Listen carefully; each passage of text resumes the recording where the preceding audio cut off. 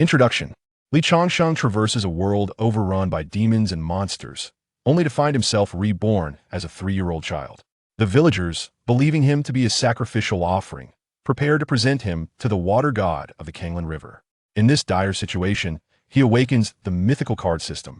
With the heavenly silk entwined around a dragon and the universe shattering demon souls, the tide turns. As the overwhelming water demon approaches the altar, the small child, standing upon the wheel of fire and wind, boldly declares, "I, Nezha, am here. Dare you to meddle?" He slays the water god, exterminates the demons, and accumulates merits to unlock cards for Erlang Shen and the great sage equal to heaven. Thus, this 3-year-old possesses unparalleled mythical combat prowess, embarking on a path of destruction through the demon realm. Chapter 1. In the autumn of the year 93,000 of the Dacian calendar, along the banks of the Kanglan River in Yuyang County, within a moving carriage, Li Changsheng sat cross-legged. With his chubby little hand, he lifted his belly wrap, sighing with relief upon seeing a teapot spout below. "I have crossed over, and yet I find myself in the body of a mere 3-year-old child." Li Changsheng massaged his temples, attempting to piece together the memories he had recently acquired. As a 3-year-old, his knowledge was limited, but through the adult's idle conversations in his mind, he gained a general understanding of the world.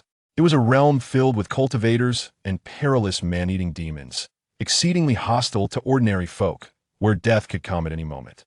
To thrive in this world, I must find a way to become a cultivator, thus gaining the ability to protect myself and avoid becoming a meal for the demons, he mused, continuing to sift through his memories. Once he had sorted through all the recollections, terror washed over his face. "I have been chosen as a sacrificial offering for the water god. I will be sent, along with other children, to the Kanglan River as blood food for the deity. How could this happen? I had just been reborn, and now I might lose my life again?" Fear gripped him, chilling his limbs. As a mere toddler, he had no means to resist. His parents, according to his memories, had struggled desperately to protect him, but were swiftly overpowered by the village chief and his men. The village chief had advised his parents that offering a child each year was a decree set by the water god. Any village that defied this rule would face the wrath of the water god, who could unleash the waters of the Kanglan River to flood and annihilate them. Villagers with children drew lots, and whoever was chosen faced an uncertain fate. Even the village chief, 7 years prior, had witnessed his own son selected as a sacrificial offering. As long as the water god remained, they had no choice but to accept such a fate. "I refuse to accept such a destiny," Li Changsheng snapped back to reality, calling out fervently for his golden finger, a common trope among those who traverse worlds. It is well known that traversers often possess a golden finger to aid them. Without such assistance, few survive in a foreign world. Fortune favored the persistent. As he continued his pleas, his golden finger finally evaded a translucent attribute panel appear before him. Mythical Card System. Host, Li Changsheng. Power, mundane. Merit value, 0. Note 1. Killing sinful demons yields merit. Note 2. Merits can be used to purchase mythical character cards, which grant the power of those characters upon equipping. Host, system binding successful. A novice gift pack is available. Shall we open it now? The system's mechanical voice echoed in Li Changsheng's mind. "Open it quickly," he urged, eager for the novice gift pack, as his merit value was 0, rendering him unable to purchase character cards. He placed all his hopes on this gift pack, praying for a powerful mythical character card to help him face the impending crisis. Ding! The novice gift pack opens, drawing one young Nezha card. Young Nezha card. Ability: innate divine strength, fire control techniques, possesses the magical treasures universe circle and heavenly silk. Duration: can transform for 30 seconds. Excellently, Changsheng exclaimed, fist clenched in excitement. Although the young Nezha card could only be utilized for 30 seconds, it would suffice to confront the water god. After all, young Nezha, wielding the universe circle and heavenly silk, was capable of slaying true dragons. The so-called water god, as rumored, was merely a water serpent and would be easily subdued by young Nezha's prowess. With the immediate threat averted, Li Changsheng stored the young Nezha card in his card pouch and began to explore the functionalities of the mythical card system. After thorough examination, he discovered that the system was straightforward. Merits served as currency to purchase various mythical character cards, all of which had a 30-second usage limit. He could also use merits to extend the duration of the cards. Upon checking the young Nezha card, he noted that extending its duration by 1 second required a staggering 10,000 merits. Merit is indeed a precious commodity, Li Changsheng mused, then smirked, thinking, however, I should soon receive a substantial merit reward. According to the rules of the mythical card system, killing sinful demons grants merit. The water god he was about to encounter, who devoured a batch of children annually, was clearly a malevolent entity, fitting the criteria of a sinful demon. Yet, the specifics of merit acquisition depended on whether he could indeed slay the creature. If merit was to be gained, Li Changsheng would know how to procure it henceforth. Merit was invaluable to him, especially since the mythical character cards he cherished, such as Erlang Shen and the Great Sage, came at a high price. The cost for the Supreme Pangu and the 3 pure ones was astronomical, and Li Changsheng wondered if he could ever accumulate such an amount in his lifetime. However, he held some hope for acquiring the card of the 3 altars of the sea meeting god, despite its high cost. With a young Nezha card in hand, he could potentially obtain this second war god of the heavenly court at a fraction of the price, making it a worthwhile investment. Nonetheless, that was a long-term goal for now. The young Nezha card sufficed for Li Changsheng's needs. Wah! The sound of a child's cries drew Li Changsheng's attention. Just as he grew curious and attempted to peek through the carriage's curtain, the carriage suddenly came to a halt. The curtain at the front of the carriage was pulled aside, revealing a middle-aged man, the village chief. With a sorrowful expression, the village chief gazed at Li Changsheng. After a few moments of silence, he reached out and lifted Li Changsheng from the carriage. Without the carriage's obstruction, the cries of the children grew louder. Following the sound, Li Changsheng noticed a large ship docked by the Kanglan River. In front of this ship stood 2 demons. One was a wolf-head creature with a fierce countenance, while the other was a fox-head demon, holding a roster in one hand and a brush in the other. Before these 2 demons stood a line of men, each cradling a child in their arms, much like the village chief. Clearly terrified, the children cried out for their parents, desperately seeking to escape the clutches of the 2 demons. They were merely children. How could they possibly break free from the grasp of strong, adult men? They could only watch helplessly as they were taken to the clutches of the monster, ultimately cast onto the large ship at the rear, awaiting their fate as offerings to the water god. I'm so sorry. The village chief expressed his remorse to Li Changsheng, cradling him as they moved to the back of the line, preparing to send him aboard the great vessel as a tribute to the water god. As the village chief approached, the cries of the children grew increasingly piercing. Li Changsheng craned his neck to observe every child in the line ahead was weeping and struggling. He felt it unwise to stand out too much, lest he attract the water god's attention. Thus, he concocted a plan, altering his previously quiet demeanor to sob and writhe in the village chief's arms. Wah! I want to go home. I want my father and mother. Chapter 2. I'm so sorry. I'm so sorry. The village chief held Li Changsheng tightly, his gaze vacant as he continued to apologize. In his years as village chief, apart from the time 7 years ago when his own son was chosen, he had personally delivered every other child as tribute to the water god. The villagers of Li family village were all his kin, and sending these children to their doom pained him deeply. They had once beseeched the water god to accept adults as sacrifices. The parents of these children were willing to offer themselves in their children's stead. However, the water god had a penchant for consuming children, dismissing their pleas and insisting on the tribute of youths, leaving them with no recourse. Amidst the commotion, the line advanced steadily, and soon it was Li Changsheng's turn. Which village do you hail from? Inquired the fox demon, addressing the village chief who held Li Changsheng. Li family village. The chief responded hurriedly. Very well.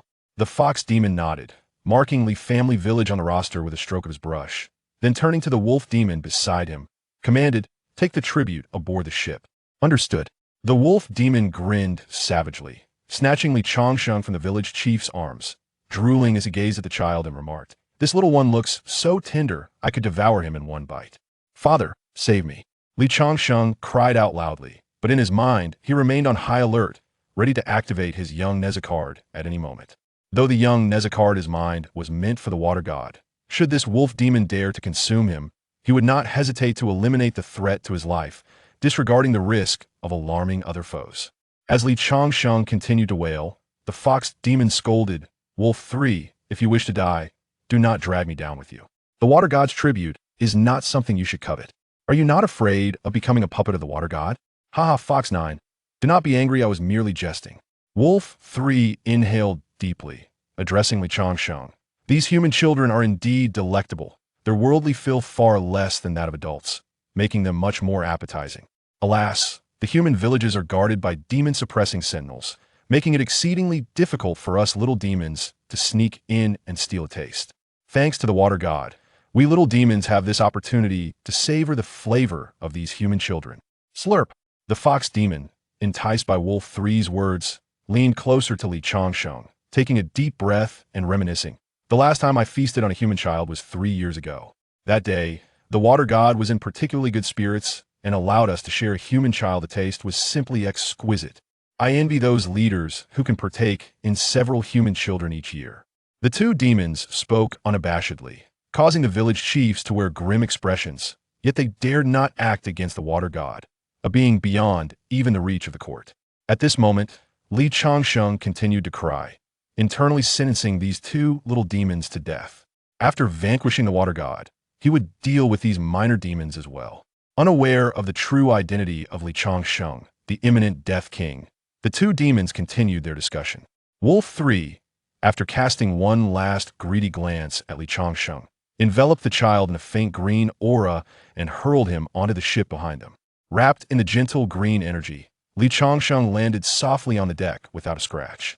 Inside the ship, Changsheng continued to cry alongside the other children, awaiting the arrival of the water god, ready to unleash a decisive blow, conserving the use of his young Nezha card. As time passed, more and more children were thrown onto the vessel. When the last child was tossed aboard, the fox and wolf demons leapt to the ship's bow and bellowed at the village chiefs. All tributes have arrived, you shall kneel and beseech the water god to partake of the offerings. Forcing the village chiefs to present their children as tributes while demanding their supplication to the water god was a true act of psychological torment. Many village chiefs seethed with anger, yet faced with such an overwhelming threat, they had no choice but to acquiesce. Otherwise, the wrath of the water god could lead to the annihilation of their entire village. Welcome, water god, to enjoy your tributes. The village chiefs knelt before the Kanglan River, calling out loudly towards the waters.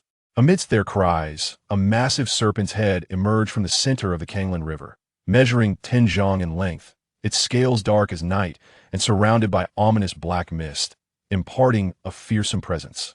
Upon revealing itself, the water god surveyed the kneeling village chiefs and the multitude of children aboard the ship, grinning with self-satisfaction as it glided toward the shore. Meanwhile, within the governor's residence of Yuyang County, the governor glared at the copper mirror reflecting the water god's smug visage, grinding his teeth as he spoke to the bald, muscular man beside him. I can only lament my insufficient power, otherwise I would flay this beast alive to quench my hatred. Alas, sighed the bald man, we of the demon-suppressing division desire to slay this beast as well, yet its strength is formidable, a preternatural golden core demon with exceptional water control abilities, rendering it nearly invincible in the Kanglan River. Even the strongest from the headquarters of the demon-suppressing division have failed to subdue this beast. Who knows if we shall witness its downfall in our lifetime. Alas, the governor of Yuyang County lamented, this creature is too cunning, aware that many powerful beings lurk on land. Thus it remains hidden within the 3,000 miles of the Kanglan River. It is exceedingly difficult to slay it. If only one of these sacrificial children were a reincarnated immortal, they would surely be protected by life-preserving celestial arts. Should the water god confront such power directly, it would be doomed. The bald man shook his head, saying, Governor, reincarnated immortals are exceedingly rare. In our world, it may take tens of thousands of years for one to appear. Rather than hoping for a reincarnated immortal, it would be wiser to wish for this beast to fall into madness. The odds are more favorable. Indeed, the governor of Yuyang County smiled wryly. The dangers of reincarnation are manifold. Even if rebirth is successful, the mysteries of the womb may hinder awakening past memories. Unless forced into a corner, an immortal would never willingly reincarnate. In the end, it is due to our own lack of strength that we must rely on such elusive external forces. Alas, the governor and the bald man both sighed as they watched the water god approach the ship laden with children. As the water deity drew ever closer, a malevolent aura enveloped the surroundings.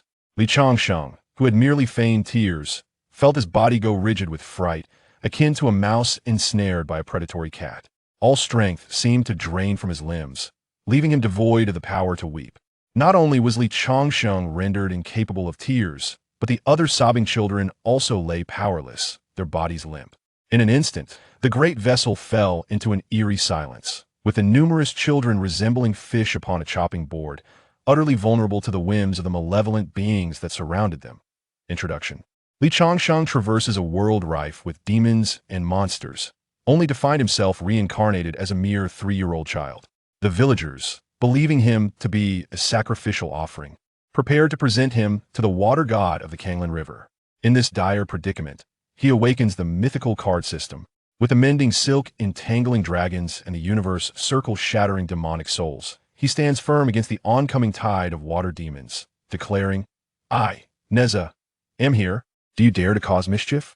He slays the water god, vanquishes numerous demons, and accumulates merit to unlock cards for Erlang Shen and the Monkey King. Armed with unparalleled mythical power, this 3-year-old embarks on a quest to conquer the demon world. Chapter 1. In the 9th year of the Great Qian Dynasty, autumn, within the borders of Yuyang County, along the banks of the Kanglan River, inside a moving carriage, Changsheng sat cross-legged within the vehicle, his chubby little hand lifting his belly cloth, exhaling in relief upon spotting a teapot spout. I have crossed over and into the body of a 3-year-old child, no less. He rubbed his temples, sifting through the memories that had recently flooded his mind. The knowledge of a 3-year-old is limited, yet through the idle chatter of adults within his recollections, Changsheng gleaned a general understanding of this world. It is a perilous realm populated by practitioners and ravenous demons, exceedingly unkind to ordinary folk, where one could be devoured at any moment. To thrive in this world, I must find a way to become a practitioner, thus gaining the means to protect myself from becoming a feast for the demons. He mused, continuing to untangle his memories. Once he had sorted through all his recollections, horror etched across his face. I have been chosen as a sacrificial offering to the water god, destined to be sent to the Kanglan River along with other village children. How could this be? I have just regained a chance at life, and now I am to lose it once more? Fear gripped him, his hands and feet turning icy as a 3-year-old. He possessed no means of resistance. As for external help, his parents, according to his memories, had desperately fought to protect him from being taken, but were swiftly imprisoned by the village chief. The chief had advised Li's parents that the village was bound by the water god's decree to offer a child each year. Failure to comply would result in the village being submerged and slaughtered by the river's wrath. Families with children drew lots, and whoever was chosen faced their fate. Even the chief himself had, 7 years prior, seen his own son selected as an offering to the water god. As long as the water god remained, they could only resign themselves to such a fate. I refused to accept this destiny. Changsheng snapped back to reality, fervently calling out for his golden finger. Those who traverse worlds are often endowed with a golden finger. Without such aid, few travelers survive in alien realms. Efforts do not go unrewarded. As Changsheng persistently called out, his golden finger finally arrived. A translucent attribute panel materialized before him. Mythical Card System. Host, Changsheng. Strength, mundane. Merit value, 0. Note 1. Killing sinful demons grants merit. Note 2. Merit can be used to purchase mythical character cards, which, when equipped, bestow the power of the mythical figures. Host, system binding successful. A novice gift pack is available. Shall be open now. The mechanical voice of the system echoed in Changsheng's mind. Open it quickly. He eagerly consented. Though bound to the mythical card system, his merit value was 0, rendering him unable to buy any character cards. He placed all his hopes on this novice gift pack. He prayed that the system would bestow upon him a formidable mythical character card to help him confront the impending crisis. Ding. Novice gift pack open, drawing 1 Young Nezha card. Young Nezha card. Ability. Innate divine strength. Fire control technique. Possesses the magical tools universe circle and mending silk. Duration. Transformation lasts 30 seconds. Excellent. Changsheng exclaimed, his fists clenched in excitement. Though the Young Nezha card could only be used for 30 seconds, it sufficed to confront the water god. After all, Young Nezha, armed with the universe circle and mending silk, could slay true dragons. The so-called water god, according to legend, was merely a water serpent, easily subdued by Young Nezha's might. With the threat to his life abated, Changsheng stored the Young Nezha card in his collection, beginning to explore the functionalities of the mythical card system. After thorough investigation, he discovered the system was straightforward. Merit served as currency to purchase various mythical character cards. Upon purchasing, these cards could only be utilized for 30 seconds. Additionally, Merit could be spent to extend the duration of the mythical character cards. Changsheng examined the young Nezha card he possessed, noting that extending its duration by 1 second required 10,000 merit points. Merit is truly a marvelous thing, he mused, then smirked, thinking, but I should soon acquire some merit. According to the rules of the mythical card system, slaying sinful demons would yield merit. The water god of the Changsheng River, who annually consumed a selection of children, was evidently no benevolent entity and could be classified as a sinful demon. However, whether he would earn merit depended on whether he could successfully vanquish the foe. If merit were to be obtained, Changsheng would then understand how to acquire more. For him, merit was exceedingly valuable. After all, the mythical character cards he desired, such as Erlang Shen and the Monkey King, came with a hefty price tag. The most elite cards like Pangu and the 3 pure ones required an astronomical amount of merit that he doubted he could ever amass in his lifetime. Yet, he held some hope for the card of the 3 altars heavenly meeting, as it required a substantial but attainable amount of merit. Though the cost was still steep, with the young Nezha card in hand, he could acquire this second celestial warrior at a fraction of the price, making it a worthwhile investment. Nevertheless, this was a long-term goal for now. The young Nezha card was sufficient for Changsheng. Woo-da-woo. The sounds of a child's cries drew Changsheng's attention. As curiosity piqued, he prepared to lift the carriage curtain to investigate. Whoa! The carriage came to an abrupt halt, and the curtain was drawn aside, revealing a middle-aged man. This man was the village chief of Li family village. The chief gazed sorrowfully at Changsheng, and after a moment of silence, he reached out and lifted Changsheng from the carriage. Without the carriage's obstruction, the cries of the children grew louder. Following the sound, Changsheng turned to see a large vessel moored by the Changsheng River. Before the ship stood 2 demons.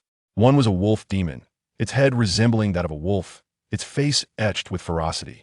The other was a fox demon, with a fox's head, holding a flower-studded ledger in one hand and a brush in the other. In front of these 2 demons stood a line of men, each cradling a child, much like the village chief. The children were evidently terrified by the 2 demons, crying out for their parents and desperately trying to escape their clutches. Only the young ones. How could they possibly break free from the grasp of robust adults? They could only watch helplessly as they were delivered into the clutches of the monster, ultimately cast aboard a great ship, awaiting their fate as offerings to the water god. I am truly sorry, the village chief expressed regret to Changsheng before cradling him and moving to the back of the line, waiting to send him onto the ship as a tribute to the water god. As the chief drew near, the cries of the children grew increasingly piercing. Changsheng craned his neck to observe, noting that every child in front of him was weeping and struggling. He felt it prudent not to stand out too much to avoid drawing the water god's attention. Thus, he prepared himself and altered his previously quiet demeanor, beginning to cry and struggle in the chief's embrace. Wah! I want to go home. I want my father and mother. Chapter 2. I'm sorry. I'm so sorry. The village chief held Changsheng tightly, his expression numb as he continued to apologize. Throughout his years as chief, apart from the time 7 years ago when his own son was chosen, he had personally delivered the other children as tributes to the water god. The villagers of Li family village were all his kin, and sending these children to their doom weighed heavily on his heart. They had once prayed to the water god, pleading to offer adults as sacrifices. Instead, the parents of these children were willing to make such a sacrifice. Yet, the water god had a preference for the flesh of children and disregarded their entreaties, adamantly insisting on their offering of youth, leaving them utterly powerless. In the midst of this turmoil, the procession moved forward, and soon it was Changsheng's turn. Which village? The fox demon inquired of the village chief, who was holding Changsheng. Li family village, the chief responded hastily. The fox demon nodded, locating Li family village on the roster, and with a swift stroke of his brush, instructed the wolf demon beside him, take the tribute aboard the ship. Understood. The wolf demon grinned menacingly, seizing Changsheng from the chief's arms, drool pooling as he gazed at the child. This little one looks so tender, I could devour him in one bite. Father, save me! Changsheng cried out loudly, though in his mind, he remained on high alert, ready to activate the young Nezha card. Though the young Nezha card in his mind was meant for the water god, he was prepared to eliminate the wolf demon if his life were threatened, disregarding any caution that might alarm others. As Changsheng wept, the fox demon angrily reprimanded, Wolf San, if you wish to die, do not drag me down with you. Do you think the water god's tribute is something you can covet without consequences? Haha, Hujio, do not be furious. I was merely jesting, Wolf. Shen inhaled deeply, his gaze lingering greedily on the Changsheng. These human children are truly delectable, their worldly impurities so few, making them far more appetizing than the adults. It is a pity the human villages are guarded by the demon suppression guards, effectively shielding these children from us lesser demons, leaving us without a chance to sneak in and feast. Thanks to the water god, we lesser demons have the opportunity to savor the flavor of these human children. Slurp, the fox demon, stirred by Wolf Sand's words, leaned closer to Li Changsheng, inhaling deeply. The last time I tasted a human child was 3 years ago. The water god was particularly pleased that day and allowed us to share a human child. The flavor was exquisite. I envy those leaders who can feast on several human children each year. The two demons spoke freely, their conversation eliciting grim expressions from the village chiefs, who dared not react. Faced with a formidable foe like the water god, they had no choice but to abide by its rules. At that moment, Li Changsheng continued to wail, already condemning the two demons to death in his mind. After eliminating the water god, he would deal with these lesser demons as well. Unbeknownst to them, Li Changsheng was a formidable force in disguise. After a brief discussion, Wolf Shen cast one last greedy glance at Li Changsheng, then enveloped him in a faint green aura, tossing him aboard the large ship. Surrounded by the faint green mist, Li Changsheng landed softly on the deck, unharmed. Inside the ship, Li Changsheng sobbed alongside the other children, awaiting the water god's arrival, preparing to strike a lethal blow as soon as the moment presented itself, conserving the use of his young Nezha card. As time passed, more and more children were cast into the ship. When the final child was thrown in, the fox demon and wolf demon leaped to the bow, shouting at the village chiefs, "All tributes have arrived, you shall kneel and beseech the water god to partake of the offerings." Compelling the village chiefs to present their children as sacrifices and kneel in supplication was a cruel blow. Though many chiefs felt anger, they were powerless against the water god, knowing that to provoke it could lead to the slaughter of their entire village. "Welcome the water god to enjoy the offerings," the village chiefs cried out, kneeling before the Kanglan River, their voices resonating across the waters. As they called, a massive serpent head emerged from the river's depths, measuring 10 feet in length, its scales dark and glistening with malevolent energy, exuding an aura of terror. Upon revealing itself, the water god surveyed the kneeling chiefs and the multitude of children aboard the great ship, a satisfied grin spreading across its face as it glided toward the shore. Meanwhile, within the governor's mansion of Yiyang County, the governor glared at the brass mirror reflecting the water god's smug visage, gritting his teeth as he spoke to the burly bald man beside him. "If only I possessed greater power, I would flay this beast alive to quench my wrath." Alas, the bald man sighed. "We of the Demon Suppression Division long to slay this beast, but its might is unparalleled. It is a primordial golden core demon with formidable water control abilities, rendering it nearly invincible within the Kanglan River. The strong from the headquarters of the Demon Suppression Division have made numerous attempts, yet none have succeeded in subduing this fiend. I wonder if I will witness its downfall in my lifetime." Alas, the governor lamented. "This beast is cunning, aware that many strong opponents lurk on land. Thus it remains hidden within the 3,000 miles of Kanglan River. To kill it is exceedingly difficult. If only among these sacrificial children there were a reincarnated immortal, they would carry protective, celestial techniques, and the water god would surely perish before such power." The bald man shook his head. "Governor, reincarnated immortals are exceedingly rare. It may take thousands of years for one to appear. Rather than hope for a reincarnated immortal, it would be wiser to anticipate this beast succumbing to its own madness, as that likelihood is far greater." "Indeed," the governor replied with a bitter smile, "reincarnation for immortals is fraught with peril. Even if successful, there are risks during gestation. If they fail to awaken their past memories, they will ultimately languish in reincarnation, as only those with no other choice can seek to reincarnate. Ultimately, it is our own lack of strength that compels us to rely on such elusive external forces." Alas, both the governor and the bald man sighed in unison, watching as the water god approached the ship laden with children. As the water deity approached, a menacing aura enveloped the surroundings. Li Changsheng, who had merely feigned tears, felt every hair on his body stand on end, akin to a mouse ensnared in the gaze of an old cat. His limbs turned to jelly, rendering him utterly bereft of the strength to weep. Not only was Li Changsheng unable to cry, but the other weeping children, too, lay powerless in their exhaustion. In an instant, the great vessel fell into an eerie silence, with the numerous children resembling mere fish on a chopping board, left at the mercy of the malevolent forces that sought to claim them. Chapter 3. The subordinates pay their respects to the water deity. Upon the arrival of the water deity, the fox and wolf demons at the bow of the ship immediately knelt down, bowing respectfully. The water deity nodded in satisfaction, its colossal serpent head turning to gaze at the children aboard the grand vessel, drool pooling at the corners of its mouth. The taste of human children was exquisite, a delicacy it relished. It was only through its dominion over the waters of the vast Changsheng River, capable of conjuring catastrophic floods that threatened the safety of millions in Yuyang County, that the humans willingly offered up their young. Otherwise, acquiring such delectable offerings would be no easy feat, for the human race held their offspring in the highest regard. Though 1,000 children may seem plentiful, it was still insufficient to satisfy its hunger, were it not for the fear that demanding too many human children would provoke the human court to retaliate with lethal force. It would have requested far greater tributes.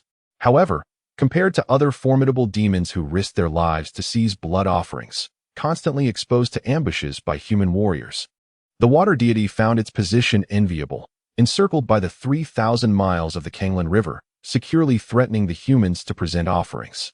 With a sense of pride swelling within, the water deity's immense eyes fixated on the children, ready to select one to satiate its cravings. Aboard the ship, as the water deity drew near, Changsheng recognized this as the opportune moment to strike. He immediately focused his thoughts to activate the young Nezha card.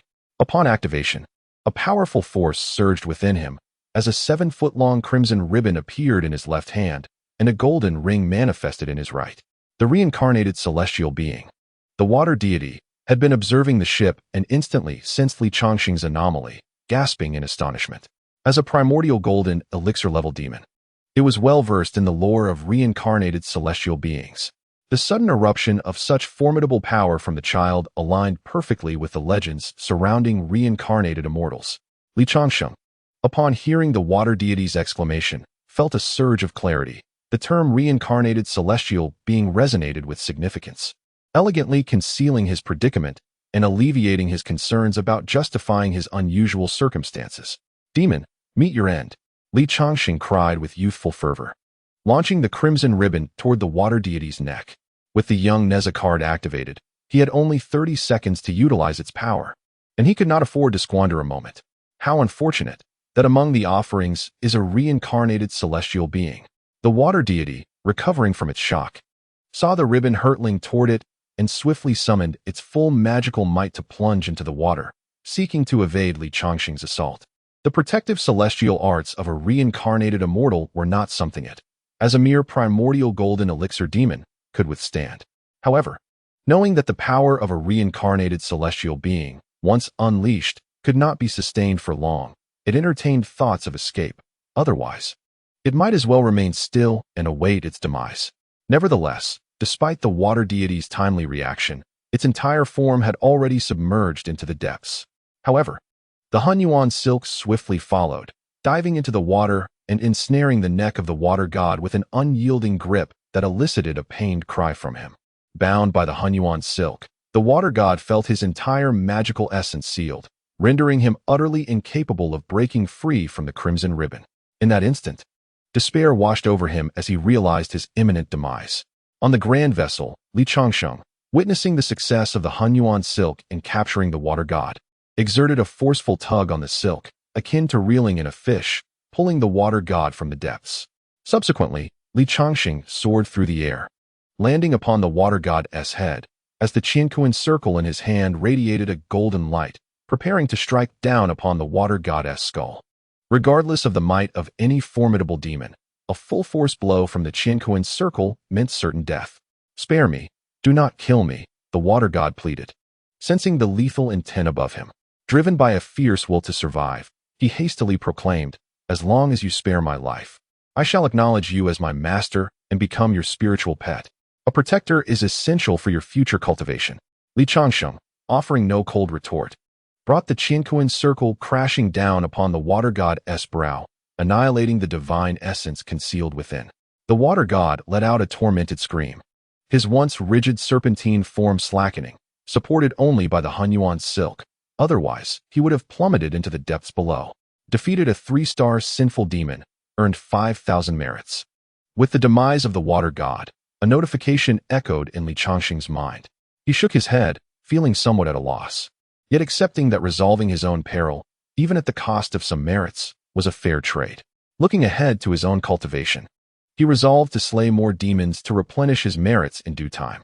After vanquishing the water god, Changsheng did not immediately lift the card of young Nezha. Instead, he cast a fierce gaze toward the riverbank, where 2 small demons were stealthily attempting to flee from this terrifying place.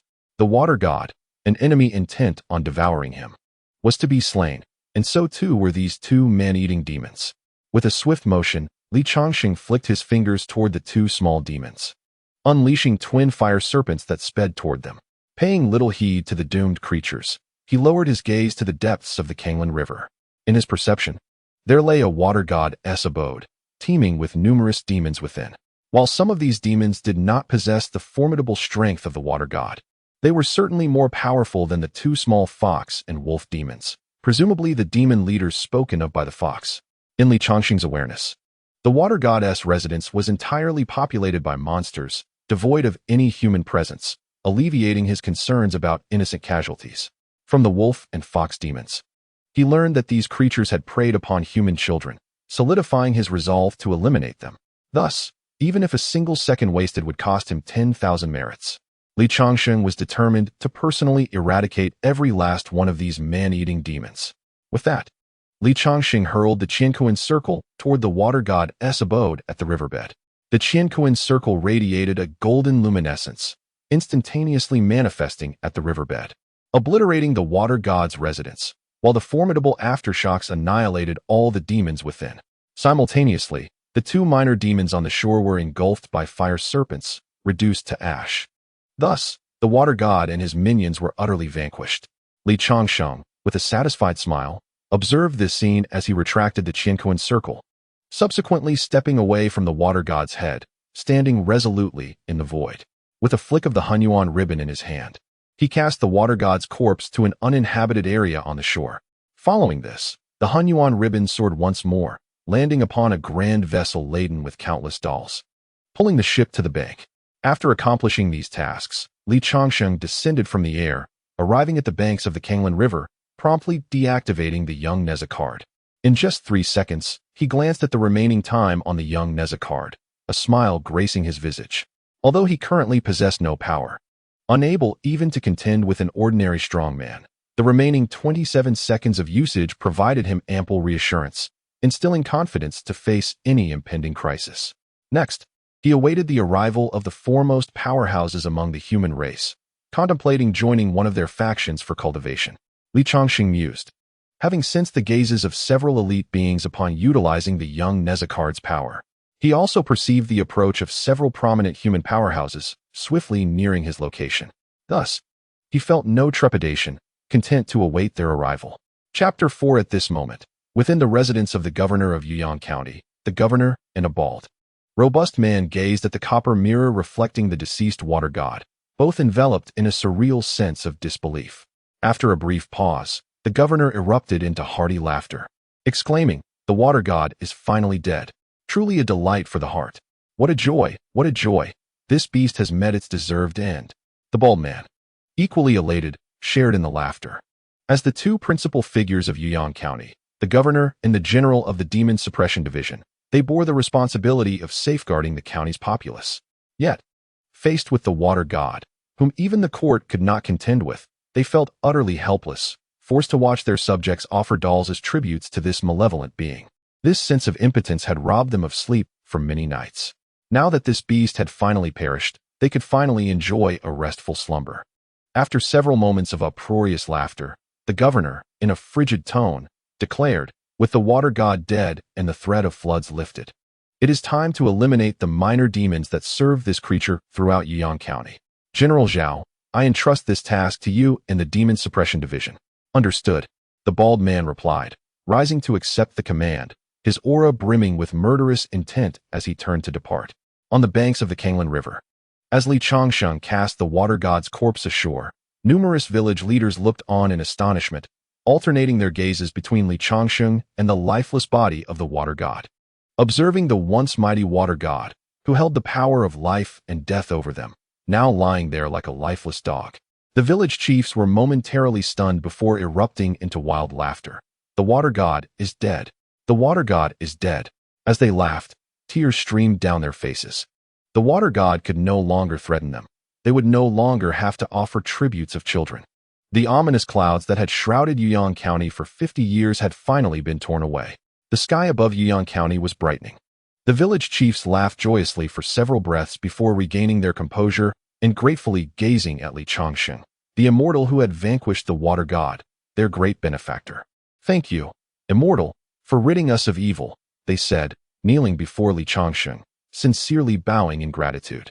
Changsheng watched the kneeling village chiefs, a wave of satisfaction washing over him. With a wave of his hand, he said, "No need for such formalities. Take the children of your village home."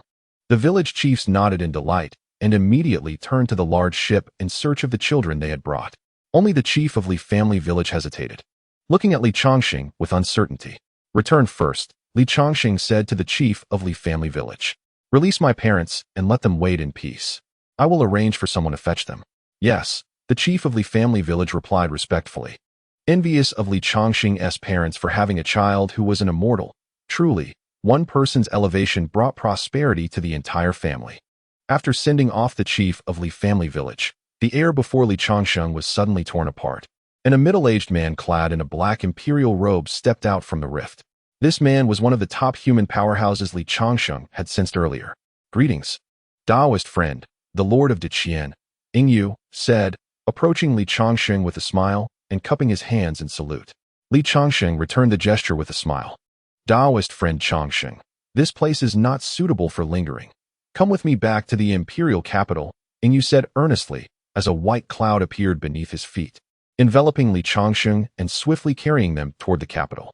On the white cloud, sensing Yu's solemn demeanor, Changsheng worried about potential dangers. He reflected on the gaze of those top powerhouses he had sensed when using the young Nezha card. After a moment of contemplation, he murmured to himself, "In my perception, those top powerhouses with demonic energy, although their eyes carried a malevolent glint, did not approach me. The few arriving top powerhouses were all of the human race, logically, as allies, and you need not be in such a rush."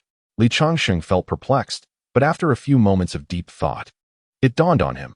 Yu's urgency was due to his own belonging.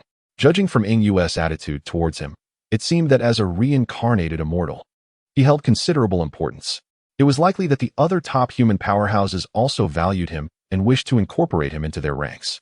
This was the reason for Yu's immediate departure. He evidently wished to prevent other top human powerhouses from having the opportunity to approach him.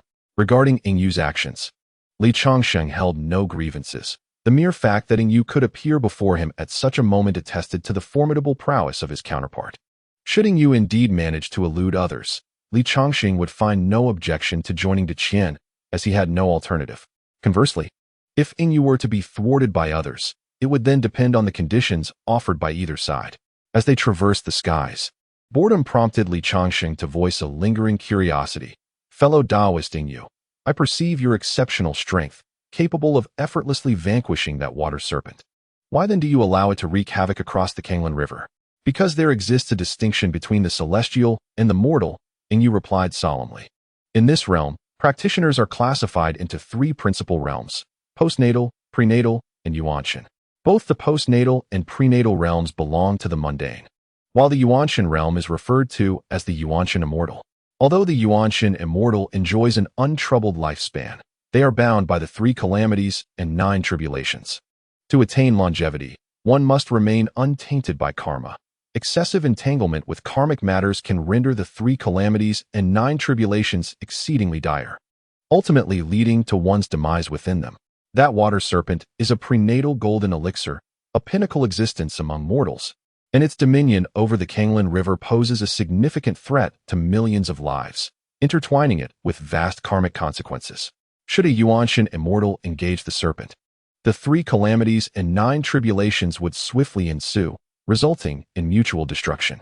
Yu reflected, a prenatal golden elixir can survive for a maximum of 500 years. Exchanging a life of immortality for 500 years is a most unwise bargain. Thus, A Yuanshan immortal's adversaries are confined to their own tier, seldom descending to confront the mundane. Changsheng nodded in understanding, realizing the underlying rationale. It was no wonder the water deity had persisted in its malevolence for years. He introspected, questioning whether he, as an immortal Yuanshan, would be inclined to perish alongside a mortal, finding such an outcome exceedingly unprofitable. But that is not the sole reason, Yingyu stated, gazing intently at Changsheng. If it were merely the matter of the 3 calamities and 9 tribulations, some weary Taoists would not hesitate to perish alongside that water serpent. However, our purpose as Yuanshan immortals is to maintain a balance against the Yuanshan immortals of the demonic faction. We cannot allow their numbers to proliferate. Should the demonic side gain the upper hand, our entire world would face peril, and the mortal realm would suffer a catastrophic loss of 90%. Changsheng was taken aback, exclaiming, 90% of the mortals would perish? But did you not say that Yuanshan immortals cannot act against the mundane? Can the demonic Yuanshan immortals slaughter mortals at will? Not quite, and you shook his head. Demonic Yuanshan immortals are similarly bound by the 3 calamities and 9 tribulations.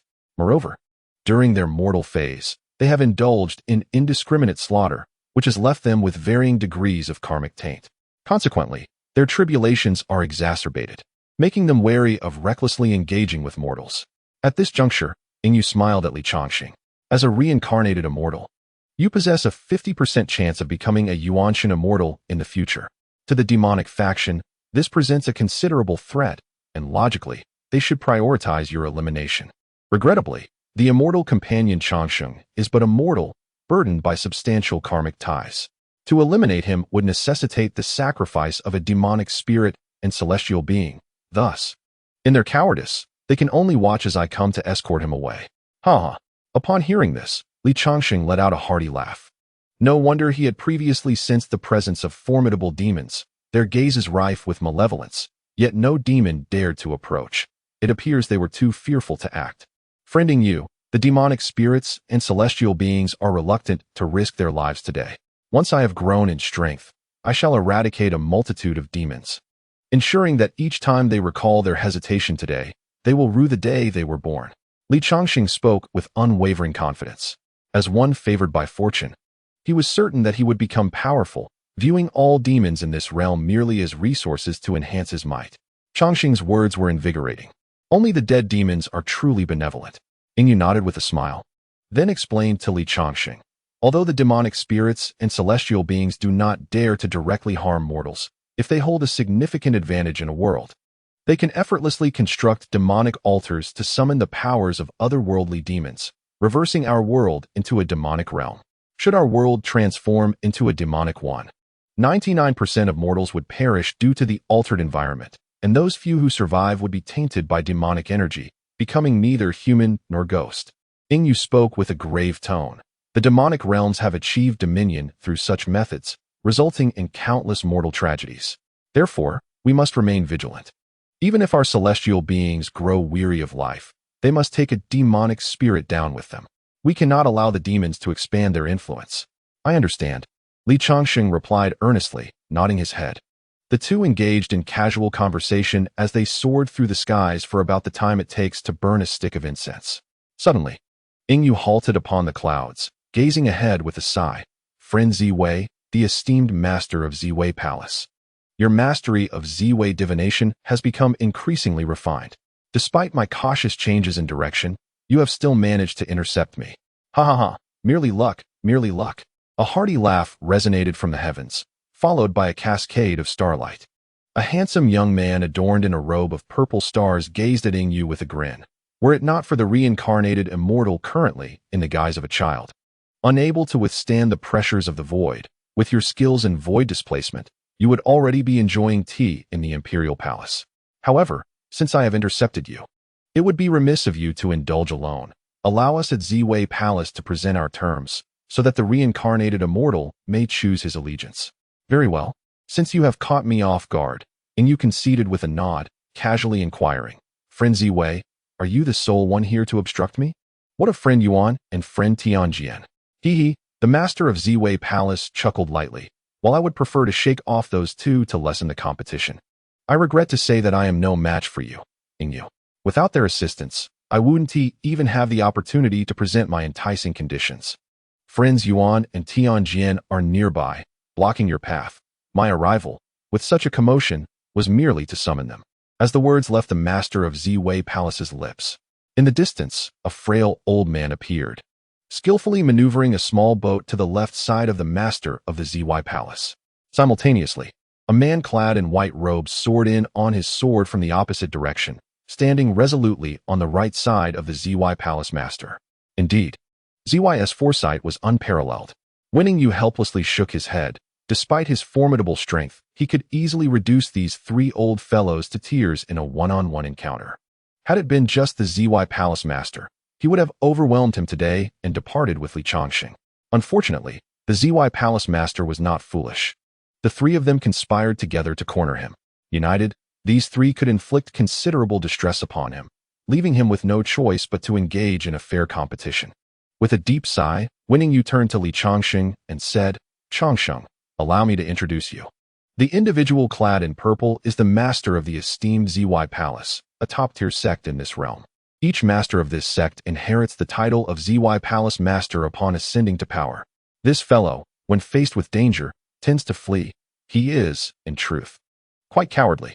The Ziwei Palace Master's expression stiffened upon hearing this. He shot Wen Yu a glare before addressing Changsheng. "Changsheng, do not heed the nonsense of this old fool. Our Ziwei Palace excels in celestial mechanics and divination. The Ziwei Doshu, which I practice, is particularly profound. Once cultivated to a certain level, one gains an acute sense of impending crises, enabling immediate perception of any malice directed towards us, thus effortlessly evading the perils of our cultivation journey. Not a single master has ever met an untimely demise. Should you join the Ziwei Palace, I can make you a candidate for the position of Palace Master. Not only will you learn the Ziwei Doshu, but I shall also bestow upon you a first-grade magical treasure, along with the resources for your cultivation during your mundane years, which our Ziwei Palace will graciously provide." While the Ziwei Palace's methods of preservation were indeed commendable, their offensive capabilities were rather mediocre, rendering them prone to escape when adversaries came knocking, a rather frustrating predicament. The man in white interjected, "For swift retribution, one must rely on sword cultivators, who possess the ability to shatter myriad laws with a single strike and can defeat foes of higher levels. If you join our sword pavilion, I shall make you a candidate for the position of Pavilion Master, allowing you to practice the most elite sword techniques. I will also grant you a first-grade flying sword, and the sword pavilion will similarly cover your mundane cultivation resources." The Ziwei Palace Master scoffed in rebuttal. While sword cultivators possess formidable attack power, their defensive capabilities are woefully inadequate. Our pursuit of cultivation ultimately seeks longevity. Living longer is of utmost importance, as it grants one the time to enhance their strength. "Indeed, Ziwei is correct," chimed the frail old man beside him. "Sword cultivators are frail. A single misstep in battle can lead to certain death. Our Hanyuan sect, however, boasts supreme techniques for achieving sanctity through physical prowess, impervious to blades and thunder alike. If you join the Hanyuan sect, I can also make you a candidate for the position of Sect Master, allowing you to cultivate the finest techniques for physical sanctity, alongside a first-grade magical treasure, with us bearing the costs of your mundane cultivation resources." "Huh." The master of the sword pavilion sneered coldly. "A robust physique merely makes one a target, kicked around like a ball. At least Ziwei's disciples have the foresight to flee in advance." "What does it mean to flee in advance?" The master of Ziwei Palace expressed her dissatisfaction, stating, "What we are undertaking is a strategic retreat. Surviving allows us to seek opportunities to vanquish our adversaries. It is far better than your sword pavilion, where a third of the past leaders met untimely ends."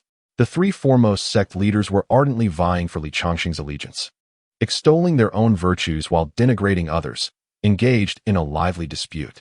Changsheng, contemplating the merits and shortcomings of the three sects, perceived that each possessed its own strengths, yet also exhibited conspicuous flaws.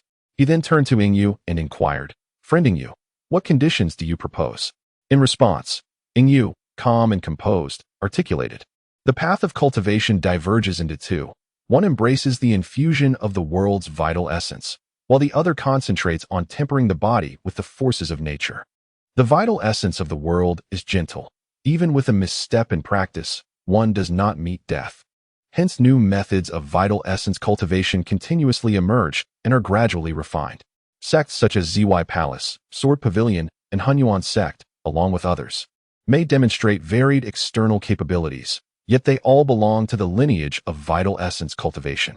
Conversely, the methods of body tempering harness the tumultuous forces of nature. While celestial beings can adeptly wield these powers, they cannot enable mortals to temper their bodies with them. Existing body tempering techniques, crafted by legendary masters, are exceedingly scarce, with only my great Qian possessing such methods. With a smile, Yingyu regarded Li Changsheng. Whether through vital essence or body tempering, one can only cultivate a single technique. This is why the advantages and disadvantages of various sects are so pronounced. However, with ample resources, one can cultivate both vital essence and body tempering simultaneously, thereby compensating for their respective weaknesses. Should you, esteemed Changsheng, choose to join Great Qian, I shall provide you with premier body tempering and vital essence techniques, along with a first-grade divine weapon and a first-grade artifact, while also supplying the resources necessary for your mortal cultivation. Upon hearing Yingyu's terms, Li Changsheng's eyes gleamed with interest. Compared to the offers from ZY Palace and the other sects, it was clear that Yingyu's proposal was far more generous, making Li Changsheng more inclined to join Great Qian. Friend Changsheng, the master of ZY Palace, interjected, there is no such thing as a free lunch. While our conditions may be less favorable than those of Great Qian, they also impose fewer demands upon you. The generous terms from Great Qian come with expectations. You must be prepared to give your all. Indeed, the master of Sword Pavilion chimed in. If you join our sect and attain the status of a celestial being, your only obligation will be to safeguard our legacy and cultivate a successor before your ascension. We will not burden you with the task of vanquishing countless demons. In contrast, the situation with Great Qian is different. You might inquire of Yingyu about the expectations upon joining. At this, Li Changsheng lifted his gaze toward Yingyu, who, after a moment of contemplation, replied, Great Qian boasts numerous powerful figures. You are not required to protect its legacy, nor to cultivate celestial beings. I have but one request of my esteemed companion, to vanquish the formidable fiends among the demons. Should you, before your ascension, slay 3 demon lords of the primordial spirit and earth immortal rank, then the karmic ties between you and De Qian shall be severed. Admittedly, slaying a primordial spirit earth immortal is no trifling endeavor. Yingyu continued, stating that for each demon lord slain, De Qian would duly allocate contribution points. These points may be exchanged for De Qian's divine abilities, wondrous artifacts, and spiritual treasures, ensuring that you shall not suffer any loss. Esteemed Yingyu, I choose to join De Qian, Li Changsheng declared, having only pondered for a brief moment. He sought to accumulate more virtue, which necessitated the continuous extermination of demons. Thus, aligning with De Qian's objectives, coupled with their generous terms, made the decision evident. As for the 3 factions of ZY Palace, they evidently pursued stability and would not actively engage in warfare against the demons, rendering it less favorable for him to provoke them post-joining. Changsheng, please reconsider. The master of ZY Palace urged, sensing Li Changsheng's determination. To slay a demon lord of primordial spirit and earth immortal rank is no simple task. Their dying struggle could cause grave harm to you. Should you inadvertently injure your foundation, your path to immortality would be irrevocably severed. Our qi refining methods, despite their shortcomings, can be compensated for by treasures or divine abilities. It is not imperative to practice the physical cultivation methods. Are you truly disinclined to consider our 3 esteemed factions? I am grateful for your kindness, esteemed Ziwei, Li Changsheng replied, shaking his head. Since I became a sacrifice to the water god, I vowed to eradicate all demons across the realm. The ethos of De Qian resonates deeply with me, even if their terms were akin to yours. I would still choose to join De Qian. Very well, I shall respect your decision, sighed the master of ZY Palace. Although Li Changsheng appeared merely a 3-year-old child, he was, in truth, a reincarnated celestial being, deserving of more than mere juvenile consideration. With his mind resolute, she decided not to pursue the matter further. Unable to recruit the reincarnated immortal, the master of ZY Palace felt a sense of departure rise within her. She clasped her hands in farewell to Li Changsheng and his companion, saying, Farewell, esteemed friends. Do visit ZY Palace for tea when time permits. With that, she transformed into a beam of starlight and vanished from sight. The masters of the Sword Pavilion and Hunyuan sect, witnessing the departure of the master of Ziwei Palace, also offered their respects to Li Changsheng before piloting their flying vessels away. Haha, those three bothersome elders have finally taken their leave, Yu remarked with a smile. Addressing Li Changsheng, welcome to Deqian, Changsheng. Together, we shall eliminate all demons in the world. Indeed, we shall eradicate all demons. Li Changsheng affirmed with a smile and a nod. In the heart of Cangzhou, at the center of Yunmeng Lake, stands the ominous Nine-Nether Demon Mountain, teeming with countless fiends. Deep within the mountain's recesses, in a grand chamber of imposing stature, three demons, shrouded in swirling black mist, convened at a dark circular table for deliberation. Ladies and gentlemen, according to the ancient texts, reincarnated immortals possess exceptional talents, with a considerable likelihood of ascending to the realm of primordial spirit immortals. In the future, they shall undoubtedly become formidable adversaries, and we must act swiftly to eliminate them before they reach their full potential. A demon with a pair of horns spoke solemnly to the other two demons. How shall we proceed? Inquired another demon, adorned with a tiger's head, coldly. To eliminate this reincarnated immortal, the chaos of battle would have been the opportune moment. Even if we triumphed over you, we could not guarantee the safety of our opponent. Now that the reincarnated immortal has been taken away by you, likely nearing the imperial capital, how can we possibly eliminate them? The Tiger King momentarily quelled his impatience. The third humanoid demon chuckled. The reincarnated immortal has merely a chance of advancing to primordial spirit immortal, not a guarantee of success. Exchanging the life of a primordial spirit immortal for this endeavor is a gamble. Even if they were willing to risk their lives, it would still be an unwise trade. Poison King, you are known for your clever schemes. What are your thoughts? The Tiger King inquired of the humanoid demon. Quite simple, the Poison King replied coldly. Select the older innate golden core demons and send them to assassinate this reincarnated immortal. Innate golden core assassins? The Tiger King questioned, perplexed. The reincarnated immortal possesses protective immortal arts. Sending innate golden core demons to assassinate would be futile. I am aware of its futility, the Poison King sneered. However, the protective immortal arts of the reincarnated immortal are not limitless. Typically, they can be triggered thrice before vanishing. At most, we may sacrifice a few innate golden core demons. But as long as we can eliminate the reincarnated immortal, it would be worthwhile. I concur with the Poison King's method, the Horned Demon affirmed. Although innate golden core demons are significant, the older ones lack potential for advancement. Losing a few poses no great loss. Very well, the Tiger King nodded and inquired. When shall we take action? 10 years hence, the Poison King stated confidently. Though the reincarnated immortal is gifted, advancing in both body and energy to the innate level cannot be achieved in less than a decade. We shall first select the assassins, then deploy our hidden spies in the imperial capital to monitor the situation. When the reincarnated immortal ventures out for training, that shall be our moment to strike. Moreover, the Poison King added solemnly, while it is highly probable that the reincarnated immortal resides near you, we cannot dismiss the possibility of them living independently. We must swiftly relay the reincarnated immortal's likeness to our spies in the imperial capital, should they encounter the reincarnated immortal. It could potentially exhaust one use of their protective arts. Indeed, let us leave the arrangements to you. Poison King, the Bull King, and Tiger King agreed. Chapter 7. Above the imperial capital of Deqian, Zhongzhou, a white cloud descended from the heavens into the imperial capital. The formidable guards stationed atop the city walls furrowed their brows, contemplating which audacious individual dared to bypass the city gates and enter the capital, fully intent on teaching them a lesson. However, upon recognizing you, who was atop the white cloud, their expressions instantly transformed into smiles as they respectfully bowed. With a swoosh, the white cloud landed deep within the Deqian Imperial Palace. You dispersed the cloud beneath his feet and addressed Li Changsheng.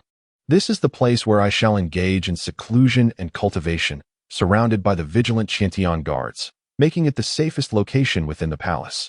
You are but a mere child now, vulnerable to harm from any robust man, which would inadvertently awaken your guardian spirit, resulting in a significant waste. Therefore, it is prudent for you to reside here for the time being.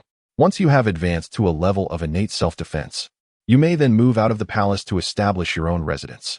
Very well, I shall heed the arrangements made by my esteemed friend, Yu. Li Changsheng nodded with a smile, indifferent to where he resided, provided it was sufficiently secure. Indeed, Yu observed the weariness etched on Li Changsheng's face and said, "You have exerted yourself today. Allow the maidens to guide you in freshening up and resting well. Tomorrow, I shall accompany you to select your cultivation methods." "Understood," Li Changsheng replied. "Yu, I must trouble you to send someone to Li Family Village in Yuyang County to bring my parents to the imperial capital for their accommodation." "Not a problem." Yu nodded. "When I visited Yuyang County, I took the leader of the Qiantian Guard with me, and he is currently stationed by your parents' side. How would you like to arrange for them?" After a moment's contemplation, Li Changsheng replied, "Create false identities for them, ensuring no connection to me, to prevent any potential repercussions from demons seeking vengeance in the future." "Very well, I shall make the necessary arrangements." Yu smiled and beckoned a woman in purple attire standing not far away, introducing her to Li Changsheng. "This is Xian, a member of the Qiantian Guard. Utterly secure and reliable. From this day forth, she shall be responsible for your daily care." "Thank you, esteemed friend Yu." Li Changsheng expressed his gratitude with a respectful gesture towards the beautiful Xian, reflecting on the privileges afforded to extraordinary individuals. In his previous life, he had been an ordinary worker, devoid of such exquisite attention. "Do not mention it, my friend. I shall not disturb your rest any longer. Until tomorrow."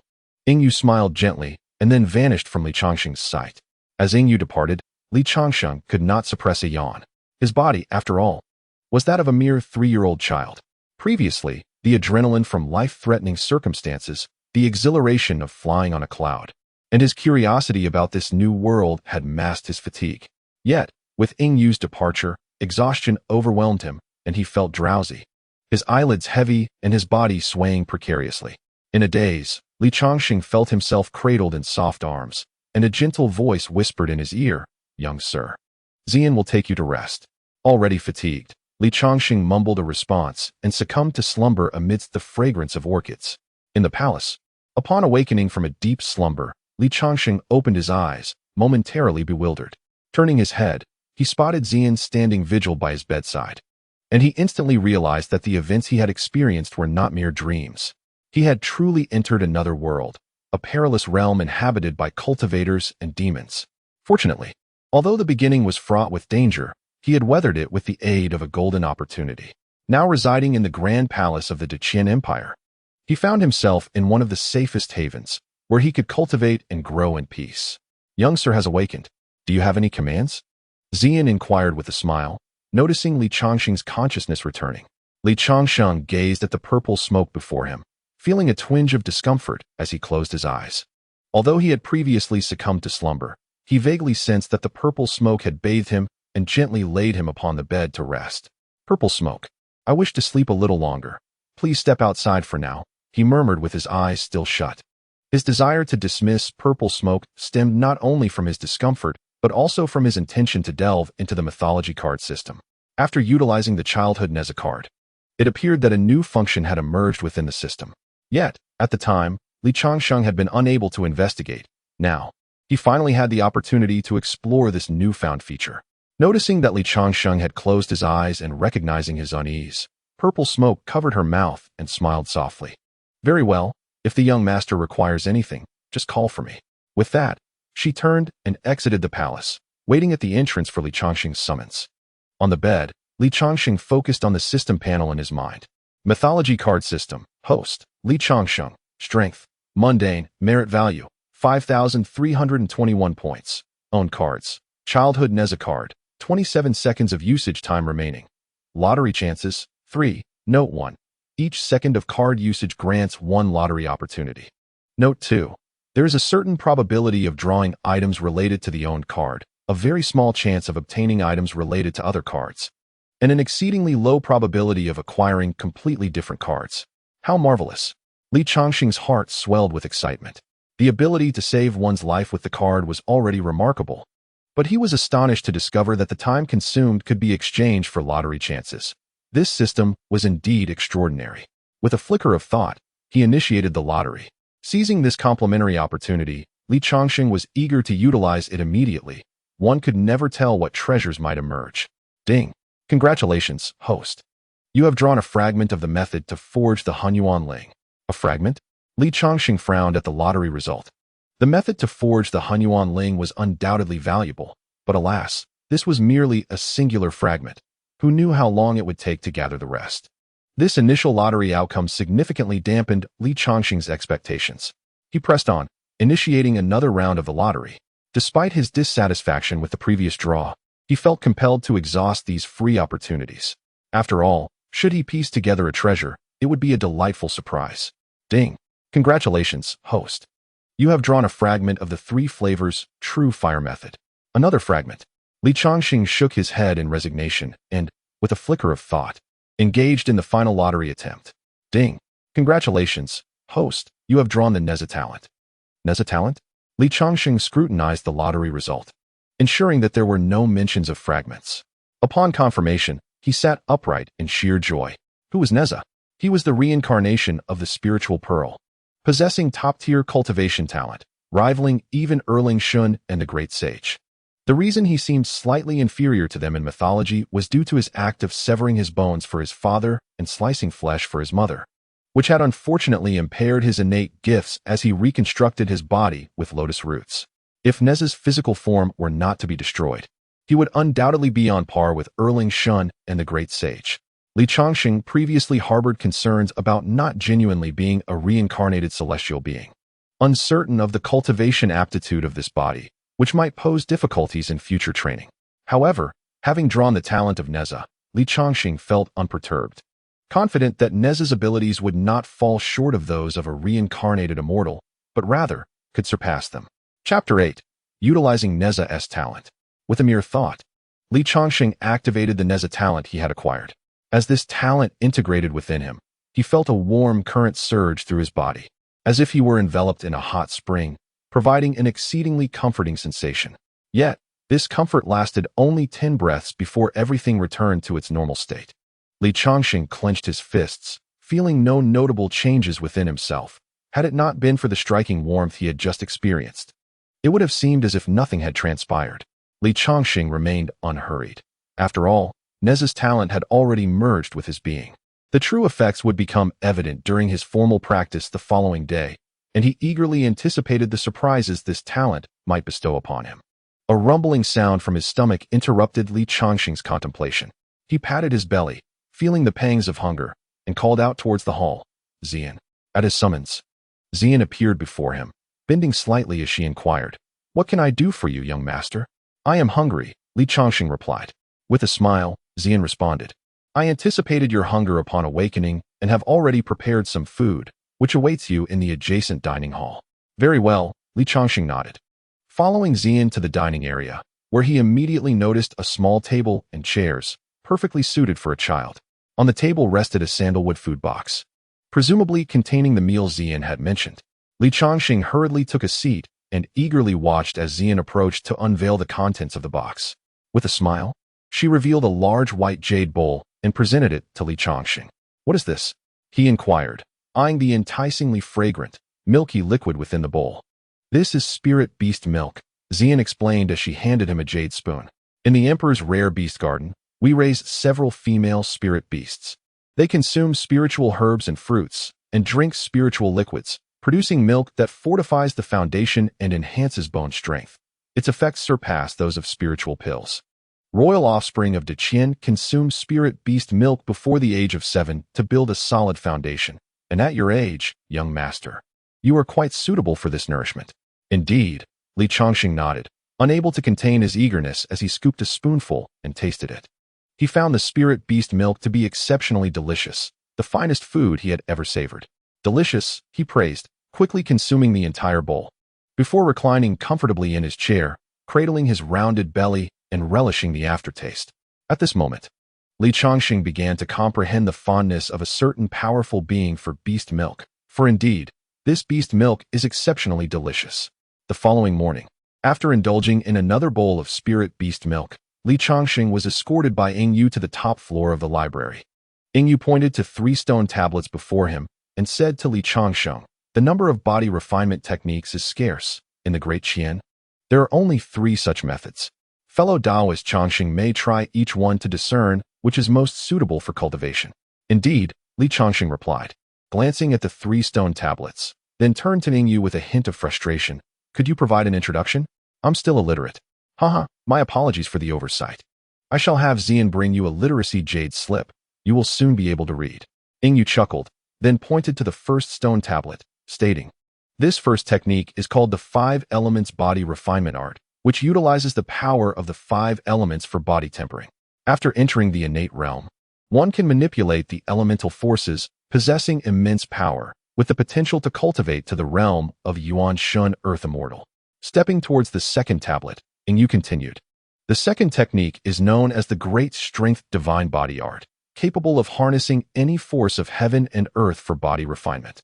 Upon reaching the innate realm, one will possess the strength of a dragon or elephant, with the same ultimate potential to reach Yuan Shun Earth Immortal. In comparison to the first two, this third tablet represents the pinnacle," Ingyu said gravely as he approached it. "This body refinement technique is called the immortal body of the Great Sun Fire Lotus. It is said to have been created by a top-tier adept who observed an exotic fire lotus, expending considerable effort to evolve this technique to the level of a great power.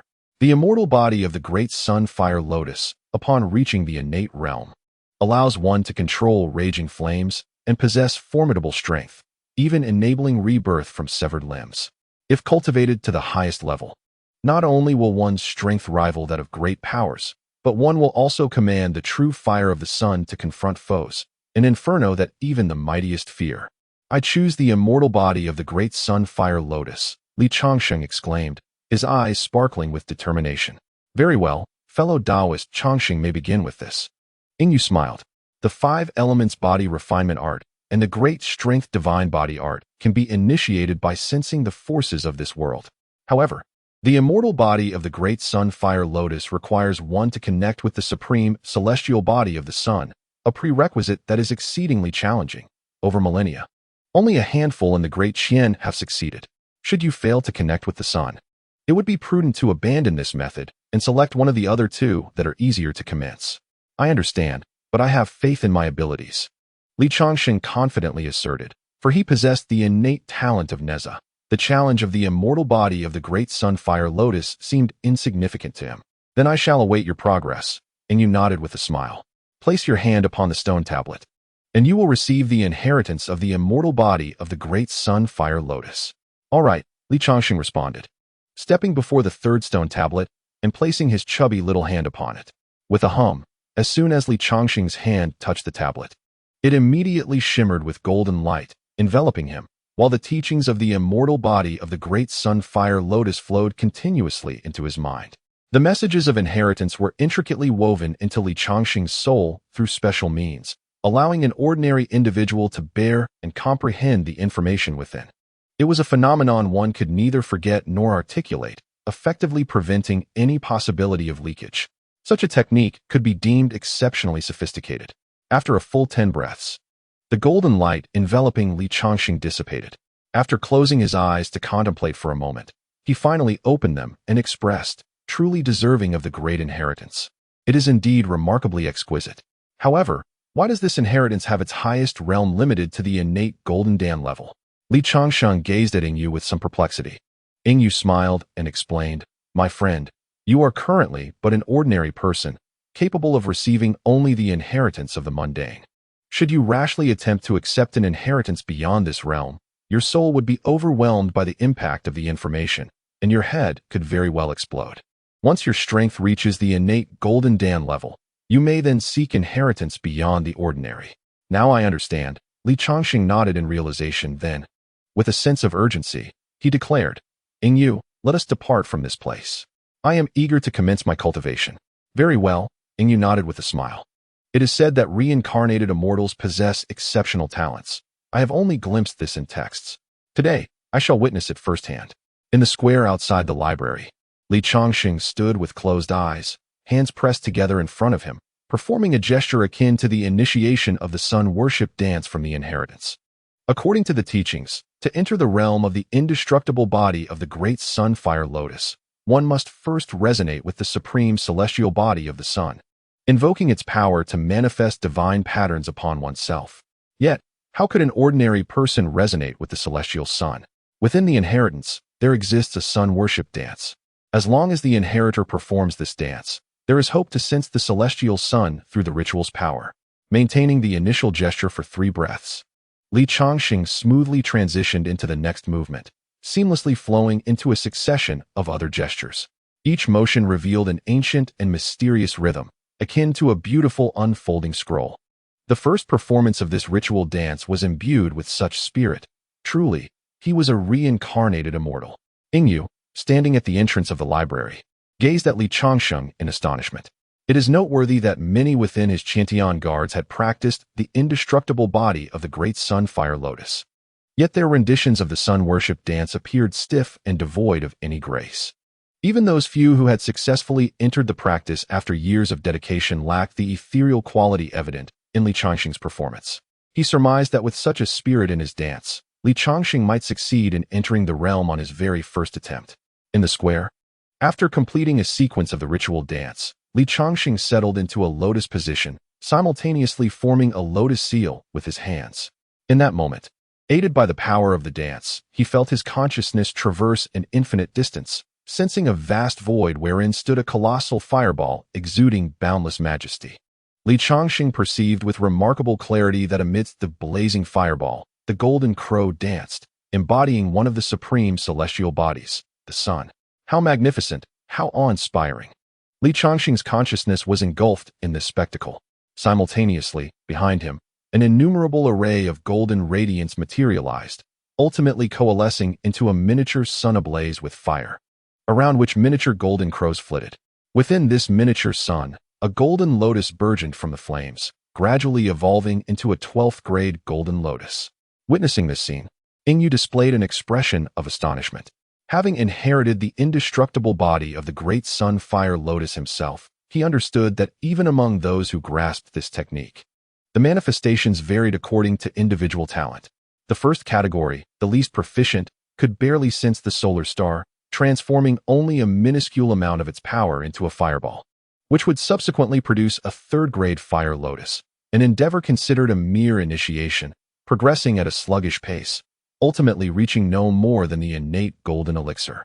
The second category represented the norm, capable of manifesting a vague miniature sun, within which a 6th-grade fire lotus would flourish, allowing for a reasonable cultivation speed and a glimmer of hope to attain the status of a primordial spirit, celestial being. The third category was that of prodigies, able to conjure a relatively clear miniature sun, nurturing a 9th-grade fire lotus within, facilitating a commendable cultivation speed, and harboring significant potential to ascend to a primordial spirit, celestial being. The fourth category was that of unparalleled geniuses, whose manifested miniature sun mirrored the solar star perfectly, surrounded by golden crows, within which a 12th-grade golden lotus would arise, permitting an exceptionally rapid cultivation speed, with an assured ascendance to a primordial spirit, celestial being in the future. Could the innate talent of a reincarnated immortal be so formidable? Ingyu mused, gazing at the extraordinary phenomena behind Li Changsheng, while feeling perplexed, as the records regarding reincarnated immortals in the texts fell short in comparison to Li Changsheng. Unbeknownst to Ingyu, Li Changsheng's innate talent was not of an ordinary immortal, but rather akin to that of a formidable being like Nezha, thus manifesting distinctly. Although he could not fathom why his companion, Changsheng, possessed such extraordinary capabilities, he felt fortunate to have encountered him. Once Ziwei and the others learned of this, they would undoubtedly regret not having recruited Li Changsheng into their sect. Ingyu, brimming with excitement, anticipated Li Changsheng's rapid ascension in strength. His ambition was to eradicate all demons and monsters from this realm, mending every spatial rift to thwart the incursions of extraterrestrial demonic deities. However, vanquishing all demons was no simple feat. There existed numerous powerful entities among them, ensconced within their lairs, heavily fortified by formidable arrays. Even with his immense strength, Ingyu could not breach the strongholds of these demons. Yet, with Li Changsheng, the situation was different. Observing Li Changsheng's progress in cultivating the indestructible body of the great sun-fire lotus, Ingyu surmised that he would undoubtedly become a primordial spirit celestial being, and a top-tier one at that. With Li Changsheng's assistance, Ingyu genuinely believed he could annihilate all demons. It was imperative to intensify his investment in Changsheng, ensuring that he would be willing to join forces with him to eliminate the demonic scourge. Ingyu's eyes sparkled with anticipation as he gazed at Li Changsheng. filled with hope. In the anticipation of Yingyu, the 12-petal golden lotus behind Li Changsheng rapidly decomposed the power of the sun, transforming it into streams of golden light that fused into his body, fortifying his sinews and internal organs. This state persisted for the duration of a tea ceremony. When Li Changsheng's physical strength reached saturation, unable to absorb even a trace of power, the 12-petal golden lotus and the miniature sun coalesced into wisps of golden light, merging into a divine pattern of a golden lotus in flames upon his back. As the dust settled, Li Changsheng opened his eyes, sensing his newfound formidable strength. Exclaiming in delight, "Having just begun my cultivation, I possess such immense power. The unyielding body of the great sunfire lotus is truly remarkable. At this rate, I shall attain the innate stage in about 6 months." With a flurry of excitement, he repeatedly threw punches, generating a series of sonic booms, his smile radiant, more joyous than if he had acquired a coveted card. Although his current strength paled in comparison to that of the cards, the power of the cards was transient, best reserved for critical moments. In contrast, the strength he cultivated himself could be harnessed at any time, making Li Changsheng naturally prefer his own prowess. Moreover, his strength had the potential for growth, promising a future where he might wield power akin to that of the cards. Having just embarked on his path of cultivation, Li Changsheng's spirit soared. Congratulations, fellow Taoist Changsheng, on mastering the unyielding body of the great sunfire lotus. Yingyu stepped forward with a smile, clasping his hands in congratulation. Ha! Li Changsheng laughed joyfully. It is thanks to your guidance, Taoist Yingyu, that I have achieved such success. This body refining technique is extraordinarily effective. I am eager to explore the chi refining techniques as well. You mustn't keep any secrets from me. Of course. Yingyu nodded with a smile. There are numerous chi refining techniques. I wonder which one you wish to pursue, fellow Taoist Changsheng.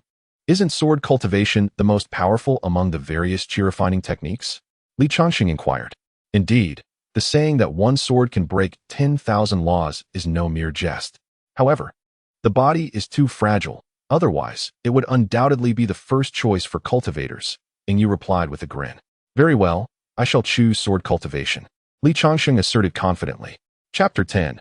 In the palace of Linxian, where Li Changsheng resided, sitting cross-legged on his cloud bed, he was engrossed in the sword cultivation legacy he had just obtained, the Burning Heaven Sword Cannon. According to Yingyu, this cannon was created by a sword cultivator who had ascended, standing as one of the premier sword cultivation legacies in this realm, rivaling that of the Sword Pavilion Master's teachings.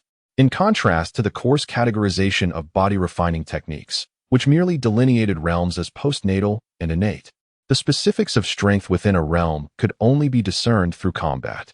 The chi refining techniques, however, were far more detailed, with 12 levels in the postnatal stage and divisions in the innate stage into innate void dan, innate solid dan, and innate gold dan. To cultivate the Burning Heaven Sword Cannon, the first step was to absorb the essence of heaven and earth into the body, condensing a strand of true chi in the dantian, thus marking the entry into the first layer. Breathing steadily, Li Changsheng harmonized his breath, drawing the essence of the world into his being. He then refined this celestial energy according to the teachings passed down to him, transforming it into a strand of true chi that he infused into his dantian. With the first strand of true chi integrated, Li Changsheng officially ascended to the first layer of chi refining. The initial stage of chi refining is relatively straightforward. Most practitioners can attain this level within a few months. Even the villagers of Li Family Village, with persistent training over several years, can achieve this milestone. However, Li Changsheng's ability to reach this stage in less than 100 breaths was indeed remarkable. Upon entering the first layer of chi refining, Li Changsheng did not pause. Instead, he continued to absorb the world's essence, converting it into true chi in a continuous flow. As the true chi in his dantian multiplied, his cultivation progressed effortlessly, allowing him to advance into the second layer and ultimately reach the third layer. When he attained the third layer of chi refining, Li Changsheng opened his eyes, concluding his meditation. It was no wonder that sword cultivators possess such formidable attack power. The true chi cultivated through their methods is exceedingly sharp and potent. My dantian and meridians are beginning to struggle under this pressure, Li Changsheng reflected. Though he possessed remarkable innate talent and practiced the supreme Burning Sky Sword Cannon, an elite chi refining technique, he encountered no significant bottlenecks. enabling him to advance with ease. Nevertheless, the true qi generated from top-tier sword cultivation is extraordinarily pure and intense. At this stage, Li Changsheng's physical body was still relatively weak. By the time he reached the third layer of qi refining, he felt a subtle pain in his dantian and meridians, prompting him to realize that further cultivation would risk tearing his internal pathways, potentially leading to catastrophic consequences. Fortunately, his entry into the indestructible body of the Sun Lotus had significantly enhanced his physical strength. Otherwise, he would have had to cease his training upon reaching the first layer. Despite not being able to continue, Li Changsheng remained unperturbed. He was quite pleased with his progress on the first day of his cultivation. Other sword practitioners in a similar situation might have to pause or seek rare treasures to strengthen their dantian and meridians. For Li Changsheng, however, the path was different. As he practiced the indestructible body of the Sun Lotus, he merely needed to wait for subsequent advancements in his body refinement to naturally accommodate more true qi. As time passed, a month slipped away in the blink of an eye. Throughout this month, Li Changsheng diligently performed the sun worship dance daily, channeling solar energy to temper his body. His physical strength had multiplied significantly compared to before.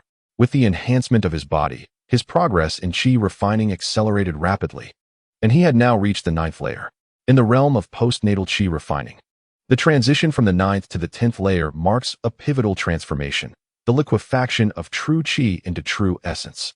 This is a crucial change and represents a significant bottleneck. Most practitioners find themselves ensnared at this juncture, often unable to transcend it throughout their lifetimes. Consequently, this bottleneck is referred to by cultivators as the immortal gate, and only by knocking upon this gate can one hope to embark upon the path to immortality. Upon the cloud bed of the celestial palace, Li Changsheng sat in quiet meditation, his eyes closed. For most practitioners, the bottleneck that could take years, or even countless years, to break through seemed non-existent for him. With ease, he knocked upon the gates of immortality, transforming the true energy within him into a more refined essence. As his true energy morphed into true essence, Li Changsheng officially ascended to the 10th layer of qi refinement. After this breakthrough, he refrained from continuing his cultivation. For once a sword cultivator reaches the 10th layer and achieves the liquefaction of true energy into true essence, they may begin to forge their life-bound flying sword, allowing the true essence to nourish it. For a sword cultivator, the majority of their skills reside within their life-bound sword. Only upon its successful crafting can one truly be considered a sword cultivator, possessing the ability to shatter myriad laws with a single strike. Gazing down at his right wrist, Li Changsheng noticed a golden bracelet adorning it, a storage treasure gifted to him by Yingyu, which contained a space as vast as a football field. Ever since that day when Li Changsheng demonstrated his exceptionally monstrous talent by entering the realm of the immortal body of the great Sunfire Lotus, Yingyu had a candid conversation with him. Yingyu revealed that based on Li Changsheng's prodigious aptitude, he predicted that Li Changsheng, upon becoming a top-tier Yuanshan Earth Immortal, would likely possess combat prowess surpassing even that of Yuanshan Earth Immortals. Such power would be sufficient to breach the lairs of demons. If the demon stronghold were to fall, they could eliminate all demons of the Yuanshan Earth Immortal rank in this realm. Without the protection of such formidable demons, the common demons would be much easier to handle. And with time and effort, they could certainly be eradicated. Even if one or two fortunate demons managed to ascend during that period, without the stronghold's existence, Yingyu and his allies could still encircle and annihilate them. Thus, Yingyu earnestly requested Li Changsheng's assistance, promising that the Deqian would wholeheartedly support his cultivation. Li Changsheng would have unrestricted access to all the resources, techniques, and divine powers that Deqian possessed, as long as he could dismantle the demon stronghold before his ascension. Yingyu's request aligned perfectly with Li Changsheng's future aspirations, and as such, he readily agreed, receiving Yingyu's full support. From the storage bracelet, Li Changsheng retrieved a fist-sized golden stone and a red stone the size of an egg.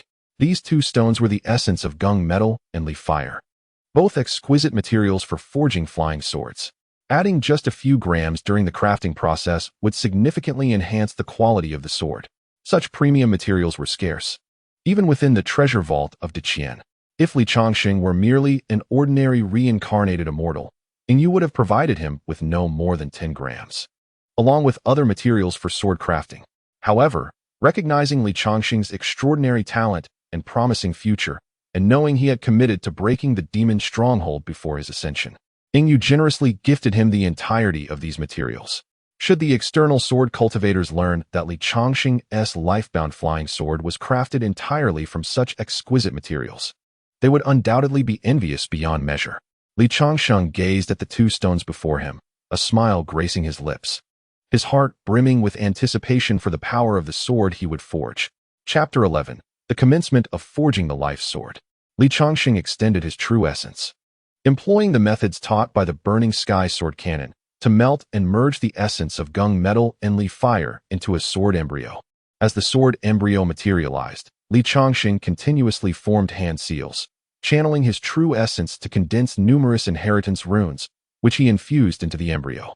After an hour had passed, and upon casting a total of 108,000 runes, the sword embryo finally underwent a transformation, evolving into a finely shaped, sharp flying sword. Li Changsheng bit the tip of his tongue, releasing a drop of essence blood onto the sword. With a thunderous roar, as his blood mingled with the blade, it erupted in a dazzling display of golden and crimson light. Once the radiance subsided, a 7-inch small sword floated before him. This small sword, entirely golden, bore flame cloud patterns on both sides, exuding an aura that was both sharp and intensely heated. Its very appearance was extraordinary. With a flick of his hand, Li Changsheng summoned the life sword into his grasp, nodding in satisfaction. To emerge as an 8th-grade flying sword is quite commendable. Typically, sword cultivators, when forging their life swords, would initially produce a sword pellet, requiring years of nurturing within their dantian with true essence before they could truly forge their life swords, which would generally be of the 9th grade. However, Li Changsheng was different. The materials he utilized were of such exceptional quality that he bypassed the nurturing phase, saving considerable time, and successfully forged his life sword immediately, achieving the 8th grade upon its birth. As a sword cultivator wielding such a life sword, even the most ordinary innate Void Dan realm demons would pose no challenge to Li Changsheng. He contemplated the need to find a suitable location to test the sword's power. Reflecting on his considerable progress over the past month, along with the successful forging of his life sword today, he yearned to ascertain the extent of his combat prowess. Xian. Li Changsheng called out towards the palace's exterior. Your Excellency, what commands do you have? Xian appeared gracefully, bowing to Li Changsheng. I seek to find some demons for a sword trial. Is there such a place? Li Changsheng inquired. Indeed, Xian replied with a smile. The royal family possesses a trial cave located to the north of the palace, where captured demons are held for the royal offspring to undergo practical training each year. If you wish to test your sword, you may go to the trial cave at any time. What is the strength of these demons? Li Changsheng pressed further. Most are of the acquired realm, with only a few being innate Void Dan demons, Xian explained with a smile. This trial cave is merely for the royal offspring to experience bloodshed. Only juvenile members of the royal family venture there, hence the scarcity of innate realm demons. Moreover, capturing innate realm demons is no easy feat. Those capable of slaying them can directly hunt demons across various locations without the need to enter the trial cave. Oh, innate Void Dan demons will suffice for my sword trial, Li Changsheng remarked nonchalantly, despite currently being only at the 10th layer of Qi refinement. However, the sword classic of the Burning Sky that he cultivated is an elite swordsmanship technique, producing exceptionally pure and fierce true essence. Coupled with the recently refined 8th grade life sword, it can effortlessly slay ordinary postnatal pinnacle demons with a single strike. Only those demons of the innate realm can truly gauge his strength. Within the trial cave, in an arena 10 times the size of a football field, Li Changsheng and Xian stood in the stands, observing a 5-meter-tall black tiger demon being led into the arena by a cold-faced elder with a rope. Exert your full strength. If you defeat your opponent, you shall be rewarded with 10 days of wine and meat. However, should you dare to entertain any treachery or attempt to flee this arena, I shall ensure you meet a fate of 1,000 cuts. The cold-faced elder warned the black tiger demon with a frigid demeanor. The black tiger demon shivered in response, hastily nodding in understanding. It had witnessed the elder's merciless execution of another demon, and the memory of that demon's anguished cries haunted it, instilling a profound sense of reverence and fear towards the elder.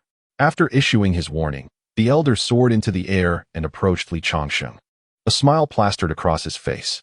Young sir, The demon for your sword trial is prepared. Do you have a moment now? Indeed, Li Changsheng replied with a nod.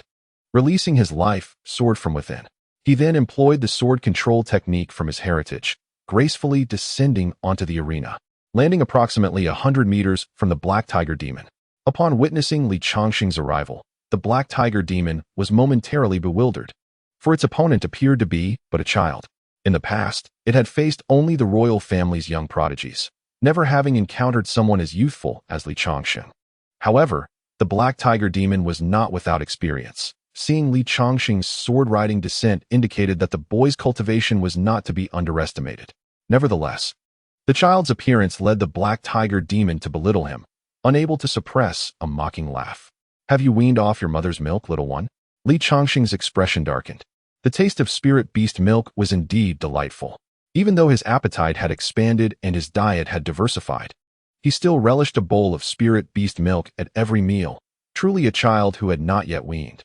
Stung by the Black Tiger Demon's taunt, Li Changsheng felt a surge of indignation. He unleashed his life sword, directing it towards the demon with lethal intent. Whoosh! The life sword flew with remarkable swiftness, traversing the 100-meter distance in an instant, aimed directly at the Black Tiger Demon's head. Bang! The Black Tiger Demon, being of the innate realm, possessed strength far superior to that of postnatal demons. In a critical moment, it swung its paw in defense, managing to block Li Changsheng's strike.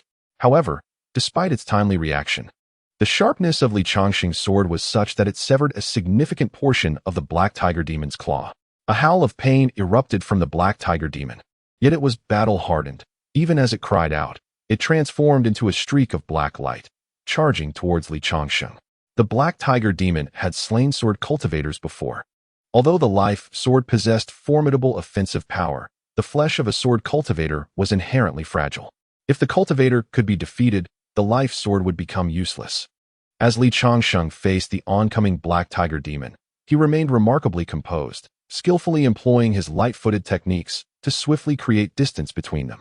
The vulnerabilities inherent to sword cultivators were well known, thus the lineage of swordsmanship placed great emphasis on survival techniques, ensuring that adversaries could not approach their essence. The Burning Heaven Sword Classic, being a premier sword cultivation legacy, endowed its practitioners with exceptional footwork, the Wind Shadow Step. Li Changsheng, possessing extraordinary talent, excelled in this technique, maintaining a 100-meter gap despite the Black Tiger Demon's relentless assaults. While evading, his innate flying sword was far from idle, launching continuous strikes from all directions, inflicting numerous wounds upon the demon. Thanks to the diversion caused by his flying sword, the Black Tiger Demon was unable to advance with full force, allowing Li Changsheng to effortlessly maintain the distance. The wounded Black Tiger Demon bellowed at Li Changsheng, "Damn you little brat. Even before weaning, you're so cunning. If you have the guts, let us engage in a direct confrontation." In response to the demon's provocation, Li Changsheng merely offered a cold smile, choosing silence over engagement. Even with his training and body refinement, he would not easily engage in close combat with a demon. Moreover, he was here to test the capabilities of sword cultivators. Thus, considering himself as a fragile sword practitioner, he would certainly not permit the demon to come near. After several moments of combat, Li Changsheng's innate flying sword pierced through the defenses of the Black Tiger Demon, striking true at its brow and achieving a swift kill. With the demon defeated, he retracted his flying sword, exclaiming in admiration, "The power of this innate flying sword is indeed impressive." As for the 100 points of merit gained from slaying the Black Tiger Demon, Li Changsheng dismissed them entirely. A demon of the innate Void Dan realm possessed relatively weak strength and had committed few heinous acts, resulting in a modest amount of merit earned. To amass significant merit, one must seek out malevolent greater demons, as defeating them would yield far more merit. However, Li Changsheng's current cultivation level was insufficient. He needed to reach the dual innate realms of body refinement and chi cultivation before he could negotiate with Yu for an expedition to hunt demons. Chapter 12. The Dignity of the Young Master. Xian flew down from the stands, landing beside Li Changsheng, cheering him on. "There's nothing to be overly joyful about," Li Changsheng replied, shaking his head. "Sword cultivators inherently possess the ability to defeat opponents of higher levels, and with my mastery of a top-tier sword technique, coupled with a flying sword forged from exquisite materials, it is quite normal to vanquish an ordinary innate void Dan demon. Had the Black Tiger demon reached the realm of harmonizing heaven and man, able to wield the forces of nature against me, then slaying it would have proven quite challenging. You set your standards too high, Xian remarked with a smile. The gap between the postnatal and innate realms is vast. For someone of your chi refinement level to defeat an innate void Dan demon is already quite remarkable. Throughout the history of the cultivation world, only renowned powerhouses have achieved such feats. As for those who have comprehended the harmonizing heaven and man state, their combat prowess is entirely different. It would be exceedingly difficult for someone in the postnatal realm to defeat them. In the realm of innate cultivation, while one's personal refinement is undeniably significant, the comprehension of the cosmos holds even greater importance, symbolizing the practitioner's combat prowess. The higher the level of skill attained, the more celestial power one can harness, thereby enhancing one's fighting capability to effortlessly overpower those of lesser skill. Typically, when a practitioner ascends to the innate void Dan realm, their spiritual energy, nurtured within a flawless vessel, reaches a degree that allows for the perception of the universe, achieving a state of unity between heaven and man. This enables them to manipulate the celestial forces within a 5-mile radius, amplifying their combat strength exponentially. Changsheng, having recently vanquished the Black Tiger demon, realizes that should he grasp the state of unity with heaven and man, it would not be an easy feat for his flying sword to wound the opponent. To date, Xian has yet to hear of any postnatal practitioner that has slain an innate void Dan adept who has comprehended this profound state, even those wielding exceptionally potent swordsmanship. Changsheng is acutely aware that, with his current capabilities, it is improbable to slay a demon embodying the unity of heaven and man. Thus, he merely reflects on this reality. The techniques he practices, whether the indestructible body of the great Sunfire Lotus or the blazing Heaven Sword Cannon, can only truly manifest their might after he advances to the innate realm. Once he harmonizes both body and chi into the innate state, he would not only contend with those who have attained the unity of heaven and man among the innate void Dan, but even those who comprehend the unity of heaven and man within the realm of innate true Dan would find themselves at his mercy. Let us return after this sword trial, Changsheng remarked to Xian. All right, she nodded in agreement. As time slipped by, 5 months had elapsed since Changsheng's sword trial. During this period, he diligently honed his skills, reaching the pinnacle of postnatal cultivation in both body and chi, ready to ascend to the innate realm at any moment. According to Yingyu, the breakthrough to innate body refinement could occur at any time. Yet the transition to innate chi refinement required careful consideration. Standing in the plaza of Linxian Palace, Changsheng mused, "Today, I shall first break through to innate body refinement." Performing the familiar sun salutation dance, he invoked the boundless energy of the distant solar stars. Upon completing the dance, rather than ceasing as he typically would, he continued for 9 consecutive cycles before settling into a meditative posture, hands forming the lotus seal.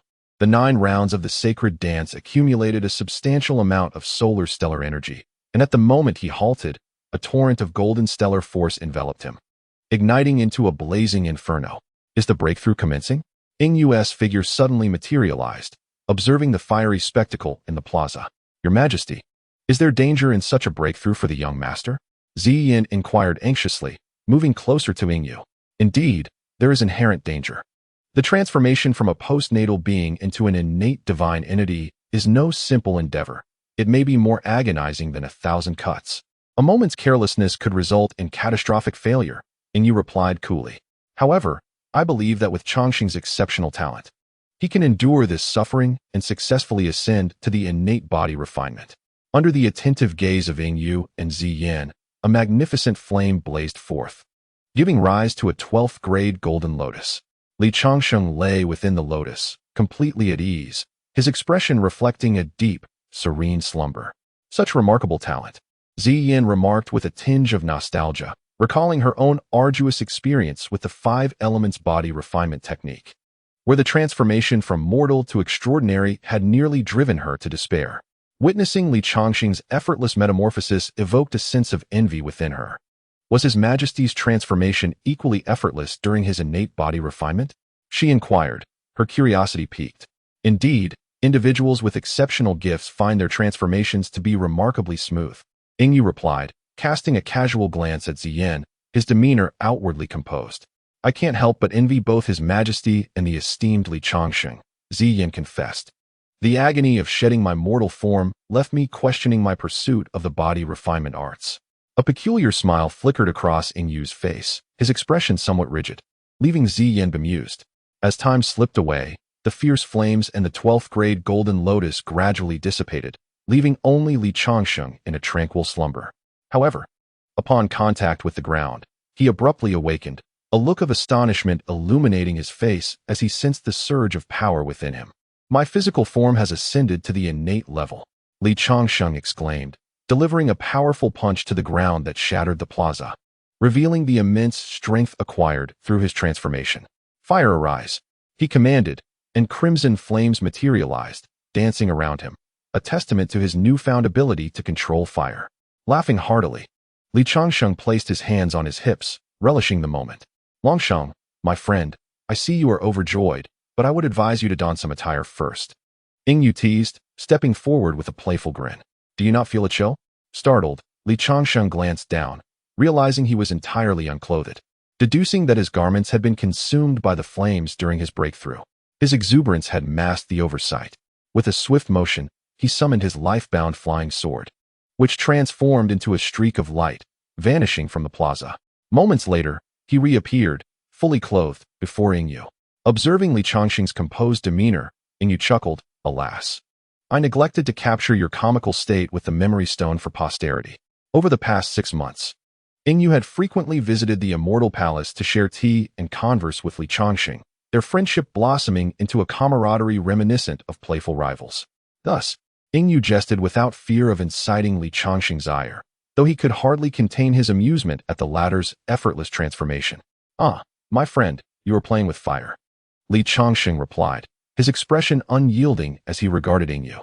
Fortunately, you did not take that step, otherwise, I would have to suspend you for a good-natured punishment and capture that moment for all time. Yingyu and Li Changsheng exchanged a glance, and both erupted into hearty laughter. All right, let us discuss serious matters, Yingyu remarked after a brief moment of mirth, adopting a solemn expression.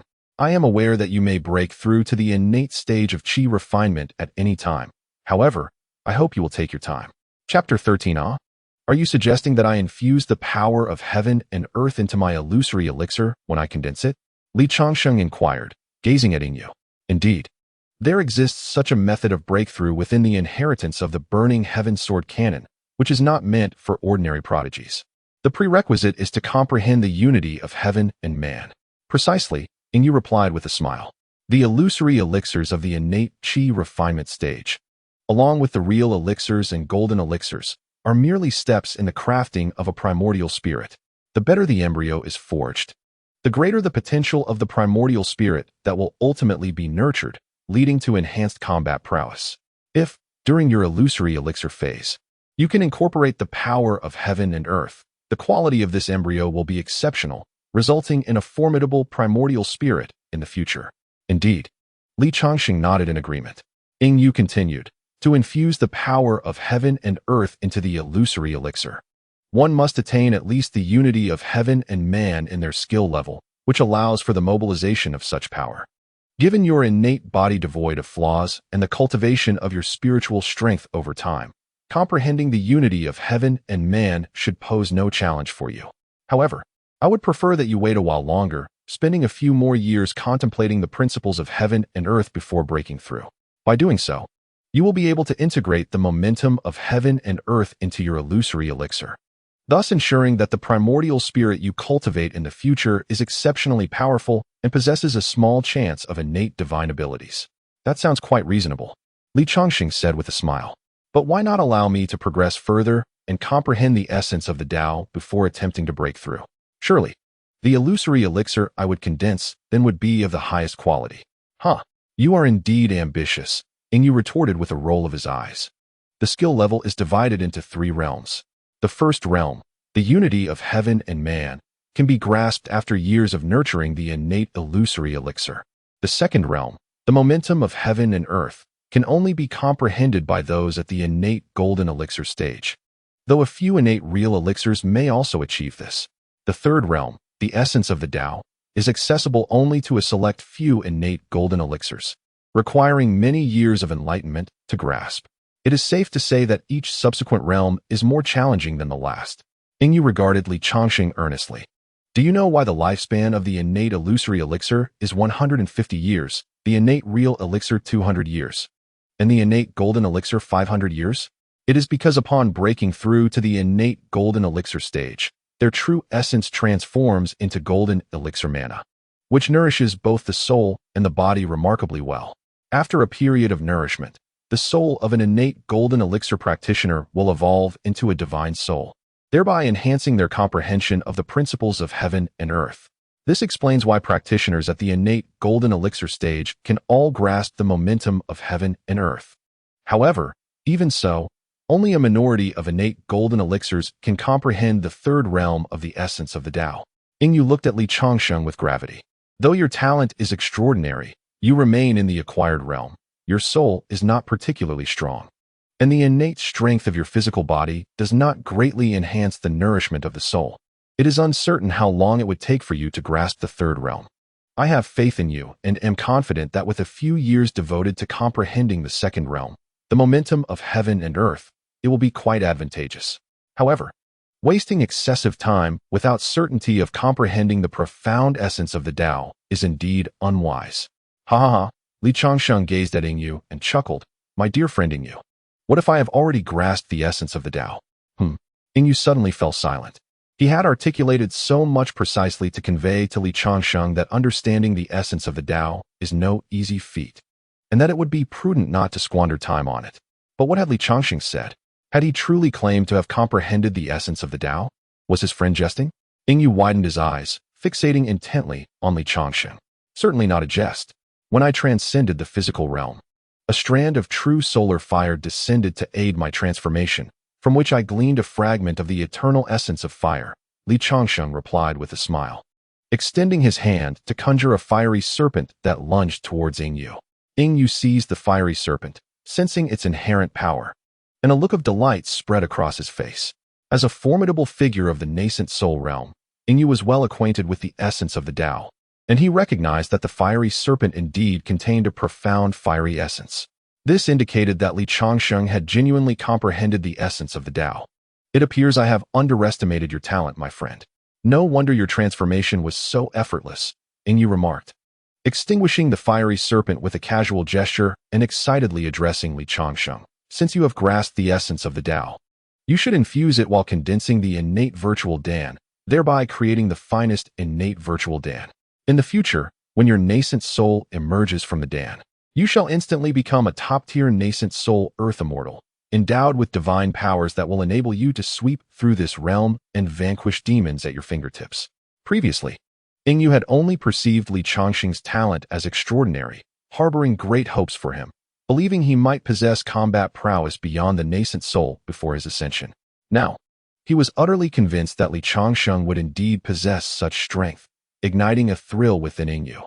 He needed only to wait a few more decades, even a century, to see his ambitions realized.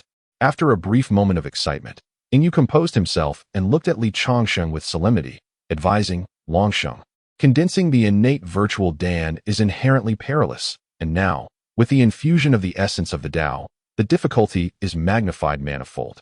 Do not rush. First master this essence before attempting to break through. At this moment, Yingyu placed greater emphasis on Changsheng's breakthrough than Changsheng himself, fearing that his friend's impatience might lead to catastrophic mistakes, resulting in a fatal explosion, which would leave Yingyu utterly astonished. Seeing Yingyu's serious demeanor, Changsheng smiled and nodded.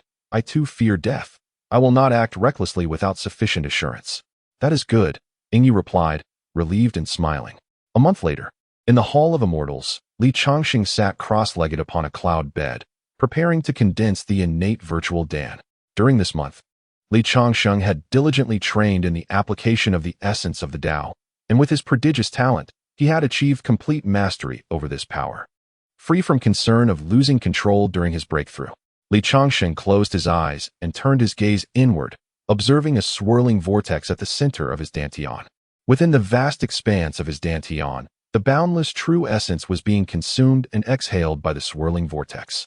With each cycle, the essence became increasingly refined.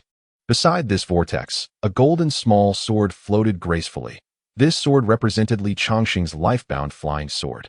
Like the vortex, it also absorbed and exhaled true essence, further purifying it. This was the inherent ability of a life-bound flying sword. Once a swordsman possessed such a sword, nurturing it with true essence would enhance the refinement of their own essence, thereby accelerating their cultivation. As Li Changsheng began to break through, he willed the vortex at the center of his dantian to rotate more rapidly, voraciously devouring the true essence within while expertly controlling the expulsion. As a substantial amount of true essence was drawn in, the vortex spun faster and faster, and a tiny point of light gradually emerged at its core. This point of light signified the critical moment for condensing the illusory Dan. Li Changsheng summoned all the true essence from his dantian, swiftly compressing it towards the luminous point, merging all of it into that singular speck. Once all of Li Changsheng's true essence was infused into this point of light, it began to expand slowly, transforming into a small, ethereal orb. At this juncture, the nascent illusory Dan contained the entirety of his dantian's true essence. A moment's carelessness could result in an explosion that would spell his demise. For cultivators lacking sufficient control, failing to manage the transformation of the illusory Dan would lead to a catastrophic detonation, ending their lives instantly. This perilous nature of the breakthrough was the reason many cultivators found themselves stuck at the 12th stage of Qi refining, unable to transcend to the innate realm. The danger of breaking through the innate realm was immense. Without adequate mastery, attempting such a feat was tantamount to courting death. However, such challenges were mere trifles in Li Changsheng's eyes. He effortlessly maintained control over the ethereal orb, denying it the chance to explode. Seizing the moment before the illusory Dan fully formed, he channeled a trace of the heavenly flame's essence into his dantian, gradually infusing it into the ethereal orb. At that moment, Li Changsheng felt a twinge of anxiety. Introducing another force at the precipice of forming the illusory Dan was an exceedingly dangerous endeavor. A single misstep could lead to his obliteration. Yet, knowing the risks, Li Changsheng proceeded with confidence. As the essence of the heavenly flame integrated into the ethereal orb, it did provoke some fluctuations. However, he promptly suppressed these disturbances, ensuring the orb continued its formation undeterred. After 100 breaths, a virtual Dan adorned with fiery divine patterns emerged, signifying Li Changsheng's successful condensation of the illusory Dan and his ascension to the innate illusory Dan realm. With the successful formation of the illusory Dan, torrents of natural energy surged into Li Changsheng's body, ultimately merging with the illusory Dan. Following its consumption of abundant natural energy, the illusory Dan exhaled wisps of vaporous true essence. This was the essence of the illusory Dan post-transcendence, each strand tenfold stronger than before. At this moment, Li Changsheng's dantian was quite vacant, causing the virtual Dan to continuously absorb the essence of heaven and earth, transforming it into wisps of mist-like true essence to fill the void within the dantian. After an hour of this absorption, once the dantian was suffused with the mist-like true essence, the virtual Dan ceased its intake of heavenly energy and began to rotate gently at the center of the dantian, further refining the essence it had accumulated. Beside the virtual Dan lay a small golden sword, mimicking its movements as it absorbed the mist-like true essence to nourish its blade, simultaneously refining it anew. Upon the cloud bed, Li Changsheng opened his eyes, transforming into a beam of sword light that soared out of the Lingxian palace. With a cheerful demeanor, he addressed Yu outside the hall. "Friending Yu, I have succeeded." "Excellent, excellent," Yu exclaimed joyfully. With the virtual Dan merging with the essence of the heavenly way, its true essence can rival that of an innate solid Dan. Coupled with your physical cultivation, you can contend with an ordinary innate golden Dan. "Indeed," Li Changsheng replied with a smile. "Friending Yu, please find me an opponent to test my sword." "Haha. Let Ziyun spar with you," Yu proposed with a grin. Ziyun possesses innate physical prowess and has reached the realm of innate solid Dan in her Qi cultivation. Her swordsmanship is exceptional, and she has comprehended the momentum of the wind, boasting combat strength comparable to that of an innate golden Dan, making her a most suitable opponent for you. Li Changsheng turned to Ziyun, acknowledging her formidable strength and realizing her capabilities exceeded his expectations. It was quite sincere of Yu to offer such a match to serve his needs. "Ziyun, would you be willing to engage in a duel with me?" Li Changsheng inquired with a smile. It would be my honor to spar with you, young master, Ziyun replied with a smile of her own. Li Changsheng retreated 100 meters and then addressed Ziyun. Please, young lady, be cautious. Ziyun smiled, and a streak of azure sword light erupted from her, lunging towards Li Changsheng. Clang! As the azure sword light traversed 50 meters, a golden red sword light appeared, colliding with the azure blade and revealing its true form. A 4th-grade flying sword. Li Changsheng regarded the azure flying sword with a serious expression. His own sword, having matured over time, was now a 7th-grade flying sword. However, the disparity between the two was still considerable. Yet, with a solid foundation and the enhancement of heavenly essence, he was capable of contending with Ziyun's 4th-grade sword. Seeing her 4th-grade innate flying sword intercepted, Ziyun smiled and said to Li Changsheng, "Young master, once a sword cultivator reaches the innate stage, one can wield more than just a single flying sword." With that, Ziyun produced another flying sword from her storage ring, directing it towards Li Changsheng. With a flourish, Li Changsheng conjured flames in his hand, transforming them into a fiery spear, which he deftly used to deflect the flying sword away. He smiled at Ziyun, saying, "The innate flying sword of a sword cultivator possesses the ability to shatter myriad techniques. The potency of additional flying swords pales in comparison.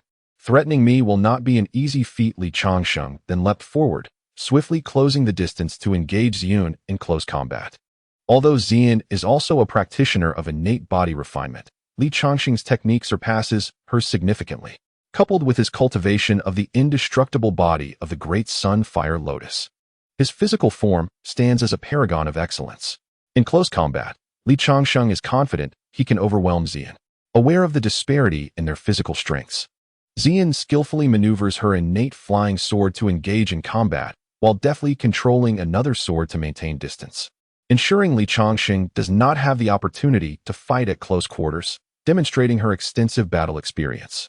"Ziyun, you cannot escape," Li Changsheng remarked with a smile as he extended his hand towards her, unleashing a torrent of crimson flames that transformed into a flurry of red fire crows, pursuing the airborne Ziyun. Though the fire crows possess relatively modest offensive power, their speed is astonishing, allowing them to entangle Ziyun for several breaths. As she is preoccupied, Li Changsheng swiftly employs the wind shadow step to close the gap, thrusting his spear fiercely at Ziyun's chest. Ziyun, however, retrieves a divine long knife from her storage ring and deflects the flaming spear with a single stroke, blocking Li Changsheng's assault. Yet, the disparity in their strengths is evident. Despite parrying the blow, Ziyun is sent reeling, her form momentarily unsteady. Seizing the opportunity, Li Changsheng advances rapidly, disarming her long knife with deft movements of his spear, before pointing the weapon at her brow. "Ziyun, you have lost," he said with a smile, dissipating the fiery spear in his hand. "Young master, you are formidable. It is only natural for me to be defeated by you," Ziyun replied with a smile. "With your strength, if you were to wield a secondary flying sword alongside your divine spear, your power would be significantly enhanced. Even an initial innate golden core demon might fall before you." Chapter 15. Inside the Lincian Palace. Li Changsheng and Yingyu sat enjoying tea and spirit fruits. Meanwhile, Ziyun, who had just sparred with Li Changsheng, was dispatched to the Demon Suppression Division to procure a list of wanted demons. "Taoist friend Changsheng," Yingyu said, setting down his teacup and gazing at Li Changsheng. "You have sent Ziyun to the Demon Suppression Division for the list of wanted demons. Are you planning to hunt them across various regions?" "Indeed," Li Changsheng replied with a subtle smile, nodding. "My combat prowess now rivals that of innate golden core demons, affording me a degree of self-preservation. It is time for me to venture into the outside world and broaden my horizons." "Why not wait a while longer?" Yingyu asked with a slight frown. "You are a reincarnated celestial being, and if demons were to discover your presence, powerful innate golden core demons would undoubtedly seek to assassinate you. Moreover, if they learn of your remarkable strength achieved in less than a year, it is not out of the question that a primordial spirit celestial would personally come to eliminate you, given your talents. Training within the palace for a few years would likely lead you to attain the innate golden core, enabling you to contend with a primordial spirit celestial if encountered. Wouldn't that be a safer approach for your journey into the world?" "That is not an option," Li Changsheng shook his head firmly. "If I remain in the palace without venturing out, even with decades of time, I may not achieve a breakthrough to the innate golden core." "How could that be possible?" Yingyu, with a puzzled expression, remarked, "For you, my friend, advancing to the innate solid elixir and the innate golden elixir is as effortless as drinking water." The reason for the few years of waiting is that the condensation of the innate solid elixir and the golden elixir necessitates a deeper comprehension of the heavenly Tao's essence, which requires your time for reflection. However, given your innate talent, it would take at most a few years, certainly not decades. Changsheng smiled faintly and replied, "Dear Yu, if I were to follow your plan, indeed, I could attain the innate golden elixir in just a few years. However, I have other intentions." "Oh." Yu looked at Changsheng, eager for an explanation. "After I condensed the innate void elixir, I felt an inexplicable connection," Changsheng continued. "If, during the condensation of the innate solid elixir, I can integrate the powers of two distinct Tao essences, my innate solid elixir will be significantly stronger, rendering me unmatched against any innate golden elixir. Furthermore, if I can merge four Tao essences while condensing the innate golden elixir, the moment I achieve it, I shall possess the power to vanquish a Yuan Shun Earth Immortal, compared to your plans, which suggest that the innate golden elixir can only rival a Yuan Shun Earth Immortal. I am more inclined to attain the capability to slay them upon my ascension to the innate golden elixir." Hearing this, Yu gasped in awe. Such ambition you possess. However, comprehending the Tao's essence is a formidable challenge. If you wish to achieve your goal, you must grasp at least 3 additional Tao essences, which is no trivial matter. It is indeed challenging, yet I harbor a certain confidence in my ability to succeed, Changsheng replied with a smile. The nourishment of the Tao's essence on the soul is more potent than the magical power of the innate golden elixir. I shall soon possess the soul of the innate golden elixir, and sensing the ways of heaven and earth will become far easier. Merely sitting in the palace in seclusion offers little inspiration. To comprehend other Tao essences, it is essential to venture out, to experience the mountains and waters. Perhaps a moment of enlightenment will arise. "Very well, you have convinced me," Yu conceded with a sigh. "Since your journey relates to your future potential, I cannot continue to impede you. However, you must adhere to 3 agreements with me." "Please, speak." "Dear Yu," Changsheng said with a smile and a nod. "First, if you encounter danger and your protective celestial technique is triggered, you must conclude your journey and return immediately," Yu stated solemnly. Understanding that the protective technique of a reincarnated immortal typically has 3 uses, which reassured him in allowing Changsheng to venture forth. However, if the protective technique were invoked, it would signify that Changsheng's life was in peril, and in such circumstances, he could not allow him to continue wandering. "Agreed," Changsheng nodded with a smile. His confidence bolstered by the young Nezha card he possessed, which he learned from Yu was of the highest tier among Yuan Shun Earth Immortal levels. With such a trump card, Changsheng felt emboldened to embrace certain risks in pursuit of greater power. Secondly, do not take Ziyin with you if she lacks sufficient strength. Otherwise, encountering danger could lead to her demise. I shall send a top-tier innate golden elixir to safeguard you." Yu continued, gazing at Changsheng.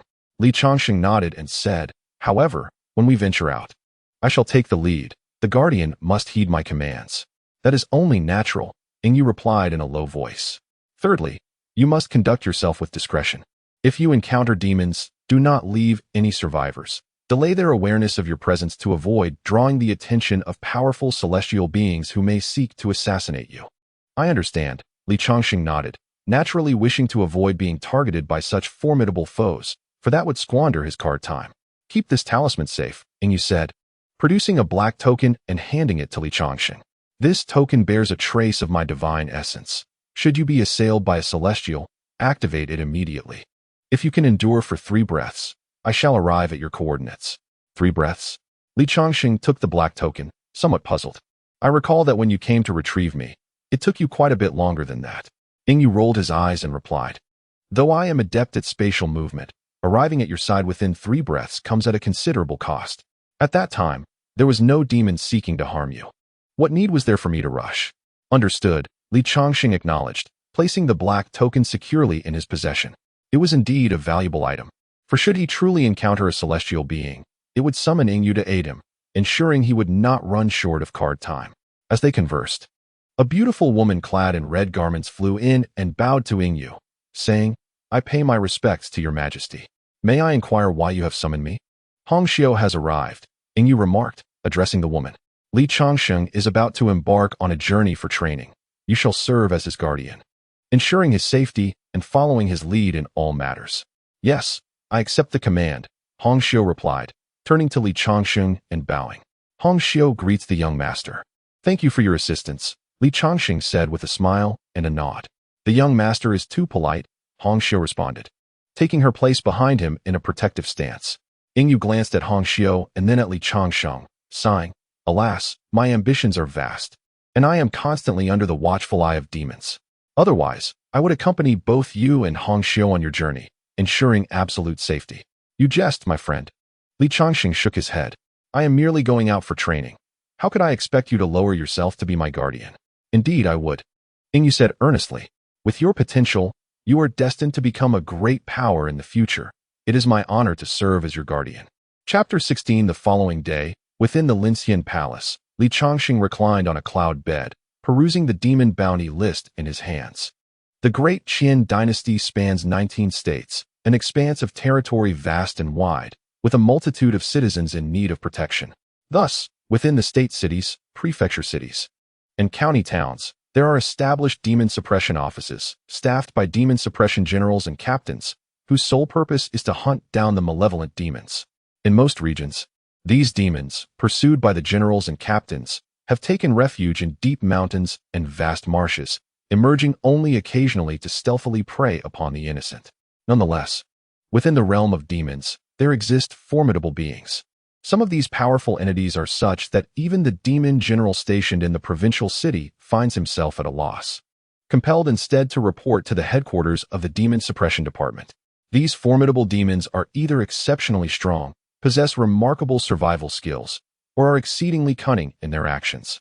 Even when the potent forces from the headquarters of the Demon Suppression Department intervene, numerous demons remain elusive. Consequently, the origins of these demons are meticulously recorded by the Demon Suppression Department, resulting in what outsiders refer to as the Demon Bounty List, which features particularly troublesome demons. Li Changsheng, endowed with strength rivaling that of the innate golden core, embarks on his journey to hone his skills by hunting demons, naturally opting to confront those that are not weak.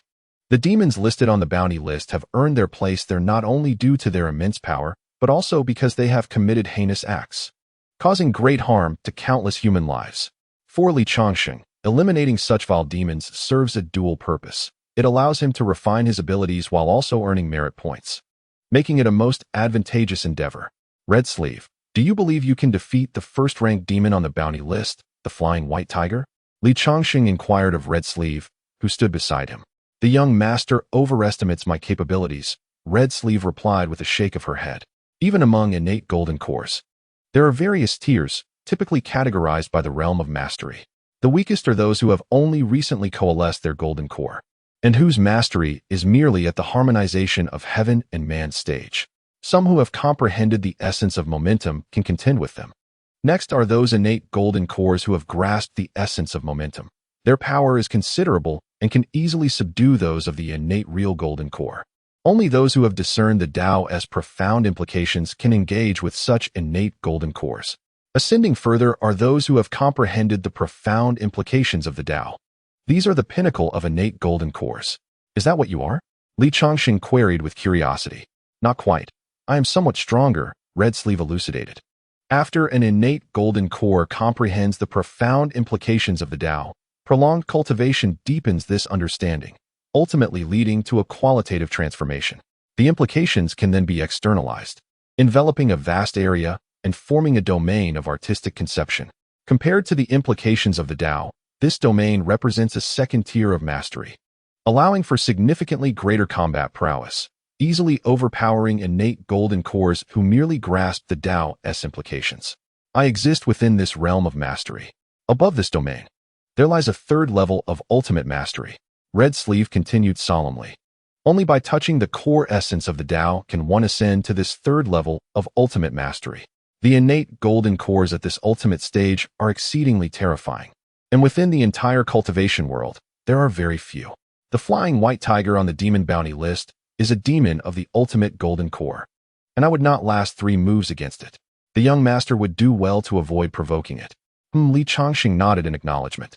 How many ultimate demons are there among the demons? 2. Red Sleeve replied gravely. Apart from the flying white tiger, there is also the mountain-cleaving bear, ranked second on the bounty list. And what of our Diqian? Li Changsheng inquired. Diqian has but one. Hong Xiao, feeling somewhat bashful, remarked, in the past.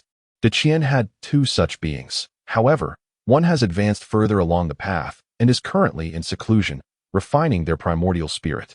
Once they successfully cultivate their primordial spirit, they will ascend to the status of a celestial being. With only one extreme realm practitioner, how can Diqian defend against these two formidable demons? Li Changsheng inquired further. Young master, she continued with a smile, at the extreme realm level, there is the potential to become an immortal with infinite lifespan. For these great demons, every moment is immensely precious. They usually remain hidden within their lairs, refraining from causing trouble. Moreover, even if they did create chaos, the top sects possess their own extreme realm practitioners, and Diqian has made arrangements to call upon them for assistance. In fact, it is the demons below the extreme realm that pose a greater threat. Indeed, Li Changsheng nodded, continuing to examine the demon bounty list in his hand. His gaze landed on the third entry, where the name of the water god appeared, though it was rendered in gray, signifying the water god's demise. An annotation nearby read, deceased at the hands of a reincarnated immortal. Hong Xiao, how could the water god possess such formidable strength to rank third on this list? Only beneath two extreme realm demons? Li Changsheng expressed his astonishment, recalling his impression of the water god as rather feeble. Young master, the water god is indeed powerful. Hong Xiao replied solemnly. Though he dwells only in the realm of intent, he is a rare water serpent adept at controlling water, holding dominion over the Kanglan River, and possesses strength comparable to that of an extreme realm practitioner. Our extreme realm experts have previously engaged him along the river, but could not subdue him. Moreover, the water god threatened the millions of citizens of Yuyang County, forcing our extreme realm practitioners to retreat in resignation. It was only with your protective celestial technique that the water god was easily vanquished. Li Changsheng nodded, continuing to scrutinize the bounty list. The formidable golden core demons who had comprehended the essence of the heavenly path were still beyond his current capabilities, so he decided to bypass them for the moment, waiting until he had grown stronger. The water serpent of Biluo Lake, a primordial entity skilled in the manipulation of water force, will be my first target, Li Changsheng declared. Turning to Hong Xiao, tomorrow, we shall embark for Biluo Lake. I intend to slay this water serpent. The water serpent of Biluo Lake? Hong Xiao, seeing Li Changsheng's choice, advised, young master, are you certain about selecting this demon? Its longevity is attributed to its cunning nature. It rarely leaves the confines of Biluo Lake, making it difficult to track down. You may end up wasting time with no fruitful results. I am aware, Li Changsheng replied coolly. The records indicate that this demon frequently sends its minions to various villages to stealthily abduct people, with a particular fondness for capturing children. If I conceal my aura, I can easily pass as a genuine child, which would allow me to be delivered right to the water serpent's lair by its subordinates. Once I get close to the water serpent, it will be doomed. Young master is truly insightful. Hong Xiao expressed her admiration. Many of the demons on the bounty list are exceedingly cunning and seldom reveal their whereabouts. However, these demons have a penchant for consuming children. The method employed by the young master can be applied not only to the water dragon but also to other demons, with remarkably effective results. Chapter 17. In the desolate wilderness of Yuhua County, Yuzhou, an underground vessel emerges from the earth, landing upon the barren land. Standing atop the vessel are two figures, Li Changsheng and his protector, Hong Xiao. Hong Xiao, where have we arrived? Li Changsheng inquires. Yu has advised him to maintain a low profile during his journey. Thus, he has not only restrained his facial muscles to alter his appearance, but has also chosen to travel in the underground vessel, avoiding exposure to the gaze of demons. However, unlike a flying vessel that allows for clear orientation, the underground vessel requires periodic emergence to ascertain their location, necessitating a check of the map. Hong Xiao holds a grand map of Qianquan, dotted with glimmering stars that resonate with the fluctuations of the celestial bodies above. Soon, two red points illuminate the map. Observing these points, Hong Xiao smiles and informs Li Changsheng, young master, we have arrived at Yuhua County in Yuzhou, merely 3,000 miles from Bibo Lake. 3,000 miles is indeed quite close. Li Changsheng nods with a smile, reflecting on the distance between Zhongzhou and Yuzhou, which spans several prefectures. His journey via the underground vessel from Zhongzhou to Yuzhou has taken nearly a day. The efficiency is largely due to the superior quality of the vessel and Hongxiu's exceptional cultivation as a top-tier innate golden elixir practitioner. Otherwise, for other cultivators, traversing from one prefecture to another would require days of strenuous flight. Now that they are nearly at Yuhua County in Yuzhou, only 3,000 miles remain, a distance that can be covered in the blink of an eye with the underground vessel. Young master, we are about to reach Bibo Lake. How do you intend to allow yourself to fall into the hands of the minor demons? Hongxiu inquires with a smile as she stows the map. Li Changsheng muses. We are unfamiliar with this area and do not know where the minor demons may lurk. Inquiring personally would consume too much time. To acquire information swiftly, it would be prudent to consult the local Demon Suppression Division. However, Li Changsheng furrows his brow. The Demon Suppression Division is a mixed bag, and it is highly likely that spies from the demons are embedded within.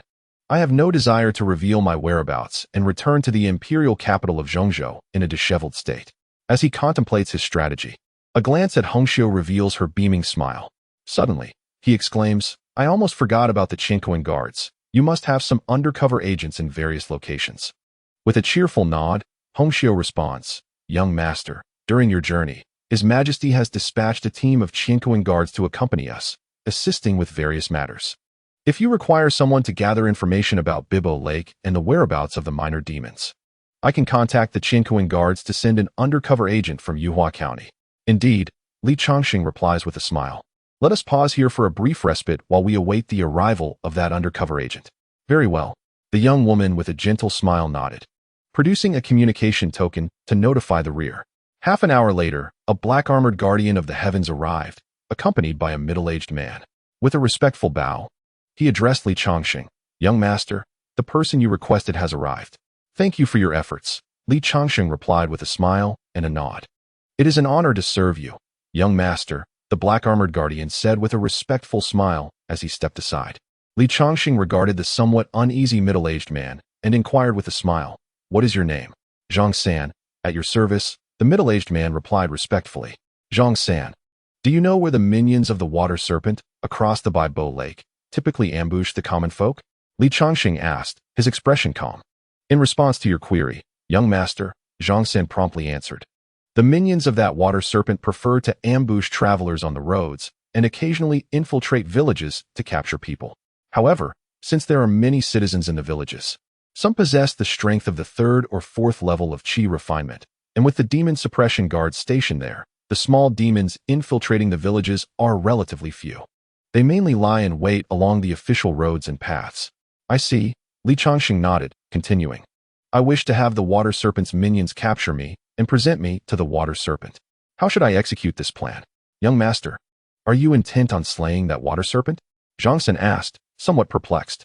Indeed, Li Changsheng affirmed with a nod. That would be difficult, Zhang San replied, shaking his head. Demons possess keen senses. The scent of a human child differs from that of an adult. If the young master can slay that water serpent and transform into a child, you must be a practitioner of innate physical strength, capable of controlling such bodily changes. However, this would not deceive the small demons, who can distinguish between adults and children. This was something the Demon Suppression Division attempted in the past. The Guardians of the Heavens should be aware of it. Zhang San looked quizzically at the black-armored guardian. Ha ha. Li Changsheng laughed. I am well aware of that. But if I were genuinely only 3 years old, would those small demons not be able to detect it? Really 3 years old? Zhang San's eyes widened in astonishment as he stared at Li Changsheng. After a moment, he seemed to grasp the implication. Could it be that you are a reincarnated immortal? Zhang San knew that the Great Qian government had announced the joining of a reincarnated immortal over 6 months ago, who was said to be a young child.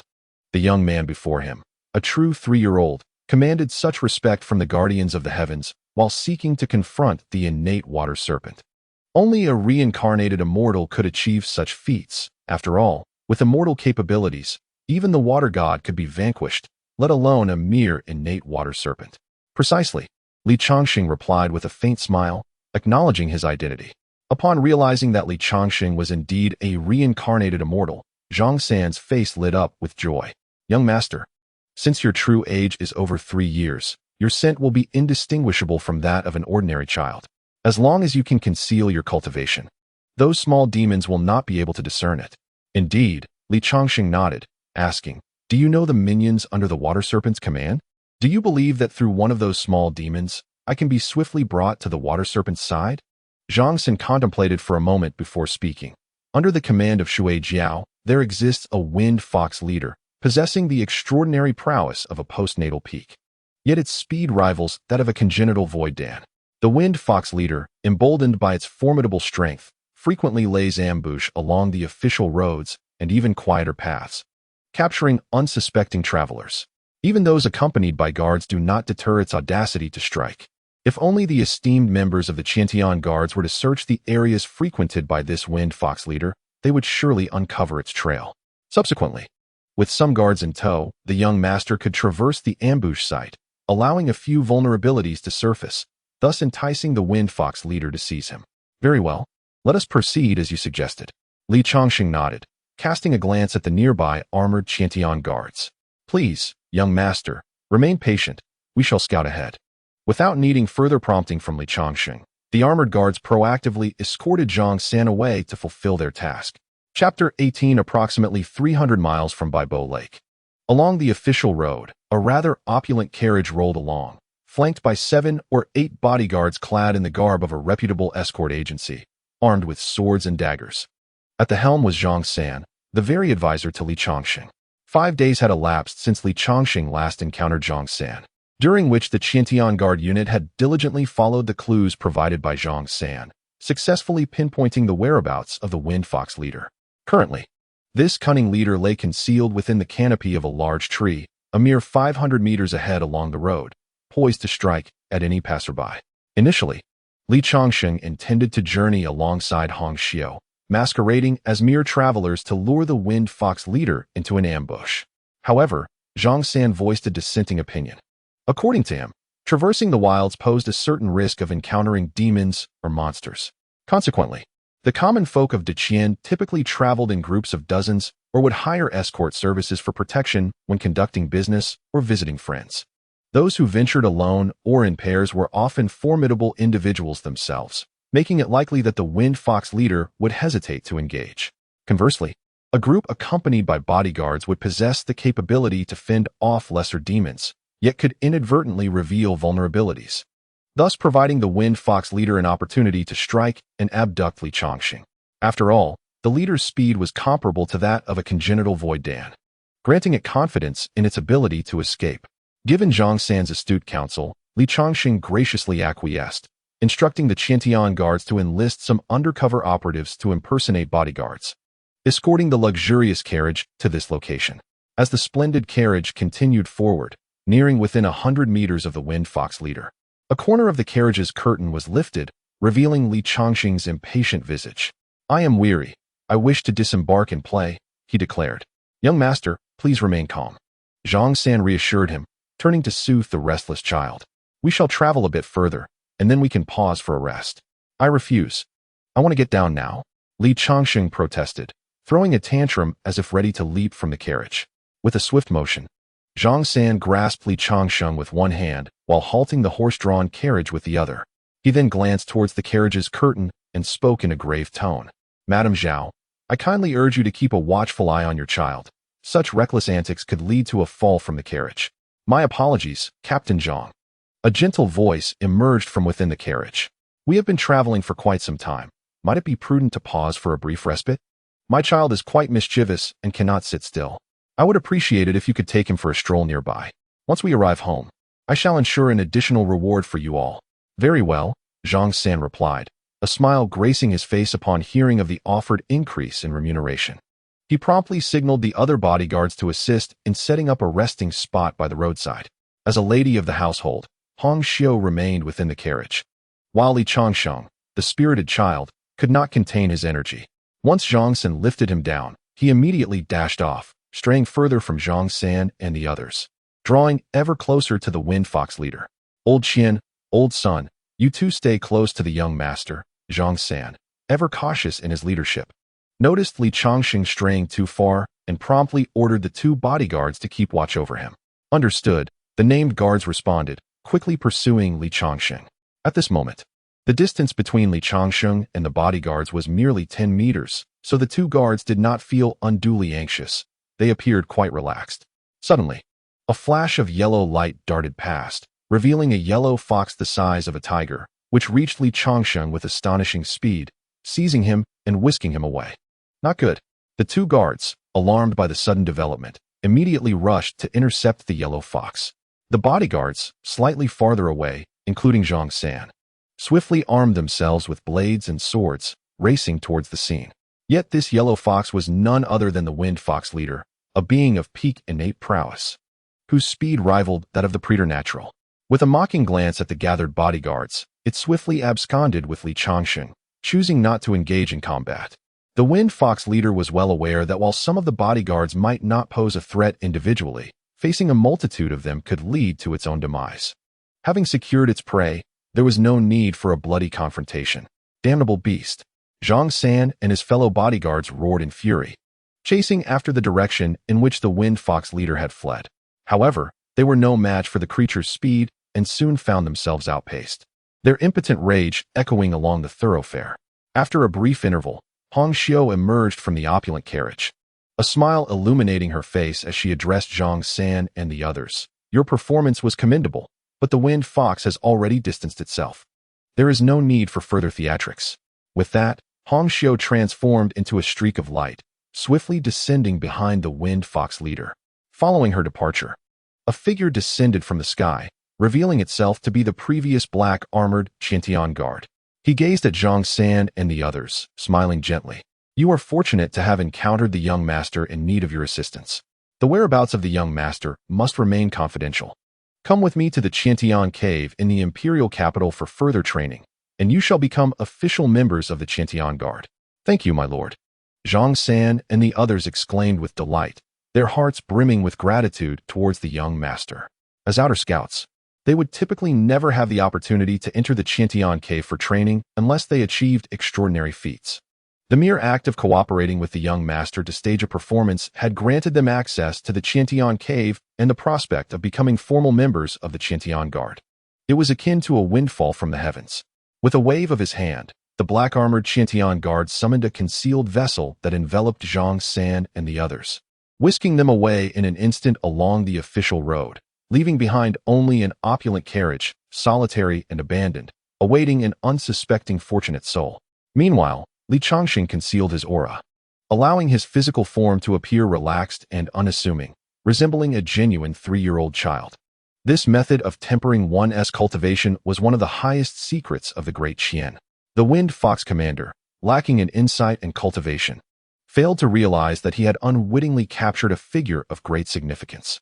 Oblivious to any anomalies, the Wind Fox commander, after evading Zhang San and his pursuers, led Li Changsheng to the shores of the Baibo Lake. With a splash, the Wind Fox commander plunged into the lake, enveloping Li Changsheng in a protective layer of yellow demonic energy, ensuring he would not be submerged. They swam towards the lair of the water dragon.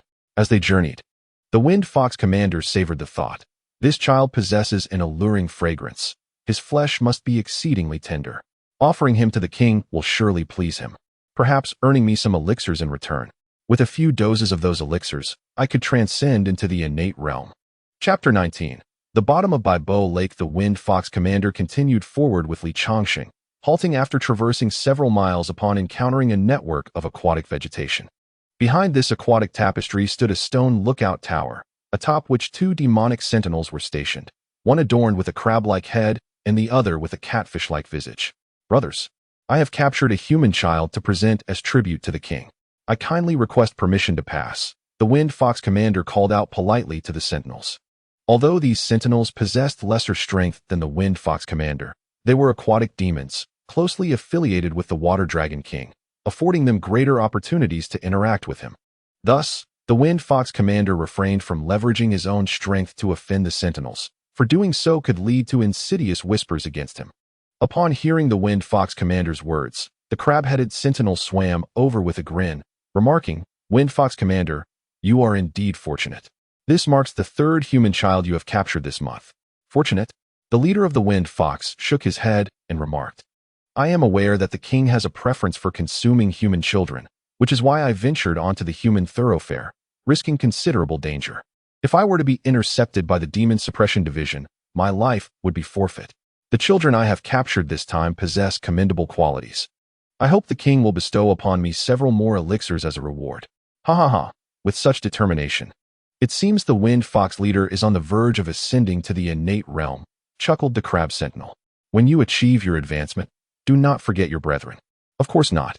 When the time comes, I shall capture some adult humans to celebrate with my comrades, the Wind Fox leader replied with a smile. Although the taste of adult humans pales in comparison to that of children, they still provide a satisfying chew. The Crab Sentinel laughed heartily, leaning closer to Changsheng and, upon confirming he was indeed a human child, said, "The flavor of human children is exquisite. Some possess residual innate energy within them, which greatly benefits cultivation in the innate realm. Only the king and his kin are worthy of such delicacies. We lesser demons are not picky, as consuming adult humans will yield rewards as well. We eagerly await the day of your ascension, Wind Fox leader." As he spoke, the Crab Sentinel opened a small gap in a dense mass of aquatic vegetation and gestured to the Wind Fox leader, saying, "All has been confirmed. You may proceed." Wind Fox leader. Very well, the Wind Fox leader replied with a smile, leading Changsheng through the opening as they continued their journey toward the water flood dragon's lair. Along the way, they encountered several such strongholds, where Changsheng was subjected to repeated inspections by the demons present. Only upon confirming his identity as a human child were they permitted to pass, effectively eliminating the possibility of strong individuals masquerading as children. The purpose of these strongholds was twofold: to remain vigilant against external threats and potential ambushes from the Demon Suppression Division, and to guard against the smaller demons outside. Even if a human body refinement expert subdued a minor demon and transformed themselves into a human child to offer tribute, these strongholds ensured that human body refiners could not approach the water flood dragon. It can be said that those demons listed on the wanted poster, who managed to survive without being slain by the Demon Suppression Division, were no ordinary beings. After passing through several checkpoints, the Wind Fox leader and Changsheng finally halted 30 miles from the water flood dragon's lair, where further progress was prohibited. As long as the tribute pleased the water flood dragon king, rewards would surely follow. Changsheng, as the offering, was then delivered to the water flood dragon's lair by a black fish demon. In the grand hall of the water flood dragon's lair, the water flood dragon maintained a humanoid form with a dragon's head and coldly tossed a half-eaten child of 7 or 8 years to an adjacent salivating old turtle demon, saying, "What has transpired this past year? The quality of the human children captured has been abysmally poor, with not a single one exhibiting residual innate energy. What are those lesser demons below doing? Your Majesty, please temper your anger." The old turtle demon greedily consumed the child's remains and replied slowly, "The occurrence of human children possessing residual innate energy is intrinsically rare and fleeting. It is entirely normal not to encounter them this year. Moreover, the human race is highly protective of their young, seldom venturing outdoors with them. Coupled with the vigilant patrols of the Demon Suppression Division, it is indeed a remarkable feat for the lesser demons to capture a human child, let alone guarantee that the child possesses innate energy." The water serpent, acknowledging the wisdom in the old turtle's words, nevertheless voiced his agitation. "The innate energy would greatly benefit my bloodline's advancement. If I could consume 10 more children imbued with innate energy, I would ascend to the realm of the innate golden elixir. Alas, such children are scarce. Otherwise, I would risk the wrath of the human warriors and slay several villages to achieve my advancement." "My lord, you must not entertain such thoughts," the old turtle quickly advised. "The territory of the Great Qian is vast, with powerful beings stationed throughout.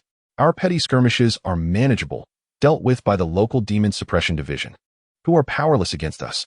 However, to slaughter the villages of Great Qian would be a slap in their face," prompting the headquarters of the Demon Suppression Division to dispatch formidable warriors.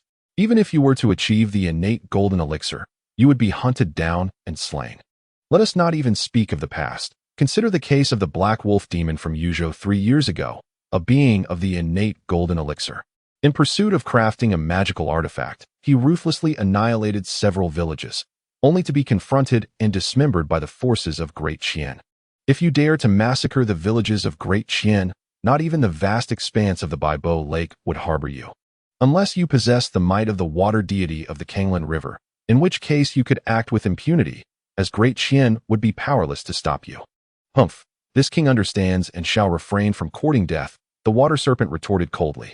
In the past, I sought to procure some human children from the Kanglan River water deity to hasten my ascension to the innate golden elixir. That wretched deity, already a being of the innate golden elixir, had no need for the innate energy of human children, yet refused to sell even a single child to me. Mocking me instead, what of his strength?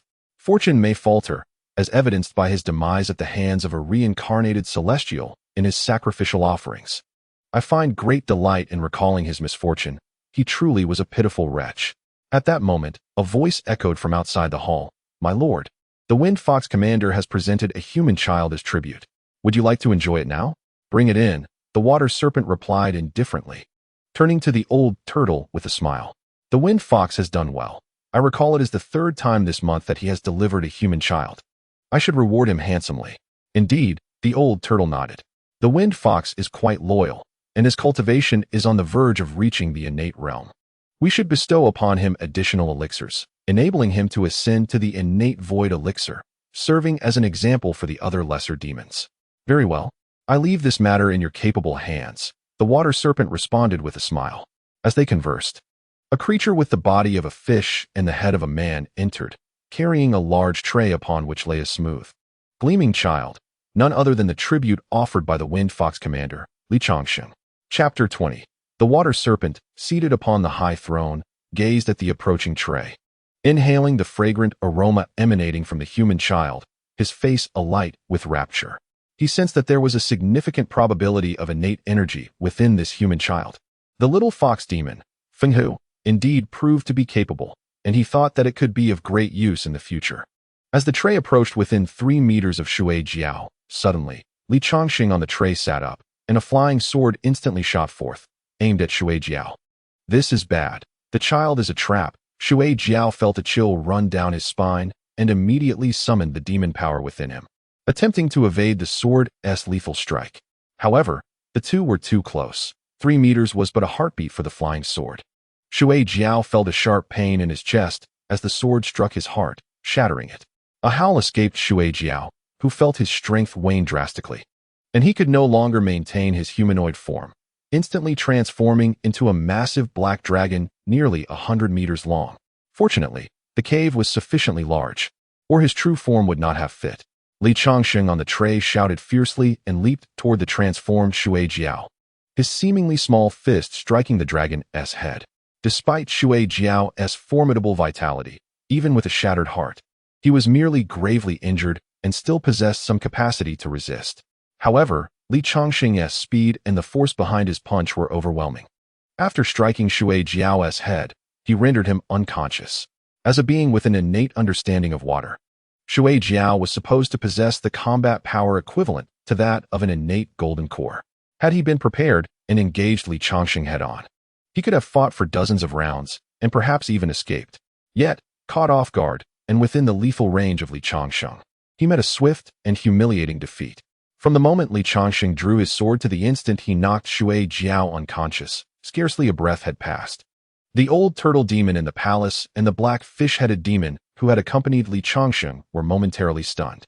However, upon Shui Jiao's collapse, the two demons finally regained their senses and hurriedly fled toward the palace's exit, realizing that they were no match for one who could incapacitate their king. Changsheng casually waved his hand, and his life-bound flying sword sliced through the two demons, eliminating them in an instant. After completing this, he retrieved a set of clothing from his storage bracelet and donned it, followed by a 5-colored rope artifact to bind the unconscious Shui Jiao. He refrained from killing Shui Jiao, for he still had use for him. Changsheng had meticulously chosen the demons from the bounty list with a purpose.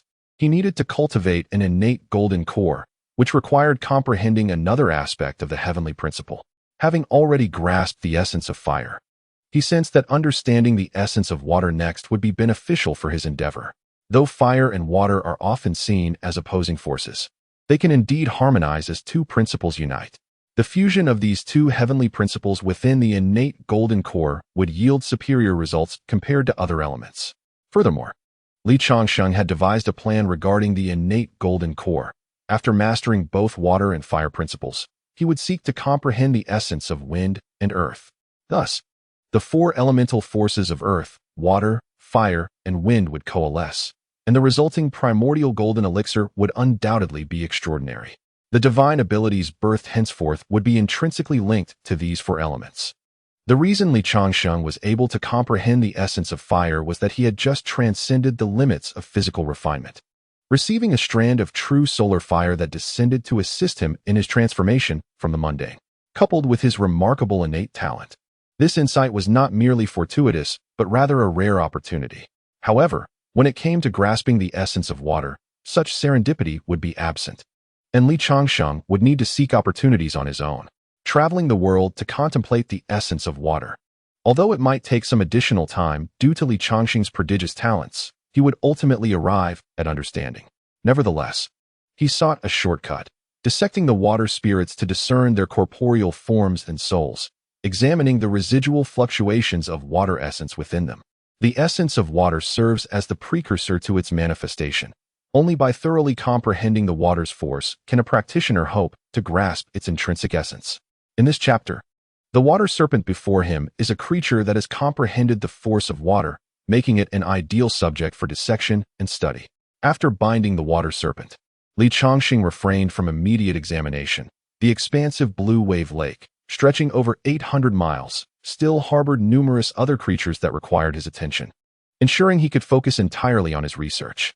Utilizing the essence of fire, he sensed his surroundings.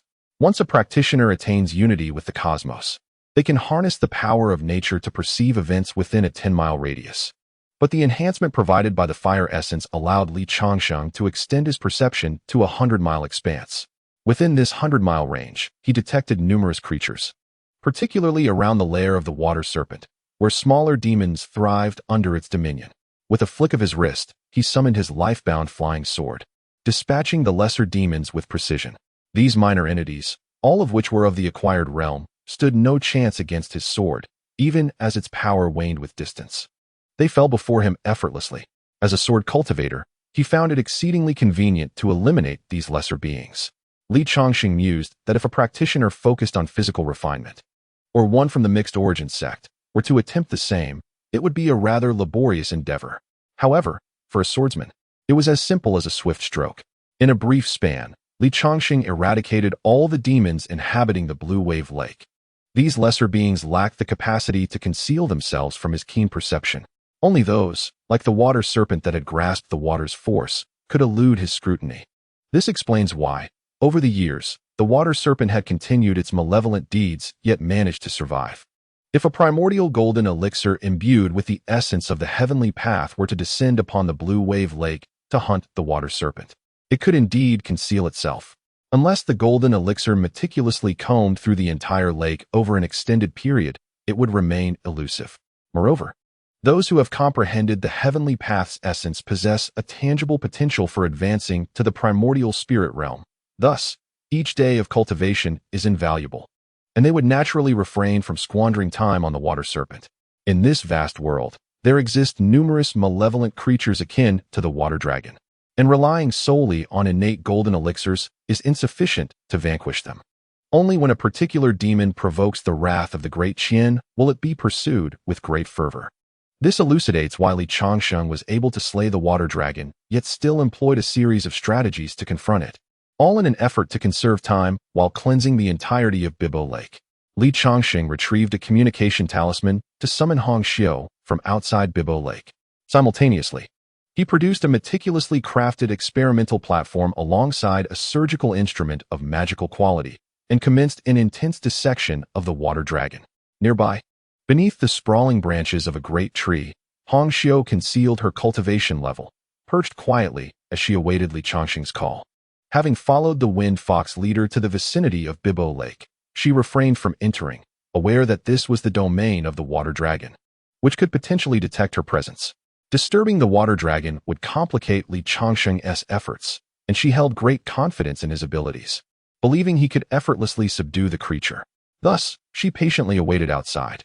When Changsheng's message arrived on the talisman, Hong Xiu swiftly transformed into a streak of light, entering Bibo Lake and following the path he had indicated. Along her journey, She encountered countless demon corpses, which underscored the intensity of Li Changsheng's murderous intent, evoking her admiration for him. He was undoubtedly preferable to those within the sect who sought longevity. As she soared through the air, she soon arrived at the water dragon's lair, guided by the resonance of its aura to a grand hall, where an unexpected scene unfolded before her. There stood the seemingly adorable young master, wielding an oddly shaped knife, intensely engaged in dissecting the water dragon, methodically severing its scales and flesh. The water dragon, still alive, gazed at him in terror, more fearful than if confronted by an extraterrestrial demon. Chapter 22. Young Master, what are you doing? Hong Xiu inquired with curiosity, perceiving that while the young master reveled in bloodshed, he was not one to deliberately torment demons. Welcome, Hong Xiu. Li Changsheng smiled as he looked up. I am examining the water essence within this dragon, seeking a shortcut to swiftly comprehend the profundity of water. Understood, Hong Xiu nodded with a smile. Time passed, and 3 days swiftly elapsed. Li Changsheng's research reached its conclusion. Observing the dazed water dragon, he decisively delivered a swift blow, granting it a merciful end. Slain a 2-star sinister demon, merit points 1,000. A 2-star sinister, it appeared this water dragon had claimed the lives of at least 10,000. As Li Changsheng gazed at the system notification, he comprehended that the demons listed on the bounty board had blood on their hands, and slaying such creatures would yield the greatest merit. According to the mythological card system's classification of sins, to slay fewer than 1,000 is not deemed a transgression. The merit gained from vanquishing such lesser demons is minimal, and the rewards bestowed by the system are rather capricious. During this expedition, Li Changsheng has eliminated numerous minor demons, accumulating merely a few hundred points of merit, rendering the cost-effectiveness decidedly low. Only by slaying over 1,000 can one be considered guilty of a 1-star transgression, which yields 500 points of merit upon defeating such demons, a feat Li Changsheng has yet to encounter. To kill over 10,000 qualifies as a 2-star transgression, granting 1,000 points of merit for dispatching such formidable entities. The water flood dragon falls into this category. A 3-star transgression, requiring the demise of over 100,000, rewards 5,000 points of merit, and the water god he recently confronted belongs to this echelon. Total merit points, 776. Gazing at his merit points, Li Changsheng realized he was still far from the coveted 10,000. From this perspective, the time-limited young Nezha card is exceedingly precious, and he must avoid squandering it unless absolutely necessary. The effect of extending one's merit by 10,000 points for a mere second is quite profound. Yet amassing such merit proves to be a formidable challenge. Unless he could condense the primal true Dan and eliminate high-ranking demons from the bounty list, accumulating merit would become significantly easier. However, it appears he is not far from achieving the condensation of the true Dan, and he eagerly anticipates the strength he will possess at that time. Reflecting on his gains from the water flood dragon, Li Changsheng retrieved the demon bounty list from his storage bracelet to investigate within the realm of the primal true Dan. Observing his cessation of research, the accompanying protector, Hong Xiu, inquired with curiosity, Young Master, have you made any progress in your studies? Indeed, I have, Li Changsheng replied with a smile, nodding. From the water flood dragon, I have gleaned a hint of understanding. If I can capture more water element demons, I should arrive at a conclusive result. Young Master is formidable, Hong Xiu praised. Might this method of yours be applicable to others as well? If so, the strength of Deqian would increase immensely. The essence of the heavenly Tao has always relied on personal comprehension. Hong Xiu was astonished to learn that insights could be derived from demons. Should this knowledge proliferate, Deqian's power would escalate rapidly. Alas, Li Changsheng shook his head. My ability to derive understanding from demons stems from my exceptional talent, which inherently allows me to grasp the nuances of the heavenly Tao. It merely expedites the process. Without such aptitude, one cannot uncover the essence of the heavenly Tao. For those who possess the requisite talent, their path lies in natural progression. Emulating my approach may lead them astray. Very well, Hong Xiu responded, somewhat disappointed. Acknowledging that this method was unique to Li Changsheng, and others in Deqian would be unable to acquire such a capability. Do not be disheartened. Once I condense the Golden Dan, all the demons of Deqian shall be swept aside. The remaining practitioners of the primal realm can easily handle minor demons. Li Changsheng said with a gentle smile. Indeed, Hong Xiu smiled in agreement, recognizing that even if young Master's method proved effective, It would still take considerable time for other practitioners in Deqian to comprehend the essence of the heavenly Tao. As long as the young master condenses the innate golden elixir, it will be sufficient to sweep away all golden elixir demons in the Grand Qian realm. With the young master's prodigious talent, that day will not be far off. Changsheng carefully stored the demon bounty list and experimental tools. Then addressed Hongxiu, "Let us depart. The water dragon has been thoroughly studied, and we must seek our next target." "Which target will the young master choose next?" Hongxiu inquired, puzzled. "The water monkey of the Bailu River in Yuzhou," Changsheng replied with a faint smile. Half a year later, in a demon lair at the bottom of Smoke Wave Lake in Changzhou, Changsheng casually struck down a carp demon with a single stroke, then collected its corpse and the experimental tools into the storage bracelet on his wrist. "Young master, which target shall we pursue next?" Upon seeing the conclusion of Changsheng's experiment, Hongxiu promptly asked. "No need," Changsheng said with a smile. "After studying 9 demons that have grasped the essence of water, I now possess a certain understanding of the water's significance. It is time for us to return to the imperial capital of Zhongzhou." Since half a year ago, when Changsheng captured the innate water monkey through the means of offering a doll for research, he continued to employ similar strategies across various states, coaxing lesser demons to present themselves before the greater ones, then ambushing them to capture 9 major water demons. Through the dissection and study of these 9 demons, Changsheng has gleaned all he needed to know. Henceforth, he simply required a period of seclusion. Upon hearing Changsheng's words, a smile spread across Hongxiu's face. "We can return to the imperial capital. That is truly wonderful." Although their cautious approach over the past 6 months, along with a small team of Qiantian guards tidying up, led the outside world to believe that some powerful sect was collecting water attribute materials by slaying these demons, Changsheng's whereabouts remained concealed, preventing the demons from discovering that a transcendent being was abroad. However, as Hongxiu served as his protector, she was acutely aware of Changsheng's significance, and the pressure on her heart was immense. For the past 6 months, she had not dared to relax, fearing that any flaw might invite an innate golden elixir demon to assassinate them.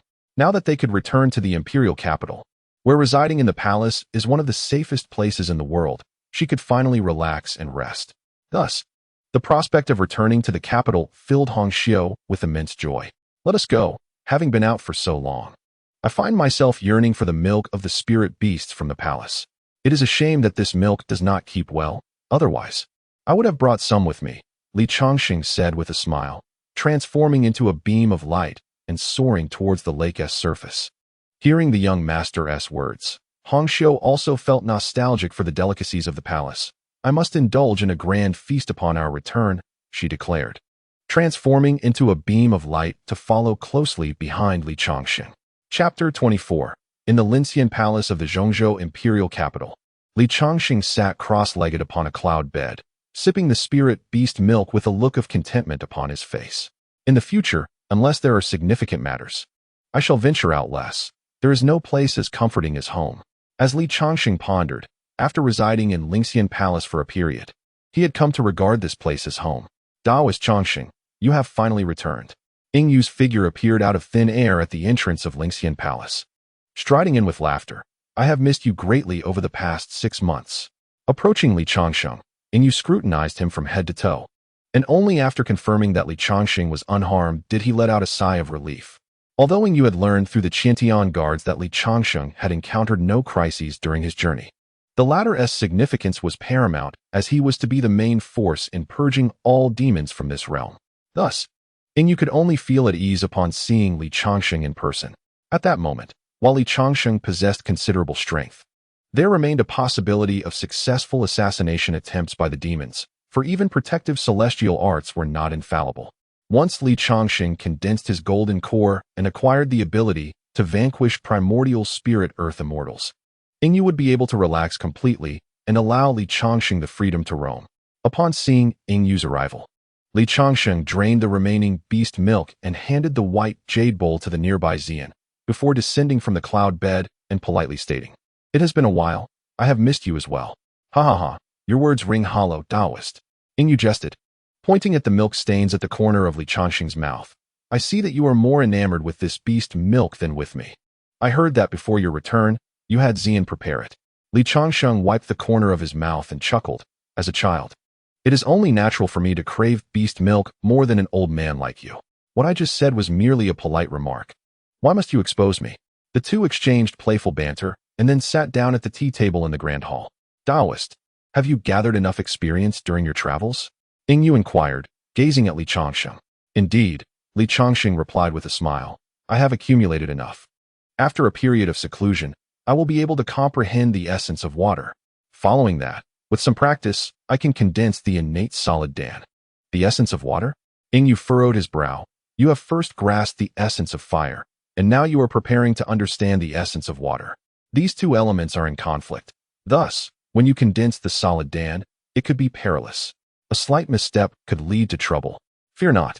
Li Changsheng replied with a serene smile. Though water and fire are fierce and incompatible, they also possess a gentle side that allows for fusion.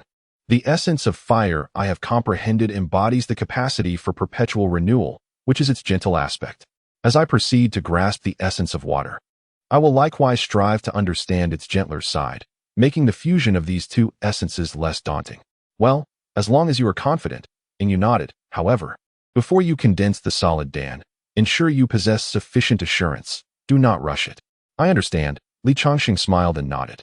Just as Li Changsheng entered seclusion to contemplate the principles of heaven, in Sangzhou, at the Geo Demon Mountain by Yunming Lake, a council hall housed 3 figures enveloped in swirling black mist, sitting in silence for a lengthy period.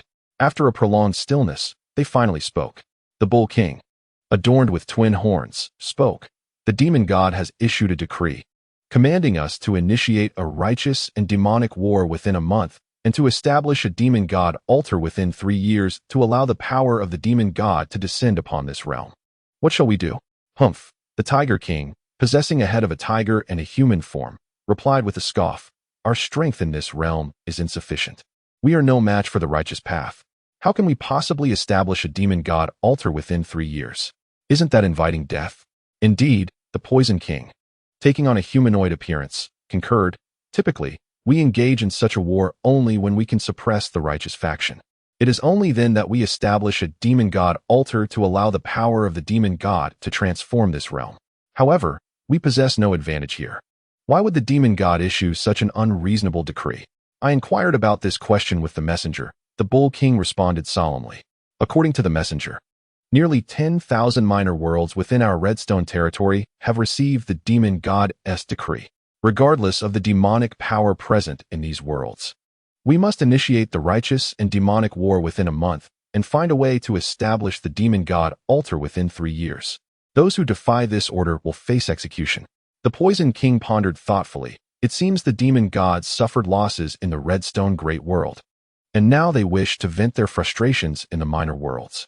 You are correct, Poison King. The Bull King nodded. The messenger, being of my kin, discreetly informed me that recently we suffered significant territorial losses in the Redstone Great World.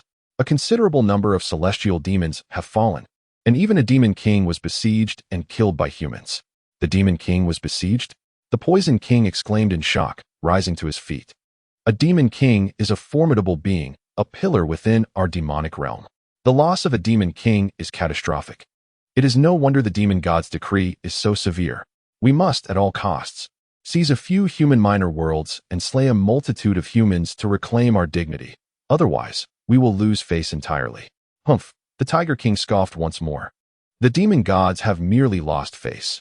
If we engage in the righteous and demonic war, one misstep could cost us our lives. The Tiger King was visibly displeased. Had it not been for the demon god's decree, he, as one of the 3 supreme demons of this realm, would be enjoying a comfortable existence. Now, coerced into initiating a righteous and demonic war and tasked with establishing a demon god altar within 3 years, was it not akin to courting death? The righteous path was not to be trifled with. If they dared to establish the altar, they would face the onslaught of righteous celestial beings. He had little faith in their future.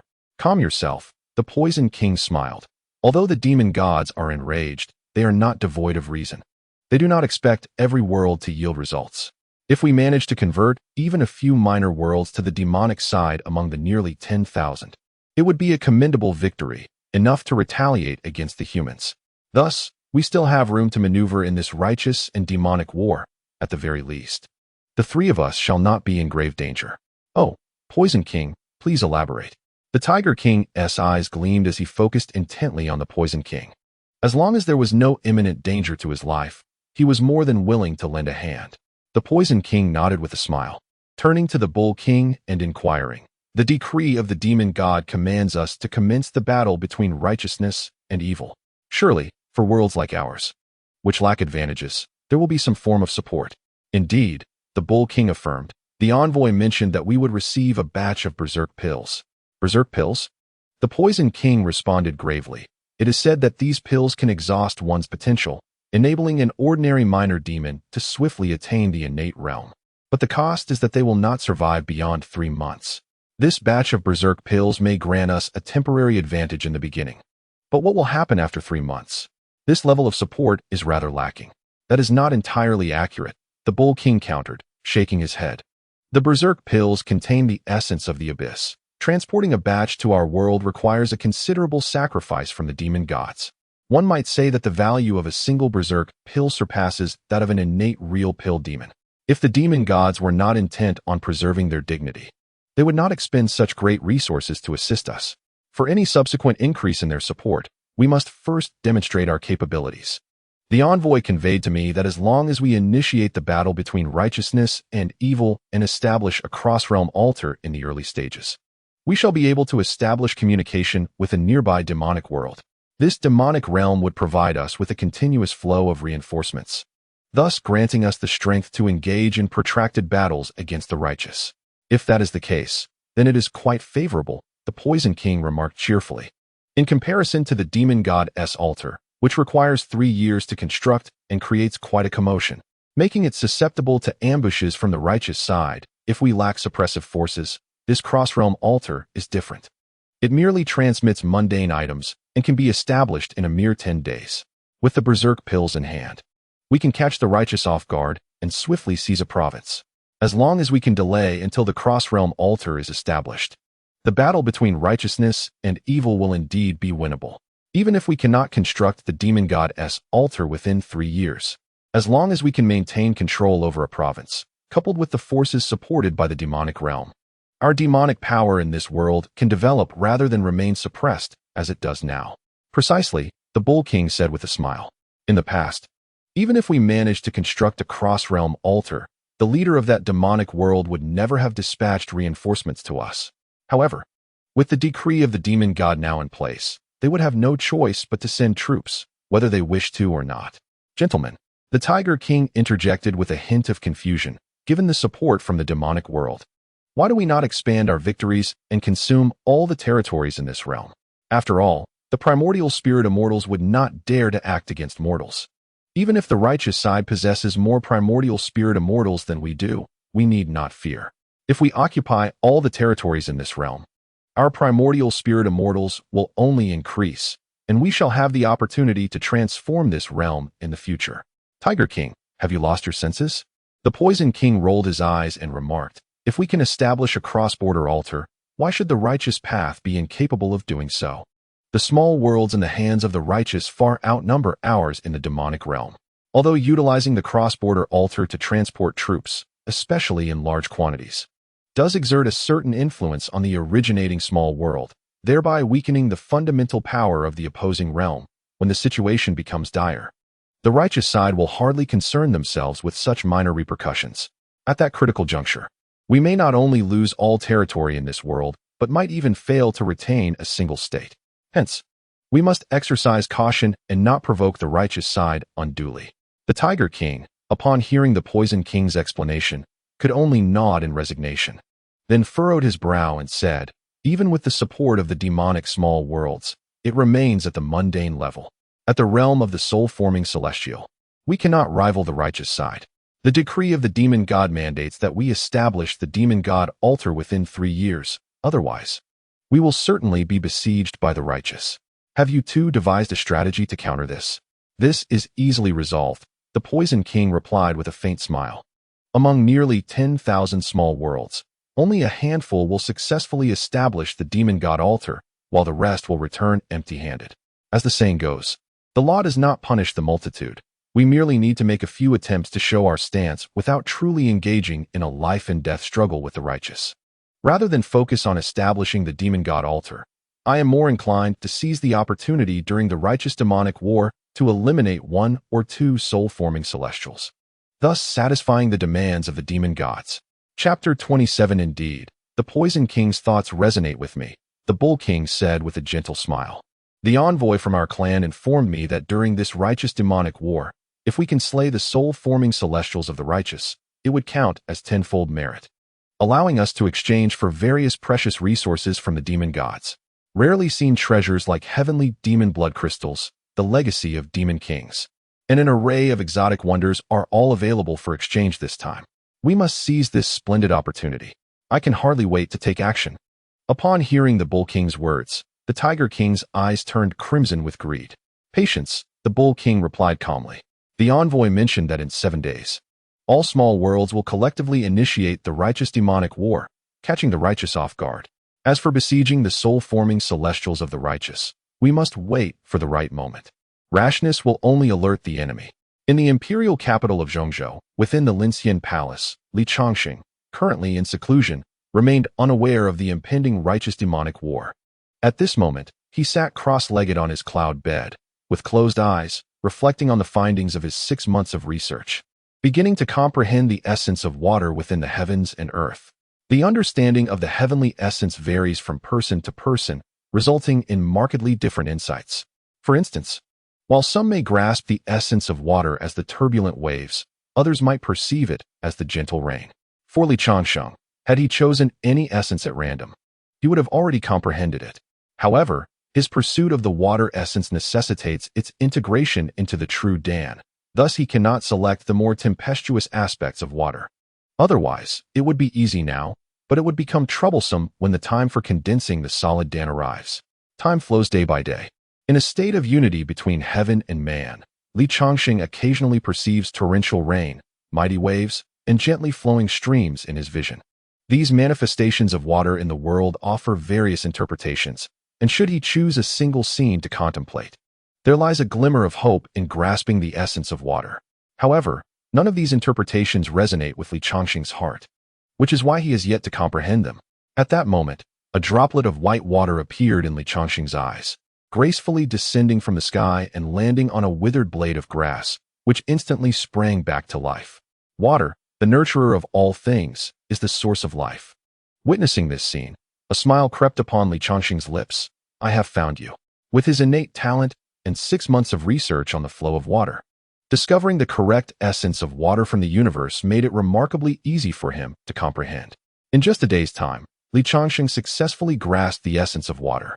Upon awakening on his cloud bed, he smiled to himself. The fire essence I previously comprehended contains an endless vitality, which I named Nirvana essence. Now, having understood the water essence, with its ability to nurture all things, I shall call you Sweet Dew Essence. Chapter 28. At the very moment Li Changsheng comprehended the Sweet Dew Essence, in the Jiuyu Demon Mountain within Yunming Lake, 3 figures shrouded in swirling black mist began to issue commands through communication jade talismans to initiate the battle between the righteous and the demonic. As this command spread, the demons concealed deep within the mountains and marshes of various states rapidly emerged to assault the villages and towns of the human race. The 3, including the Bull King, were aware that even with the assistance of the frenzied Dan, it would be impossible to truly conquer the 19 states of this realm. Their singular aim was Zhongzhou. Securing a state would provide them with a solid foundation to cultivate greater demonic power. Thus, the other states were merely a diversion, intended to restrain the forces of Deqian and various sections. The true concentration of demonic forces lay in Zhongzhou, along with the connected regions of Liizhou and Xingzhou. Compared to the other states, the Bull King and his companions only allowed the local innate demons to lead a small number of lesser demons who had consumed frenzied Dan to conduct guerrilla attacks across Deqian, diverting its strength in those states. In Xingzhou and Liizhou, the Bull King had distributed a considerable amount of frenzied Dan.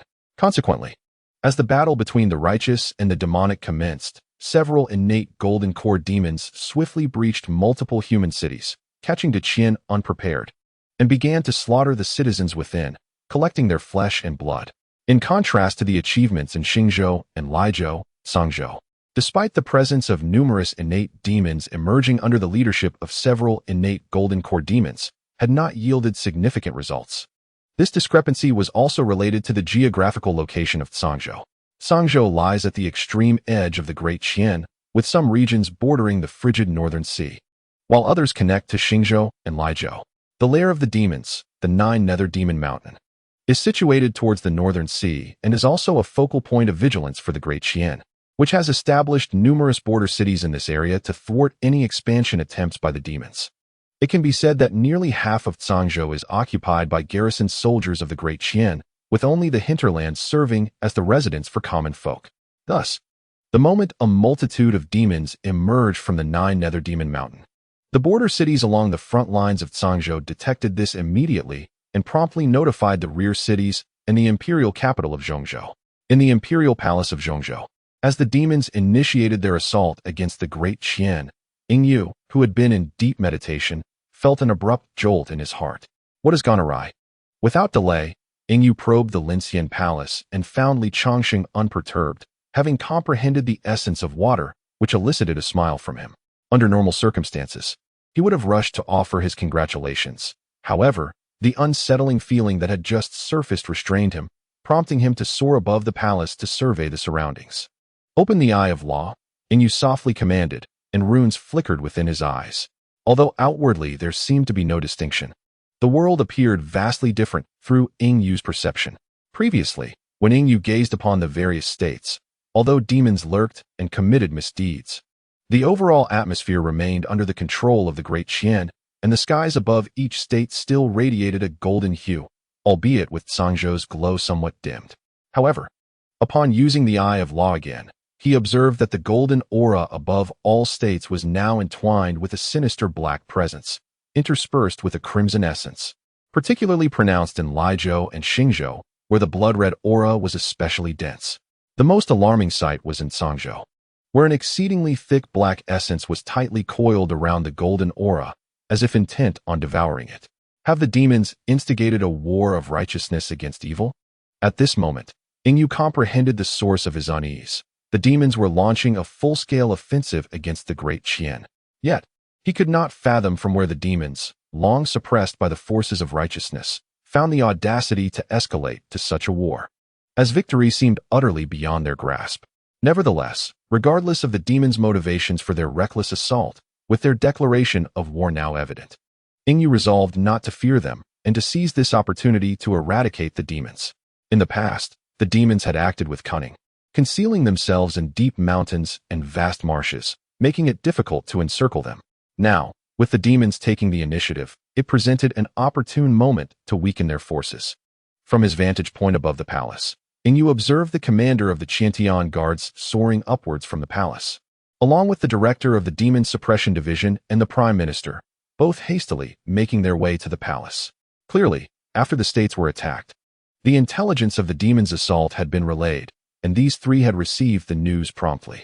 Your Majesty, the commander of the Qiantian Guard approached Yingyu, saluting respectfully before hastily declaring, the demonic forces have launched assaults across various provinces, with Xingzhou and Lijiao suffering the most significant losses, leading to the massacre of numerous citizens in several major cities.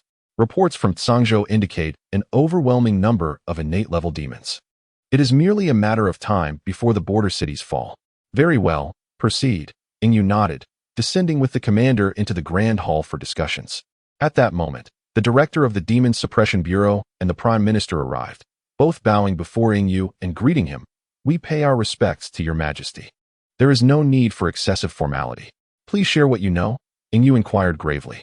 The Qiantian Guard, the Demon Suppression Bureau, and the Prime Minister's office all possessed intelligence networks across the provinces, although with varying focuses and potentially differing information. After a brief exchange among the director of the Demon Suppression Bureau, the Prime Minister, and the Qiantian Guard commander, they clasped their hands and addressed Yingyu. Your Majesty, we have received reports from the Demon Suppression General in Xingzhou and Lijiao. The number of innate-level demons attacking is far greater than previously indicated by our intelligence, with many former lesser demons now transformed into innate-level threats. Moreover, these lesser demons, having ascended to innate level, exhibit poor control over their newfound powers, rendering them inferior to true practitioners of the innate realm, as if they have been forcibly elevated by some external force. I suspect these lesser demons' sudden transformation is likely due to the use of frenzy pills, the commander speculated. Frenzy pills. Ingyu's brow furrowed slightly. He had initially presumed the demons were merely acting out of madness, but the emergence of frenzy pills suggested external support for these demons. Your Majesty, the Prime Minister interjected. Sangzhou's border cities have reported that they observed a group of demons constructing a flesh-and-blood altar beyond Yunming Lake. As he spoke, the Prime Minister waved his hand, conjuring an image of the altar transmitted from Sangzhou. A cross-border altar. Ingyu recognized the altar's nature immediately, his frown deepening. The appearance of frenzy pills implied the presence of a force aiding the demons. However, the construction of a cross-border altar indicated a significant power backing these demons. This impending battle between the righteous and the demonic could extend for a considerable duration, with losses likely to be unfathomable. Mobilize all available personnel to Sangzhou at once. Ensuring that the demonic horde is contained within its borders, Ingyu commanded the three before they departed. Once they left, Ingyu retrieved a communication token to contact the mistress of ZY Palace, the master of Hunyuan sect, and the head of the Sword Pavilion. Chapter 30. As the connection was established, three ethereal figures materialized before Ingyu. Friend Tianjian, friend Yuandao. Ingyu greeted the two among them. The demons have declared an all-out war. Vast numbers are wreaking havoc in Xingzhou and Laizhou. The Sword Pavilion and Hunyuan sect lie within these provinces. I implore you to dispatch your disciples to hunt down these demons swiftly. Rest assured, Ingyu, the head of the Sword Pavilion, Tianjian Taoist, proclaimed loudly. When the demons initiated their attack, my sword heart sensed the disturbance. I have already dispatched the majority of our innate-level sword cultivators to pursue the demons in Laizhou. Excellent. They should first liaise with the local Demon Suppression Bureau for comprehensive intelligence, Ingyu advised solemnly. Understood, Tianjian Taoist nodded. Ingyu, my friend. Beside him, the leader of the Hunyuan sect, Yuan Taoist, spoke up in Xingzhou. Most of the innate realm members of the Hunyuan sect have already emerged to assist the Demon Suppression Bureau. Thank you, fellow Taoists, Ingyu responded with a courteous gesture. Do not mention it, Tianjian Taoist replied with a smile. The reason our Sword Pavilion and the Hunyuan sect have established our bases in Laizhou and Xingzhou is precisely to guard against the Juyou Demon Mountain and to thwart the chaos wrought by demons in these two states. While our pursuit of longevity is a natural human inclination, with the righteous and demonic battle now fully ignited, which concerns the safety of the entire world, we must naturally exert ourselves to the utmost. Indeed, Yuan Taoist concurred with a smile. Though your Deqian excels at vanquishing demons, our disciples have also contributed. We merely prioritized the quest for longevity over demon slaying previously. Now, our focus has shifted, which can also be seen as a blessing for the younger generations. Yes, Ingyu nodded. The reason he did not aggressively expel the sects within Deqian was that they had indeed been active and could still be relied upon in critical moments. However, this time, the most reliable sect had turned out to be untrustworthy.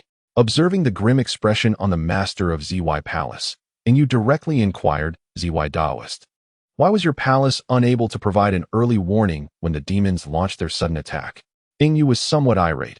Had ZY Palace given a timely alert, Deqian could have prepared and mitigated the damage significantly. In response to Ingyu's query, the master of ZY Palace replied solemnly, this incident is indeed my responsibility, but it cannot be solely attributed to me. At the moment the demons struck, I discovered that the heavenly secrets were obscured. The techniques employed by this individual surpassed my imagination, far beyond what a Yuanshan Earth immortal could accomplish. I immediately consulted the ancestral master of the Hongshi Great World, which is when I grasped the truth of the matter. What truth? Ingyu pressed further. The master of ZY Palace explained.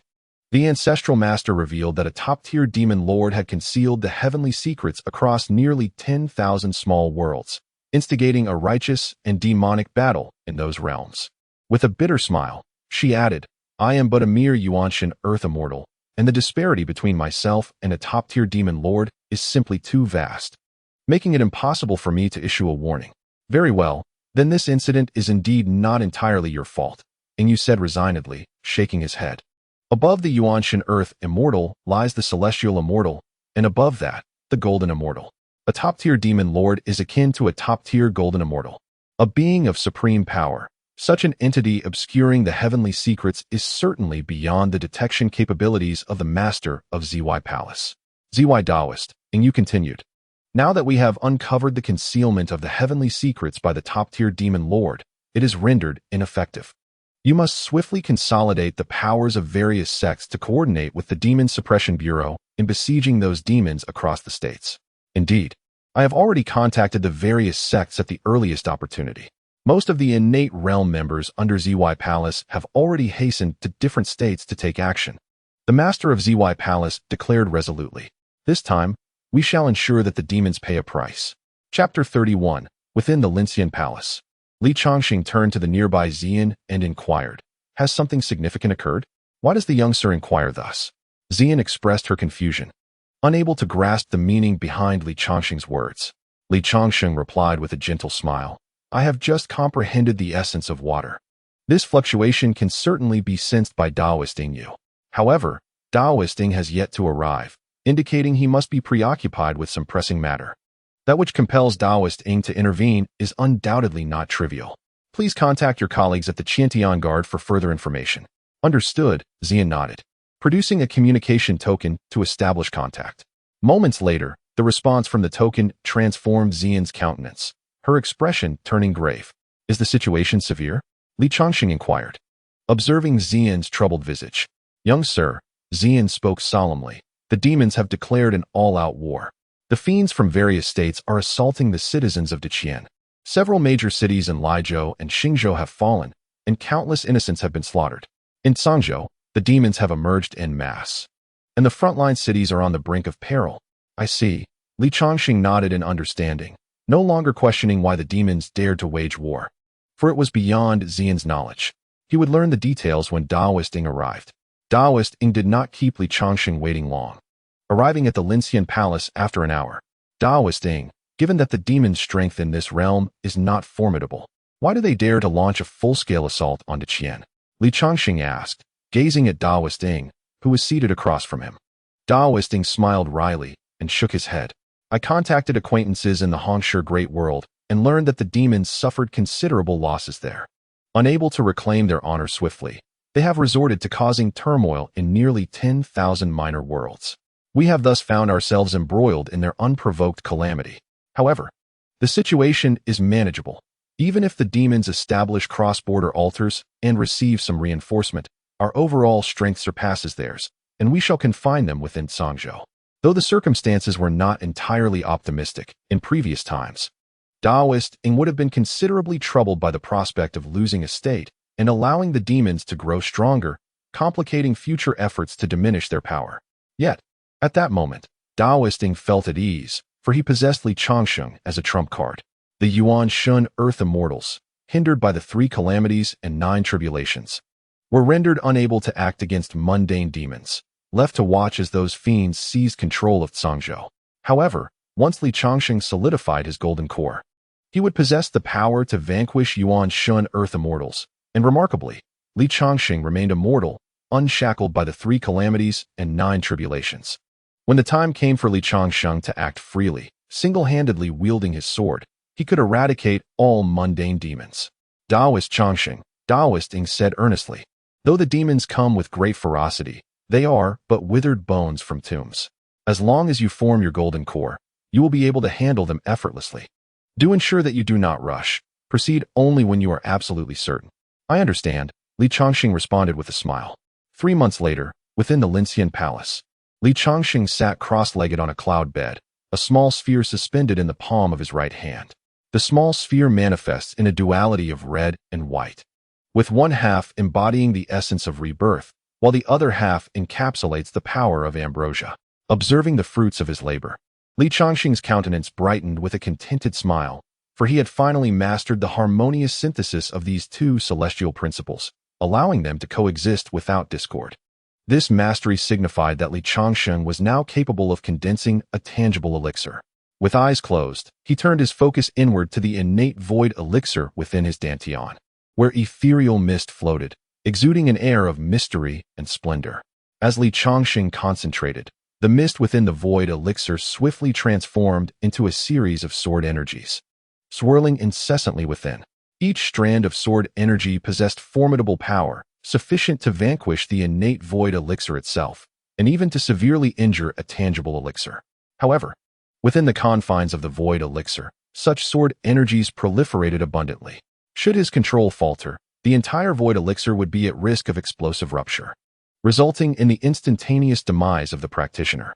In the realm of innate cultivation, whether it be the condensation of a void elixir, tangible elixir, or golden elixir, an extraordinary degree of control is paramount. Insufficient mastery renders the breakthrough perilous. Yet, this modicum of danger was trivial for Changsheng, who effortlessly commanded countless sword energies, rotating them in a clockwise motion. As the sword energies continued to whirl, the innate void elixir gradually diminished in size.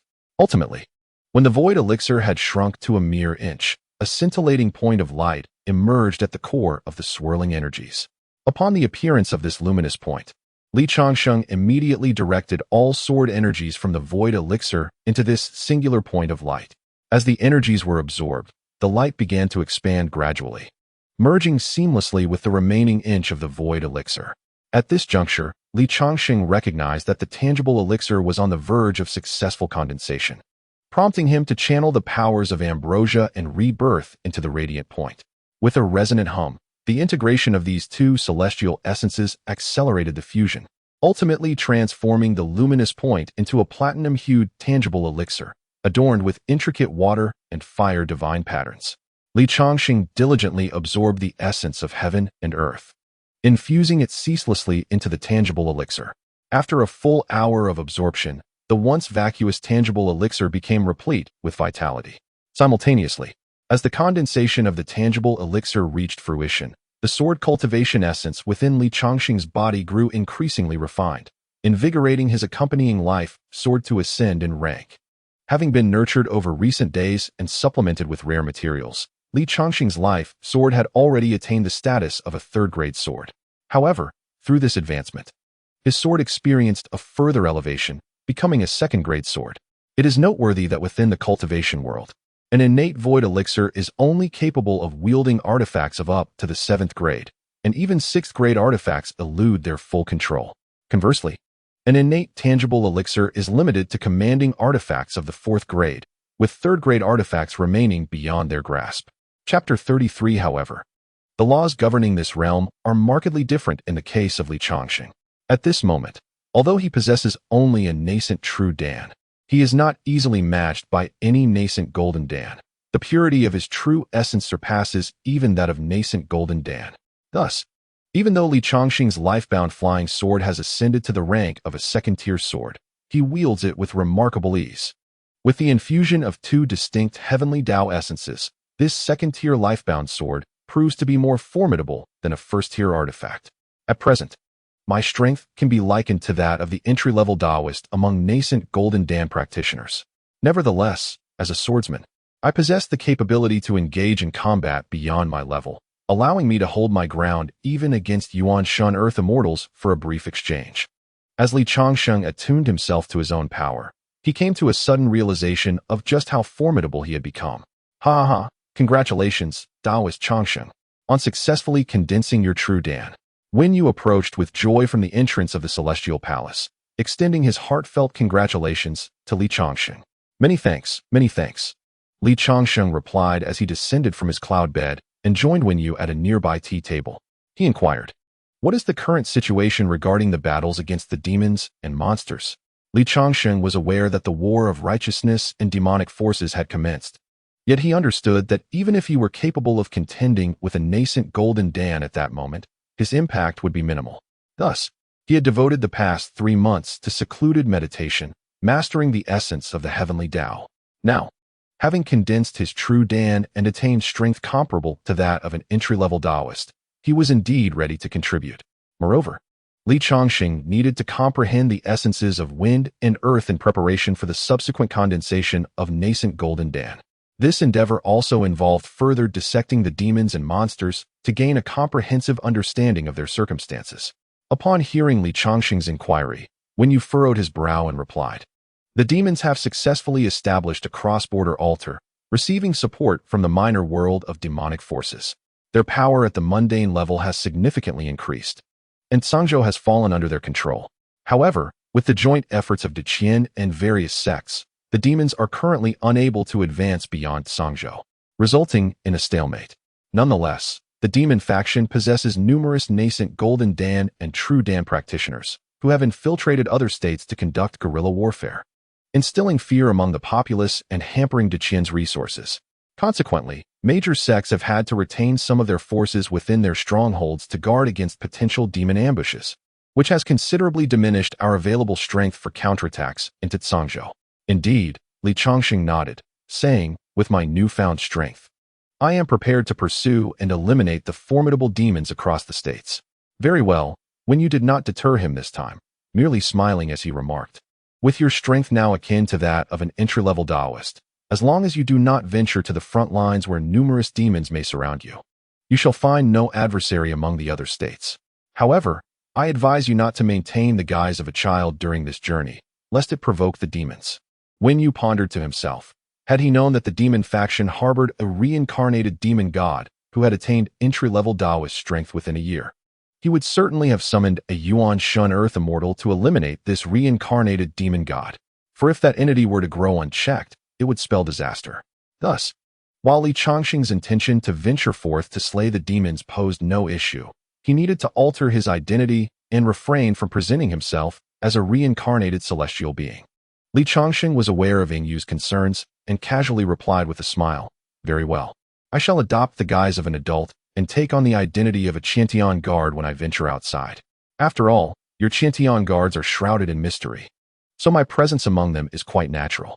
Yu nodded, observing Changsheng with amusement as he remarked, I never anticipated that you would carve such a path within the Qi refining lineage, managing to rival the Golden Core in innate essence. He continued, in comparison, while your achievements in the body refining lineage are commendable, they pale in comparison to those of the Qi refining lineage, reducing to merely altering one's physical form. Changsheng chuckled wryly. Nevertheless, I have not neglected my pursuits in body refining. I now possess the physical strength of an innate Golden Core demon. Should an adversary underestimate me, believing I am merely a fragile sword cultivator, they will find themselves gravely mistaken. Moreover, this great Sun-Fire Lotus undying body harbors immense potential. The first layer is postnatal, the second innate, and the third could rival celestial beings. I sense that the third layer is not far off, and at that point, my prowess will be on par with that of Qi refiners. That is reassuring. Yu replied with a smile, pleased by Changsheng's growing strength. With such a formidable ally, he felt no trepidation, regardless of how the demons evolved. 7 days later, in the depths of the Wanxiang mountain range in Jinsijin, Yongzhou, a black mouse demon with an innate golden core was resting in a cave. Suddenly, it sensed an impending danger and swiftly burrowed into the ground, seeking to escape underground. Whoosh! A flying sword entered the cave, striking the black mouse demon in the neck and pinning it against the cave wall. The formidable sword energy enveloped the demon, rendering it immobile. In an instant, a man clad in black armor of the Qiantian guards appeared in the cave, observing the subdued black mouse demon with a smile. Not a demon listed on the wanted poster, yet possessing innate golden core strength. It seems you hail from a minor world of demons. The black mouse demon, despite being restrained, managed to speak, its shock evident as it gazed at the man in black armor. How does a character like you belong to the Qiantian guards? Although it originated from the demon realm, it had been dispatched to Yongzhou for guerrilla warfare, having reviewed the profiles of the righteous side's formidable warriors. The black-armored Qiantian guard, capable of subduing it with a single sword strike, was at least an acme of innate golden core strength. Where does this third extreme powerhouse in Deqian come from?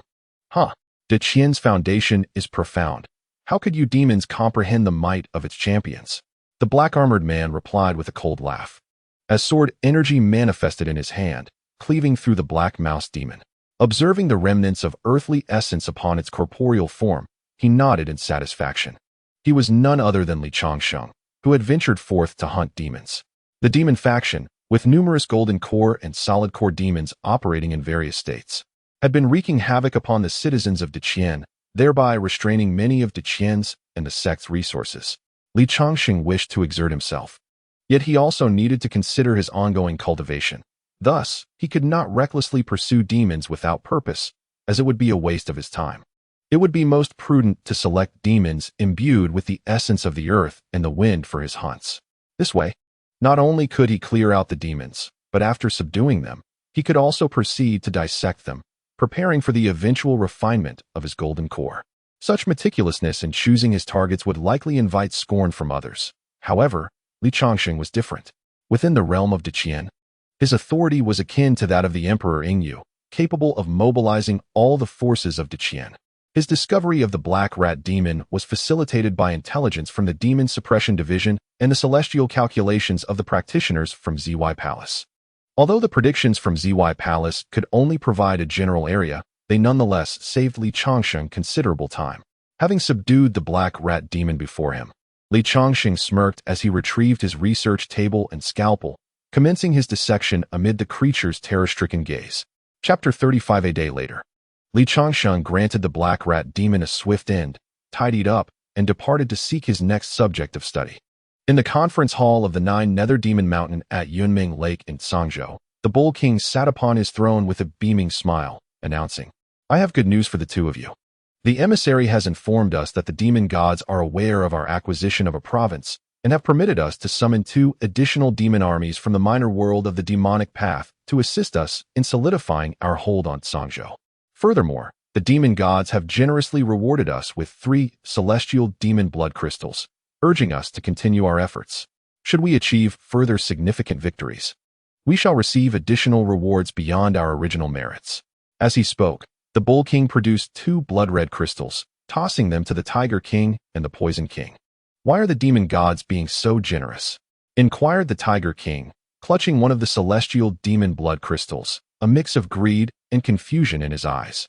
These crystals were said to be remnants left behind by celestial demon-level beings upon their demise, offering substantial benefits to those of their rank.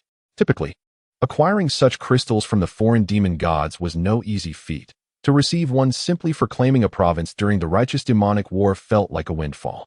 The Poison King, securing the celestial demon blood crystal in his possession, replied with a cold chuckle, "While these crystals are indeed rare for us, they are commonplace for the demon gods. A single celestial demon's fall can yield hundreds of such crystals. Their generosity this time is merely a means to sweeten the deal, ensuring we remain diligent in our future endeavors. We should not place too much weight on it, and ought to adhere to our original plans. Indeed, we must recognize our own capabilities and not harbor delusions of grandeur." The Bull King nodded in agreement, stating, "The emissary also informed me that if we can establish a demon god altar and transform this realm into a minor world of the demonic path, we shall ascend to become elite disciples of the demon kings and gain entry into the abyss for further cultivation. Such a fortuitous opportunity. Even if I had merely a 10% chance of success, I would seize it.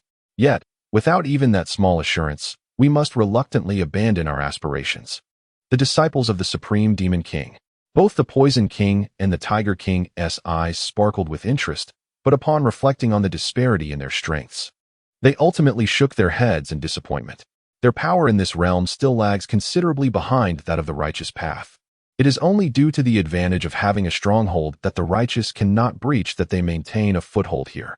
Moreover, many of the spirit-level immortals from the righteous sects are in pursuit of longevity and ascension. They avoid deadly confrontations, allowing the demons some leeway for maneuvering. However, should they endeavor to establish the demon god altar and transform this world into a minor realm of demonic path, it would mean uprooting the foundations of those sects and annihilating their legacies. In such a case, the spirit-level immortals from those sects would indeed fight to the death. For the practitioners of those sects, the inheritance of their lineage is far more significant than mere longevity. Alas, the Poison King sighed and shook his head, stating, "The demon god altar cannot be erected overnight. Otherwise, despite the disparity in strength, I would still wish to give it a try. The legacy of the Supreme Demon King is indeed the greatest opportunity that the 3 of us may encounter in our lifetimes." Indeed, the Tiger King lamented in agreement. For the 3 of us, merely becoming low-level celestial demons in the future would be a commendable achievement. In the grand battles between righteousness and evil, we would only be cannon fodder. If we could become disciples of the Supreme Demon King, our status would be transformed. We could cultivate in the abyss, a realm inaccessible to even the mightiest of the righteous, thus ensuring our safety. Do not dwell on such thoughts, the Bull King interjected. This opportunity is akin to a moon reflected in water, forever out of reach. Instead, let us discuss the matter of eliminating the spirit-level immortals of the righteous path. Which target do you propose? The Great Qian and the spirit-level immortals of the three major sects are far too formidable. Even if they fell into a trap, it would be challenging to vanquish them. We should select softer targets from other sects, the Poison King remarked with a sly grin. Indeed, that makes sense. The Bull King nodded in agreement, as the three demons began deliberating which spirit-level immortal from the righteous side would be vulnerable enough for them to exploit. Chapter 36. 1 year later, in a secluded mountain of Liangzhou, Tianhe County, Changsheng struck down the golden-clawed flying eagle on the testing platform with a single sword strike. As he gathered his belongings, he contemplated, I have essentially grasped the essences of wind and earth. It is time to return to the imperial capital for secluded meditation and delve deeper into these two heavenly principles. Over the past year, Changsheng had captured 12 innate golden core demons, each of whom had comprehended either the essence of wind or earth. These heavenly principles are more advantageous than the forces of nature, significantly benefiting Changsheng's research. Through the study of these two heavenly principles, he has gained a clear understanding of how to comprehend them. Once he fully grasps the essences of wind and earth, he will officially advance to the innate golden core stage by condensing the four heavenly principles into the innate golden core. The day he achieves this transformation will mark the commencement of his rampage. At that time, the merit points he amassed would undoubtedly be substantial. With hopes of gathering 1,000,000 points to acquire the illustrious 3 Altars Sea Deity card. According to the system's pricing, the value of the 3 Altars Sea Deity is 10 million merit points. However, due to Changsheng receiving a juvenile Nezha card from the novice gift package, he could purchase this deity at a mere 10% of the original cost, requiring only 1 million merit points. 1,000,000 merit points is an extraordinary sum, and typically, accumulating such a vast amount is exceedingly challenging. As Changsheng gazed at the system panel, he noted that he had gathered over 70,000 merit points in the past year, which falls significantly short of the 1,000,000 required. If he were to continue hunting demons in this manner, it would be an indeterminate time before he could reach that goal. Fortunately, the front lines of Zhangzhou were teeming with demons, presenting a golden opportunity for Changsheng to harvest merit points. 7 days later, within the Linxian Palace of the imperial capital, Changsheng had reverted to his youthful form, sitting cross-legged on a cloud bed, heartily drinking the milk of spiritual beasts. Simultaneously, he cursed the demons in his heart. Had they not instigated the sudden righteous and demonic conflict, he would not have spent an entire year pursuing them relentlessly. In times of peace, he could have returned to the capital every 6 months to rest, awaiting the revelation of a profound Taoist principle before embarking on his journeys, thus avoiding such haste. Taoist Changsheng has returned. Yingyu entered with a cheerful demeanor, having known of Changsheng's return the moment it occurred. However, he refrained from seeking Changsheng immediately, allowing him a moment of respite. Taoist Yingyu, have there been any developments on the battlefield? Changsheng languidly inquired from his position on the cloud bed, showing no inclination to move. Observing Changsheng's demeanor, Yingyu was unperturbed and casually took a seat. Addressing Changsheng while he continued to drink the spiritual beast milk, things are manageable. Although the demon forces have increased significantly, they are unable to break out of Zhangzhou. However, they have dispatched numerous demons to create chaos in other states. Even though I have ensured the populace resides within the city and deployed the Demon Suppression Bureau along with various sects to hunt down these demons, many citizens still fall victim, which has become a source of concern for me. This is an inevitable situation. The territory of Deqian is vast, making it impossible to protect every citizen. Changsheng acknowledged with a nod. Nevertheless, it is of no consequence. Once I solidify my innate golden core and eliminate the demons from Zhangzhou, you will have ample manpower to pursue those remaining demons. That day is not far off. Very well, I shall await your good news, Yingyu replied with a smile. After a brief exchange, Yingyu took his leave, as the righteous and demonic conflict kept him quite occupied. Once Yingyu departed, Changsheng handed his white jade bowl to Xian and said, Xian, please bring forth a portion of every delicacy within the palace. Today, I intend to indulge in a sumptuous feast. Understood. Xian took the white jade bowl and turned to make the necessary arrangements. In the ensuing 3 days, Changsheng indulged in revelry, immersing himself in the pleasures of life to soothe his spirit. despite the chaos wrought by countless demons across the realm of Deqian, and the urgent need for him to forge the golden core to vanquish these foes. He remained unperturbed, adhering to his own pace to rejuvenate his mind and body. This past year had seen him tirelessly traversing the land in search of these malevolent beings, leaving him utterly fatigued. One might even say he was worn to the bone. Engaging in secluded cultivation under such circumstances would yield little efficiency, regardless of his notable talents. Thus, by washing away the fatigue through 3 days of indulgence, he could enter seclusion with a refreshed demeanor, allowing the flashes of inspiration in his mind to flow freely, thereby enhancing the effectiveness of his retreat. Upon the cloud bed in the Linxian palace, Changsheng sat cross-legged with closed eyes, harmonizing his spirit with the cosmos while contemplating the principles of the universe. At this moment, his soul, nourished by the essence of water and fire, was nearing the true state of the primordial spirit, granting him glimpses of the beauty of the world around him. The fundamental forces of nature, the powers of wind, water, fire, and earth, unfurled before him. However, as his spirit was not yet the primordial spirit, he perceived the cosmos through a gossamer veil, making the understanding of these natural forces a challenging endeavor that demanded considerable time. Fortunately, Changsheng had previously dissected numerous demons, gaining insights into the essences of wind and earth. Thus, even through the veil, he could discern their variations. At that moment, he chose to focus intently on the power of the wind, consciously disregarding the other elemental forces. Within his perception, the wind manifested in myriad forms: gale, breeze, hurricane, and more, each representing a distinct aspect of its essence. With meticulous attention, he sought to identify the power he required. As days passed, Changsheng remained enraptured by the elements, exploring the myriad winds. When a warm breeze caressed him, he felt a spark of recognition. "I found you," he exclaimed with a glimmer in his eyes. A day later, he opened his eyes with a smile, gazing at the swirling warm wind in his hand. "A breeze imbued with vitality. I shall name you the essence of spring." With the realization of the essence of spring, he was but one step away from condensing the innate golden core, needing only the essence of earth to complete the process. Dissipating the warm wind in his palm, he confidently remarked, "The destructive potential of the wind is immense, yet the essence containing vitality is rare, which is why it took me months to uncover. However, the essence of earth naturally nurtures life, making it far easier to grasp the vitality within." With that, Changsheng closed his eyes once more, delving into the final aspect of celestial principles.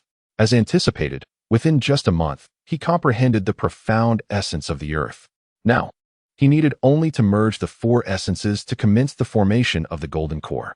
Changsheng gazed towards the direction of Zhangzhou, declaring, "Demons, your demise is imminent." In Chapter 38, at Linxian Palace, Changsheng sat cross-legged upon a cloud bed.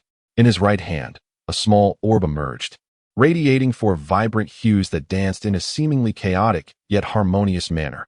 "At last, I have successfully fused the 4 essences of the heavenly Tao," he proclaimed, a joyful smile gracing his countenance as he regarded the orb. Ever since he comprehended the essences of spring breeze and thick earth, he had been devising ways to merge the 4 heavenly Tao essences, enabling him to infuse their powers into his golden core upon its formation. However, the fusion of these 4 essences was no trivial task. Even with Changsheng's exceptional talent, it demanded several months of arduous effort. Now that the fusion was successful, it was time for him to condense his golden core. The day was auspicious, ideal for such an endeavor. Changsheng dissipated the colorful orb in his hand, decisively closing his eyes to introspect upon his dantian, preparing to immediately condense his innate golden core.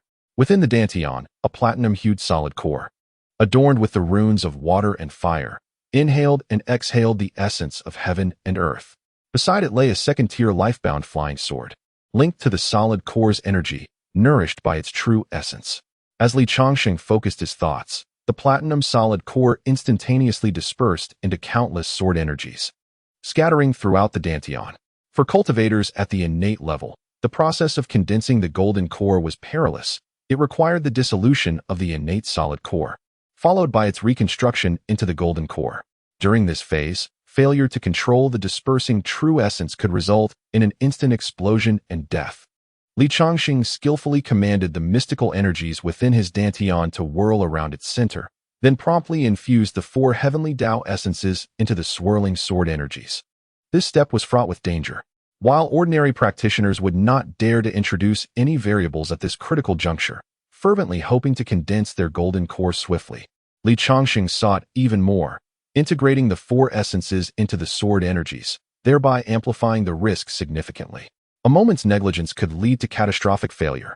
Fortunately, Changsheng's control was exemplary, and he managed to merge the energies effectively. At the moment, the 4 heavenly Tao essences intertwined with his sword energies. A remarkable transformation occurred within his Dantian. Portions of the sword energies morphed into an azure dragon, a white tiger, a vermilion bird, and a black tortoise. They spiraled around the center of the Dantian, their distinct powers colliding and merging. As these 4 spirits continued their dance, a golden point of light suddenly emerged at the core of the Dantian. Upon perceiving the golden light, Changsheng immediately channeled all the energies within his Dantian into this luminous point, including the 4 spirits that converged into the golden light. As all energies coalesced, the golden point gradually expanded, ultimately transforming into a golden core of 3 inches in size. In the realm of alchemy, I have successfully condensed the purple extreme golden elixir. Changsheng gazed at the violet golden elixir within his Dantian, a smile of joy illuminating his countenance. The purple extreme golden elixir is a legendary concoction, attainable only by the extraordinary prodigies of endless epochs. Its magical potency rivals that of the primordial spirit, celestial beings. Each practitioner who manages to condense the purple extreme golden elixir possesses the formidable ability to vanquish primordial spirit, celestial beings. Chapter 39. The successful condensation of the golden elixir prompted Changsheng to immediately begin absorbing the vital energies of heaven and earth, replenishing the void of magical power within him. True to its legendary status, the magical potency of the purple extreme golden elixir allowed Changsheng to absorb energy for a full 10 hours before his internal power was entirely restored. Concurrently, as his magical energy surged, Changsheng's destined flying sword underwent a transformation, elevating from a 2nd-grade sword to a 1st-grade sword. This remarkable ease was attributed to the moment of condensing the purple extreme golden elixir, which enabled such a significant change in his sword. A 1st-grade sword is a mark of strength among golden elixirs, with even some primordial spirit celestial beings wielding 1st-grade artifacts. In contrast, the more potent spiritual treasures belong to the elite among primordial spirit celestial beings, such as Yu and the Master of Ziwei Palace, who possess such esteemed artifacts. Though Changsheng lacked a spiritual treasure, the magical energy of the purple extreme golden elixir, supplemented by the essence of 4 heavenly principles, ensured that his 1st-grade sword would not fall short of a spiritual treasure. He could easily vanquish those practitioners newly entering the realm of primordial spirit celestial beings. This is the extent of Changsheng's current strength. Friending you, I have successfully condensed my golden elixir, Changsheng proclaimed into the void, aware that Yu had been observing the Linxian Palace since his endeavor to break through the innate golden elixir. With his successful breakthrough, Yu would surely sense it. The reason for his delayed appearance was to afford Changsheng time to familiarize himself with his newfound powers. However, for Changsheng, this power was the result of arduous cultivation, and even after the breakthrough, mastering it swiftly rendered further seclusion unnecessary. Upon receiving Changsheng's announcement, Yu's figure instantly materialized at the entrance of Linxian Palace. He entered with boisterous laughter and clasped his hands in salute, exclaiming, "Congratulations, Taoist Changsheng, on successfully condensing your golden elixir." "Mutual congratulations," Changsheng replied with a gentle smile as he descended from the cloud bed. "Taoist Yu, I have now successfully broken through to the golden elixir stage, and it is time for me to visit Sangzhou." Naturally, Yu nodded in delight, then, with a hint of curiosity, inquired, "Taoist Changsheng, what is the extent of your combat prowess?" Although Changsheng had previously mentioned that the fusion of the 4 heavenly principles in condensing the golden elixir would grant him the power to slay primordial spirit celestial beings, it remained a mere intuitive sense and not a guaranteed reality. Thus, he was eager to discover the true extent of Changsheng's strength post-condensation. Observing Yu's inquiry, Changsheng responded with calm assurance, "I have condensed the purple extreme golden elixir. I am capable of slaying those at the 1st level of primordial spirit and can contend with those at the 3rd level." Yu's excitement was palpable as he clenched his fist, Li Changsheng's strength at the Golden Core stage was remarkable. If he were to attain the ninth heaven of the nascent soul in the future, he would undoubtedly possess the combat prowess of a celestial. Such power would be sufficient to shatter the stronghold of demons and monsters. The eradication of all fiends in this realm was now merely a matter of time. After his elation, Yingyu shyly addressed Li Changsheng, stating, logically, as you have just broken through, we should celebrate this momentous occasion. However, the front line in Sangzhou is currently embroiled in battle, and every day we delay, countless warriors perish. Therefore, I propose we venture to the front line at once. Once we have vanquished the demons of Sangzhou, I shall host a grand celebration in your honor. Indeed, eradicating the fiends is of utmost importance. Li Changsheng replied with a faint smile. I have long awaited this day. Let us set forth immediately. Chapter 40. At the border between Lijiao and Xingzhou. Before the imposing Jinyao Pass, nearly 1,000 cultivators adept in close combat stood resolutely at the gates, wielding various magical artifacts as they engaged in fierce combat with countless demons. On the walls of Jinyao Pass, numerous practitioners skilled in ranged attacks unleashed flying swords and spells to assist their comrades below, systematically dispatching the encroaching fiends. At that moment, a streak of sword light appeared at the foot of the city, swiftly slicing through the demons with lethal precision. Even the innate True Dan and innate Golden Core fiends fell like ants before this radiant blade. In mere moments, thousands of demons at the base of Jinyao Pass were annihilated by the onslaught of this flying sword. What a formidable sword! Could it be the work of the extremity from the sword pavilion? Some cultivators, witnessing this spectacle, inquired with curiosity. For only an extremity swordsman could slay Golden Core demons with such ease. That cannot be. Another practitioner shook his head. The extremity from the sword pavilion was injured while slaying a demon extremity and is currently recuperating in the rear. Furthermore, the hue of this sword light is not characteristic of that extremity. As the close combat cultivators observed the demons being dispatched before them, they began to relax and converse, following the trail of the sword light to locate their unexpected benefactor. On the battlements of Jinyao Pass, Li Changsheng transformed into the guise of an adult man, donning the black armor of the Qiantian Guard, and retracted his life sword back into his dantian.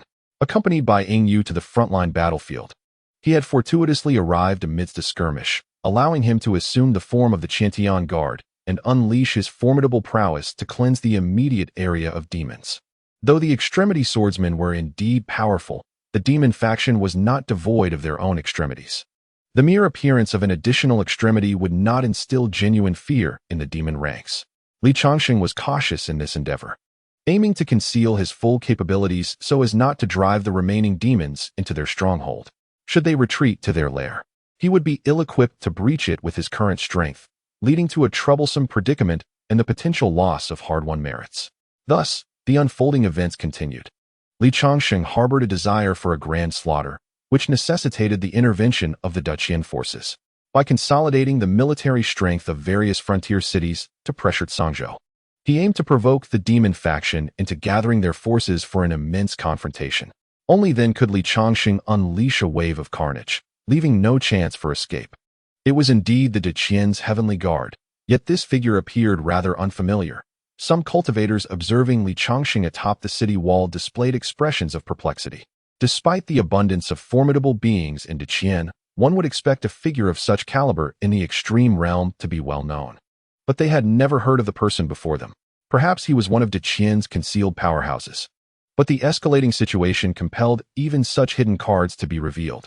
Some cultivators pondered this, recognizing that among various sects, some promising talents were often retained and not all dispatched to the front lines at once. Gratitude was expressed towards the esteemed members of the Heavenly Guard for their assistance. As many cultivators, though unfamiliar with Li Changsheng, still thanked him for minimizing their casualties. They each bowed in respect. No need for such formalities, Li Changsheng replied calmly, before transforming into a beam of sword light, vanishing into the domain of the Demon Suppression Pass, awaiting the impending battle. Once the grand showdown commenced, it would signal the beginning of Li Changsheng's massacre. Above the Demon Suppression Pass, several figures stood upon a white cloud. Yingyu, you are truly fortunate. The master of ZY Palace spoke first, his face brimming with envy. He had not anticipated that a reincarnated immortal would possess such extraordinary talent. In less than 2 years, Li Changsheng had ascended to the innate golden core stage and wielded combat prowess rivaling that of an earth immortal. Chapter 41. How could he not feel envy, jealousy, and resentment? Had he known of Li Changsheng's prodigious potential earlier, he would have endeavored to recruit him into ZY Palace, even at the cost of his own life. Alas, there is no remedy for regret in this world. Not only the master of ZY Palace, but also Yuan Taoist and Tianjin Taoist were expressions of envy.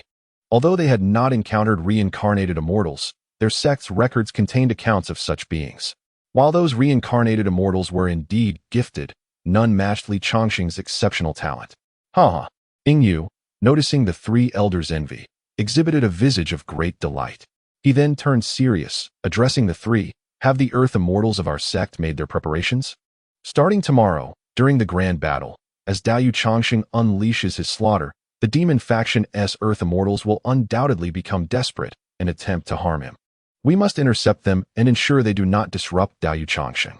In this battle tomorrow, we aim to eradicate all mundane demons in Sangzhou. Not a problem.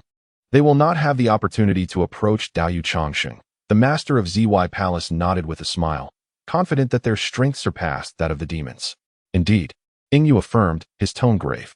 In these times of war, you must maintain order among our sect's earth immortals. They can no longer afford to be so lax.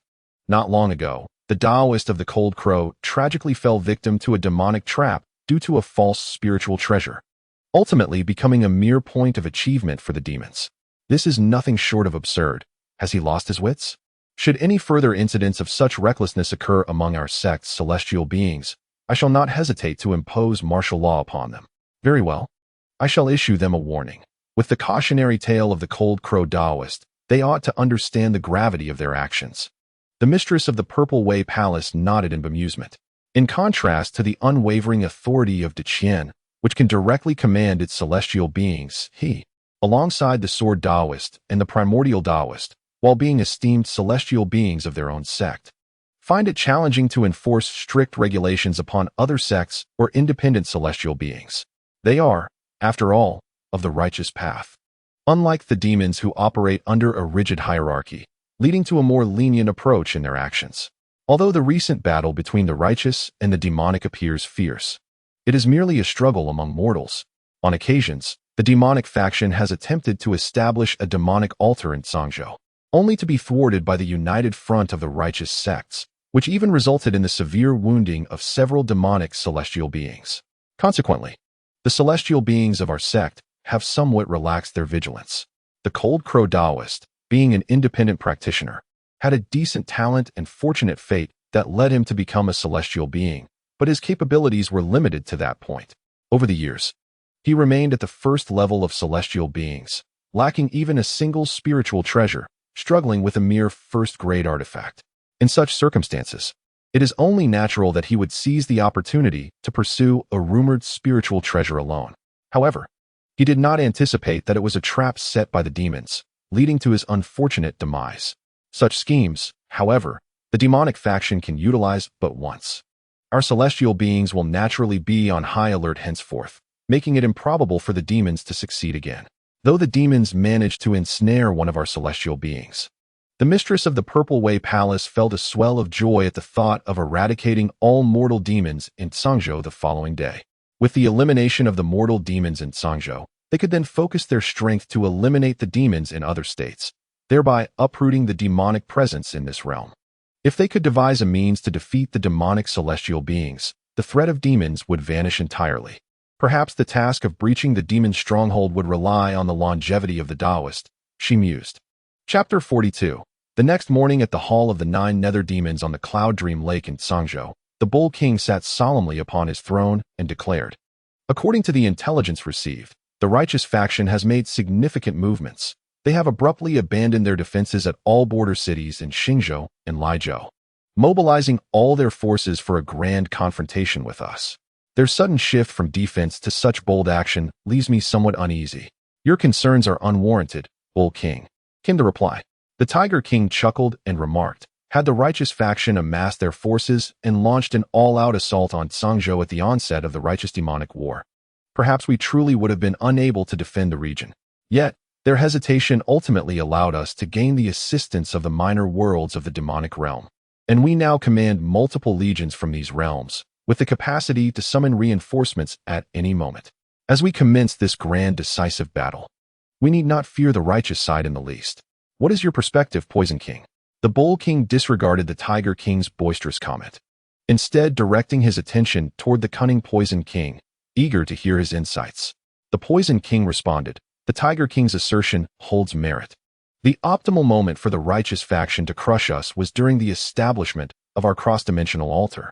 However, once they failed to thwart our efforts and allowed us to construct the altar, securing the demon armies from the minor worlds of the demonic realm, our foundation in Changsheng was solidified, making it no longer within the righteous faction's capacity to expel us.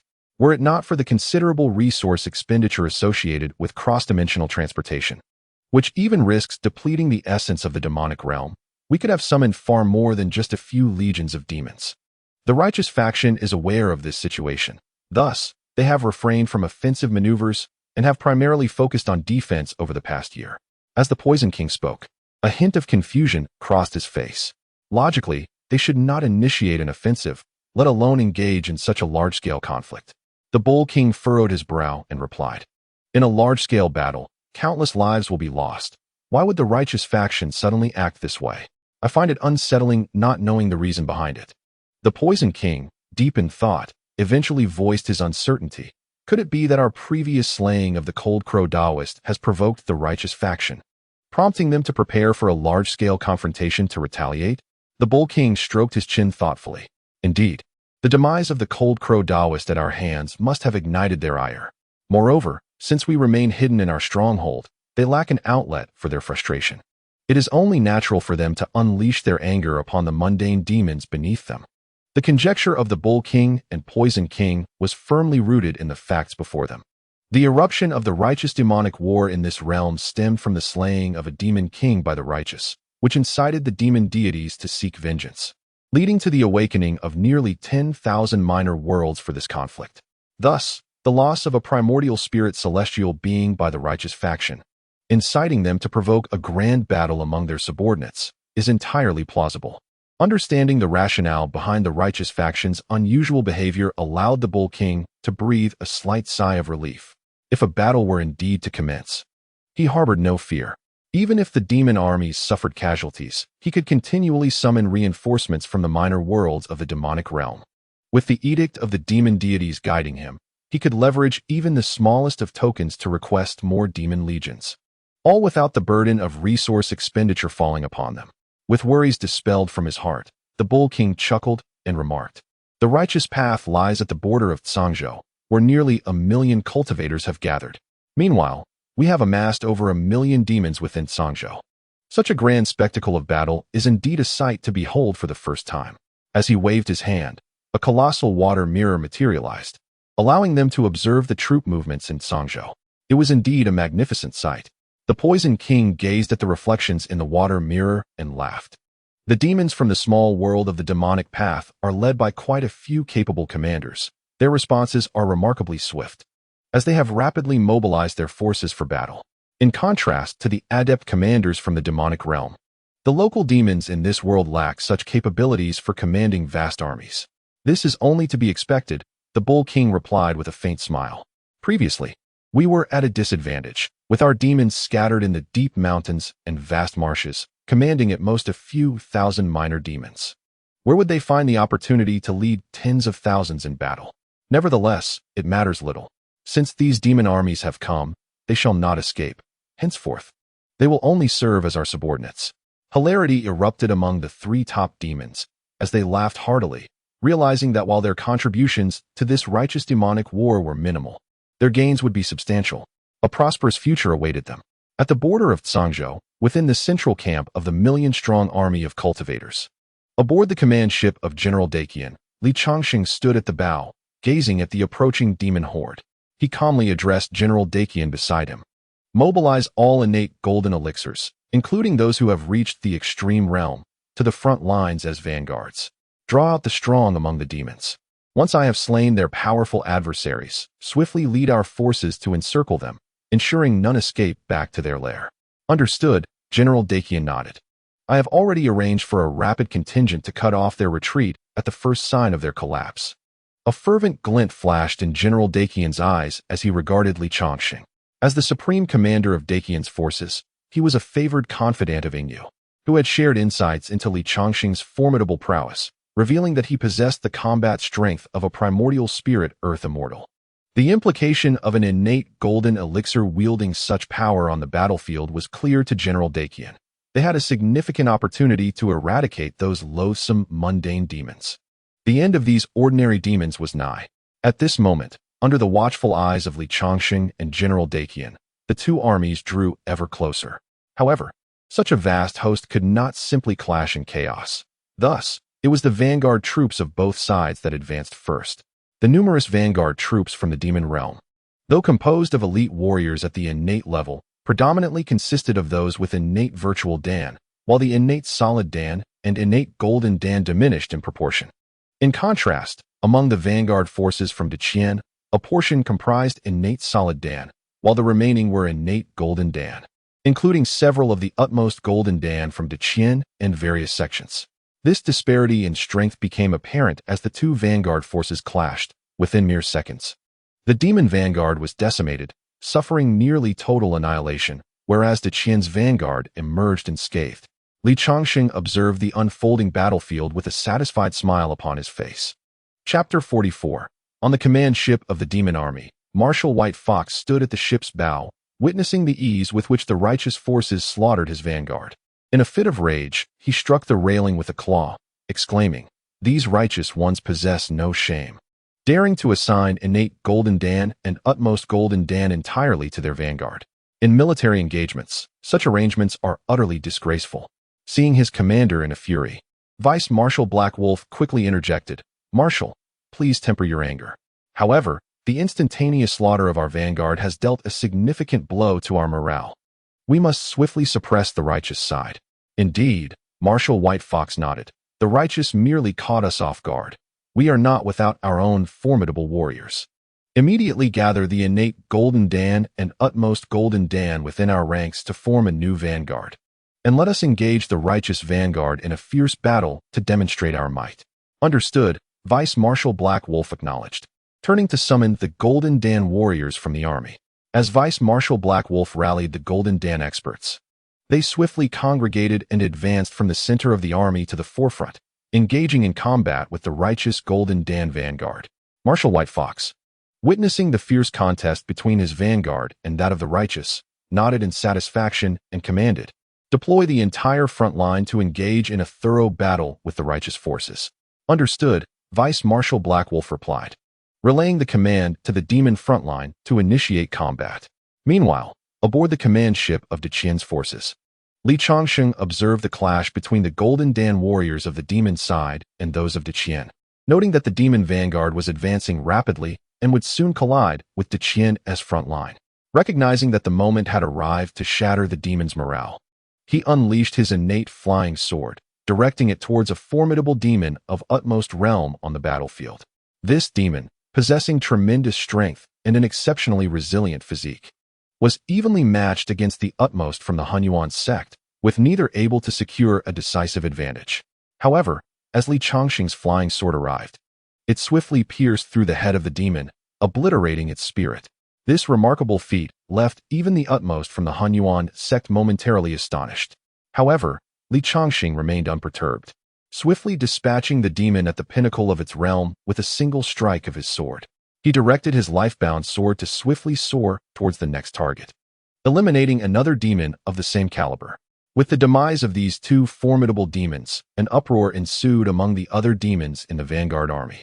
Although engaged in battle, they were acutely aware of the unfolding events on the battlefield. Witnessing two Golden Core demons fall to a flying sword was an achievement beyond the capabilities of even those of the Golden Core stage. Only a celestial of the primordial spirit possessed such power. How could a celestial of the primordial spirit intervene without fearing the tribulations that might befall them? This thought flickered through the minds of the vanguard demons, yet regardless of whether this celestial was deranged, they could no longer remain on the battlefield.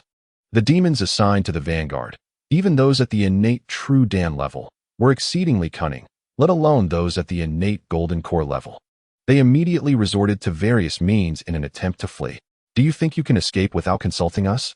The righteous cultivators of the vanguard army, equally engaged in battle while monitoring the battlefield, also witnessed the swift elimination of the two pinnacle demons. Though they were perplexed by the presence of a celestial of the primordial spirit, their seasoned experience prompted them to fully engage their adversaries.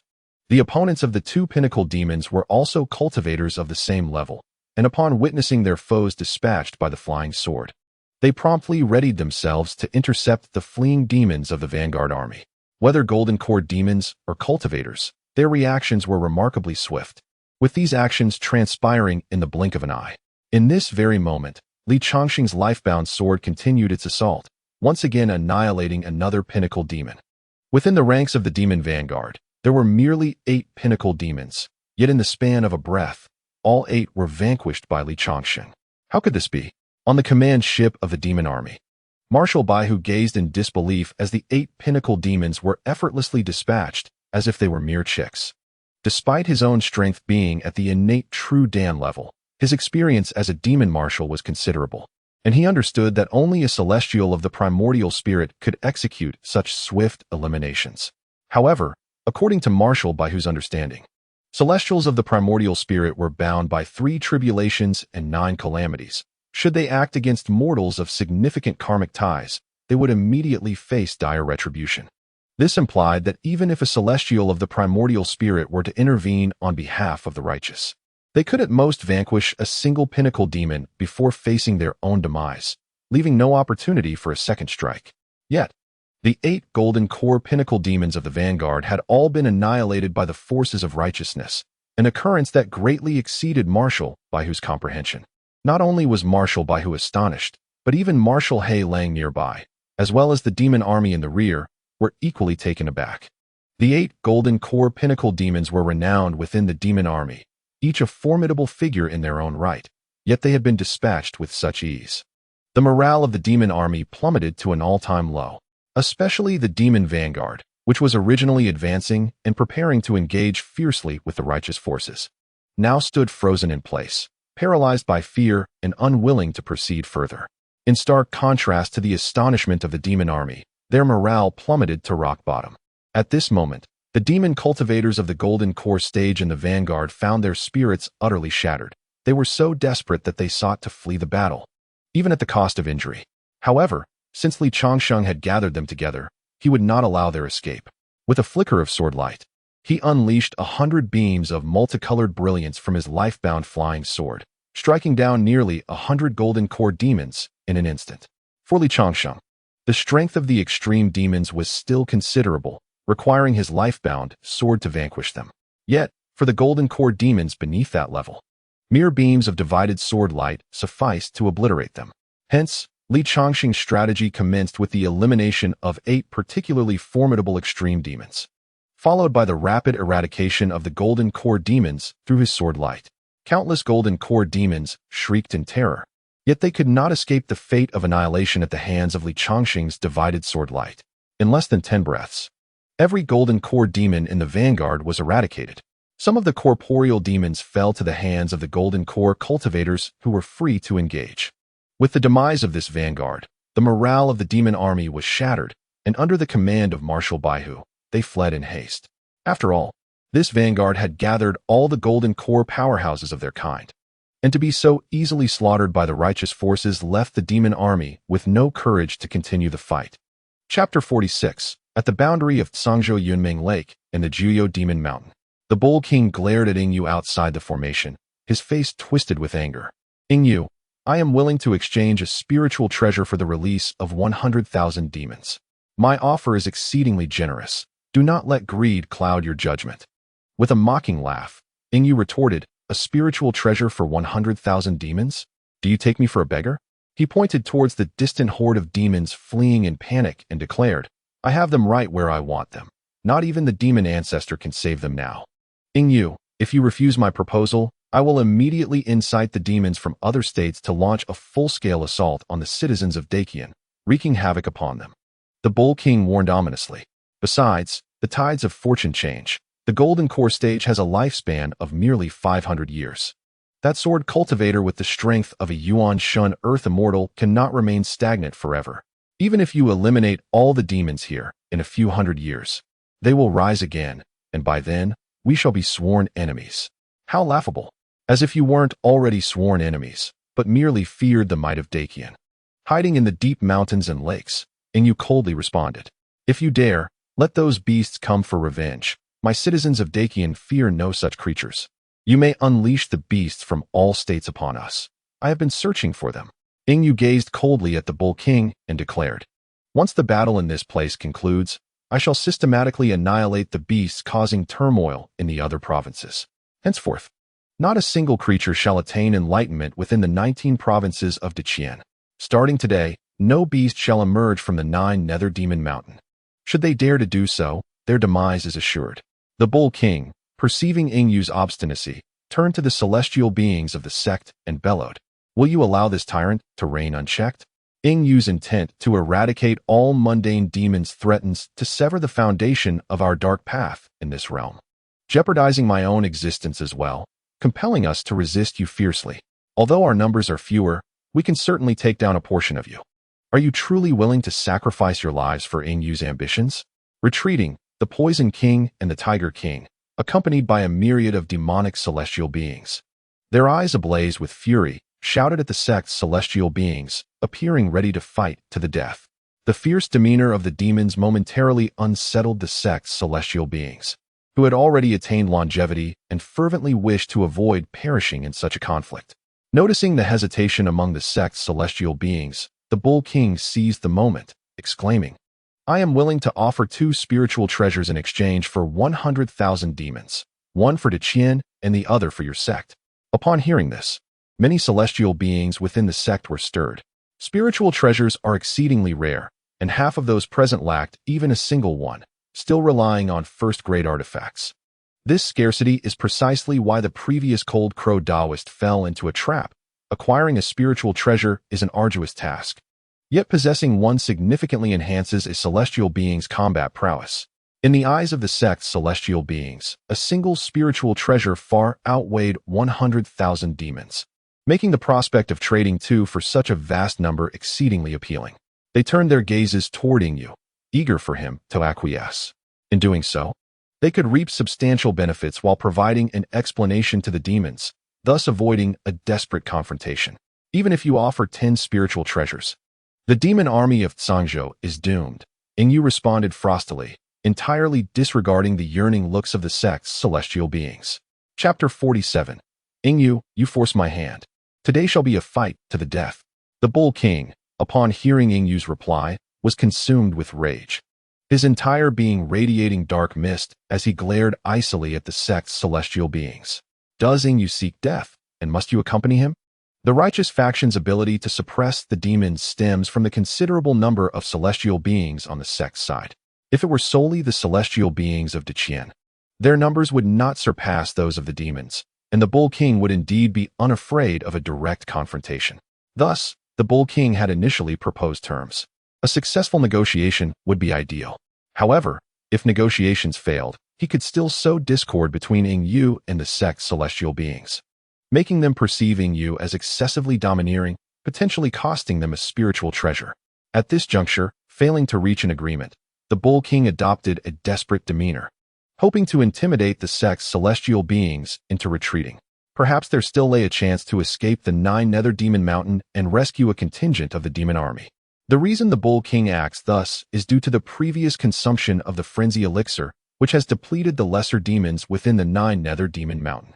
At this moment, only a scant number of seed demons remain inside the mountain. To allow them to reproduce to a sufficient quantity, and subsequently cultivate usable demons from among them, would require no less than several hundred years. Hence, the Bull King is exceedingly eager to retrieve a batch of demons, as this would necessitate merely a few decades of intensified cultivation before he could hope to break the encirclement of the righteous factions and disperse this newfound strength across various regions to flourish. It must be said that the Bull King's strategic acumen is commendable. The celestial beings of the sect, while regrettably losing a treasure, are not particularly inclined to engage in a life-and-death struggle with the demons. One of the celestial beings spoke up, friending you. Exchanging 2 treasures for 100,000 demons is indeed a lucrative deal. After all, we have already secured victory in this encounter. There is no need for a battle to the death. Several other celestial beings nodded in agreement. Upon hearing this, Yingyu smiled coldly and turned to Mistress Ziwei. Friend Ziwei, if you cannot keep these individuals in check, I shall take it upon myself to do so. Alas, I have become the subject of ridicule, sighed Mistress Ziwei, as she struck the first celestial being who had spoken, inflicting severe injury with a single blow. She continued to unleash several more strikes, wounding the others who had voiced their agreement. Although the techniques of the Ziwei Palace are not primarily combat-focused, they are formidable enough relative to others of the same rank. Mistress Ziwei is a top-tier celestial being, even if her offensive might is not overwhelmingly strong. Overcoming several ordinary celestial beings is well within her capabilities. You fools, Mistress Ziwei admonished coldly, when the demons make their move. You shall serve as the vanguard in a desperate fight. Should anyone dare to flee in cowardice, their sect will face annihilation. The celestial beings, who had been injured, looked at Mistress Ziwei in confusion, unable to grasp why their sect leader would resort to violence against them for a mere remark from Yingyu. Their sect possesses a greater number of celestial beings than the vast Qian. Why should they fear this individual? Is it not curious why friend Ziwei would harm you? Yingyu declared imperiously. It is because she seeks to protect you. Had I taken action, your heads would already be forfeit. In times of leisure, I have no inclination to interfere with your whims, but now is a time of war. All celestial beings must heed my command. Any defiance will be met with ruthless retribution. Yingyu stood with his hands clasped behind his back, regarding the furious Bull King with unyielding authority. Do you not wish to fight too, as the Golden Core and Extreme Realm demons were ruthlessly slaughtered by Changsheng's flying sword? The morale of the demon faction crumbled entirely, for they realized that engaging in battle would only lead to their demise. The only hope lay in fleeing swiftly. Perhaps by outrunning their fellow demons, they might grasp a slender chance of survival. At that moment on the battlefield, the demon faction was devoid of Golden Core and Extreme Realm entities, while the righteous side boasted an abundance of Golden Core and Extreme Realm cultivators, who could freely hunt the innate substantial demons. Furthermore, the innate substantial demons, having been freed from combat, could now pursue the innate ethereal demons of the demon faction. Though the demon faction claimed to possess an army of over 1 million, only around 10,000 were of the innate realm. The majority were of the acquired realm. In the brief time since the onset of battle, the targeted innate realm demons had all been eradicated. The remaining acquired realm demons now found themselves encircled by the righteous army, and their extermination was merely a matter of time. This battle had decisively shattered the backbone of the mundane demons, and as long as no external forces intervened, the ensuing peace could last for centuries. On the command ship, the Grand Marshal of Deqian laughed heartily, exclaiming, "What a delight! I have commanded countless battles in my lifetime, yet none have been as exhilarating as today's. Lord Changsheng, this victory is largely due to your intervention." Changsheng graciously helped the Grand Marshal to his feet, his spirits high. After slaying those Golden Core and Extreme Realm demons, and subsequently eliminating another batch of substantial demons, he had finally amassed a merit of 1 million points.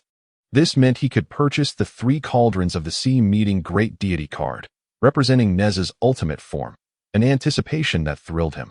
In the midst of Changsheng's elation, a magical avatar of Yingyu suddenly manifested aboard the command ship. He addressed the Grand Marshal. The battle in Zhangzhou is essentially concluded. Only the cleanup remains, requiring not many strong fighters. Currently, numerous innate realm demons are wreaking havoc in other states. Immediately reallocate a significant number of Golden Core and substantial demons to encircle and annihilate those demons. Understood, the Grand Marshal nodded gravely. These demons seek their own demise. Changsheng remarked, his gaze icy. I find myself with some free time. I shall partake in the hunt as well. Haha. It would be splendid if you could join, Changsheng. Please coordinate with the Demon Suppression Division to hand over the more formidable Golden Core demons to you. Yingyu's avatar smiled and nodded before dissipating. 3 months later, within the Imperial Palace's Lincian Hall, Changsheng and Yingyu sat at a tea table, exchanging relaxed smiles over their cups of tea. During these past 3 months, I owe you my gratitude, Changsheng, Yingyu said, setting down his teacup and bowing slightly in thanks. It was but a trifling matter. You are too kind, my friend. Changsheng shook his head, and, with a smile, inquired of Yingyu about the situation in Cangzhou. Although the mundane demons of Cangzhou had been entirely eradicated, as long as the demon's lair, the Nine Nether Demon Mountain, remained, one could not afford to be complacent. It's quite good, Yingyu replied cheerfully. The demons in Cangzhou have been completely vanquished, and the remaining demons in other states have also been largely exterminated. The few survivors will not last long. It can be said that for several hundred years, the mundane demons will not regain their strength, allowing the people of Deqian to finally enjoy a period of respite. He continued, as for the Nine Nether Demon Mountain, it is fortified with the corpses of celestial demons and precious materials, housing numerous magical formations within. We are unable to breach this stronghold. All we can do is confine them, preventing any escape. I have already dispatched the master of ZY Palace and others to station some primordial spirit celestial beings in Cangzhou. Deqian also has a formidable force of practitioners stationed there, ensuring that neither mundane nor primordial spirit demons can step outside the Nine Nether Demon Mountain. Yingyu stated solemnly, under normal circumstances, although the demons have suffered a great blow, there are still lesser demons nestled within their stronghold, biding their time for several centuries. Once they recover, they will surge forth from the Nine Nether Demon Mountain and spread throughout the states. This cannot be prevented, which is why the demon plague has persisted throughout countless ages. He posited that to eradicate the demon menace, one must entirely obliterate their stronghold. Indeed, Li Changsheng agreed with a smile. Let these demons linger a while longer. Once I successfully advance to the realm of primordial spirits and attain the 9th level, it shall be the moment we shatter the demon's lair and extinguish the demon threat in this realm. Yes, it all hinges on your capabilities. Your reincarnation into this realm is indeed a stroke of fortune for the mundane folk, and you smiled. His long-held aspiration to shield the people of Deqian from demonic harm finally appearing within reach, filling him with immense joy. In stark contrast to the buoyant spirits of Yingyu and Li Changsheng, in the thunder punishment zone of Nine Nether Demon Mountain near Yunmeng Lake in Cangzhou, the Bull King, Tiger King, and Poison King sat in grim silence, their faces ashen. Occasionally, a bolt of lightning struck them, eliciting anguished cries of torment. Having suffered defeat, they were obliged to report the pertinent intelligence to their demon lords and thus faced the inevitable repercussions. According to the demon realm's regulations, having lost the foundation of mundane demons, it would require several centuries for them to recover. Such a significant blunder could warrant execution. However, this defeat was attributed to the emergence of a primordial spirit celestial being from the righteous side. Thus they could escape capital punishment, but not the lesser penalties. The demon lords decreed that they endure 30,000 strikes of lightning as a form of retribution within the thunder punishment zone. Although the power of the lightning was not excessively formidable, each strike targeted their very souls, inflicting excruciating pain. Even though Bull King and his two companions possessed formidable strength, they were still struck to the brink of despair. Yingyu, our feud is far from over. One day, I shall slaughter every member of the human race in this realm, Bull King lamented, his form enveloped in a swirling miasma of darkness. A clear manifestation of his intense hatred towards Yingyu. He resented Yingyu for not granting him the respect he believed he deserved. Had he been afforded such courtesy, he could have preserved the lives of 100,000 demons, thus sparing himself from such harsh retribution. Not only did Bull King harbor animosity towards Yingyu, but Tiger King and Poison King echoed his sentiments, their roars filled with a desire to rend Yingyu asunder. Within the confines of the Thunder Punishment Zone, the anguished wails of the three kings resonated. Chapter 50. Within the Celestial Palace, Li Changsheng and Yingyu, unaware of the deep-seated hatred harbored by the three demons, continued to enjoy their tea and conversation, their spirits evidently high. My dear friend Changsheng, Yingyu remarked, I regret not being able to host a celebratory feast for your recent breakthrough to the innate golden core. Now that the matter with the demons has been resolved, perhaps you would consider allowing me to host a lively gathering in your honor? Li Changsheng shook his head. It is merely a promotion to golden core. Such extravagance is unnecessary. When I have vanquished the demon stronghold, then we shall truly celebrate. Very well, I shall heed your wishes. That day is not far off. Yingyu replied, nodding in agreement. The two continued their conversation for a while longer before Yingyu took his leave. After Yingyu departed, Li Changsheng settled back onto his cloud bed, contemplating the merits accrued within the mythical card system. Having spent the past 3 months hunting demons, he had not rushed to purchase any cards. Now, With time at his disposal, he decided to spend this substantial merit on acquiring the 3 Alter C Meeting Divine card. Upon confirming his purchase, Changsheng navigated to the card interface and selected the discounted 3 Alter C Meeting Divine card. With a thought, he successfully completed the transaction. 3 Alter C Meeting Divine card. Abilities: 3 heads and 6 arms. 3 Flames of Truth. Possesses magical treasures such as the Mixed Heaven Silk, the Universe Circle, the Firepoint Spear, and the Wind Fire Wheel. Duration: can transform for 30 seconds. Each additional second requires 100,000 merits. Strength: top-tier Golden Immortal Strength. A top-tier Golden Immortal. This million merits was well spent, Changsheng mused, a smile gracing his face as he reviewed the information on the system panel.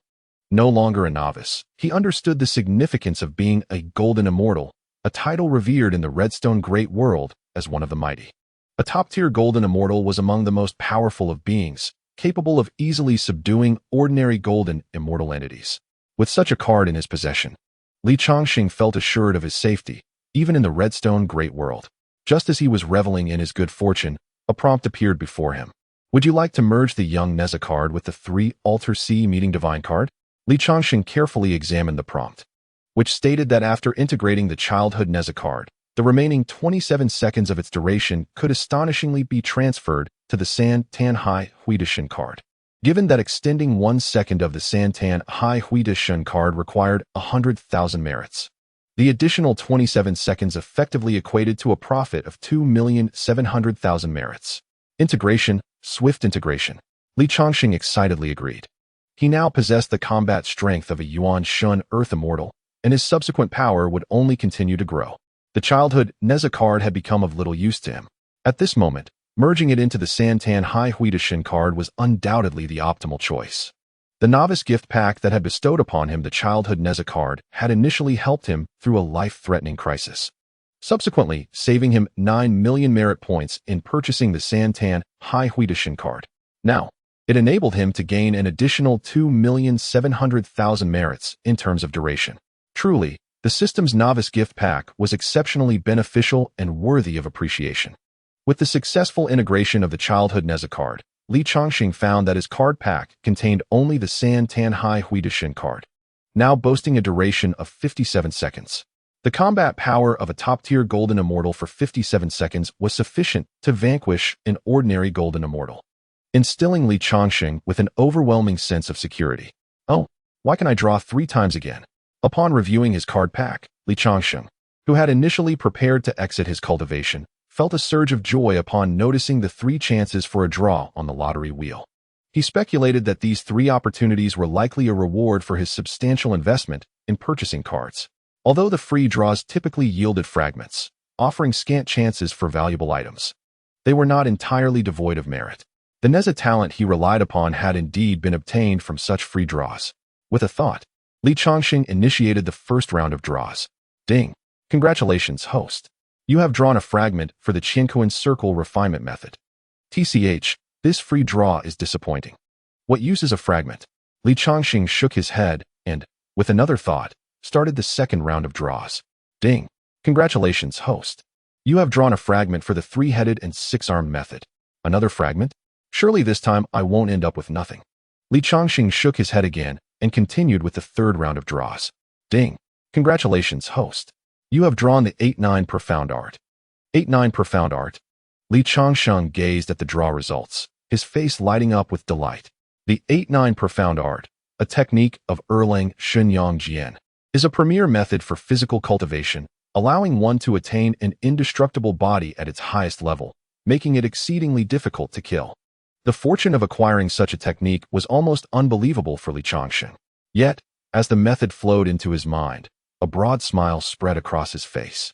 This was a technique infinitely superior to the indestructible body of the great Sun Fire Lotus. However, the cultivation method of such supreme physical enhancement entails an exceptionally high threshold. One must possess a corporeal form at the level of a Yuan Shun Earth Immortal to initiate the first transformation of this technique. Currently, Changsheng's physical body is merely at the innate level. To cultivate the 8-9 Profound Art, he must first elevate his corporeal form to that of a Yuan Shun Earth Immortal. Only then can he transition to the practice of this profound skill. There is no rush, he mused joyfully. During this period, he had focused on refining his qi, allowing his physical cultivation to somewhat languish. Henceforth, he must prioritize his physical training while simultaneously delving deeper into the four aspects of heavenly Tao comprehension. There remains much for him to accomplish. The physical training aspect is straightforward. He simply needs to allocate some time each day to practice. As long as he advances, he can then shift his focus to the 8-9 profound art. The qi refinement, however, proves to be more complex. Although he possesses four aspects of heavenly Tao, granting him combat capabilities equivalent to that of a Yuan Shun Earth Immortal, the effort required to coalesce his Yuan Shun will far exceed that of others. While others need only to comprehend one aspect of heavenly Tao to perfection and then enter the Tao, Changsheng must master all four aspects to their utmost limits and then integrate them into a singular understanding, preparing for the formation of his Yuan Shun. The time and challenges he faces in this endeavor would be insurmountable for any other Golden Core practitioners. It is solely due to Changsheng's extraordinary talent that he feels confident in accomplishing this feat despite the challenges of forming his Yuan Shun. Once Changsheng ascends to the Yuan Shen realm, his power will be formidable, especially with the subsequent transition to the 8-9 profound art. The future Changsheng will indeed be a force to be reckoned with. Chapter 52. A year later, Changsheng continues his secluded cultivation. Over the past year, his great sun fire lotus unyielding body has reached the pinnacle of the innate realm, poised to break through to the Yuan Shun Earth Immortal level at any moment. However, he refrains from making a hasty leap. As a mortal, he can act freely against ordinary beings. Should he advance his physical cultivation to the Yuan Shun Earth Immortal level, he will become bound by the tribulations of the 3 disasters and 9 calamities, rendering him unable to engage with the mundane world. Although the mundane realm has been largely purged of demons, there remains a possibility that the demonic faction may still possess the means to conjure more disturbances among mortals. Thus, Changsheng opts to delay his breakthrough until his qi refinement also reaches the point of advancement, at which time he will break through together.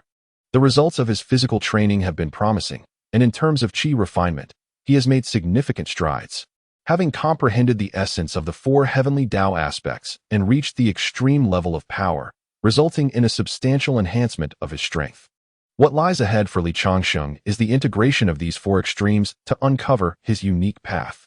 Once he achieves this, he will be able to enter the Tao level and subsequently retreat to begin the formation of his Yuan Shun. However, the path to comprehension is fraught with difficulty, particularly in merging the 4 extremes, a task that cannot simply be resolved through protracted seclusion. Thus, after a year of seclusion, Changsheng prepares to venture out for a change of scenery, seeking to refresh his spirit before continuing his cultivation. Xian, let us venture beyond the palace and savor the culinary delights of the imperial capital, Changsheng instructed, summoning Xian. Although he had left the palace on numerous occasions, his previous endeavors had always been hurried. This time, he truly had the opportunity to explore the capital at leisure. With Changsheng's newfound celestial prowess, Inyu harbored no concerns regarding his safety, thus granting him the freedom to roam. Very well, esteemed sir, Xian replied with a gentle smile and a nod. Meanwhile, in the grand assembly hall of Cloud Dream Lake, situated in the 9 Nether Demon Mountain, the Bull King and his 2 companions sat upon their respective thrones. Bull King, what is the purpose of calling us here? Aside from diligently nurturing the lesser demons, is there any other matter for discussion? The Tiger King inquired lazily. Following their punishment by the demon gods, the trio had received orders to cultivate a sufficient number of earthly demons within 2 centuries, to disseminate across various provinces and achieve notable accomplishments. Failing to do so would result in another thunderous retribution. Thus, for the past year, they had devoted themselves to nurturing the lesser demons, even engaging with mother demons to ensure the birth of offspring with noble bloodlines, thereby increasing the likelihood of their success. The Tiger King was perplexed as to why the Bull King would summon them at such a critical juncture. His confusion was shared by the Poison King, who questioned the necessity of convening in the assembly hall for trivial matters when they could simply converse and drink in their lairs. Good news, splendid news. The Bull King exclaimed, his eyes gleaming with excitement as he addressed the Tiger King and the Poison King. I have just been contacted by the messenger of the demon gods, who conveyed a momentous piece of information.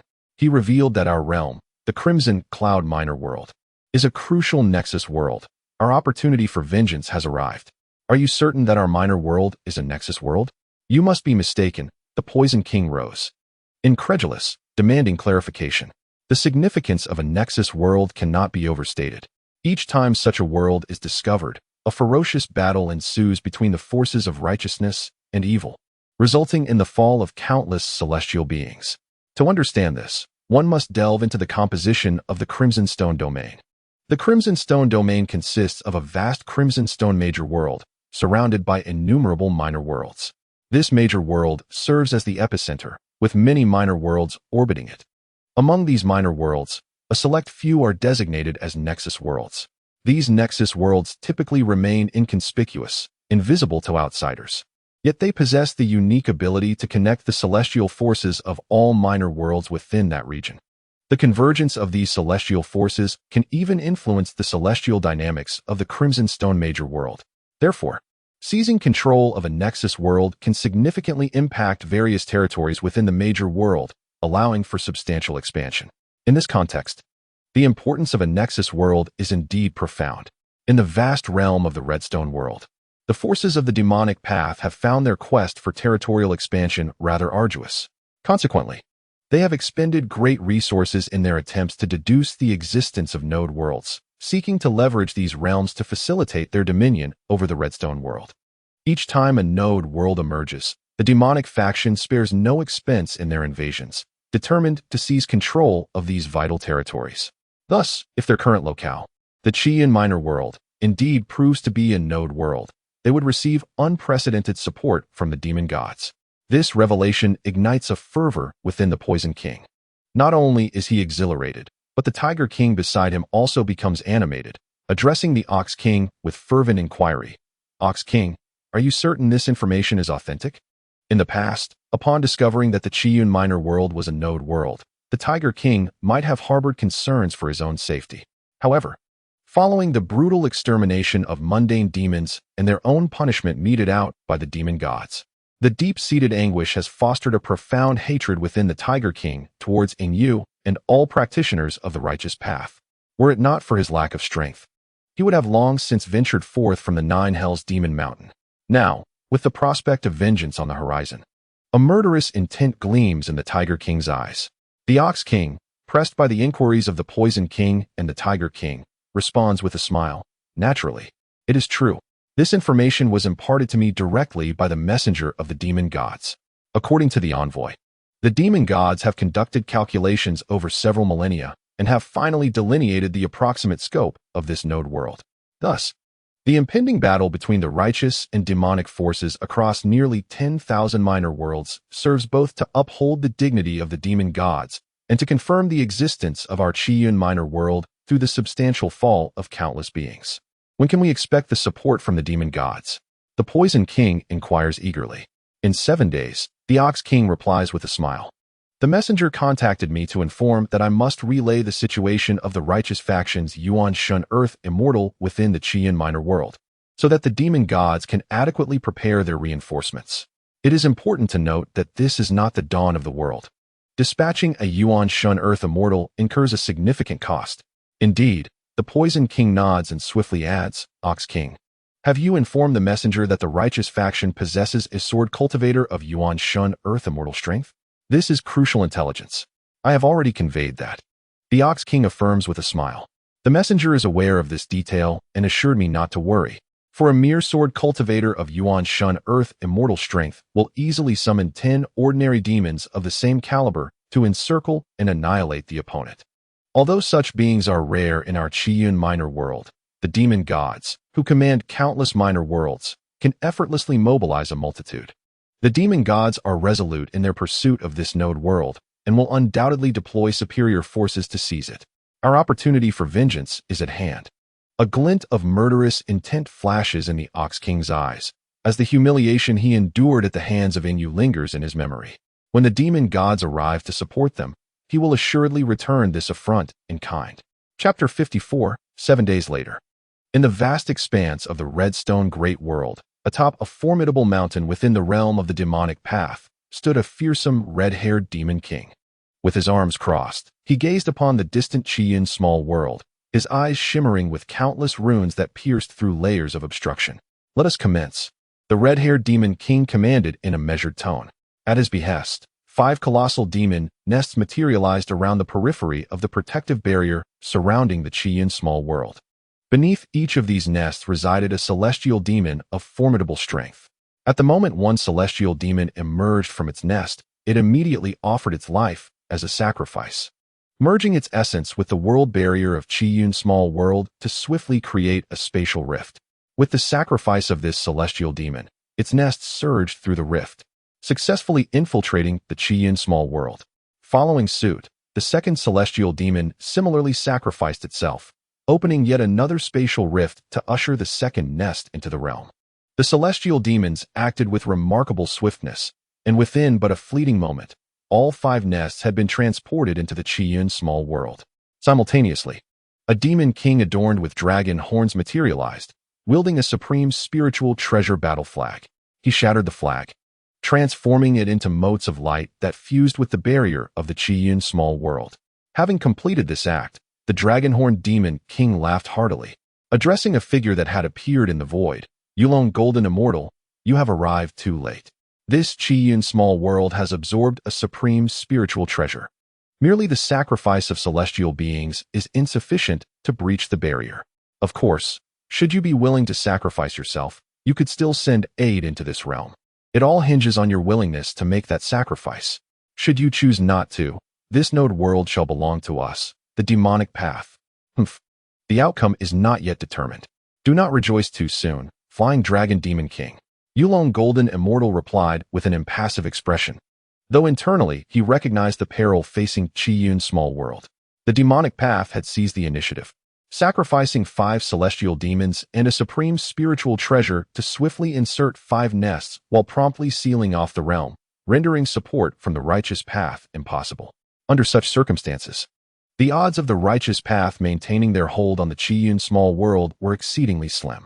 Regarding the brazen flying dragon demon king, Yulong Golden Immortal remained unfazed, though a twinge of concern lingered in his thoughts. Twice now, the heavenly machinations have been obscured by the demonic path, and only when calamity strikes do we sense it. It seems that the recent ambush on the 6 Desires Demon King has deeply humiliated the demonic path, prompting them to summon a demon king adept in celestial schemes from the abyss. We must find a way to pierce through this king's veils of concealment. Otherwise, we shall continue to suffer losses. Within the Qiyun small world, as the first demon nest breached its confines, an overwhelming aura of demonic energy swept through, alarming all the primordial spirit beings within. In the imperial palace of the central continent, Yingyu, the foremost figure of the Qiyun small world, immediately discerned the arrival of the demon nests. Upon the instantaneous sighting of the demonic nest, Yingyu instinctively sensed the dire predicament. He swiftly ascended to the skies above the imperial capital and subsequently activated the 4 cross-boundary altars surrounding the city. Chapter 55. The Invasion of the Demonic Path's Nest. The Qiyun small world, potentially a node world, urgently requires assistance. After activating the cross-boundary altar, he bellowed towards it. With his commanding shout, luminous portals emerged from the 4 altars, from which celestial beings of the primordial spirit began to manifest. However, after the 16th primordial spirit emerged, the once functioning cross-boundary altar appeared to have its signal severed, and the portals abruptly dimmed, ceasing to permit any further celestial beings to pass through. Has the world's barrier been fortified? Yingyu gazed skyward at the Qiyun small world, and as a native of this realm, he could perceive the barrier's sudden augmentation.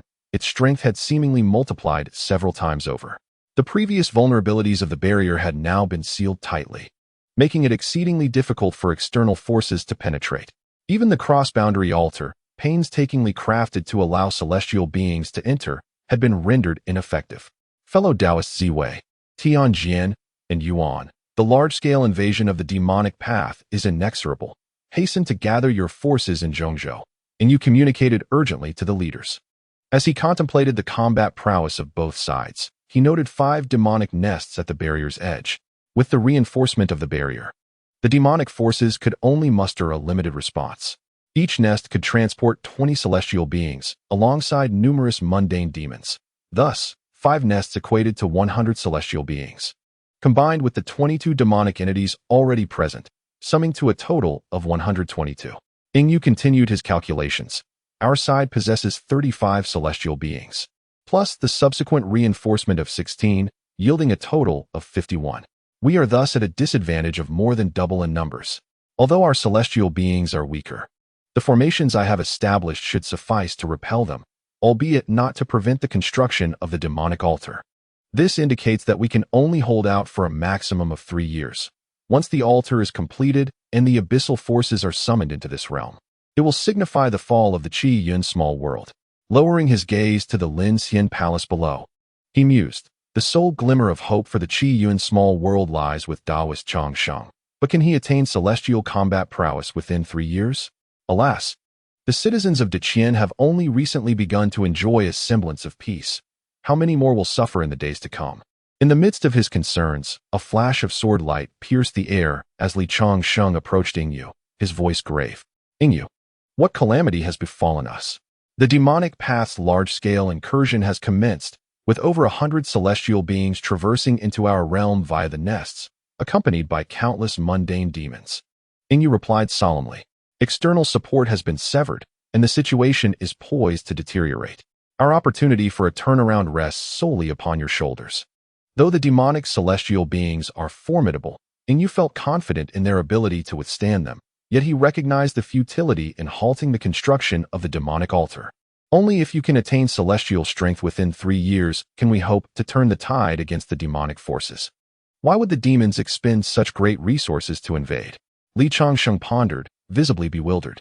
I surmise that the Crimson Cloud small world is indeed a node world. Ingyu and Li Changsheng elucidated the significance of node worlds. Upon hearing Ingyu's explanation, Li Changsheng nodded in comprehension and remarked, I see. If it is said that the Yuanshan Earth immortal level can barely withstand the pressure, then can the mundane demons of Deqian be repelled? No, Ingyu replied, shaking his head. The number of Yuanshan Earth immortals that the demon nests can harbor is limited. Beyond that, they cannot enter the Crimson Cloud small world. However, there is no such restriction on mundane demons, and they can fill the nests to capacity. Among the 5 demon nests, there are at least several 100,000 mundane demons, most likely of the innate realm. Deqian is utterly powerless to resist. All I can do is protect Zhongzhou. As for the other states, I must reluctantly abandon them. As Ingyu spoke, his expression was one of profound anguish, clearly indicating the torment he felt as the sovereign of Deqian in relinquishing the lives of the people in other states. Yet, in the face of the overwhelming tide of demonic forces, he found himself compelled to take such a course of action. Chapter 56. Leave the mundane demons to me. Li Changsheng spoke with calm determination. That is not permissible, Ingyu countered, shaking his head in refusal. The present circumstances are vastly different from the past. Previously, we of the righteous path held the advantage, able to prevent the Yuanshan Earth immortals from venturing forth, allowing you to freely slay the mundane demons. However, this time, the number of Yuanshan Earth immortals among the demons surpasses our own. Should they witness you slaughtering the mundane demons, the demon leaders would undoubtedly send their Yuanshan Earth immortals against you. Even if you could contend with 1 Yuanshan Earth immortal, facing 2 or more who are intent on killing you would result in your encirclement and demise. Hence, you must refrain from acting and instead remain in the Lin Xian Palace to cultivate in seclusion, hastening your mastery of celestial-level combat power to mitigate the crisis of the Crimson Cloud small world. Ingyu, I understand your intentions are for my benefit. Yet if I possess the capability but choose not to act, merely standing by while the citizens of various states are slaughtered by demons, my spirit will remain incomplete. And even 3 years of seclusion will not allow me to break through to the Yuanshan Earth immortal level, Li Changsheng countered solemnly. But should you choose to act, you will undoubtedly become a target for the demons, and they will encircle you, Ingyu replied, his brow furrowed in concern. If you fall to their ambush, the citizens of the states will still perish. I cannot prevent the demons from establishing their demonic altars. Ingyu, I still wish to take the risk. And I am not without assurance, Li Changsheng said with a serene smile. I have attained the utmost mastery of the 4 heavenly Tao concepts. Even ordinary Yuanshan Earth immortals are no match for me. It will not be easy for the demons to surround me. Moreover, as a mortal, the lives and deaths of countless beings across the states weigh heavily upon me. The karmic ties I bear are immensely grave. Any Yuanshan Earth immortal who engages me will soon find themselves beset by calamities after only a few exchanges. They cannot endure a protracted battle. Furthermore, Li Changsheng asserted with confidence, have you forgotten that I am a reincarnated immortal? I possess protective celestial arts that allow me to escape, even in the face of mortal peril. The source of Li Changsheng's fearlessness in the face of a demonic ambush lay primarily in the three altars see meeting divine card. With such a trump card in hand, the question of who would slay whom remained open to interpretation. Yingyu listened to Li Changsheng's grandiloquent discourse, and, being deeply concerned for the common folk across the states, reluctantly nodded in agreement, stating, let your friend attempt this endeavor. Should it prove unfeasible, retreat swiftly. For we cannot afford any risks. Your safety is of greater importance than my own. Li Changsheng smiled in understanding.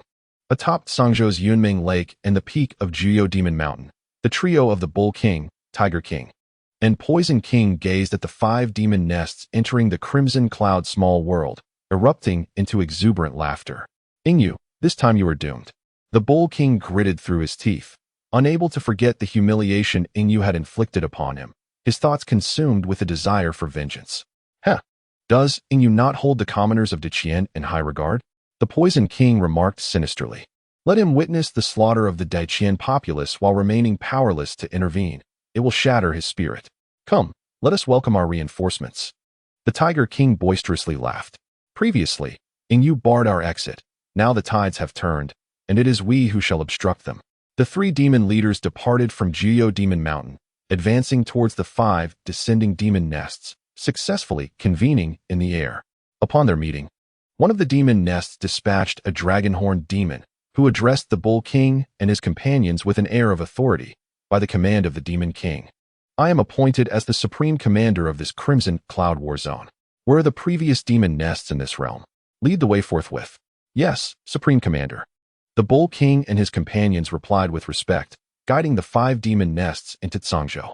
Once the Dragonhorn demon surveyed the terrain of Tsangzhou from above, he promptly directed the 5 demon nests to descend, positioning them in a manner that formed an expansive circle spanning 100,000 miles. Mirroring the original layout of Jiuyou Demon Mountain. After the demon nests were settled, the Dragonhorn demon stood aloft in the circle and proclaimed to the 6 demon nests, all celestial spirits, come forth and recognize your future comrades in arms. At his command, numerous celestial spirits emerged from the 6 demon nests, each surrounded by a shroud of black mist, indicating their formidable strength. Upon their introduction, the celestial spirits bowed in unison, addressing the Dragonhorn demon with deference. We greet you, Supreme Commander. Chapter 57 Excellent. The Dragonhorn demon replied with a satisfied smile, issuing orders, summon the mundane demons to gather and slaughter the human populace across the states, collecting their blood. Accompany me to confront the so-called righteous celestial spirits of this realm and measure the worth of this so-called Emperor of Qian. Yes. The multitude of celestial spirits responded in unison. Let us depart. The Dragonhorn demon laughed heartily, leading the multitude of demonic celestial spirits towards the land of Zhongzhou. Above the imperial capital of Zhongzhou, all righteous celestial spirits, including the 16 who had crossed realms to provide support, gathered at this location. Logically, given the vast disparity in combat strength, the expressions of all celestial spirits should have been grim. Yet, despite their somewhat somber demeanor, there was a notable relaxation in their brows. The emergence of such a situation is naturally attributed to Yingyu's revelation of Li Changsheng's prowess to these, instilling in them a sense of confidence. Without Li Changsheng, the righteous path would be unable to halt the demonic incursion and the establishment of the demonic altar. Once the altar is constructed and the forces of the abyss infiltrate the Red Cloud small world, it would spell the downfall of that realm. Although the righteous side possesses a palace akin to the demonic nest, capable of sheltering a portion of the mortal populace, allowing them to retain some strength even if the Red Cloud small world falls, the prospect of a turnaround would be utterly impossible. In a small world that coexists with the abyss, the perception of demons would be exceptionally acute. In the future, they could only cower within the celestial palace, venturing out occasionally only to be sensed and besieged by the demons, rendering their path exceedingly bleak.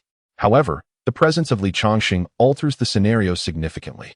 As long as Li Changsheng can attain celestial combat prowess, the fall of the world would not be insurmountable. They could repel the demons from the Red Cloud small world and expel the abyssal forces. Li Changsheng stands as the singular hope for the Red Cloud small world. The only uncertainty lies in whether Li Changsheng can achieve celestial strength before the world succumbs. This is of paramount importance. Should he attain celestial level power before the collapse, he could potentially vanquish the demons in advance and disrupt the construction of the demonic altar, thereby saving a multitude of mortals. Conversely, if he cannot, the successful establishment of the demonic altar would usher in the abyssal forces, transforming the environment of the Red Cloud small world, leading to the demise of countless mortals. Those few who survive would become neither human nor ghost, but rather demonic beings. At that point, the righteous path would be left with no choice but to shepherd a fraction of the mortal populace into the celestial palace, leaving the rest to await their fate outside. This is indeed a lamentable situation. After all, although the celestial palace is vast, it can accommodate at most 1 million mortals, which pales in comparison to the myriad of commoners in the vast territories of Deqian. Even in the direst circumstances, the situation appears more favorable than previously anticipated. Thus, many of the righteous path maintain a sense of ease. However, the burden of pressure now rests squarely on Li Changsheng's shoulders. Chapter 58, The Border of Central State. Outside a transparent protective barrier, the dragon-horned demon general stood with arms crossed, surveying the interior where Yingyu resided. He smiled faintly and inquired, "Are you the sovereign of Deqian, Yingyu?" "Indeed," Yingyu replied, also crossing his arms and responding with a calm demeanor. "What may I call you, esteemed sir?" "I am Long Ao," the dragon-horned demon said with a faint smile.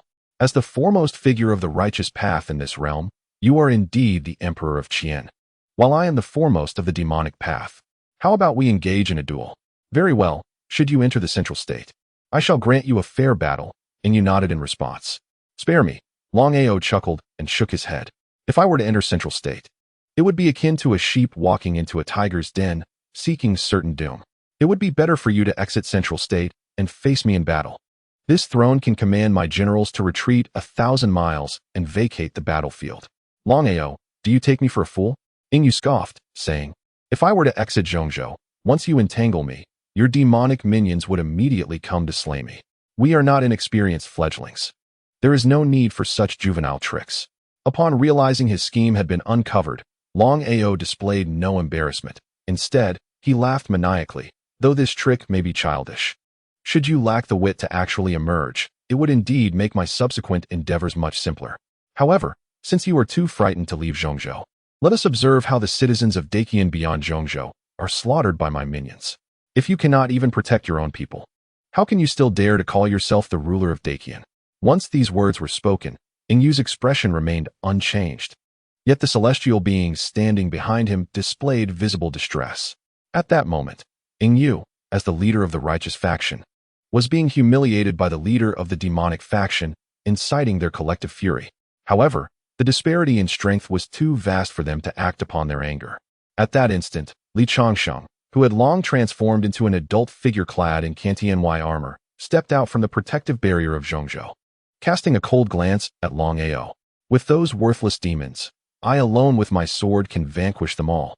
Without a moment's hesitation, Li Changsheng disregarded the multitude of demons before him and transformed into a beam of sword light, soaring towards Zhongzhou, where numerous demons were emerging from their lairs, gathering to unleash chaos upon the land. "Is this the sword cultivator with the battle prowess of a celestial being?" Long Ao inquired, watching the departing light. "Indeed." The Bull King nodded, stating, "It is his arrival that has allowed the righteous faction to utterly obliterate the mundane roots of the demons in the Qiyun small world." A fierce glint flashed in the Bull King's eyes. If his primary enemy were Yingyu, then his secondary foe would undoubtedly be Li Changsheng. Had it not been for Li Changsheng's intervention, the demons would not have been completely eradicated from this realm. This man is indeed valiant, worthy of being the most adept at offense among sword cultivators, Long Ao remarked with admiration, before sneering. Yet, he remains but a native of a small world, with a limited perspective. He thinks that possessing the battle prowess of a celestial being makes him supreme. Little does he know, while the mundane beings of the celestial level may be extraordinary, other small worlds also harbor such powers. This time, we have brought 10 of equal caliber, sufficient to encircle and eliminate him.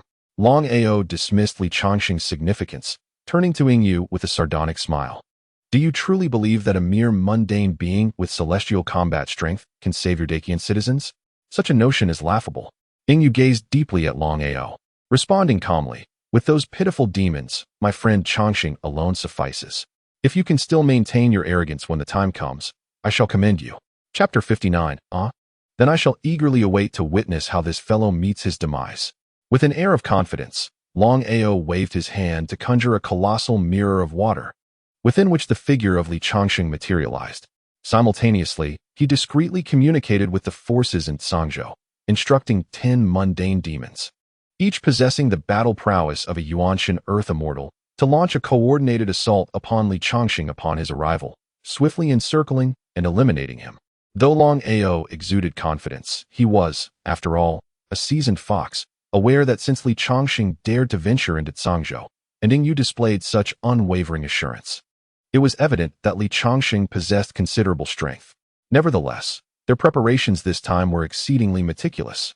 A combined ambush by 10 mundane demons of Yuanshan Earth Immortal caliber would surely spell doom even for someone at the 3rd level of the Yuanshan realm, let alone an ordinary sword cultivator.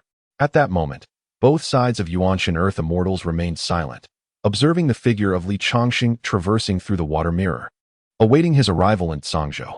Yu, how could you permit Taoist Changsheng to venture into Tsangzhou? Inquired the master of ZY Palace, standing beside Yu, her voice a mere whisper. Though Taoist Changsheng is undeniably powerful, should he manage to cut through those mundane demons, the Yuanshan Earth Immortals on the demon side will undoubtedly intervene. Is this not perilously reckless? Do not be hasty, Yu replied gravely. It is Taoist Changsheng's earnest desire to undertake this journey, confident in his ability to protect himself. Thus, I have no choice but to acquiesce. We shall observe Taoist Changsheng's performance. However, we must remain prepared. Should he find himself in peril, we will rush to his aid, even if it means sacrificing some Yuanshan Earth Immortals to ensure his safety. Agreed. The master of ZY Palace nodded in acknowledgement. After a brief interval, Li Changsheng arrived in Tsangzhou, confronting a multitude of millions of demons. This path is impassable, Li Changsheng declared, standing poised in the void, his icy gaze fixed upon the throng of demons. In response to the threat posed by Li Changsheng, the demonic army halted its advance, yet 10 among them soared into the air, encircling him. Though these 10 demons were but mundane creatures, each emanated an aura rivaling that of a Yuanshan Earth Immortal, clearly possessing formidable strength. Sword Cultivator, do you truly believe you can intercept us alone with but a single sword? Such folly is a path to self-destruction, one demon scoffed derisively at Li Changsheng. Indeed. Another chimed in, mocking, to claim this path is blocked. What an audacious boast. Like a toad yawning, you speak so grandly. They say sword cultivators are prone to arrogance. And it seems the reputation holds true. A third demon laughed, adding, but to flaunt such arrogance before us, today we shall make you kneel and beg for mercy, transforming your bravado into sheer foolishness. As the demons jeered and hurled insults at Li Changsheng, they simultaneously launched their assault. Facing the onslaught of the demons, Li Changsheng maintained a serene smile, wielding his life-bound flying sword to execute the most powerful move from the burning heaven sword cannon. In an instant, his sword transformed into a raging inferno, striking the 10 advancing demons. With a resounding explosion, the 10 demons, caught in the attack, abruptly halted, bursting apart like fireworks. Upon witnessing the swift extermination of 10 demons, the previously tranquil army of millions was instantaneously struck with terror, causing them to retreat in disarray. Chapter 60. On the borders of Zhongzhou, beyond the transparent defensive barrier, Long Ao observed through the water mirror as 10 ordinary demons, possessing the combat prowess of Yuanshan Immortals, were effortlessly vanquished by a single stroke of Li Changsheng's sword, his expression betraying sheer astonishment. It was not only Long Ao who was taken aback, the multitude of demons behind him shared the same shock. The combined might of those 10 ordinary demons could easily encircle and slay a third-tier Yuanshan. Yet to dispatch them in one fell swoop would typically require an individual of at least the 7th tier of Yuanshan. Those at the 5th or 6th tier could indeed defeat them, but would need to engage in multiple exchanges rather than achieving a single decisive strike. While many present were also Yuanshan Immortals, they realized that facing Li Changsheng in battle would render them outmatched. To possess the strength of a Yuan Shun immortal while remaining an ordinary being is already extraordinary, yet Li Changsheng, as depicted in the water mirror, could slay a Yuan Shun immortal with ease, marking him as an anomaly among anomalies. Should he ascend to the Yuan Shen realm, he could rival even the 9th tier, becoming one of the most formidable Yuan Shen immortals. If he were to cultivate within the Yuan Shen realm for a longer duration, he might even attain the power of a celestial immortal, with a significant chance of emerging as a golden immortal in the future. Such unparalleled talent is exceedingly rare, even among the vast multitudes of worlds.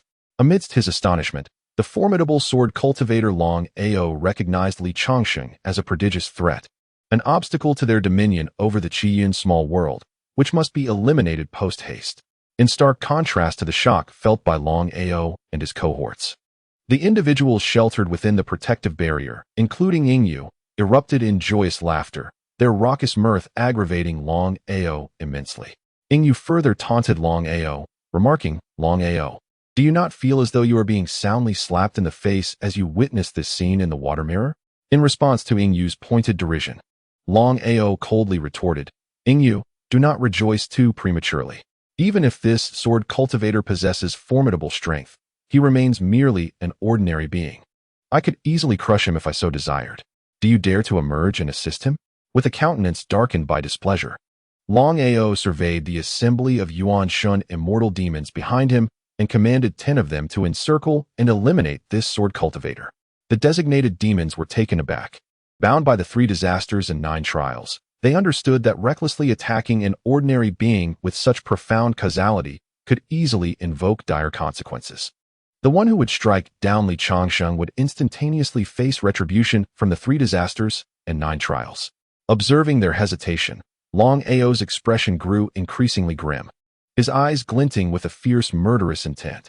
The 10 demons, sensing Long Ao's wrath, trembled involuntarily and hastily nodded in agreement to pursue Li Changsheng.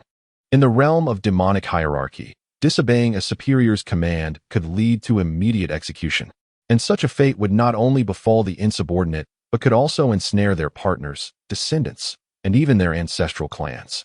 The consequences of such severity left the selected 10 demons with no choice but to comply. After all, engaging in the assassination of Li Changsheng would guarantee the demise of one, while the remaining 9 held a glimmer of hope for survival. In contrast, defying Long Ao's command would undoubtedly lead to the death of all 10, with the potential to endanger their loved ones as well. Their choice was clear. Only those demons unburdened by attachments would dare to disobey a command that promised certain death. After all, whether they went or stayed, death awaited them. Thus, there was little incentive to heed the orders of their superiors. Consequently, for missions with a high likelihood of fatality, the demonic faction would select those demons who possessed vulnerabilities. The batch of demons entering through the magic nest each had their Achilles heel. Thus, even if Long Ao ordered them to march to their doom, they had no choice but to comply. Seeing the 10 demons nod in agreement, Long Ao's expression softened slightly. He struck the void before him with several claws, and after a span of 3 breaths, he opened a rift in space. On the other side of this rift lay Sangzhou, where Li Changsheng resided. Hasten to enter and encircle the sword cultivator. I shall observe your battle. Should any of you hesitate to act when the opportunity arises, you shall face dire consequences, and I will obliterate your entire clan. Long Ao commanded the 10 demons. Understood. The 10 demons hurriedly accepted their orders and swiftly plunged into the rift, entering Sangzhou. Yingyu, Long Ao turned to Yingyu, his voice icy. Among the 10 I dispatched, 7 are at the 7th level of, and 3 at the 8th. Even those at the 9th level would be capable of eliminating this sword cultivator. Are you merely going to stand by and watch? Truly a band of incompetent cowards. You need not concern yourself, Yingyu replied expressionlessly, though a flicker of worry danced in his heart. Yet, given the circumstances, he could only choose to trust Li Changsheng. After all, based on his understanding of Li Changsheng, he was not the type to court death recklessly. In Sangzhou, after vanquishing the 10 demons with strength, Li Changsheng immediately set about mercilessly striking down the countless demons before him. He was acutely aware that the demonic faction was watching and would undoubtedly dispatch to encircle him and halt his assault on the mundane demons. Time was of the essence. Li Changsheng could not afford to waste a single breath. Employing the Starfire scorching the plains technique from the Heavenly Sword Cannon, which had the broadest range of lethality, he unleashed a devastating strike. Though this attack lacked the power of the Heavenly Inferno variant, the multitude of demons he faced were far weaker than the 10 he had just defeated. Thus, the Starfire scorching the plains was most fitting for the task. With a pointed gesture, Changsheng directed his fiery sword aura down upon the demonic horde. Countless flames descended upon the fleeing demons.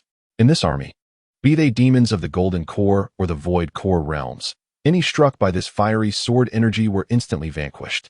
In a single move, Changsheng decimated a vast swath of the demonic forces, a testament to the overwhelming might of Against the Mundane. Were it not for the 3 calamities and 9 tribulations that bound them, could act without restraint, easily annihilating all life within a world. Continuing, Changsheng relentlessly wielded his life-bound sword, transforming it into a cascade of fiery rain that swiftly obliterated swathes of demons. Within mere moments, he had decimated half of the million-strong demon army. Just as he prepared to continue his slaughter, ripples appeared in the air, heralding the emergence of a spatial rift through which 10 demon entities, each at the Yuan Shun Earth Immortal level, surged forth. Their spiritual power swept through the air, quickly identifying Changsheng as their target, and they advanced towards him with lethal intent. These demons emanated a formidable aura. Each one was no less powerful than himself. Engaging them would be utterly futile. At this juncture, Changsheng resembled a seasoned sword cultivator, his destructive potential reaching the 7th level of the Yuan Shen realm. Yet his physical form was merely at the pinnacle of the innate realm. In combat at the Yuan Shen level, any casual strike from his adversaries could severely injure or even kill him. Thus, faced with the onslaught of these 10 Yuan Shun Earth Immortal demons, Changsheng wisely chose not to confront them head-on, but rather activated the 3 Altars of the Sea Assembly Divine card without hesitation. Upon activating the card, Changsheng immediately sensed the oppressive force of world rules. For a minor world, the destructive capability of golden immortal power was overwhelmingly potent. Its mere presence would lead to expulsion from the realm. Consequently, Changsheng was presented with 2 choices: to wield his golden immortal power normally, only to be expelled before even engaging the enemy, or to suppress his golden immortal power to the limit of a 1st-level celestial immortal, thus allowing him to continue fighting within the minor world. However, this latter option felt like a significant loss. The might of a top-tier golden immortal was immense, capable of annihilating all demons within this realm with a single blow, while wielding 1st-level celestial immortal power would still surpass that of the Yuan Shun Earth Immortal demons. Eliminating one might be feasible, but facing multiple such foes would inevitably consume more time. Each second wasted translated to a loss of 100,000 merit points, a steep price for Changsheng. Yet, despite the considerable drawback, Changsheng opted to utilize celestial immortal power. After all, he had expended numerous resources to secure a pact to eradicate the demons of this realm. The present moment marked one of the gravest dangers for the Qiyun minor world. Thus, he could not afford to be a coward and retreat to the Redstone Major world for a leisurely escape. Resolute, Changsheng made the swift decision to strike with 1st-level celestial immortal power, but his initial attack was not directed at the 10 Yuan Shun Earth Immortal demons approaching him. Instead, he unleashed his blow upon the fleeing mundane demons. Though these common demons appeared as insignificant as ants before Changsheng, each one was of innate caliber, with still around 100,000 surviving. Allowing them to escape would spell disaster for countless innocents in the future. The combined forces of Deqian and the sects would be insufficient to halt these mundane demons. In contrast to the Yuan Shen Earth Immortal demons, who were bound by the 3 calamities and 9 tribulations, these common foes acted with reckless abandon. Instead, these mundane demons can wantonly slaughter the common folk, causing immense harm to them. Therefore, at this moment, although each additional second spent using the San Tan Hai Hui De Shun card seems like a considerable loss for Changsheng, he must prioritize eliminating these earthly demons. With a swift stroke of his sword, countless flaming sword energies surged forth, accurately striking all the fleeing mundane demons. In a single move, he obliterated them all. Such is the formidable power of the celestial immortal, far surpassing that of the earthly immortals of the primordial spirit realm. After vanquishing the mundane demons, Changsheng cast a cold gaze upon the 10 primordial spirit demons that had encircled him with malicious intent. At that moment, astonishment flickered across their faces. swiftly transforming into sheer terror as they abruptly halted their advance and instinctively turned to flee. Although they had easily combined their strength to slay an earthly sword cultivator of the 7th level of the primordial spirit realm, the sudden emergence of this sword cultivator's celestial might render them vulnerable to retaliation, instilling dread within them. Attempting to escape was futile. Changsheng smiled icily. Were there a multitude of primordial spirit demons collaborating, they might pose a challenge to his celestial strength. Yet, faced with merely these 10, he could dispatch them in mere seconds. Chapter 63. This was an opportune moment to diminish the strength of the demons, and Changsheng would not let it slip by. The 4 symbols sword array was unleashed, and his life-bound flying sword split into 4 identical blades, positioning themselves at the 4 cardinal directions, ensnaring the 10 primordial spirit demons within. The sword in the east stood poised in the air, surrounded by a gentle azure breeze. As one of the primordial spirit demons approached, it was instantly scattered into ashes by the wind. In the west, a white dew hovered, and upon one demon's proximity, it was drenched in the dew, which swiftly dissolved it entirely. To the south, flames of crimson blazed, their heat seemingly absent. Yet, when a primordial spirit demon drew near, it was instantly consumed by the flames, reduced to ashes. In the north, yellow earth floated. When a demon approached, it was silently engulfed without a sound. The remaining 6 primordial spirit demons, witnessing such an eerie spectacle, were too frightened to continue fleeing. Instead, they hastily regrouped, attempting to unite their strength to withstand Changsheng's assault. Changsheng gazed at the demons with an uncontainable smile. Initially, he had thought that utilizing his golden immortal power as celestial immortal power would be a significant loss. However, after effortlessly dispatching all the mundane demons, he suddenly perceived the rules of heaven and earth with remarkable clarity, his mind illuminated with a flurry of insights. Previously, he had reached the pinnacle of the 4 heavenly Tao principles, yet faced numerous bottlenecks in his quest for enlightenment. The first hurdle was the convergence of the 4 symbols, and despite his prodigious talent, he had found it challenging to comprehend. As the divine card of the 3 altars and the sea gathered strength, Changsheng seemed to sense a profound understanding of the cosmic principles from the deity Nezha. With these insights, he immediately comprehended the convergence of the 4 symbols, enabling him to employ the 4 symbols sword formation. Simultaneously, Changsheng realized that the true utilization of the celestial and divine cards lies within the realm of cultivation, allowing him to wholeheartedly grasp a deeper understanding of the cosmic order imparted by the divine beings. Using them in combat was, in fact, a waste of their potential. It was only during his initial encounter with the celestial cards, devoid of proper training, that he failed to perceive their true efficacy. Had he been more enlightened at that moment, he might have already ascended to the Yuan Shen realm. Nonetheless, as the proverb goes, a blessing in disguise. Had Changsheng advanced prematurely to the Yuan Shen realm, he would have been unable to confront the countless mundane demons, potentially leading to the demise of many innocent lives in the Deqian realm. Now that he understood the genuine application of the celestial cards, he was still in time to enter seclusion and advance to the Yuan Shen realm, preparing to face the likes of Long Ao and other Yuan Shen demons. As thoughts raced through Changsheng's mind in an instant, he gazed with amusement at the 6 demons gathered before him, gesturing lightly, for symbols returned to 1. Suddenly, the 4 directions manifested: azure dragon, white tiger, vermilion bird, and black tortoise, charging towards the 6 demons with ferocity. In merely a breath's time, the 6 demons were vanquished.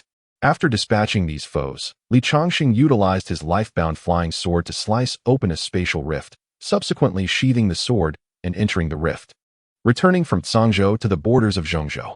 Upon his arrival at the Zhongzhou boundary, Long Ao and the other Yuan Shen demons sensed Changsheng's presence and immediately activated their powers in vigilance, fearful of his potential assault.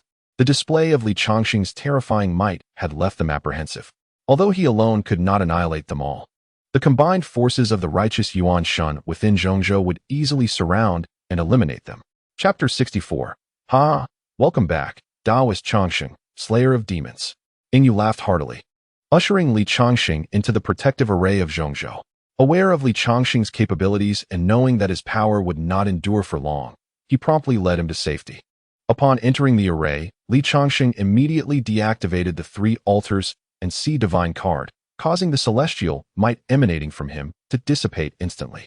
Noticing that the card still had 54 seconds remaining, Li Changsheng realized he had only utilized it for 3 seconds, expending 300,000 merit points. However, he did not consider this venture a loss. Rather, he felt it was a misallocation of golden celestial power, used as if it were celestial power. In truth, when calculated meticulously, it turned out to be quite profitable, arguably a significant gain. The merit earned from slaying those 10 Yuan Shen demons was not exceedingly substantial, as their sins were rooted in their mortal lives, bound by the 3 calamities and 9 tribulations, akin to the innate golden elixir demons. They paled in comparison to the 10 Yuan Shen demons' combat prowess. The recent accumulation of merit primarily stems from the millions of demons, whose contributions, though modest individually, collectively amount to a staggering 10 million points of merit. When converted, this merit allows Li Changsheng to extend the duration of the Santan Hai Hui Divine card by a full 100 seconds, significantly bolstering his confidence. Indeed, at this moment, should Li Changsheng wish to lead a righteous assault against Long Ao and his cohorts, the efficacy of the Santan Hai Hui Divine card would suffice. However, such a course of action would be excessively wasteful, yielding little in terms of merit points from the defeat of Long Ao and his companions. Thus, Li Changsheng is reluctant to pursue this unless absolutely necessary. The optimal use of the Santan Hai Hui Divine card lies in its aid to his cultivation. By accelerating his training, once Li Changsheng attains celestial combat prowess, he need not concern himself with the card's duration. That would be the most opportune moment to encircle and vanquish Long Ao and his allies. And that day is not far off. Beyond the defensive barrier of Zhongzhou, Long Ao and his companions, initially on high alert, soon realized that upon Li Changsheng entering the formation, the celestial aura surrounding him dissipated instantaneously, leading them to understand that such a state could not be sustained. At that moment, a collective sigh of relief escaped from Long Ao and the other demons. Thankfully, their adversary was not a true celestial powerhouse. Otherwise, they would have faced dire consequences. How could this sword cultivator, a mere mortal, suddenly unleash celestial power? Long Ao inquired with a note of confusion. Upon hearing Long Ao's question, the Bull King, the Poison King, and the Tiger King furrowed their brows, conjuring a rather ominous thought. The commanding Bull King flew to Long Ao's side and spoke in a grave tone. I suspect this sword cultivator is a reincarnated celestial being. Is there a reincarnated celestial being in the Qiyun small world? Long Ao glared at the Bull King, his anger palpable. Why did you not report this intelligence earlier? Reporting to the commander, the Bull King replied respectfully, this reincarnated celestial first appeared before us approximately 2 years ago. At that time, he was merely 3 years old, and his protective celestial technique was only at the 3rd level of the nascent soul realm. Although possessing extraordinary talent, the Bull King continued, it is impossible for one to refine their body and chi innate without at least a decade of effort. Hence, we did not regard him as a significant threat. Moreover, to my knowledge, the protective celestial techniques of reincarnated beings share similar power. A mere 3rd level nascent soul technique can easily be broken by us and poses no substantial danger. Fool. Ignorant barbarian. Long Ao erupted in fury. Such a crucial piece of information, and you treated it so lightly. Do you not comprehend that for top-tier powers, the capacity to manipulate the strength of their protective celestial techniques during reincarnation allows each subsequent technique to become even more formidable? Long Ao was exceedingly incensed. Were it not for the limitations imposed by the nascent soul territory sent by the demon nest, which only allowed a handful to reach the 8th or 9th level of the nascent soul realm, while the rest remained at the 6th or 7th level, he would have entertained thoughts of eliminating the Bull King, who, at the 9th level of the nascent soul realm, could still serve as a valuable asset. Commander, you hail from a prominent family in the grand world and are privy to many secrets. How could a mere native like me have the opportunity to know such truths? The Bull King responded with a hint of irritation, for as the foremost leader among the 3 sovereigns of the Red Cloud small world, he was accustomed to having his word go unchallenged. Being subjected to such insults from Long Ao irked him greatly. Unlike those demons with vulnerabilities, he was in a state where one person's satisfaction did not lead to the family's starvation, even if his strength fell short of Long Ao's. It was not by a significant margin. After all, Long Ao was merely an outsider. Were it not for the command of the Demon King, he would hardly bother with the latter. Long Ao's gaze sharpened as he prepared to strike down the Bull King. In response, the Bull King's own eyes turned fierce, and two plumes of black smoke erupted from his nostrils. If Long Ao dared to make a move against him, he would not remain passive. The commander, with his singular mindset, was not someone to be trifled with. The Poison King quickly interjected, positioning himself between them to mediate. We have pressing tasks ahead. Slaying this foolish Bull King would only serve to please the righteous side and provide them with a spectacle. We have overlooked the matter of the reincarnated immortal. But in our upcoming endeavor to establish the demon god altar, we shall devote ourselves to thwarting the righteous. I implore the commander to grant us an opportunity to atone for our oversight. Long Ao regarded the Poison King with a discerning gaze, then glanced at the subtly shifting position of the Tiger King and the native demons of the Red Cloud Small World, before nodding in acquiescence to the Poison King's plea. At that moment, Long Ao recalled words once spoken by the elders of his clan. The demons of the small world seldom exhibited weaknesses, and given the difficulties outsiders faced in entering this realm, these demons were exceptionally unruly. Historically, the demonic path relied on allure and intimidation to maintain control, while these demons would harbor a measure of respect for the demon kings.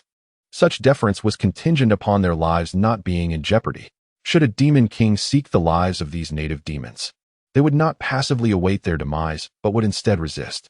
Thus, when undertaking missions within the small world, it was imperative to maintain the right mindset and not underestimate these natives, whether they be demons or righteous beings. Long Ao pondered, realizing his mindset was misaligned. He had underestimated the natives of the small world, a mistake shared by both demons and the righteous. It was time for serious reflection. In his thoughts, he concluded, however, those who offend me must perish, including the reincarnated immortal and those native demons. Just as Long Ao contemplated how to take advantage of the Bull King and his companions due to their defiance, the Poison King pulled the Bull King aside and whispered angrily, "Have you lost your senses? You allowed that fellow's insults to provoke you. Why retaliate and escalate our conflict to such extremes? Now that he has set his sights on us, we could find ourselves in dire straits. He is, after all, the commander, and we cannot continue to provoke him. Otherwise, the demon kings will deal with us." Chapter 66. The Bull King scoffed in retort. No one has dared to insult me like that throughout my life. The fact that I did not strike him down directly is already a concession to his position as commander. I merely exchanged a few sharp words with him, and he is already prepared to assert his dominance by threatening my life. Shall I simply await my demise? I am not one of those lifeless souls from Changsheng. You speak with reason, which is precisely why I hurried to intervene, to prevent matters from escalating to an irretrievable point.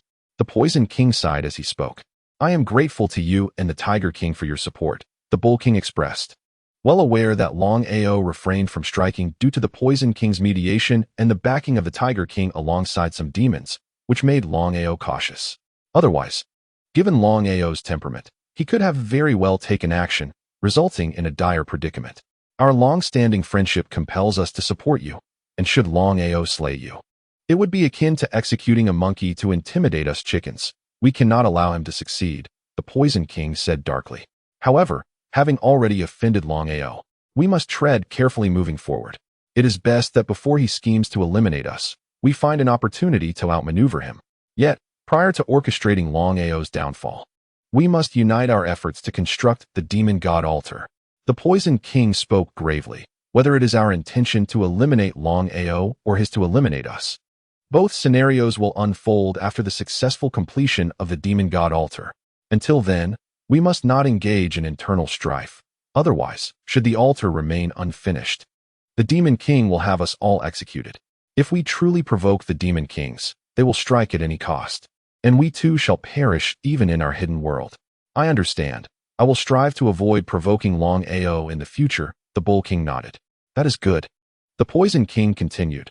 For now, as long as we remain united, the construction of the demon god altar should proceed without issue. The righteous faction cannot hinder us. Though Long Ao is arrogant, he possesses enough foresight not to instigate internal discord prematurely. However, this reincarnated celestial being must be dealt with beforehand, otherwise, he poses a significant threat to us.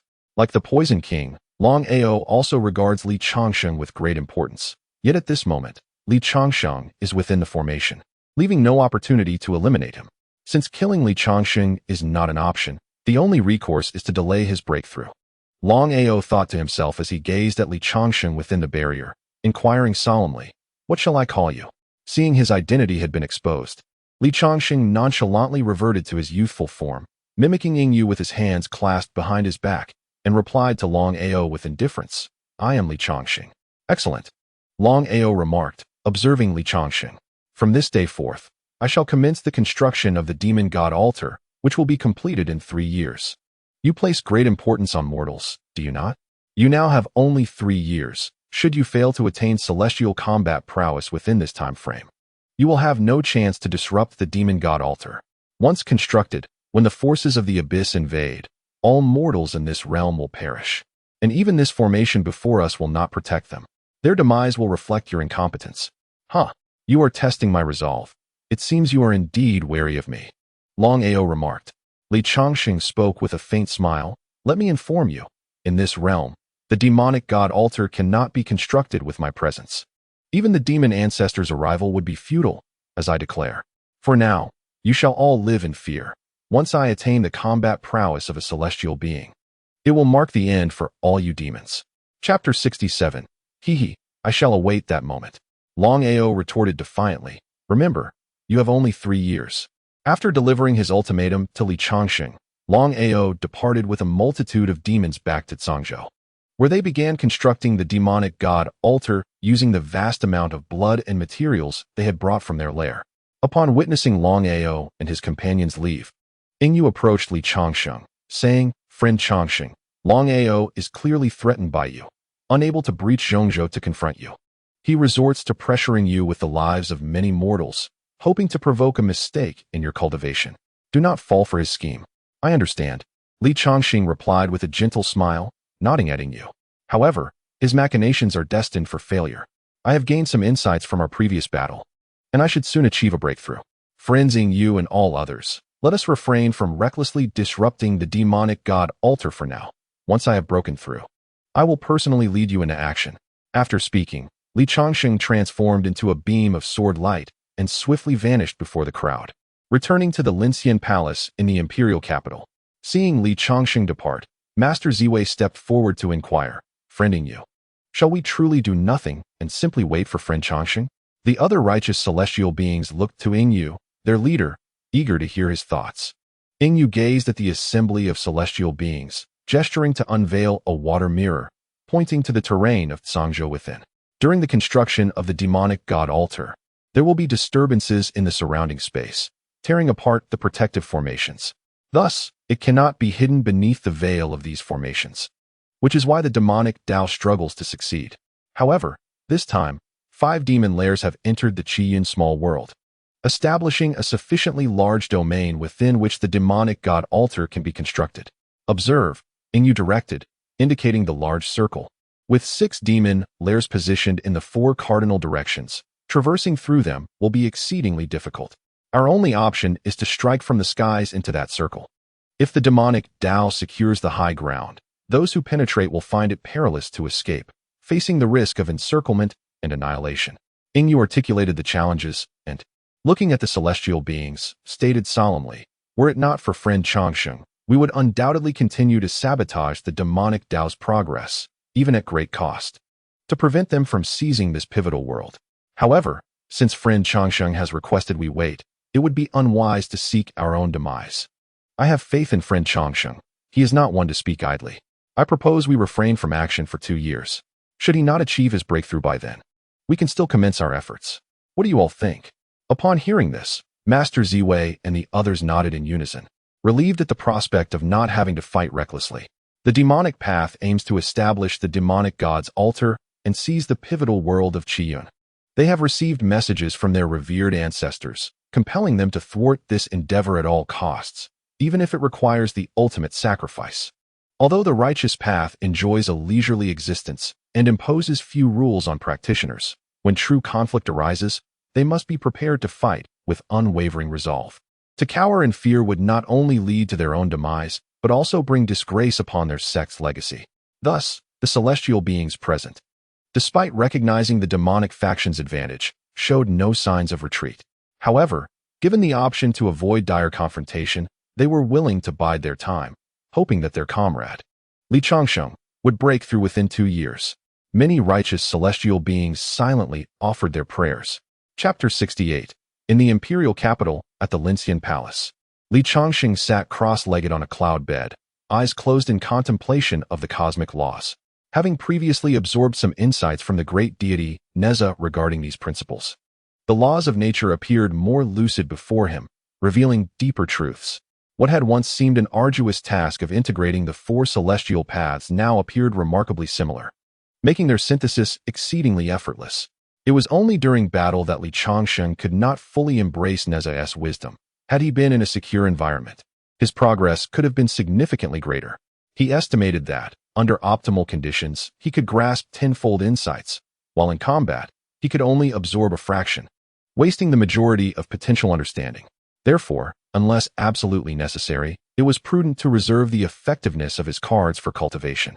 Li Changsheng mused that only by strengthening himself could he wield true power freely.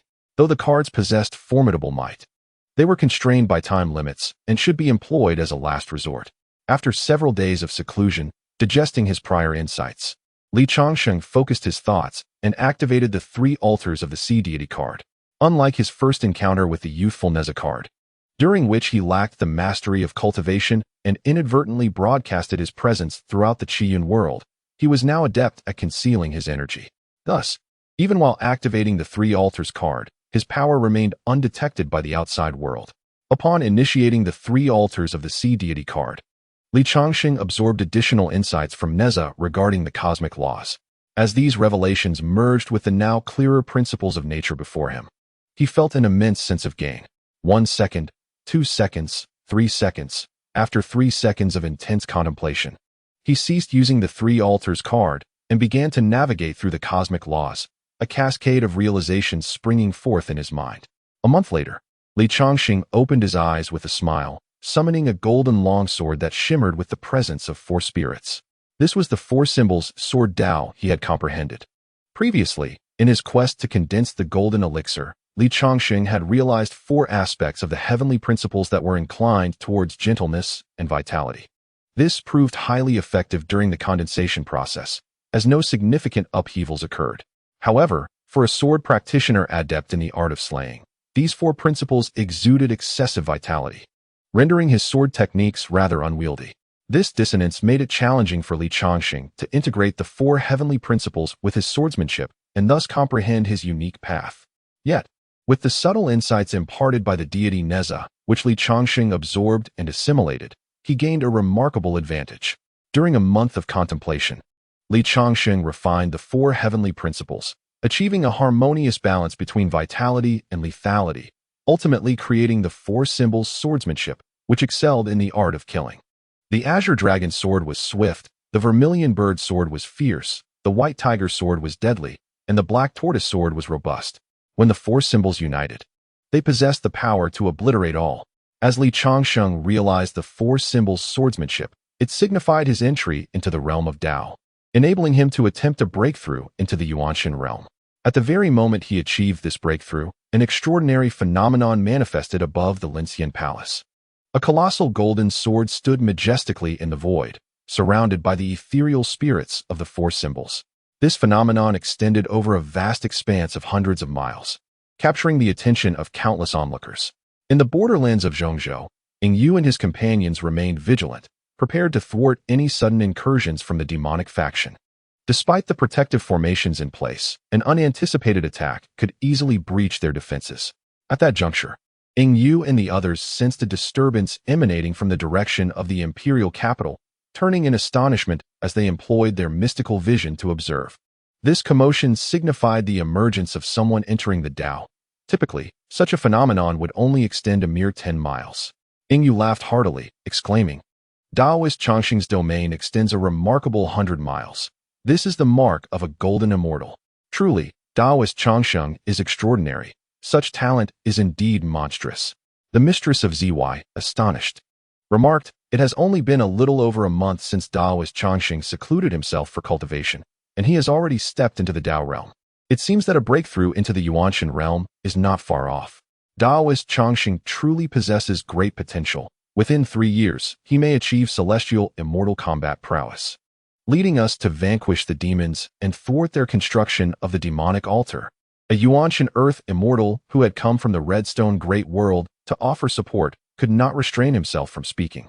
To hold a pivotal node in the face of the demonic faction's initial assault is an immense accomplishment. We are fortunate to bask in this light. Laughter erupted among the many Yuanshan Earth immortals. Their previous predicament had been dire, with a significant chance of perishing. Yet, with Li Changsheng's emergence, they had found a glimmer of hope. Observing Li Changsheng's rapid progress in cultivation, they felt a renewed confidence in their ability to thwart the demonic forces and safeguard the crucial node of the Qiyun small world.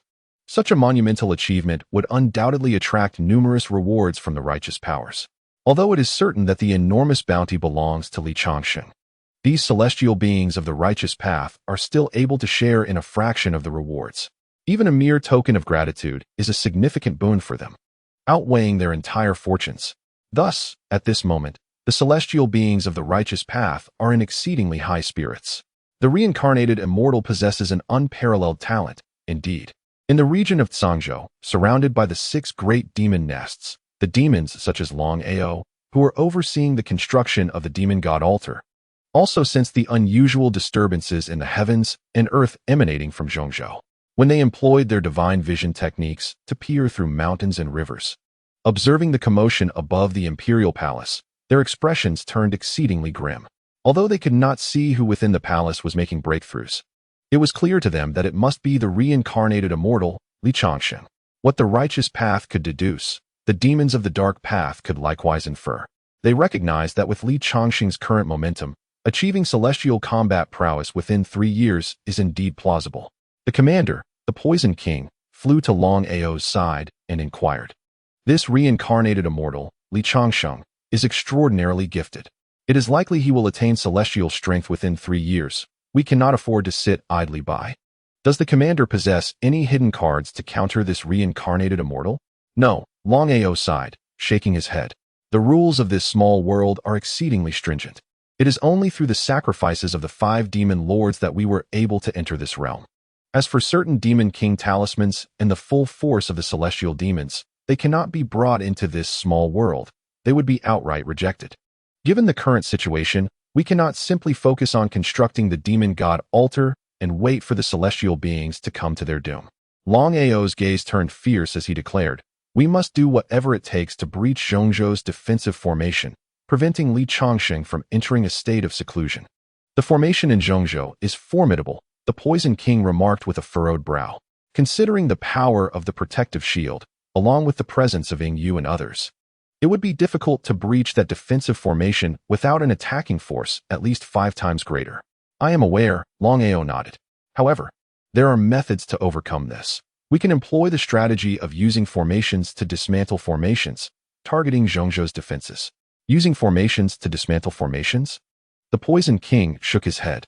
"Commander, arranging such a grand formation requires substantial materials, and we lack the necessary reserves. By dismantling 3 demon nests, we will undoubtedly acquire sufficient materials," Long Ao stated calmly. "Dismantling the demon nests?" The Poison King frowned deeply. "If we were to dismantle 3, the vulnerabilities of the demon god altar would increase, making it exceedingly difficult to guard against the righteous path's incursions. Previously, with 6 demon nests forming a circle, the righteous path could only enter from the air, allowing the dark path to wait and ambush. Once the righteous beings entered, we could seal off the skies with a certain number of personnel. In that case, the righteous path would be trapped. However, if we were to dismantle 3 nests, it would create 3 additional exits, complicating our defense and allowing the righteous path to find opportunities to escape after disrupting the demon god altar. It is imperative that we dismantle them." Long Ao shook his head and remarked, "Upon entering this realm, we are limited in what we can bring. The materials we have are solely for the construction of the demon god altar, with none available for setting up offensive formations. Only by dismantling 3 demon nests can we shatter the protective array of the central continent and devise a strategy to encircle and eliminate the reincarnated immortal Li Changsheng. As long as we can slay Li Changsheng, even if the newly built demon god altar is destroyed, such losses are bearable. We may only face a few years of waste." Long Ao spoke gravely.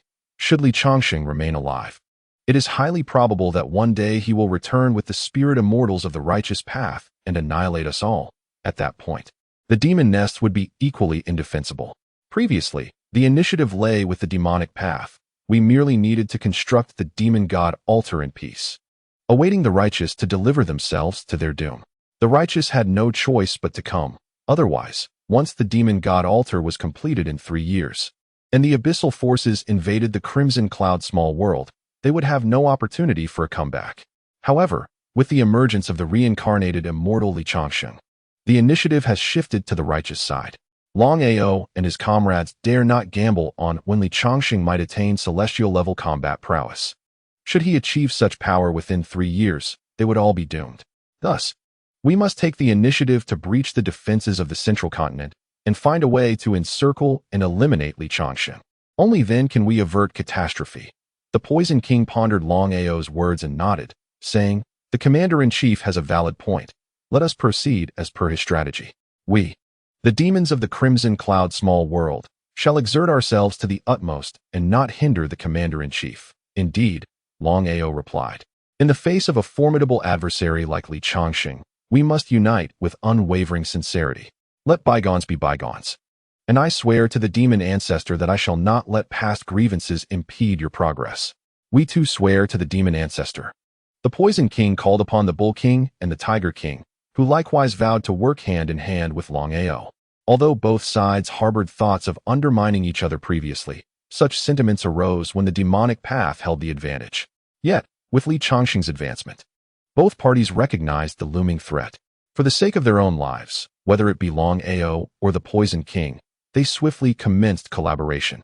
The past conflicts became trivial in the face of life and death matters.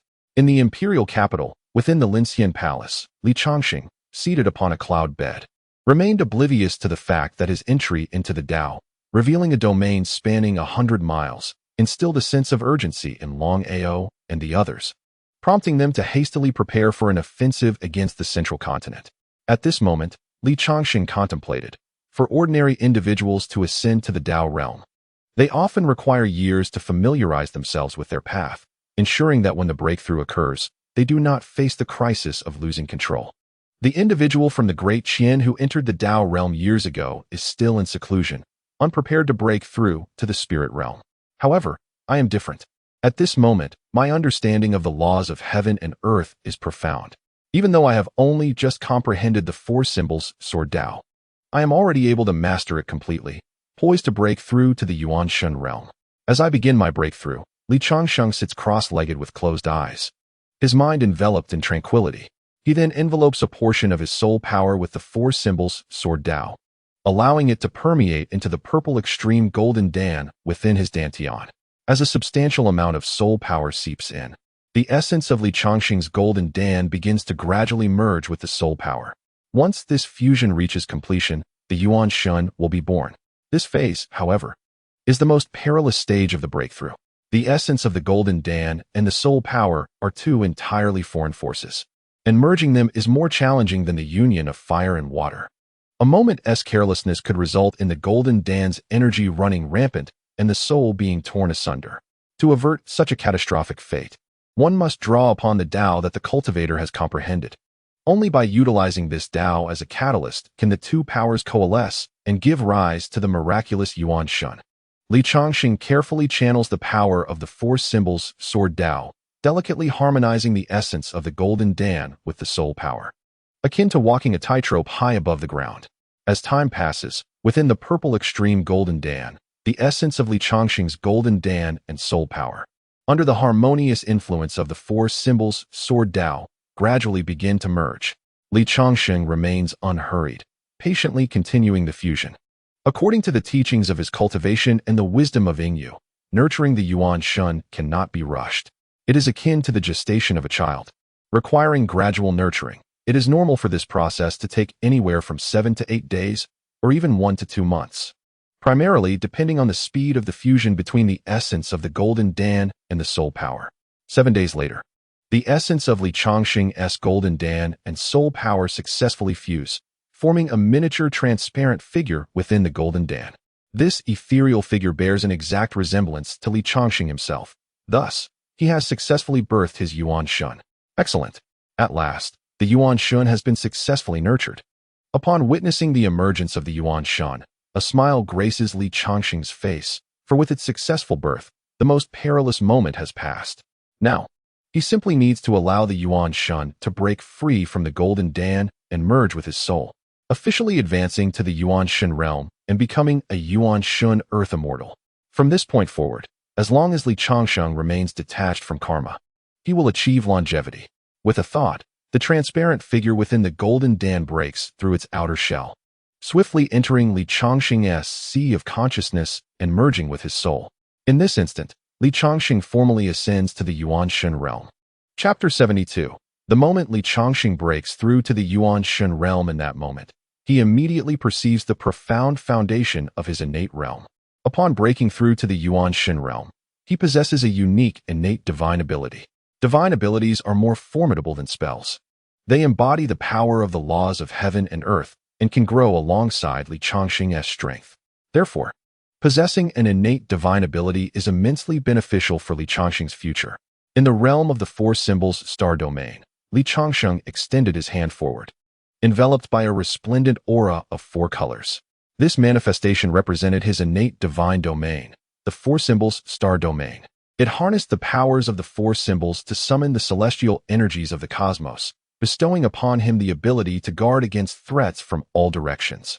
In essence, when confronted by an adversary's assault, this four symbols star domain acted akin to a protective formation, shielding Li Changsheng from harm. Conversely, should he envelop his foes within this domain, it would possess the capacity to subdue them, rendering it a formidable divine ability. Pleased with his newfound power, Li Changsheng nodded in satisfaction. His foundation was already substantial, and upon breaking through, he attained the combat prowess of the 9th level of the Yuan Shun realm. With this four symbols star domain in his arsenal, he was no longer a weakling among his peers. Having successfully advanced in the Qi refinement path to the Yuan Shun realm, he pondered the next step for his body refinement journey. However, just as Li Changsheng prepared to intensify his efforts, his Yuan Shen sensed a disturbance in the heavens and the earth, as if numerous Yuan Shen masters were engaged in fierce combat. Activating his divine sight, Li Changsheng channeled his power, and countless runes appeared in his eyes, allowing him to see across mountains and rivers to the borders of Zhongzhou, where he spotted Ing Yu and his companions. They were utilizing magical artifacts and spells, standing within the protective barrier of Zhongzhou, bravely repelling the onslaught of demonic forces from outside. These demonic entities, apart from a dozen or so guarding the foundation of the demonic altar, had congregated once more at the border of Zhongzhou. They were positioned within another formation, leveraging its power to relentlessly assault the protective barrier, causing ripples and even cracks to appear in some areas. Had it not been for Ing Yu and his allies' continuous efforts to reinforce and buffer the barrier, it would have already been breached. Previously, Li Changsheng had heard Ing Yu state that the defensive formation of Zhongzhou was formidable, and that with their presence, the likes of Long Ao and his demonic ilk could not penetrate it. Observing the precarious situation at the Zhongzhou border, Li Changsheng mused that the current state of crisis was indeed attributable to Long Ao's formation. To counter the formation, Ing Yu and his companions were at a disadvantage due to their insufficient numbers of Yuan Shen immortals. However, there was no cause for excessive concern. Though the protective barrier appeared unstable, Li Changsheng had no immediate intention of intervening. As a close friend of Ing Yu, he was well aware that this individual possessed many hidden trump cards.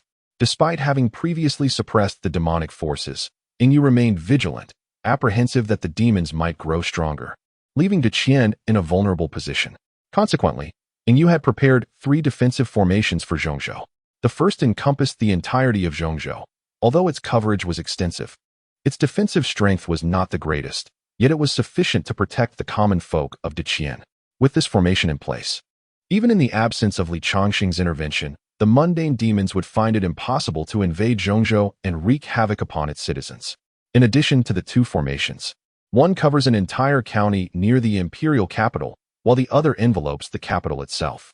Though these 2 formations possess power comparable to that of the formation in Zhongzhou, their smaller defensive areas significantly enhance both their strength and resilience. Even if Long Ao and his companions attempt to breach these formations, they will find it exceedingly challenging for the time being.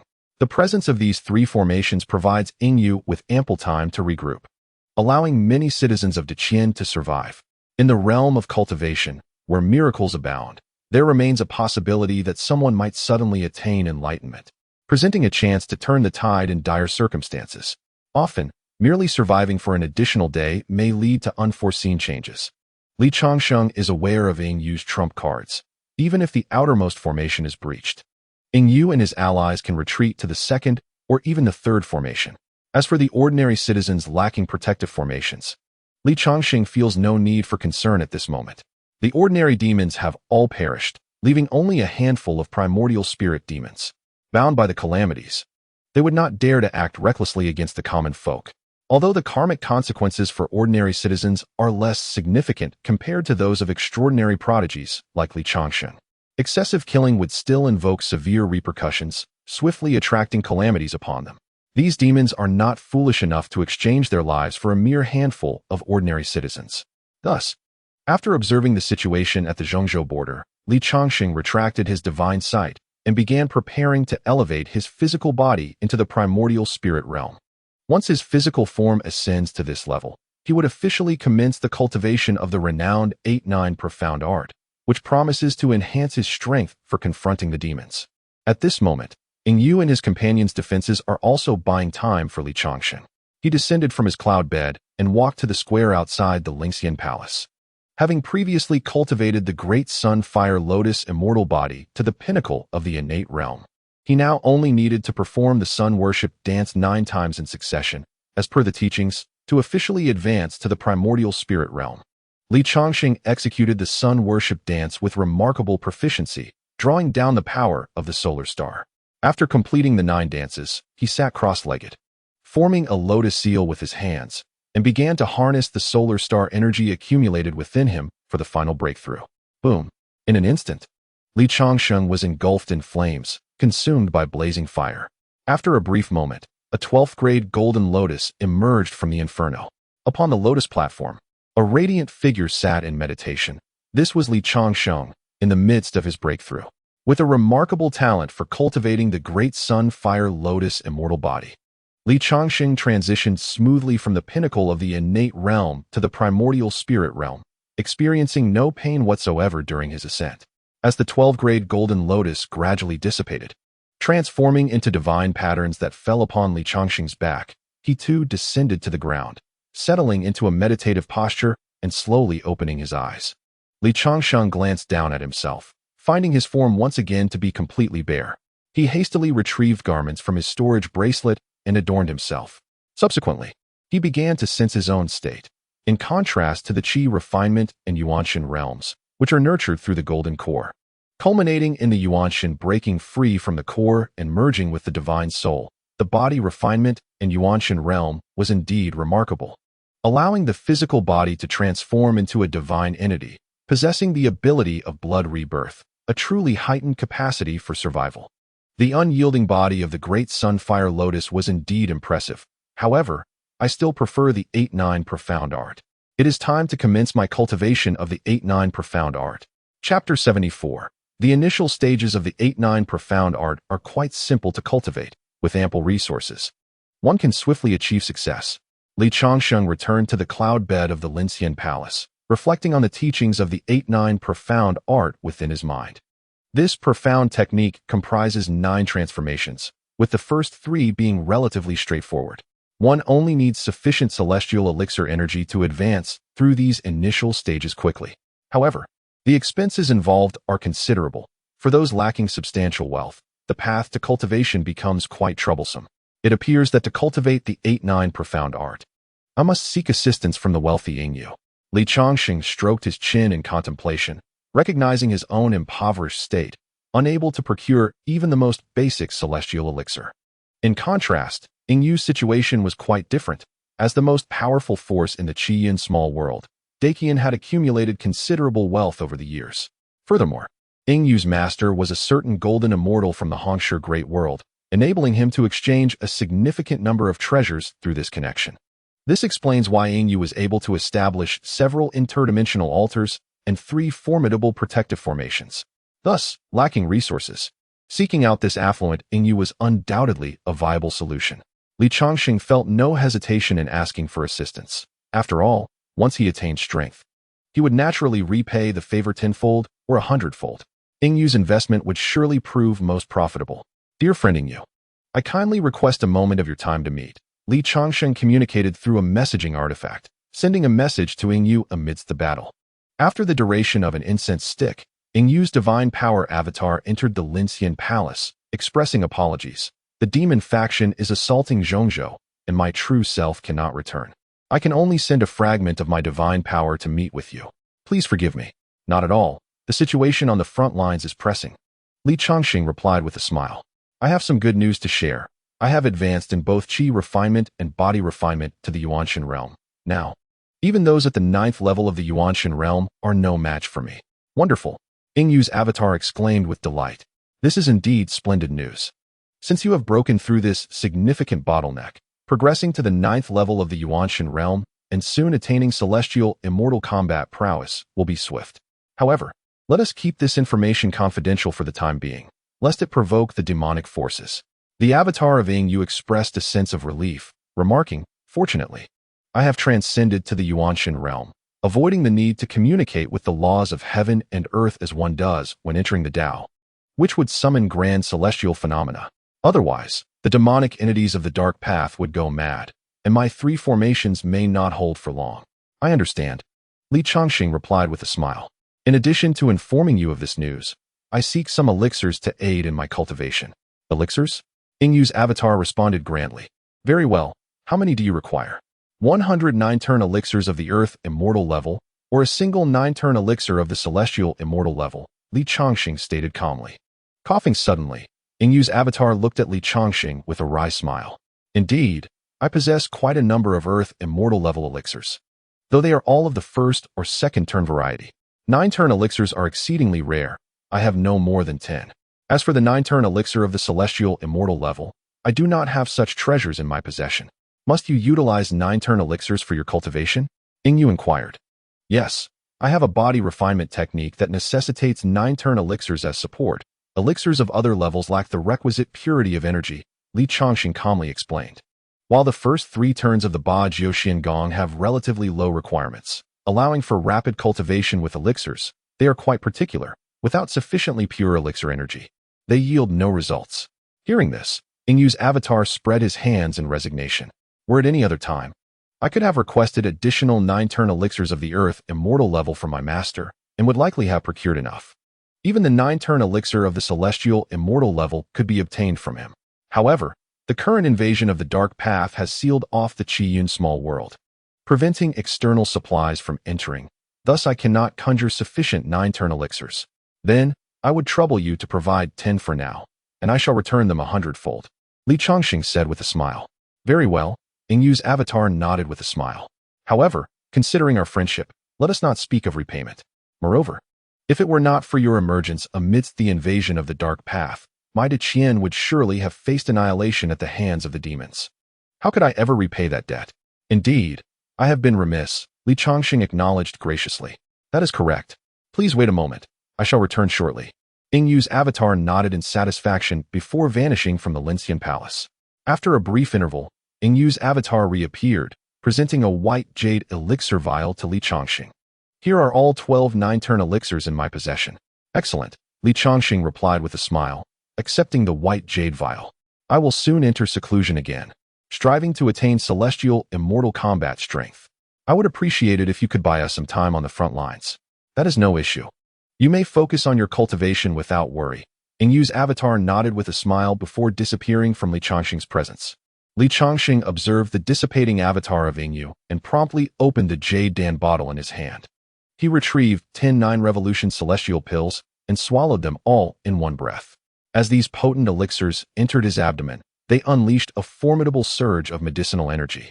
At that moment, Li Changsheng's physical form transformed into a divine body at the Yuanshan realm, barely able to withstand the overwhelming power of the pills.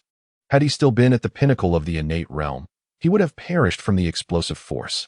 This necessity for a Yuanshan physical body to cultivate the 8-9 profound art elucidates its complexity. With the medicinal energy surging within him, Changsheng carefully stored the jade Dan bottle and closed his eyes to begin cultivating the 8-9 profound art. With the inheritance of the 8-9 profound art etched in his mind, he found it effortless to channel the energy, swiftly assimilating it into his being, thereby enhancing his physical prowess.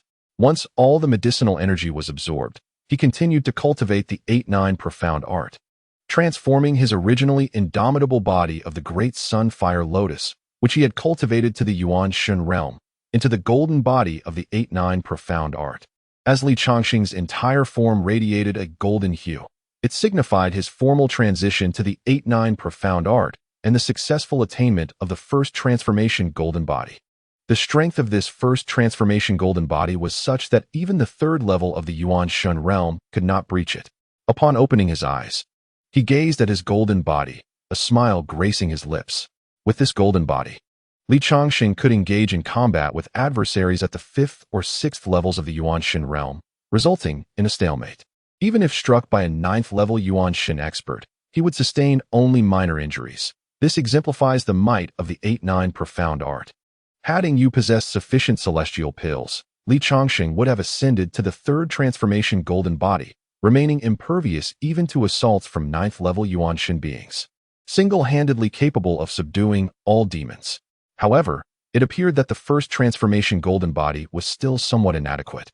Changsheng needed to devise a method to elevate his qi refinement cultivation to the 9th level of the Yuan Shen realm. This would grant him the combat prowess of a celestial being, allowing him and Yingyu to potentially encircle and vanquish Long Ao's faction. In contrast to the limitations imposed on body refinement by resources, elevating qi refinement to the 9th level of the Yuan Shen realm necessitated a deeper comprehension of the laws of heaven and earth. Changsheng contemplated the descriptions of the Yuan Shen realm found within the inheritance. Practitioners at the Yuan Shen realm have grasped their own path, though this path remains in its nascent form.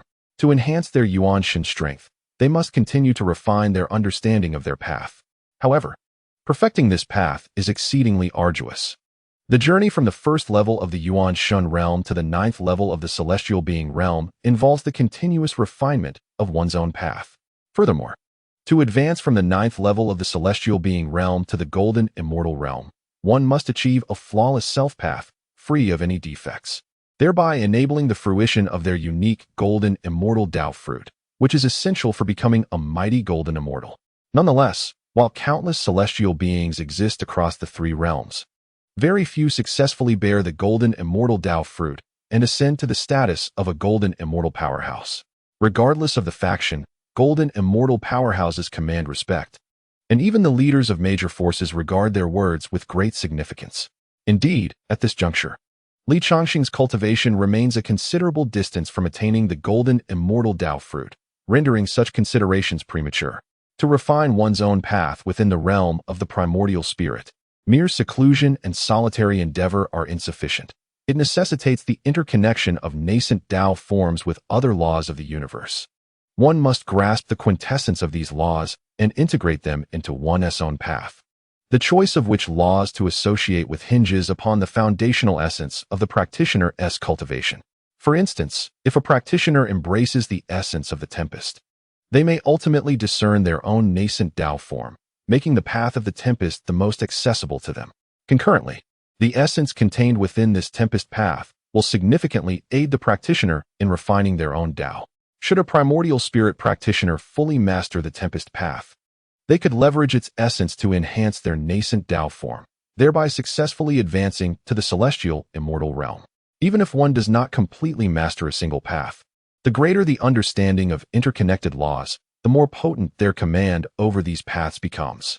This elucidates the reason for the increasing strength of primordial spirit practitioners. For Changsheng, having embarked on his journey through 4 distinct heavenly Tao essences, he possesses the potential to associate with 4 different laws, even if his mastery over each of these laws is not extensive. The ability to invoke all 4 laws simultaneously endows him with a strength surpassing that of practitioners who can only draw from a single path. Once Changsheng attains the 9th level of the primordial spirit realm, his capacity to channel the powers of these 4 laws will be sufficient to shatter the barriers of the primordial spirit realm and reach the combat prowess of the celestial immortal realm.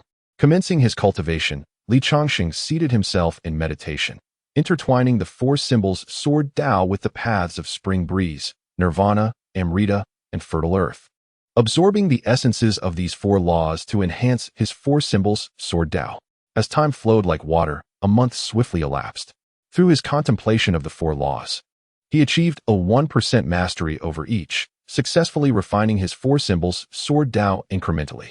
With his eyes closed, he surveyed his consciousness sea, noting that the originally 1-inch primordial spirit had expanded to 2 inches following a month of arduous cultivation. This signifies Li Changsheng's advancement from the first to the second level of the primordial spirit realm.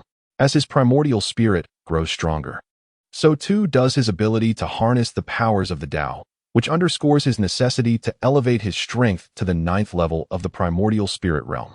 The cultivation of the primordial spirit is primarily gauged by its size. 1 inch corresponds to the first level, 2 inches to the second, and 9 inches to the 9th level. However, to enhance the primordial spirit, unless one consumes rare and extraordinary treasures, it is exceedingly difficult to achieve growth. The only reliable method lies in perfecting one's nascent Tao form. With each level of refinement attained, a corresponding enhancement is reflected in the primordial spirit. In a mere month, Li Changsheng managed to expand his primordial spirit by 1 inch, a feat that showcased his extraordinary innate talent. In contrast, other practitioners at the primordial spirit level might require a century to achieve even a sliver of growth, let alone an entire inch. However, the refinement of the embryonic form of the Tao and the comprehension of related knowledge become increasingly arduous as one progresses. Even with Li Changsheng's prodigious gifts, considerable time and effort are demanded. Meanwhile, Ing Yu and his companions had already retreated to the second formation under the relentless assault of Long Ao, leaving Li Changsheng with scant time. This was compelling him to unleash his full potential. Observing the battle at the front lines, Li Changsheng closed his eyes and activated the 3 Tans Hihui Divine card. 1 second, 2 seconds. This time, he devoted a full 10 seconds to this endeavor, during which a wealth of insights from the great Nezha surged into his consciousness. At that moment, Li Changsheng perceived the world around him in an entirely new light. It felt as though he had merged with the cosmos, transforming into a gentle breeze that roamed freely through the realms. As this warm wind swept through, countless plants began to flourish rapidly. When these plants bore flowers and fruit, Li Changsheng sensed himself becoming an autumn breeze, passing once more over them, causing them to wither instantly. The vitality and lethality of the wind manifested, and the azure dragon sword, representative of life, also wielded the power of death. Li Changsheng attained a deeper understanding of the azure dragon sword within the 4 symbols Sword Dao. Soon after, he felt himself metamorphosing into a flaming meteor, crashing into a mountain range and creating a vast crater, igniting a raging sea of fire that obliterated myriad flora and fauna. Yet as the inferno subsided, the surviving plants began to sprout anew, and Li Changsheng transformed into warm sunlight, bestowing vitality upon them. The ferocity of fire and the essence of life revealed that the vermilion bird sword not only governed death, but also mastery over life. Li Changsheng gleaned profound insights regarding the vermilion bird sword, enriching his understanding further. His cultivation persisted as he became torrents of floodwaters and nourishing dew, embodying landslides and fertile earth. He comprehended the white tiger sword and the black tortoise sword, both of which encompassed vitality and destruction, 2 sides of the cosmic law, as well as the duality within his 4 symbols Sword Dao. Although he devoted 10 seconds to his cultivation, the rewards were substantial. Li Changsheng gazed into his sea of consciousness, where his primordial spirit had expanded to a remarkable 9 inches, and he opened his eyes, reflecting on his journey. It had been merely 3 months since he had embarked on this intensive training, yet he had successfully ascended to the 9th level of the primordial spirit realm, mastering 90% of the functions of the other 4 paths of law. Beyond these 4 paths, he had also garnered a certain degree of understanding of several other laws through analogous study. At this juncture, although Li Changsheng was only at the 9th level of the primordial spirit realm, he had already attained the combat prowess of a 1st-level celestial immortal. Even should he engage in battle with a genuine 1st-level celestial immortal, the outcome would remain uncertain. With such celestial strength at his disposal, it was time for him to take decisive action against Long Ao and his allies. Li Changsheng activated his divine sight, Observing the attacking demons led by Long Ao at the front lines, a cold expression settling on his face. Chapter 78. The border of Anyang County in Central State. A semi-transparent defensive barrier stood tall, enveloping Anyang County and the imperial capital within, preventing the demons from breaching its confines. At that moment, ripples continuously spread across the surface of the barrier, with distinct cracks occasionally surfacing, as if a few more attacks would shatter it entirely. Within this transparent barrier, Yingyu, accompanied by a group of Yuanshan Earth Immortals, tirelessly intercepted the demons' assaults, particularly focusing their efforts on the areas where cracks were most pronounced, striving to alleviate the pressure on those vulnerable points. Yingyu, my friend, the foundation of this formation has been compromised by about 70%. I fear that if we endure for another day, this formation will surely be breached by the demons, lamented one Yuanshan Earth Immortal skilled in formations, approaching Yingyu with a heavy heart. Upon hearing these words, a pall of despair settled over the faces of the intercepting Yuanshan Earth Immortals. The formation laid by the demons was extraordinarily powerful, and with their numbers nearly double that of the righteous side, the confrontations had become exceedingly arduous. It was only due to Yingyu's formidable defensive formation that they had managed to hold out for this long. However, as the clashes persisted, the foundational structure continued to suffer damage from the shockwaves, and it would not endure for much longer. Though they were aware that Yingyu had another formation within the imperial capital, the ferocity of the demon's onslaught suggested that even that formation could only withstand for a little over half a year before being overwhelmed.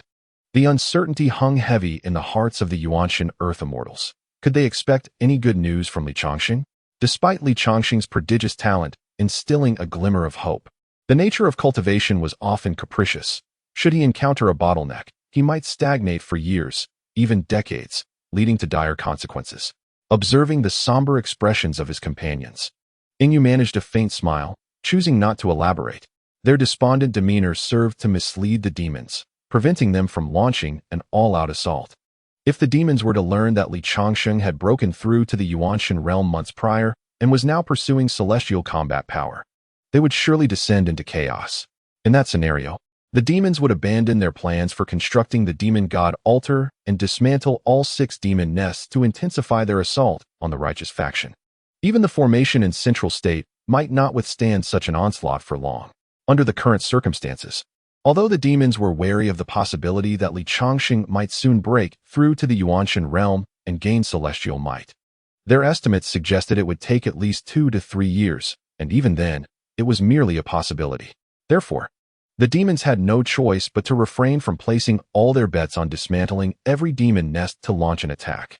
Otherwise, when the time comes, Yingyu and his allies may no longer defend, opting instead to hide throughout the Crimson Cloud small world, occasionally banding together to create chaos. The demonic faction lacks the surrounding demon lairs. Constructing the demon god altar will not be an easy endeavor, should they suffer repeated ambushes from the righteous path, leading to the depletion of their materials. Their invasion of the Crimson Cloud small world would ultimately culminate in utter failure. Yingyu possesses a keen understanding of the demonic faction's mindset and thus responds with a calm demeanor. It matters not. Should this formation be breached, there remains another within the imperial capital, capable of withstanding the demon's assault for approximately 6 months. We must place our faith in our comrade, Changsheng. He will undoubtedly surprise us. In contrast, the righteous faction appears somewhat despondent. Chapter 79. Within the demonic faction's encampment, Long Ao gazes at the frequently appearing cracks in the opposing defensive barrier and bursts into laughter. Ha ha ha. At this rate, we shall breach this defensive formation within a day or 2. I do not believe Yingyu possesses many of such formations. Perhaps there remains one at the imperial capital, but they cannot withstand us for long. The chief commander displays remarkable insight. The Poison King, standing nearby, chimes in with a grin. Such formations are indeed scarce in Yingyu's possession. Soon, we shall meet that reincarnated immortal and eliminate him. However, there is one matter that the chief commander must remain vigilant about.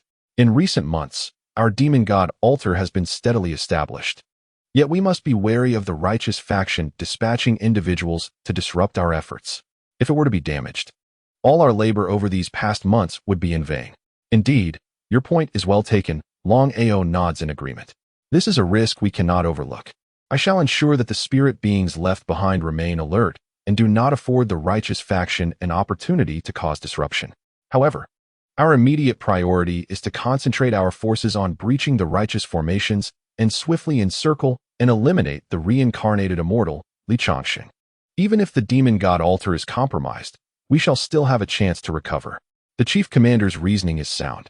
The Poison King nods, preparing to offer some flattering remarks to commend Long Ao and strengthen their alliance when, suddenly, he spots a 5- or 6-year-old child appearing beside Yu within the protective shield, none other than their formidable adversary, the reincarnated immortal Changsheng. A sense of foreboding grips the Poison King.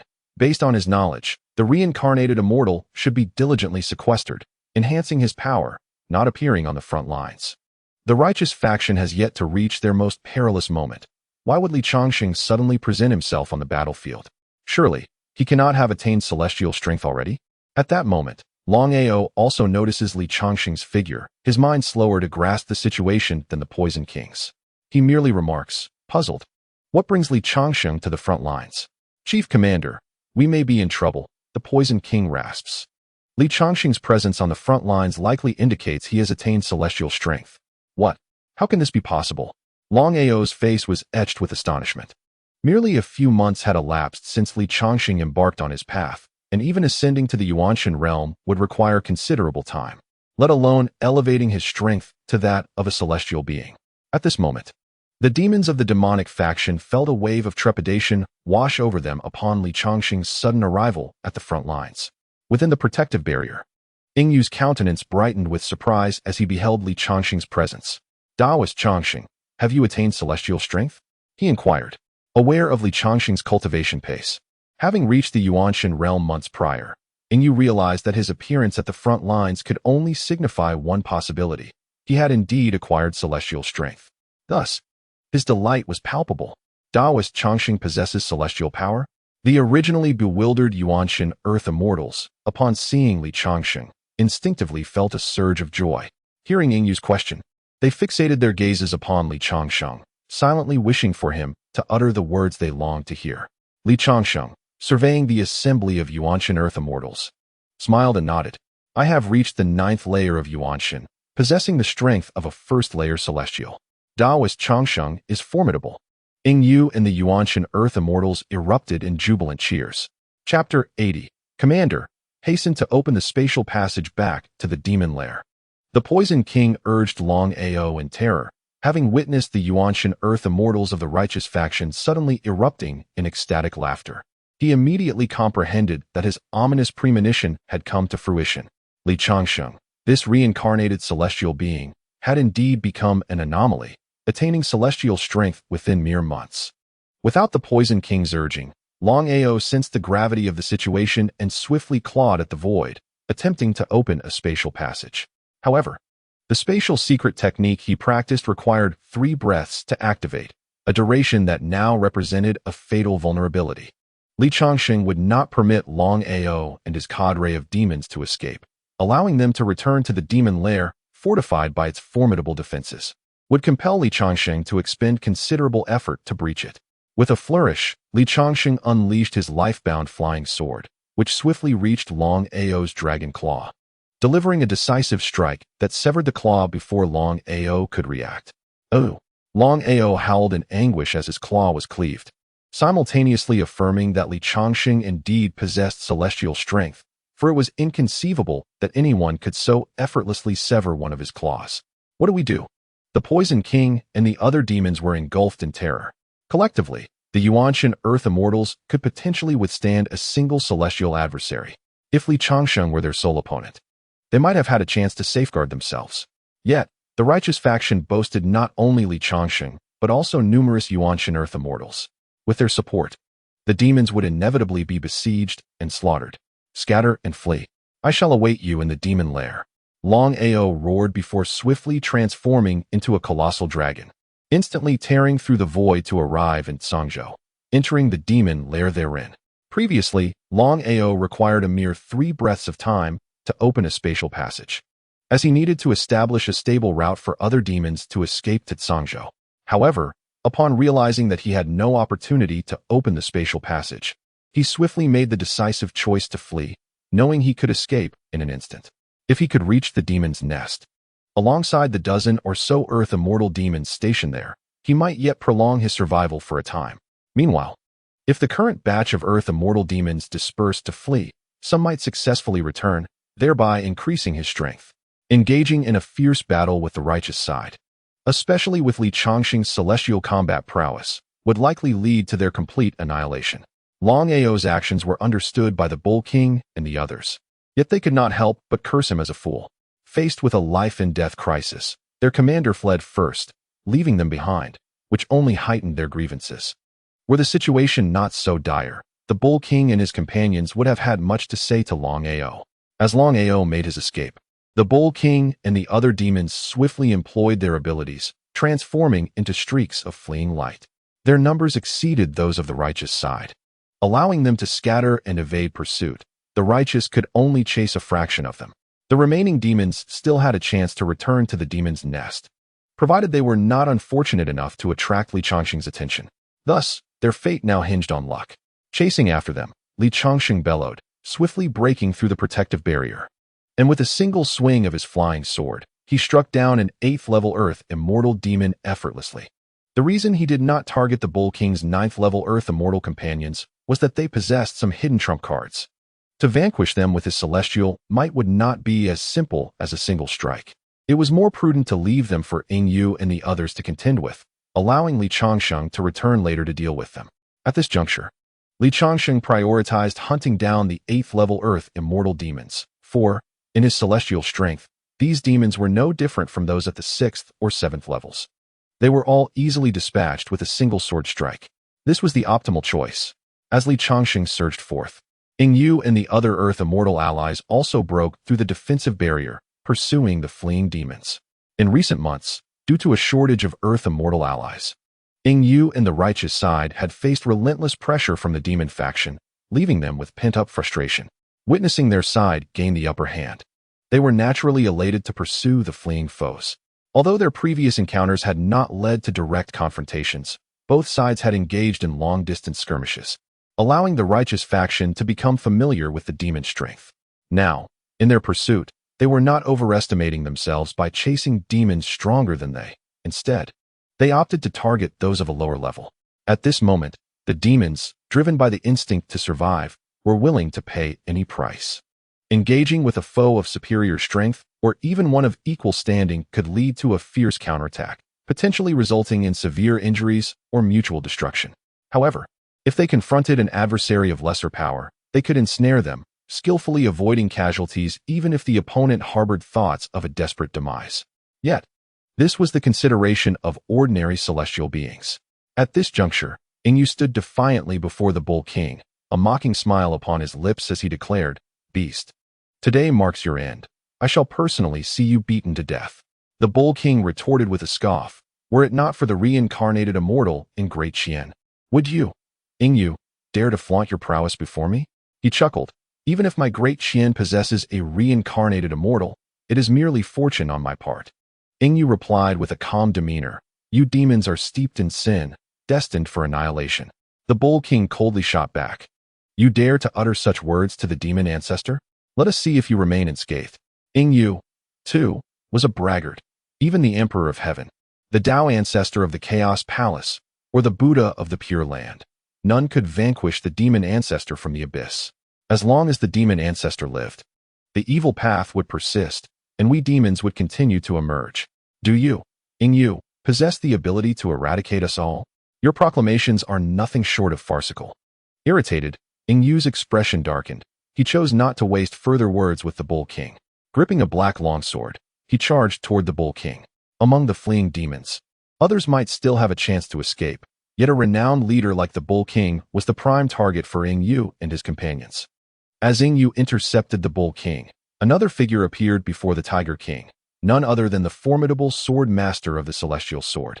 Similarly, before the Poison King, a powerful presence emerged, the master of ZY Palace. These two chose not to engage the Tiger King and Poison King directly. Instead, they flitted about, harassing their foes and preventing them from escaping unscathed, while simultaneously concealing their own opportunities. As long as they were pursued, it would allow Changsheng to strike them down once he was free to act. Chapter 82. Outside of Central State. A demon of the 8th level of the primordial spirit was desperately employing escape techniques, striving to return to the safety of its lair. In its haste, it resorted to forbidden arts to hasten its flight, fearful of being caught by the dreadful reincarnated immortal. Suddenly, a streak of sword light surged from behind. A flying sword intercepting the demon's path, upon which stood a small child, Changsheng, the pursuer. "Do not kill me. I can surrender." The cornered demon cried out in terror. "No need," Changsheng replied with a cold smile, his sword striking down the demon before him, then stepping forward to claim the demon's remains. The demons possess remarkable escape skills. Aside from those entangled by Yu and his companions, I managed to eliminate only 9 of the scattered demons, and their traces have since vanished. After collecting the demon corpses, Changsheng gazed contemplatively towards the direction of Zhangzhou. Despite his formidable strength, capable of slaying demons at the 8th level of the primordial spirit with a single strike, these demons dispersed in their flight.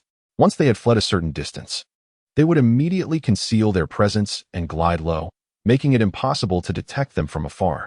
Under such circumstances, even with his flying sword in pursuit, Changsheng could only manage to catch up with 9 of them. As for the others, they had evidently hidden themselves, eluding his senses. However, lacking the extraordinary abilities of Long Ao, they could not traverse space to return to Zhangzhou swiftly and were still en route, likely requiring at least the duration of an incense stick to arrive. Although Changsheng could tear through space to reach the demon nest in Zhangzhou more swiftly, such a blockade would prove futile. The demon nest possesses a unique ability to remotely summon demons within a certain range. Thus, even if Changsheng were to block the entrance, it would yield little effect. Only a small fraction had escaped. It was now time to deal with those ensnared. Changsheng turned his gaze towards the direction of Zhongzhou and transformed into a beam of sword light, soaring towards Zhongzhou. The demons entangled by the righteous primordial spirit, celestial beings, had yet to flee Zhongzhou. The various fluctuations of their magical energies during battle illuminated Changsheng's path like glaring light bulbs.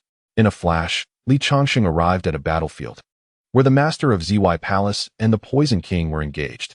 Upon his arrival, the master of Zy beamed with delight, while the Poison King's expression darkened considerably.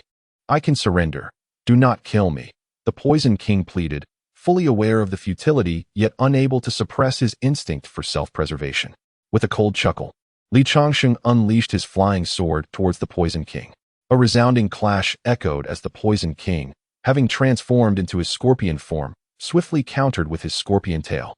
The tail moved with astonishing speed, effectively parrying Changsheng's sword strike, preventing a swift demise. This showcased the might of a demon at the 9th level of the primordial spirit. These demons not only possess a primordial spirit of 9 inches in size, reaching the pinnacle of their realm, but also exhibit over 90% proficiency in the related paths. Therefore, even when facing celestial beings, they could exchange a few blows without meeting their end. Upon witnessing the Poison King block his strike, Changsheng's demeanor shifted to one of seriousness. As he launched his second sword attack, it transformed into the Azure Dragon's sword, infused with the path of gentle winds. This strike, executed with greater swiftness than the first, proved too much for the Poison King, who, despite his best efforts to wield his tail with lightning speed, could not prevent the sword from severing it. After severing the scorpion's tail, the fiery glow of Changsheng's flying sword emerged, and with the vermilion bird sword, he struck the head of the Poison King, shattering the demon's formidable exterior and vanquishing this malevolent being that had roamed the Crimson Cloud small world for many years. "Thank you, Taoist Changsheng, for your timely assistance," expressed the master of Zy Palace with a smile as she stepped forward to offer her gratitude upon witnessing the Poison King's demise. "Not at all," Changsheng replied with a slight smile, choosing not to collect any spoils of war. Instead, he transformed into a beam of sword light and vanished, heading towards the next battlefield. With each strike from Changsheng, the demons ensnared by the righteous spirit deities were systematically eliminated. Ultimately, only the Bull King remained, still engaged in combat with Yu. Upon his arrival at this location, Changsheng intended to intervene and dispose of the Bull King, but Yu, fueled by anger, obstructed him, wishing to defeat the Bull King with his own hands. Thus, Changsheng refrained from action, opting instead to observe the unfolding drama from a distance while casually snacking on seeds. Beside Li Changsheng stood several spirit deities, their opponents having been vanquished by him, now free to join in the spectacle. The faces of the righteous spirit deities were adorned with smiles. Reassured by Li Changsheng's presence that their mission to thwart the demons from constructing the demon god altar was assuredly secure.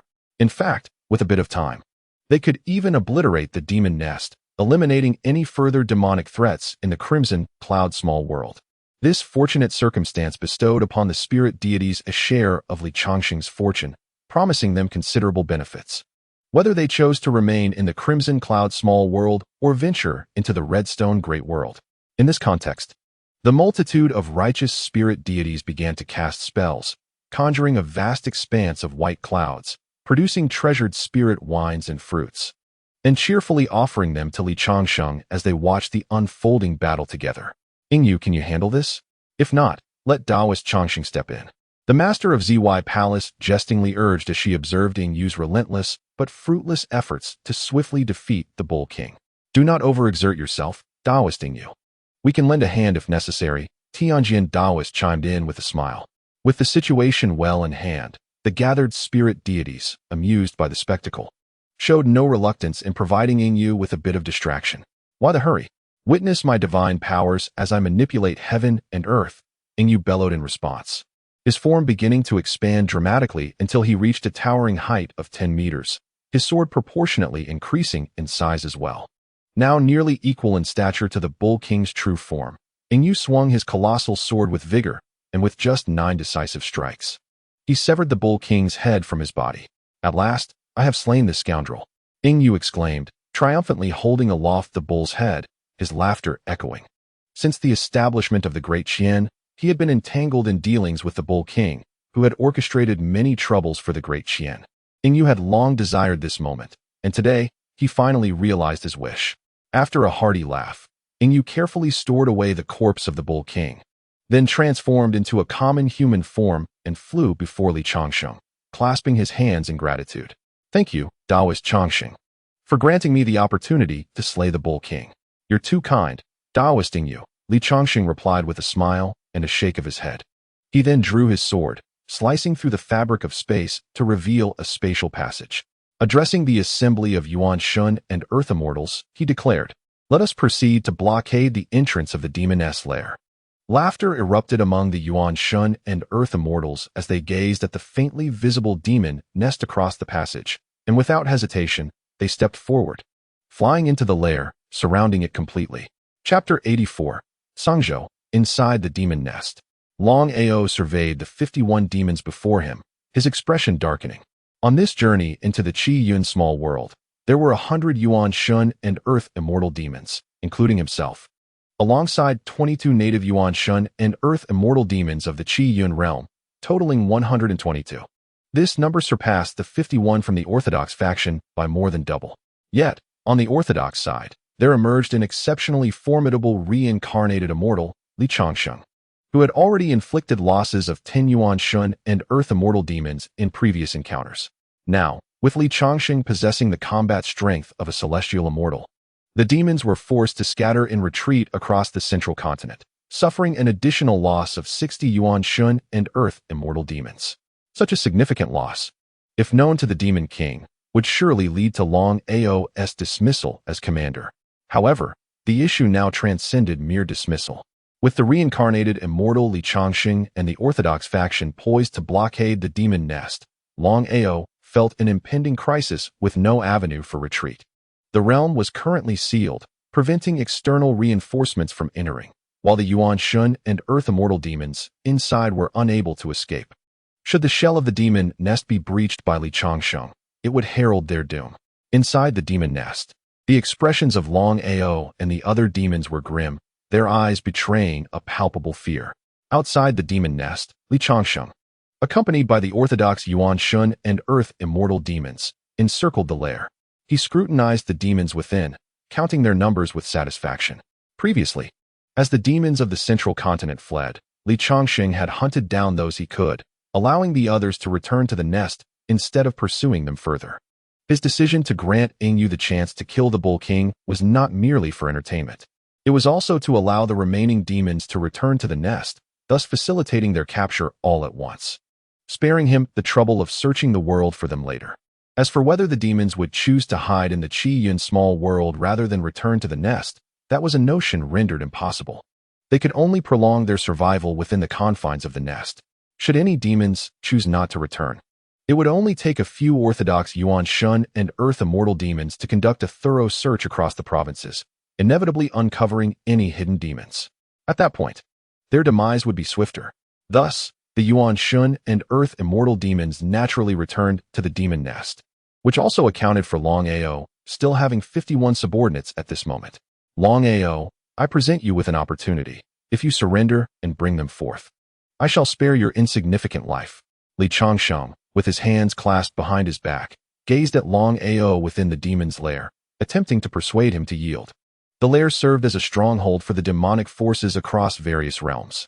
Despite possessing the combat prowess of a celestial being, Li Changsheng understood that breaching this fortress would be a formidable and time-consuming endeavor.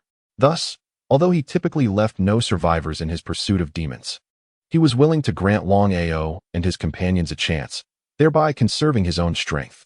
Inside the lair, Long Ao heard Li Changsheng's entreaty and responded with unwavering defiance. Li Changsheng, if you possess the courage, then shatter this lair and eliminate us. Surrendering is out of the question.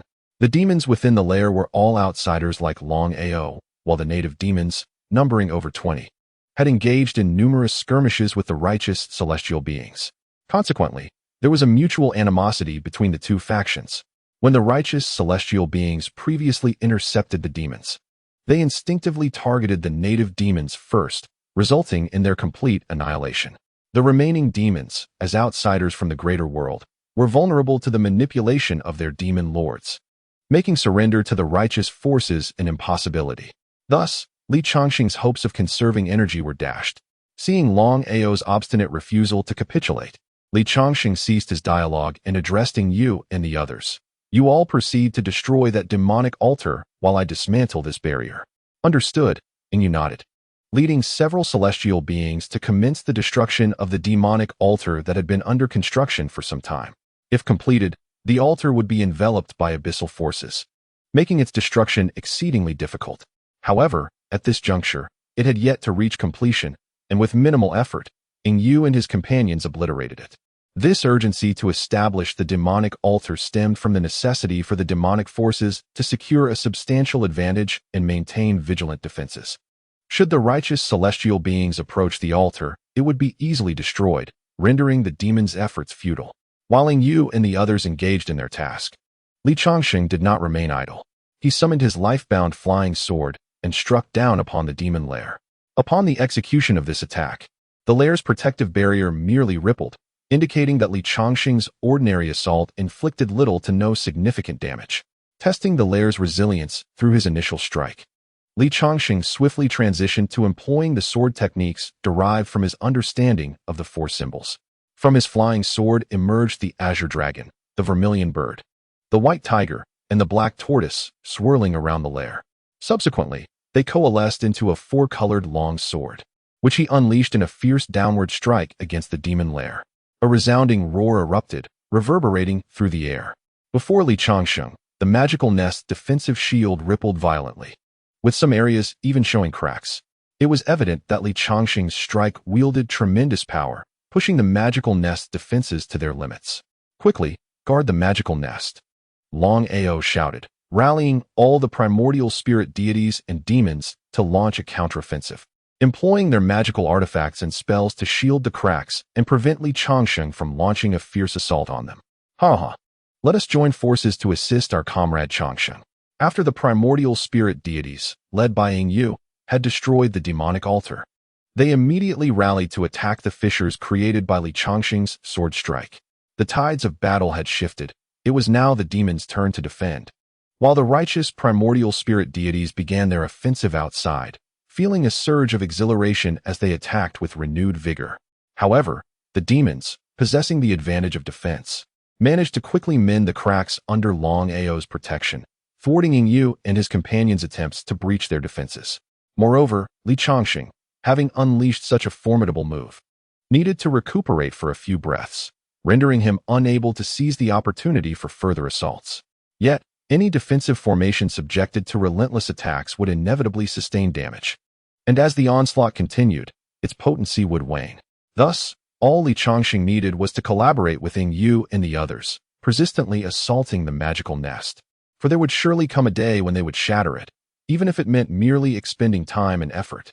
Chapter 86. 3 months later, a primordial spirit deity adept in formations approached Long Ao, speaking in a hushed tone, "Commander, the foundation of the magical nest's defensive formation has been compromised by approximately 90%. It could collapse at any moment." "Indeed," Long Ao replied, his expression grave as he gazed at Li Changsheng outside the magical nest, gritting his teeth. "It is all the fault of that accursed reincarnated immortal. Were it not for his rebirth in the Crimson Cloud small world, we would not be in such dire straits today." A collective sigh escaped the lips of the other primordial spirit deities present. This sudden assault on the Crimson Cloud small world, though fraught with peril, also presented an opportunity for significant merit. They, including Commander Long Ao, had traversed considerable avenues to secure this assignment. Had it not been for the reincarnated immortal Li Changsheng, they would have smoothly constructed the demonic altar, summoned the powers of the abyss, and completely dominated this Crimson Cloud small world. Although the righteous primordial spirit deities possessed certain capabilities, they were unable to thwart their actions in the face of such overwhelming momentum. Unfortunately, they had encountered an exceptionally talented reincarnated immortal in Li Changsheng. Hailing from a grand world, they had encountered many reincarnated immortals. Though gifted, they were typically not capable of significantly impacting battles of this magnitude. Yet, this reincarnated immortal, Li Changsheng, was extraordinarily gifted, having attained celestial combat prowess in such a brief span, transforming their quest for glory into a perilous predicament. At that moment, the demons regarded Long Ao with sympathetic gazes. Among this group of demons, Long Ao possesses the most formidable background. His ancestor is the renowned flying dragon demon king, and he himself is endowed with exceptional talent, harboring a certain hope of advancing to the rank of demon king. This expedition, initially intended as an opportunity for him to garner accolades, has now resulted in the loss of his life. Reflecting upon Long Ao's background, it is somewhat reassuring for the assembly of primordial spirit celestial beings and demons to contemplate that even he might meet such a fate. The gaze of the demons, keenly aware of Long Ao's strength, could not escape his notice. In the past, he would have flown into a rage, yet given the imminent peril they all face, he has grown weary of indignation. Long Ao addressed the gathered demons with a calm demeanor. "The demise of the demon nest heralds the moment my demise is revealed. You may attempt to escape and prolong your existence for a while, but I advise you all to choose death in battle rather than surrender. Should word of your capitulation to the righteous faction reach the ears of your loved ones, they too will suffer the consequences. The tenets of the demon path are stringent.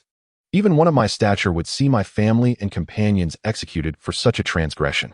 Thus, surrender is not an option for me, and I implore you not to jeopardize your kin for the fleeting desire to survive." The demons, well versed in the rigid customs of the demon path, recognized the sincerity in Long Ao's words, each nodding in unison. Each of them harbored vulnerabilities, and the notion of cowering in fear was not one they could entertain. Should they perish in the Crimson Cloud small world, at least their vulnerabilities might secure some form of compensation. However, to surrender would surely lead to the demise of those they cared for. As Long Ao conversed with his compatriots outside the demon nest, Li Changsheng struck the protective shield once more with his sword. The shield soon appeared to be riddled with numerous cracks, which spread rapidly until it finally shattered with a crisp sound. Observing the breach, Long Ao let out a deep sigh and activated the bloodline transmission secret technique, his entire dragon form igniting in a blaze of crimson light, soaring out of the Crimson Cloud small world in an instant. The speed of this bloodlight was such that Li Changsheng could not intervene in time. Chapter 87. Ying Yu, upon witnessing the bloodlight, approached Li Changsheng to elucidate. "This is the method of bloodline communication. It seems that certain tidings of yours will reach the demon kings beyond. Consequently, should you venture into the Crimson Stone Great World, you may find trouble awaiting you. However, there is no need for concern. The demon faction will possess demon king level powerhouses. Yet our human race is not without its golden immortal might. The Zixiao Sacred Court in the Crimson Stone Great World was established by our formidable Zixiao Saint. And within the court, there are several golden immortal experts. Should the demon kings seek trouble, the golden immortals will surely intervene. The challenges you face will only be from lesser celestial demons, which, given your strength, should pose no significant threat. Changsheng nodded with a smile. With 3 jars of the sea meeting divine card at his disposal, he was not overly concerned about the demon king causing trouble. Even an ordinary demon king would fall to his might with ease. However, the forces of the demonic path were formidable, with entities even more powerful than demon kings, such as demon lords and demon ancestors. Thus, Changsheng deemed it unnecessary to confront them head-on. The protection of powerful beings from the human race was indeed preferable, granting him the time he needed to grow stronger. Once he attained the status of a top-tier being, the threat from the demonic path would cease to be a concern. He might even seek to trouble them himself. Within the confines of the demon nest, the spirits and celestial beings, bound by the 3 calamities and 9 disasters, refrained from indulging in excessive slaughter, their sins not weighing too heavily upon them. In contrast, the demon kings of the heavenly demon rank, along with those even stronger, bore the burden of countless mortal lives lost, their transgressions immense, an optimal resource for Changsheng. After all, the more merit he accumulated, the longer he could wield it, significantly benefiting his cultivation. At that moment, within the demon nest, as Long Ao self-immolated to send a message, the remaining spirits and celestial beings did not flee. They understood that escape was futile. Even if they managed to evade capture, relentless pursuit awaited them. Faced with such dire circumstances, they might succumb to fear and ultimately surrender to the righteous side. Hence, seizing the opportunity while their resolve to face death was still firm, they charged toward the celestial beings of the righteous faction. Changsheng and Yingyu swiftly met the oncoming tide of demons with lethal force. With Changsheng's presence and the might of Yingyu and other 9th-tier celestial beings, the attacking demons, despite their desperate intentions to perish alongside their foes, found no opportunity to do so. They were quickly surrounded and eliminated by Changsheng and his allies. Meanwhile, outside the Crimson Cloud small world, the flying dragon demon king stood in the void with a grim countenance. His mood was far from pleasant. Although he could not see the battle raging within the Crimson Cloud small world, he was aware that the demons who had entered carried life lamps entrusted to him.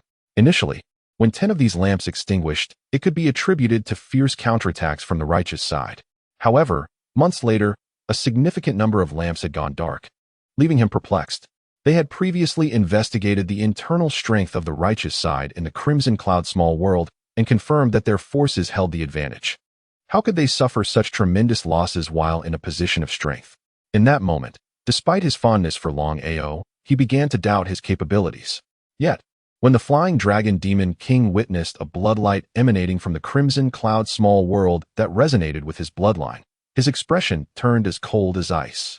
He understood the implications of this bloodlight. It was a message from Long Ao's self-immolation. His most cherished descendant had perished within the very confines of the Crimson Cloud small world. The dragon demon lord seized the bloodlight, and after scrutinizing all the information, he coldly gazed at the Crimson Cloud small world. Reincarnated immortal Changsheng. I shall surely eliminate you. Chapter 88. In the void outside the Crimson Cloud small world, not only was the dragon demon lord present, but nearby, upon a white cloud, the dragon monarch golden immortal sat leisurely, sipping tea. Initially, the dragon monarch golden immortal was concerned for the righteous celestial beings within, given that the demonic faction had incurred great costs to send 5 demonic nests into the Crimson Cloud small world. However, just a few months prior, the previously jovial dragon demon Lord's expression suddenly darkened, prompting the dragon monarch golden immortal to sense that perhaps some upheaval was occurring within the righteous faction inside the Crimson Cloud small world. As a result, he relaxed, no longer waiting with a tense demeanor, but instead began to enjoy his tea, harboring a premonition that perhaps good news awaited him. At that moment, the dragon monarch golden immortal observed a bloodlight erupting from the Crimson Cloud small world. With his keen insight, he discerned that this was a form of bloodline communication secret technique. Given the current strength of the barriers surrounding the Crimson Cloud small world, such information could only be transmitted if the messenger self-immolated.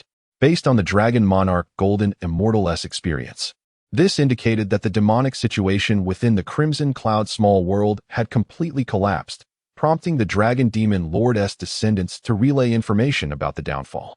This signified that the good news he awaited had indeed arrived. With a smile, the Dragon Monarch Golden Immortal addressed the Dragon Demon Lord. Dragon Demon Lord, seeing your wrath, it seems you have encountered some unpleasant matters. Do share, so that I may find amusement in it. The Dragon Demon Lord cast a cold glance at the Dragon Monarch Golden Immortal, snorted disdainfully, and departed from the void. Ha! The Dragon Monarch Golden Immortal, witnessing the Dragon Demon Lord's departure, immediately laughed heartily, realizing that this time, the righteous faction had triumphed within the Crimson Cloud small world. This was indeed a delightful revelation. He gazed at the Crimson Cloud small world and murmured, reincarnated immortal Li Changsheng, judging by the murderous intent emanating from the Dragon Demon Lord. This individual is the key to our victory this time. I must swiftly convey this good news to His Majesty. The Dragon Monarch Golden Immortal took out a communication artifact and hurriedly relayed the message to the Purple Cloud Holy Master. Within the Crimson Cloud small world, as the last demon was vanquished, the righteous celestial beings erupted in jubilant cheers. Longxing Dao friend, magnificent. At that moment, the celestial beings were profoundly grateful to Li Changsheng, acknowledging that their victory was entirely due to his strategic intervention, which thwarted the demon's construction of the demonic god altar and led to the annihilation of all demons, liberating the Crimson Cloud small world from demonic threats. Esteemed friends, there remain 2 demonic nests. Let us also eradicate them, Li Changsheng remarked, observing the elated righteous celestial beings and pointing towards the remaining nests. Very well, we shall heed Dao friend Changsheng's guidance. The righteous celestial beings unanimously nodded in agreement. Li Changsheng smiled as he stepped forward, soaring before another demonic nest. Once again, he unleashed the 4 symbols unification sword technique, striking the protective barrier of the nest, causing ripples and cracks to appear incessantly. If there had been some primordial spirit celestial beings guarding within this nest, they could have adjusted the protective formation to swiftly mend the fissures. Additionally, they might have used spells to guard the cracks, buying time for their repair. However, with Long Ao and his companions having perished, this nest stood merely as an empty shell. Thus, after Li Changsheng's sword struck and created fissures, Ying Yu and the others immediately acted to lock onto the cracks, relentlessly attacking them to prevent their natural closure. As Li Changsheng completed his breathing technique and struck the fissures once more, the protective barrier became riddled with cracks before shattering entirely. In Chapter 89, a demonic nest without guardians was easily breached by Li Changsheng's formidable assault. After dismantling the nest before him, Li Changsheng, accompanied by Ying Yu and the others, arrived at the final nest, smiling as he said, "This nest is the 9 Nether Demonic Mountain, where numerous lowly mortal demons reside. Once we break this nest, we must ensure to eliminate them thoroughly using the innate golden core." Compared to the 5 nests brought by Long Ao and his group, the 9 Nether Demonic Mountains still harbored many mortal demons, remnants left behind by the Bull King and his allies. Now possessing the primordial spirit realm, Li Changsheng found it challenging to take action against these mortals due to the constraints of the 3 disasters and 9 tribulations. "Wait a moment, my friend Changsheng," Ying Yu interjected. "I shall summon a member of the Da Qian Guard to assist." With that, Ying Yu vanished from Li Changsheng's side. Li Changsheng nodded with a smile, refraining from attacking the 9 Nether Demonic Mountain immediately, waiting instead for Ying Yu to return with a golden core expert from Da Qian before launching his assault. The unguarded 9 Nether Demonic Mountain was soon breached by Li Changsheng and his companions. Subsequently, the golden core expert from Da Qian was the first to soar into the depths of the mountain, ruthlessly targeting the terrified mortal demons within. Although many of these demons had never taken a life and had never stepped beyond the confines of the 9 Nether Demonic Mountain, the countless offspring they had spawned had contributed to the sins committed by Da Qian. Thus, they were not entirely innocent and could be deemed deserving of their fate. With the might of a golden core expert, exterminating a few feeble mortal demons was exceedingly effortless. In mere hundreds of breaths, the mortal demons within the 9 Nether Demonic Mountain were completely annihilated. At that moment, within the entirety of the Red Cloud small world, aside from a few mortal demons hiding in the depths of mountains and vast marshes, the demonic forces had essentially been obliterated. "Friending you, we have now eradicated all the demons. What remains to be done?" Li Changsheng inquired with curiosity, recalling that Yu had previously expressed a desire to eliminate all demons, suggesting he had a plan in mind. Yet when Changsheng had previously pressed him for details, Yu had been evasive, intending to reveal his intentions only after the task was accomplished. Now, faced with Changsheng's question, Yu exclaimed with excitement, "First, we must find a way to communicate with the Redstone Great World and report the matters of this realm to the Zixiao Sacred Court. Now that the Qiyun Small World is entirely under our control, we can emulate the demonic path and transform the original heavenly Tao of the Qiyun Small World into one that is suitable for our human race. Once the transformation of the human race's heavenly Tao is successful, even if there are future invasions by demons or monsters, their power will be significantly suppressed by our heavenly Tao, rendering them unable to wreak havoc in the Qiyun Small World." "The human race's heavenly Tao?" Changsheng inquired, perplexed, as he could not grasp the concept. Regardless of whether it was the heavenly Tao of the Great World or the Small World, it represented the most impartial original heavenly Tao, which did not suppress any beings within the realm, including the demons of the demonic path. Yu explained with a smile. "The heavenly Tao of the demonic path differs from that of the human race. It serves to amplify our own power while constraining outsiders. The demonic path can transform the world to create its own heavenly Tao. Naturally, we can follow suit and establish a heavenly Tao that aligns with our human race." With an amused tone, Yu continued, "In addition to the heavenly Tao of the demonic path and that of the human race, there are also the heavenly Taos of the Taoist and Buddhist traditions. Only these four factions possess the existence of a heavenly Tao realm, enabling them to alter the original heavenly Tao. The dragon race, the witch race, and other species lack the capability to forge a heavenly Tao that suits their own kind." Chapter 90. "So it is." Changsheng nodded in understanding and then curiously asked, "If the heavenly Tao of the small world can be transformed, can the heavenly Tao of the great world be altered as well?" "Indeed, it can be transformed, though it is considerably more complicated," Yu replied. "The three realms encompass a total of 99 territories, 3 of which have had their original heavenly Tao altered into the demonic heavenly Tao by the demonic path. The ultimate goal of the demonic path is to convert the original heavenly Tao of half the territories within the 3 realms into their own, thereby directly influencing the original heavenly Tao and establishing dominance over the entire 3 realms. However, these little demons are merely harboring delusions." Yu scoffed, stating, "The 3 realms are filled with countless powerful beings. The demonic path has managed to secure 3 territories as a foundational base due to their backing from a heavenly Tao realm demon ancestor. Otherwise, their audacity would have led to their swift annihilation. Nonetheless, expanding their territory and further transforming the heavenly Tao of other realms is an endeavor destined for failure." "Indeed." Changsheng nodded and pressed on with his inquiry. "What about our human race? Do we have our own foundational base?" "Of course we do," Yu replied with a smile. "Just as the demonic path has a heavenly Tao realm demon ancestor, we humans have our own heavenly Tao realm ancestor, who also presides over the heavenly court of the celestial realm. We have transformed the original heavenly Tao of 3 territories into the heavenly Tao of the human race, serving as our foundational base. In addition to our own, the Taoist and Buddhist sects have also modified 3 territories each, which reflects a mutual understanding and respect among the 4 heavenly Tao realms. Aside from these 12 territories, the remaining ones are densely populated with various powerful factions. In such circumstances, attempting to expel other forces to alter the original heavenly Tao would certainly draw the collective ire of the major factions," Yu elaborated. "Transforming the heavenly Tao necessitates the expulsion of other factions?" Changsheng asked, perplexed. "Indeed, if we do not expel them, we cannot afford any disturbances. Otherwise, success in transformation will remain elusive." Yu smiled and nodded, saying, "For instance, in our Qiyun Small World, there were previously demonic entities from the demonic path, alongside various sects from the Taoist and Buddhist realms. It would have been impossible for us to transform it into a realm governed by the human Tao.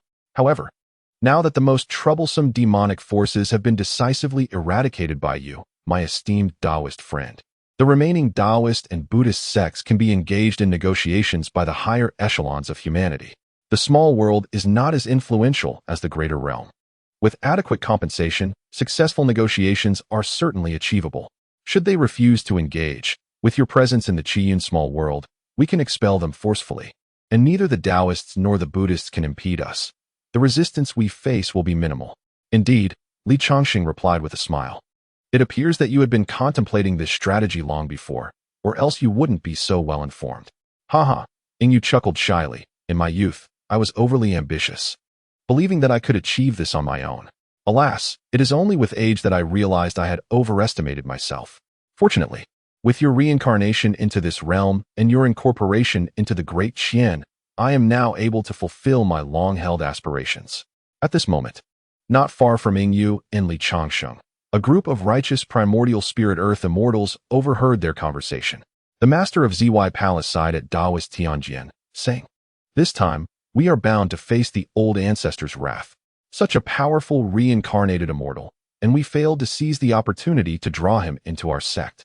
Otherwise, we could have made a significant contribution and transformed the Qiyun small world into a domain of the Tao. It matters not. Let the scolding come," Taoist Tianjian replied nonchalantly. "As long as it is not the Tao of the demonic path or that of the bald monks, we are content. Our relationship with humanity is amicable. Even the Tao ancestor shares a half-masterly bond with the human ancestor. We ourselves are of the human race. And even if this place becomes primarily governed by the human Tao, we can still inherit and thrive here without any difference." The foolishness is evident. The master of ZY Palace rolled her eyes. In the past, our sects existed due to the presence of demonic threats. It was precisely because of the menace of these demons that we could freely recruit disciples within the Great Qian. Now that the demons have been vanquished and the Great Qian seeks to transform this realm's Tao, with the emergence of a human Tao, the Great Qian will be the greatest beneficiary. Talents and geniuses will abound, swiftly evolving into a formidable power. Although our Taoist practitioners will not be suppressed under the human Tao as long as they harbor no ill will towards humanity, the ever-expanding Great Qian will inevitably diminish the influence of our sections. In the future, recruiting disciples will hinge on the favor of the Great Qian. It is foreseeable that the disciples within the sect will dwindle to a mere handful. What is there to worry about? Taoist Tianjian retorted directly. In a situation where the course is already set, why dwell on what could have been? If inheritance cannot continue here, we can always develop in other small worlds. Precisely, the Taoist master Yuan interjected, saying, "With our strength, where can we not thrive?" You are overthinking it. This time, the Great Qian is set to transform the heavenly Tao of the human race, and we shall receive substantial compensation. We could say we are reaping great rewards. Did you not see those bald monks grinning from ear to ear? Among the multitude of primordial spirits and earthly immortals, a few bald heads named by the Taoist master Yuan felt their smiles freeze, for being called bald donkeys by someone was quite irritating. Yet, they could only endure, as they were not as powerful. After all, the Buddhist sect struggled to develop in this realm, leaving them with little room to protest against their humiliation. When the righteous path confronted the demonic path, they were united in purpose. However, without the presence of the demonic path, disharmony surfaced within the righteous factions. The Taoist and Buddhist sects had long harbored disdain for one another over their followers, and the human race had its own share of grievances with the Buddhist sect. Even within the Taoist sect and the Buddhist sect, various factions were embroiled in constant disputes, as were the factions within the human race, though their conflicts were not as fierce as those with the demonic path. 1 year later, outside the imperial capital of Zhongzhou, atop a 100-meter-high altar, Changsheng and Yingyu stood at its pinnacle, communicating with the Zixiao holy court of the Redstone Great World. At this moment, the barrier of the Qiyun small world had been significantly fortified, and the channels that once connected to the Redstone Great World had all been blocked, rendering external communication impossible. The altar before them was constructed after Yingyu led a team to dismantle numerous demon nests and subsequently added valuable materials from the Great Qian treasury. The expenditure was considerable, but as long as it facilitated communication with the outside world, every coin spent was deemed worthwhile. As the altar activated, Yingyu sent forth a special message, and soon a response came. A figure emerging from the altar, smiling warmly at Yingyu and Changsheng. "Yingyu, greetings to you, Elder Yulong," Yingyu said respectfully, cupping his hands in salute. Changsheng, "Greetings to you, Elder Yulong," Changsheng echoed, also offering a respectful gesture. "Oh." The reincarnated immortal Changsheng, the Yulong Golden Immortal, remarked with a smile. "The Dragon Demon King has borne a grudge against you for quite some time. It seems that thanks to your efforts, the Qiyun small world has been preserved. Pray, do share the details. I would relish the chance to tease the Dragon Demon King later. Chapter 92. The sequence of events thus. Yingyu recounted the events surrounding the demonic incursion and his plans for the Qiyun small world to the Yulong Golden Immortal. This is indeed favorable news. The Yulong Golden Immortal replied with a smile. The addition of another small world under our control will surely yield more talents for the human race. I shall convey this to His Majesty so that he may engage in discussions with the Taoist and Buddhist sections. The sects of Tao and Buddhism in your Qiyun small world are not particularly formidable, making it quite manageable to deal with them. In truth, our cooperation between the human race and the Taoist Buddhist factions is already substantial. Otherwise, it would not be so cumbersome to simply expel them from the Qiyun small world. The Golden Immortal of Dragon gazed at Yingyu and said, "There is little resistance to the alteration of the heavenly path. Next, I shall return to the Zhixiao Sacred Court to construct a more magnificent altar that will connect with yours. I will also transport the necessary materials for transforming the heavenly path of the Qiyun small world to you. You must begin your preparations in the Qiyun small world." "I understand," Yingyu nodded. "I shall take my leave now and will contact you once the altar has been completed," the Golden Immortal of Dragon declared. "Farewell, esteemed elder." Yingyu and Changsheng clasped their hands in a gesture of respect. Haha, it is only natural that Yingyu refers to me as elder. For he is the disciple of my colleague. The Golden Immortal of Dragon replied cheerfully to Changsheng.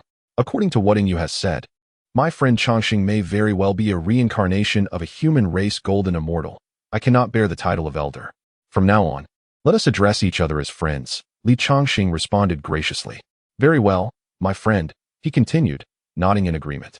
"Then, farewell, Changsheng." The Golden Immortal of Dragon smiled and nodded before his ethereal form vanished. Yingyu watched the fading figure and turned to the doll-like Changsheng, laughing.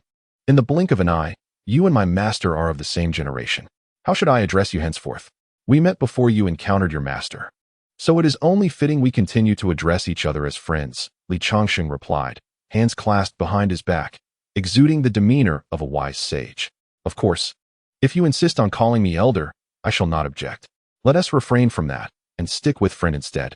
Yingyu chuckled, shaking his head, and the two burst into laughter. After their mirth, Changsheng and Yingyu descended from the altar and entered a nearby pavilion to enjoy tea. Curiosity sparked in Changsheng as he inquired, "You often speak of the three realms. Which realms do you refer to specifically?" "The heavenly realm, the earthly realm, and the human realm," Yingyu responded. "However, the three realms have long been destroyed, transformed into 99 great worlds and countless smaller ones, leaving only the name of the three realms behind." "Destroyed?" Changsheng asked, perplexed. "Could you elaborate on how that came to be? I recall you mentioning that the ancestor of humanity governed the heavenly court in the heavenly realm. How does that fit into this?" "That is a tale of considerable length," Yingyu said with a smile. "In the primordial chaos, a chaos demon god wielded an axe to open the heavens, and upon their demise, they became the three realms of heaven, earth, and humanity, each vast and an excellent place for cultivation. As the world began to take shape, many chaos demon gods entered the three realms, each claiming territory according to their preferences, alongside the proliferation of numerous postnatal beings, resulting in a flourishing era for the three realms. However, due to conflicts among some chaos demon gods, all were eventually embroiled, leading to the shattering of the three realms, with countless beings perishing in this cataclysm." Yingyu spoke solemnly. "The original heavenly path, being impartial, continually evolved after this great calamity, ultimately fragmenting the three realms into 99 territories, forming a structure of 99 great worlds and innumerable small worlds. Moreover, the heavenly path's rules dictate that the strongest beings in small worlds may only be earth immortals, while in great worlds, they may only be golden immortals. Those in the realm of the heavenly path cannot intervene in the affairs of the great worlds. They are only able to establish places of cultivation in the void." "Oh, I see," Changsheng replied, enlightened. Changsheng nodded in understanding, then stroked his chin and remarked, "The heavenly Tao cannot intervene in the affairs of the great world. Thus, if we wish to expand our territory, we must rely on the mighty golden immortals. However, this means that races such as the Dragon Clan and the Shura Clan will also be able to contend with us in the great world." "Indeed," Yingyu replied, nodding in agreement. "The great world is replete with treasures, and the larger the territory held by a faction, the more likely it is that prodigies will emerge. Therefore, the competition for territory in the great world is quite fierce, and there will be many formidable beings among them. With your talent, my friend, advancing to Celestial Immortal is not far off, and you will inevitably be drawn into the conflicts of the great world. Thus, it is essential to remain vigilant for your safety. Understood, Li Changsheng acknowledged with a nod. 3 days later, as Li Changsheng conversed with Yingyu suddenly turned to look at the altar nearby, smiling as he said to Li Changsheng, "The Dragon Sovereign Golden Immortal works swiftly. The altar has been constructed in just 3 days." As the master of the altar, Yingyu sensed a connection to another altar and promptly performed a gesture to link the two. Subsequently, Li Changsheng and Yingyu beheld a circular portal materializing above the altar, through which a multitude of supplies gushed forth, landing at the base of the altar. This deluge continued for the duration of an incense stick until the last formation diagram and a jade vial appeared, bringing the flow to a halt. With a smile, Yingyu stepped forward, grasping the formation diagram and jade vial, before approaching Li Changsheng and handing him the vial with a grin. This is a 9-transformation celestial pill of celestial immortal grade, procured through the altar's connection to the Dragon Sovereign Golden Immortal. The cross-border transport is quite costly, so for now, we can only send 10. He continued, "There are many intricate tasks to undertake in the upcoming transformation of the Heavenly Tao, which will require considerable time. This interval is perfect for you, my friend, to continue your cultivation with these 9-transformation celestial pills." "You are most kind," Li Changsheng replied with a smile as he accepted the jade vial. With these 10 celestial 9-transformation pills, he could finally refine the 3rd transformation of his 8-9 profound art. "Excellent," Yingyu said, nodding with satisfaction. He then lowered his gaze to the formation diagram in his hands, contemplating it for a while before exclaiming, "It has always been said that transforming the Heavenly Tao piqued my curiosity. It turns out that it is about guiding the Heavenly Tao realm, enveloped within the outer layer of the primordial Heavenly Tao. Truly a stroke of genius. I was previously puzzled. Although the primordial Heavenly Tao of the small world is not strong, it is connected to the Heavenly Tao of the 3 realms. If one were to meddle with the primordial Heavenly Tao, how could it not provoke a backlash from the Heavenly Tao of the 3 realms? It appears that no direct action has been taken against the primordial Heavenly Tao, thereby avoiding any backlash. It is no wonder other races cannot achieve this, for they lack the existence of the Heavenly Tao." Li Changsheng, having safely stowed the jade vial, leaned over to examine the formation diagram in Yingyu's hands, nodding repeatedly in admiration for the existence of the Heavenly Tao. With a swift movement, Li Changsheng returned to the Linxian Palace to enter seclusion. As the construction of the altar and the guidance of the ancestors' path to transform the Heavenly Tao was a significant undertaking, one for which he would refrain from toiling alongside. Chapter 94. Within the Linxian Palace, Li Changsheng sat cross-legged upon his cloud bed, retrieving a jade vial containing the 9-transformation elixir of celestial rank. He swiftly consumed one of the elixirs, which was imbued with an exceptionally pure energy, ideally suited for refining his physique. With remarkable agility, he activated the 8-9 mysterious art, rapidly assimilating the energy into his golden body. As this energy integrated, Li Changsheng's first transformation of his golden body ascended swiftly to the 2nd transformation. At this 2nd stage of the 8-9 mysterious art, even the initial 6 levels of a celestial being's spiritual essence could not breach his defenses. He could now contend directly with top-tier celestial beings such as Yingyu. In this moment, even if Yingyu were to unleash his full might, Li Changsheng would sustain only minor injuries. With a serene smile, Li Changsheng consumed the remaining 9 transformation elixirs and continued to circulate the 8-9 mysterious art for further digestion. 3 days later, having fully absorbed the elixir's potency, his practice elevated to the 3rd transformation. At this 3rd transformation, even standing still against Yingyu's strikes would leave him unscathed. The sheer strength and defense of his golden body allowed him to engage with celestial beings of the 1st tier. Delighted by the formidable power of his physical form, Li Changsheng beamed with satisfaction.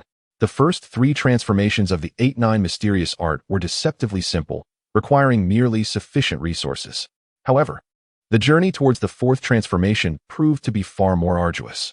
To attain the 4th transformation, not only was there a significant increase in the demand for 9 transformation elixirs, but it also necessitated the dismantling of 100 low-grade spiritual treasures imbued with the 5 elemental properties. From these treasures, the quintessence of the elements must be extracted and refined through the 8-9 mysterious art to achieve a breakthrough. Despite the complexities involved, the subsequent power gained was astonishing. The resilience of his body would rival that of low-grade spiritual treasures, rendering him impervious even to the first 3 tiers of celestial beings, allowing him to confront those of the 6th tier purely through physical prowess. In comparison to other body-refining practices, advancing from the celestial tier required various preconditions, some of which could be perilous. The 8-9 mysterious art, however, was relatively straightforward, demanding mainly abundant resources, making it a commendable technique. The only drawback was its lack of accommodation for the financially challenged. Although I, too, am impoverished, my recent slaying of numerous demons has yielded considerable spoils, complemented by my efforts to preserve the Qiyin small world.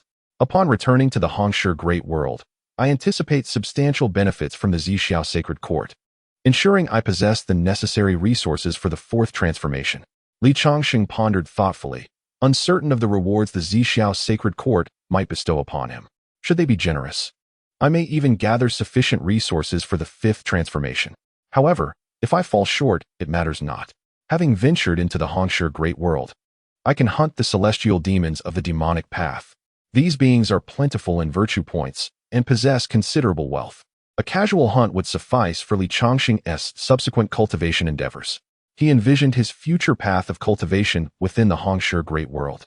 For an ordinary Yuan Shun Earth Immortal, the Redstone Great World presents a perilous environment, where the onset of battle easily leads to the risk of demise. It would be wiser to remain in the secure confines of the Crimson Cloud Small World, as Yuan Shin Earth Immortals are capable of achieving longevity. However, for Li Changsheng, the realm of Yuan Shun Earth Immortals is shackled by the 3 calamities and 9 tribulations. The prospect of enduring such constraints in order to attain longevity is indeed stifling.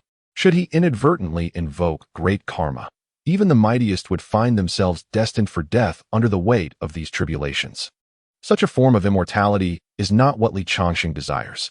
To truly embrace longevity, one must revel in a carefree existence, possessing the strength that renders one invulnerable to death.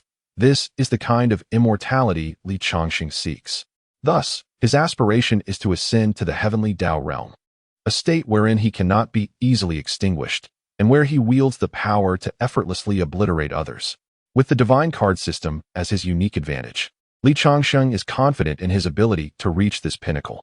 Chapter 95 marks the beginning of his ascent to the heavenly immortal, a crucial step towards becoming a master of the heavenly Tao within the Redstone Great World. As for the tribulation of the heavenly immortal that one must endure during this ascension, it is a daunting trial for most Yuan Shun Earth Immortals, yet for Li Changsheng, it is but a trivial affair. Standing firm in his 3 transformations of the golden body, he is unlikely to be breached by the heavenly immortal tribulation. In fact, he is ready to commence this trial, for although the world barrier of the Crimson Cloud Small World has been fortified, it will not obstruct the ascension of immortals. However, until the emergence of the human ancestor's heavenly Tao, Li Changsheng must remain vigilant in the Crimson Cloud Small World to prevent any potential incursions from the demonic forces. As he continues his cultivation, he plans to emerge once preparations are complete with Yingyu and the others, to explore the methods of transforming the heavenly Tao. Li Changsheng immerses himself in the comprehension of the laws of heaven and earth. Although he lacks the resources to further advance in the 8-9 profound art, he can still refine the 4 symbols Sword Tao, ensuring no moment is wasted. 3 years later, Li Changsheng and a group of Yuan Shun Earth Immortals stand atop the city wall of the imperial capital, gazing at a towering altar in the distance, the Altar of Flame. The function of this Altar of Flame is akin to that of the demonic god altar. One channels the power of the human ancestor, while the other draws from the might of the demonic ancestor. Constructing such altars, much like their demonic counterparts, is a laborious endeavor, easily susceptible to destruction by others. Thus, any faction aspiring to monopolize a small world and transform its heavenly Tao must possess absolute strength to suppress any opposition. Otherwise, success remains unattainable. Before the towering altar, Yingyu stands suspended in the air, channeling the necessary gestures to activate the altar. Upon its activation, he swiftly retreats to the city wall, positioning himself beside Changsheng. They now await the arrival of the human ancestor's power. Yingyu turns to Changsheng, conveying his anticipation. Changsheng nods, his gaze fixed intently on the immense altar. As the altar activates, wisps of pale red flames begin to emerge. These flames gather increasingly, yet they persist in a clustered state, refraining from expanding into a raging inferno. Is this the path of our ancestor? Changsheng gazed at the flickering flame, and in a moment of reverie, he envisioned the primordial era when humanity, through arduous struggles and sacrifices of countless venerable ancestors, endeavored to preserve its legacy. His spirit felt as though it were undergoing a profound baptism, and he closed his eyes, succumbing to a moment of enlightenment. At that instant, within the flame, the ethereal image of the ancestral figure materialized. Observing Changsheng in his state of realization, the ancestor bestowed a gentle smile and extended a hand, causing a wisp of flame to descend upon Changsheng's brow. Subsequently, the apparition surveyed the various regions of the Red Cloud small world, where officials of the great Qian led the populace in offerings to the heavens. The ancestral figure smiled faintly, harnessing the collective power of the people's offerings to intertwine his essence with the primordial heavenly path, enveloping the entire original celestial order. The path of the flame, he intoned softly, transforming the heavenly order of the Red Cloud small world before dissipating with a smile, alongside the towering altar of flames. 3 days later, Changsheng awoke from his enlightenment, a smile involuntarily gracing his lips. His exploration of the path of the flame had yielded immense insights, significantly refining his 4 symbols sword path. Previously, his sword path possessed the combat prowess of only the first level of the celestial immortal realm. However, after this moment of clarity, it now boasted the strength of the 3rd level. Moreover, with the guidance of the path of the flame, Changsheng gained a clearer understanding of his future direction, a revelation of even greater significance to him. Congratulations, fellow Taoist Changsheng, remarked Yingyu, who, upon seeing Changsheng awaken, expressed a tinge of envy as he clasped his hands in greeting. The path of the flame was indeed a tremendous opportunity, one they all recognized. Yet among the group of ethereal immortals who had observed it, only Changsheng had attained enlightenment, which naturally incited Yingyu's envy. Upon hearing Yingyu's voice, Changsheng looked around in puzzlement and asked, "Why is it that only you remain? Has the transformation of the path of the flame been completed? It has been 3 days since it was completed, and the others have departed." "I remained here to safeguard your path," Yingyu replied, pointing at the flame upon Changsheng's brow. "When the ancestral figure appeared during your enlightenment, he left a flicker of flame upon your brow. Quick, see what words the ancestor has bestowed upon you." The flame left by our ancestor. Changsheng quickly produced a water mirror to gaze at his reflection and noticed the small flame perched upon his brow. Upon seeing this flicker, Changsheng instantaneously comprehended how to access the knowledge the ancestor had imparted. He summoned a thread of his spiritual essence, directing it into the small flame, which transported him into a unique space. Within this extraordinary realm, an elderly man with white hair appeared, his countenance radiant with a smile as he regarded Changsheng. Recognizing the venerable figure before him as the ancestor, Changsheng bowed respectfully and said, "I, Changsheng, a descendant of humanity, humbly greet you, ancestor." "There's no need for excessive formalities," the ancestor smiled warmly at Changsheng. "The preservation of the Red Cloud small world is largely due to your reincarnation in this realm, and I extend my gratitude on behalf of the people of this world." After the ancestor of humanity finished speaking, he slightly bowed to Changsheng in gratitude. "This is what I ought to do as a member of the human race. I cannot accept such a gesture from you, ancestor," Changsheng hurriedly replied, evading the ancestor's salute. The ancestor, with a smile, remarked, "I have heard that you have once activated the Celestial Guardian technique, a feat achievable only by a reincarnated golden immortal. However, I am aware that there has been no reincarnation of golden immortals among the human race for nearly 100,000 years. Thus it is likely that you were not of the human race in your previous life. If you are indeed not of our lineage, then my gratitude is well within your reach." Changsheng paused, momentarily taken aback and somewhat at a loss. He understood that he was not a reincarnated immortal. Rather, his evident anomalies had led others to mistakenly believe him to be one. However, the ancestor's words implied that he had been excluded from humanity. "Do not be anxious," the ancestor chuckled, Since you have reincarnated as a human, you are undoubtedly one of us from this moment forth. Is the ancestor not concerned that I might be a reincarnated demon? Li Changsheng inquired nervously, fearing he might be treated as a spy, which would be a grave injustice. Not at all, the ancestor reassured him with a smile. In the cycle of reincarnation, should one choose to be reborn into their own lineage, there remains hope for awakening past memories and emotions, integrating seamlessly with their former self. However, if one opts for reincarnation into another race, while past memories may awaken, emotions will not merge with the present life. It is akin to merely observing another's life, with the present persona taking the lead. Thus, if you were indeed a reincarnated demon, it would be akin to the demonic path willingly gifting the human race a prodigy. I would hope for more such occurrences from the demonic realm. And what then is my situation? Li Changsheng pressed further. I surmise you are a reincarnation of the chaos divine demon, the ancestor replied with a smile. In ancient times, there were countless chaos divine demons, and many survived through several cataclysms, living discreetly across various realms. However, without the environment akin to the three realms, the progress of chaos divine demons in their cultivation becomes arduous. Only by shedding their original forms can they embrace a greater hope as they reincarnate into a living being. Among the myriad races birthed after the opening of the heavens, the human race has emerged as the most formidable, and the likelihood of chaos divine demons reincarnating as humans is the highest.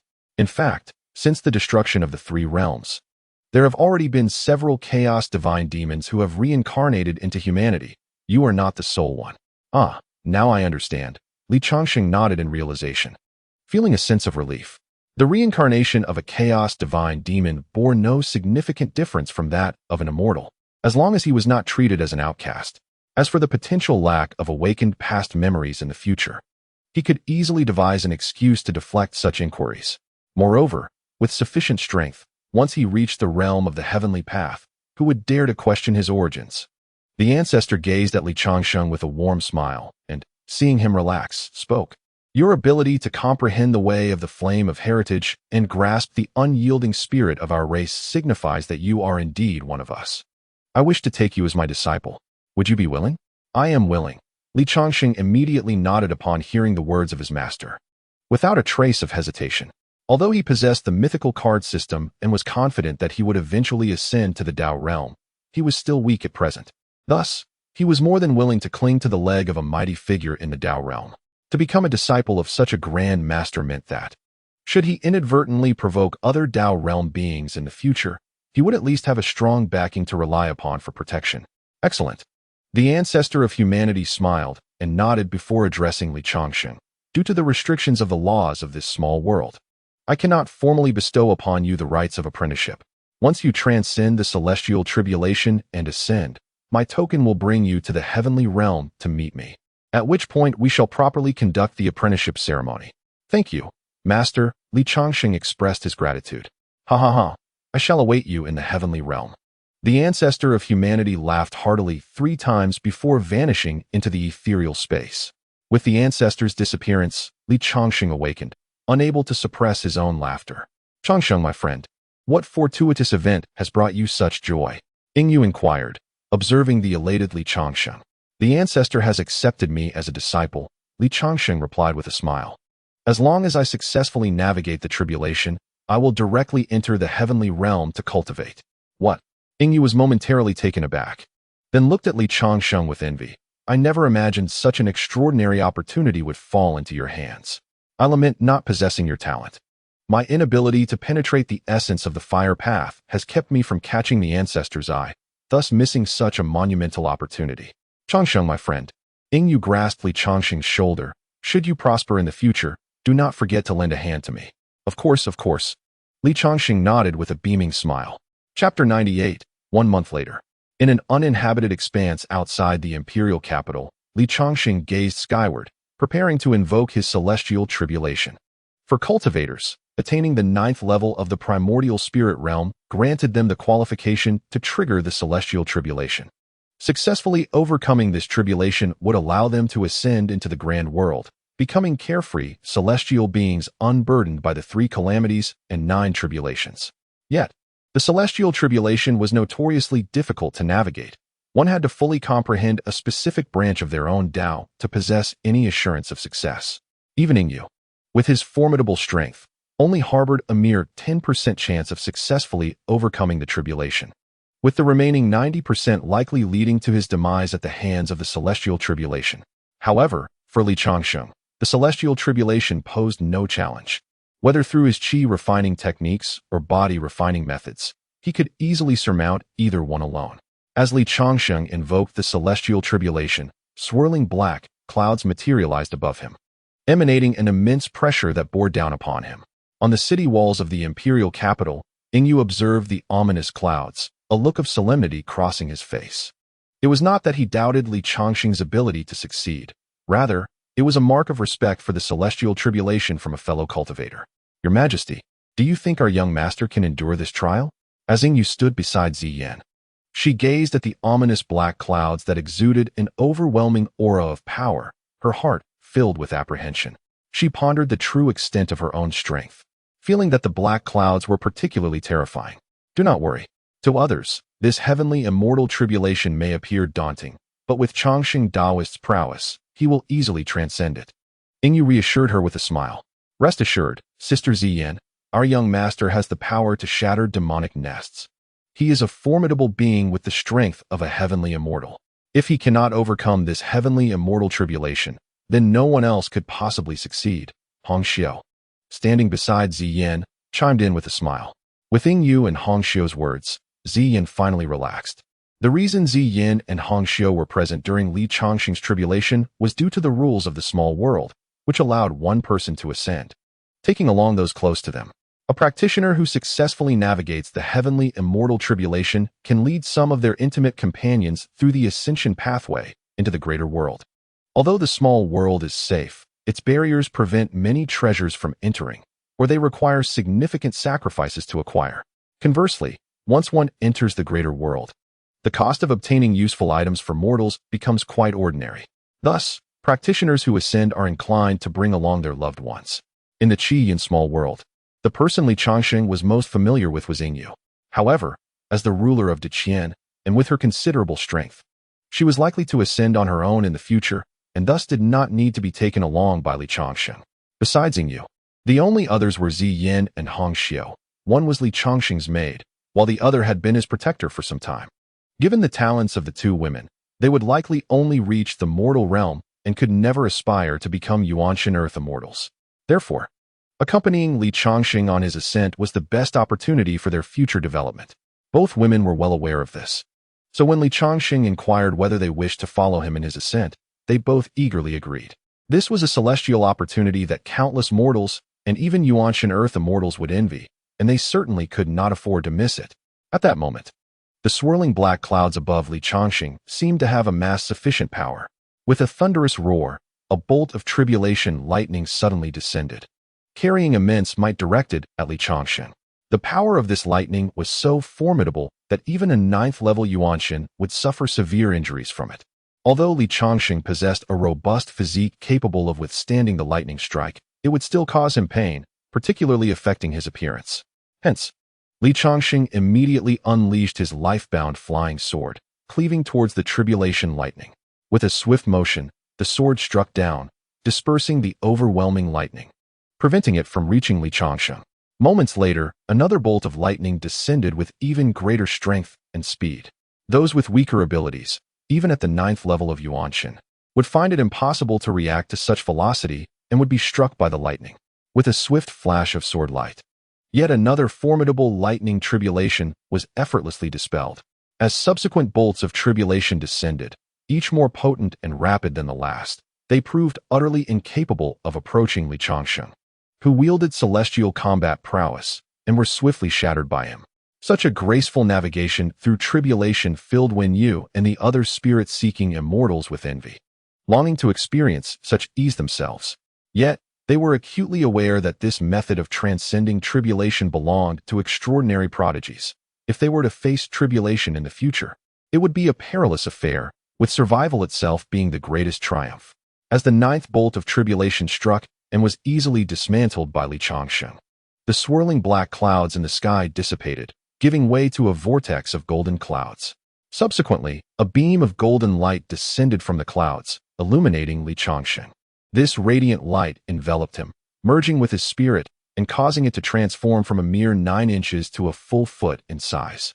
Simultaneously, Changsheng's magical power evolved into that of a celestial being. In that fleeting moment, Changsheng's cultivation method officially ascended to that of a celestial immortal. With Changsheng's elevation, another beam of golden light descended, enveloping him completely. At the mere thought of it, he could soar into the grand world above. However, Changsheng did not ascend immediately. Instead, he beckoned to Xian and Hongxiu, who were then uncontrollably drawn to his side.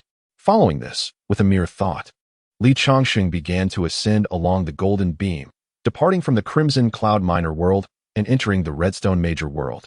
During this transition, the formidable barrier of the world seemed non-existent, posing no obstruction to the departure of the three. In an instant, Changsheng and his companions arrived in the Redstone Major world, still enveloped within the golden beam, safeguarded by the world's rules. At this juncture, they were presented with 2 choices. One was to land on a known ascent altar within the Redstone Major world, provided they had a background there. This would allow them to arrive directly at the altar, ensuring immediate care from their own kind. The other option was for those without any background to ascend, in which case the world's rules would randomly transport the ascendant to their racial territory based on their innate essence. Naturally, Changsheng was not without connections, as when you had previously informed him of the coordinates to the ascent altar of the Zixiao Holy Court, allowing for an easy arrival at its domain. However, at this moment, Changsheng possessed a third option, to directly enter the celestial realm. With a thought, he summoned the flame at his brow with his spirit power, which then invoked a force that whisked Changsheng and his companions from the Redstone Major world, directly into the domain of the Celestial Court. Chapter 100. In the Celestial Realm, upon the Ascent Altar. As a golden light flashed, the figures of Changsheng and his companions materialized in this place. Master, where is this? Xian gazed around with curiosity, questioning why she referred to Changsheng as master instead of young master, a change instilled by Yingyu's teachings. From now on, the 2 of them would serve as Changsheng's attendants and were expected to address him as master in public. They found themselves in the Celestial Realm, where Changsheng responded with a smile. As the 2 conversed, a guard stationed around the Ascension altar noticed their presence and approached them with a friendly inquiry. Who are you? The guards nearby were aware that those who could ascend to the Celestial Realm were typically connected to its inhabitants, many of whom were associated with the powerful Golden Immortals. Thus, they maintained a respectful demeanor, careful not to overstep. However, before Changsheng could reply, a man in a white robe appeared out of thin air before the Ascension altar. With a cheerful expression, he addressed Changsheng, Junior Brother Changsheng. My master has sent me to escort you to meet him. Changsheng expressed his gratitude with a respectful gesture. Thank you, Senior Brother. May I ask for your name? The white-robed man from Beha smiled in response, and, with a wave of his hand, made Changsheng and the 2 ladies vanish. As they disappeared, the guards at the Ascension altar exchanged glances, astonished. One guard exclaimed, "The Beha Golden Immortal is a disciple of the Celestial Emperor." To refer to that individual as Junior Brother Changsheng implies that he too is a disciple of the Celestial Emperor, having just ascended to the status of Heavenly Immortal. To be recognized as a disciple of the Celestial Emperor was an extraordinary fortune indeed. Indeed, it is truly enviable, another guard sighed. While we remain here as mere sentinels, they have the privilege of listening to teachings under the Celestial Emperor. The disparity is immense. Meanwhile, outside the Palace of Flame and Fire in the Celestial Realm, the Beha Golden Immortal led Changsheng and the 2 ladies, instantly arriving at their destination. Junior Brother Changsheng, my master awaits you inside, he said with a smile.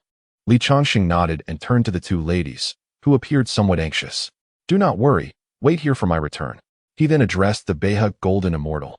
Bowing slightly, I appreciate your assistance, Senior Brother. Not at all, the Beha Golden Immortal replied with a nod. Changsheng acknowledged him once more and stepped into the Palace of Flame and Fire. Upon entering, Changsheng felt as though he had stepped into a boundless starry expanse, with no visible boundaries.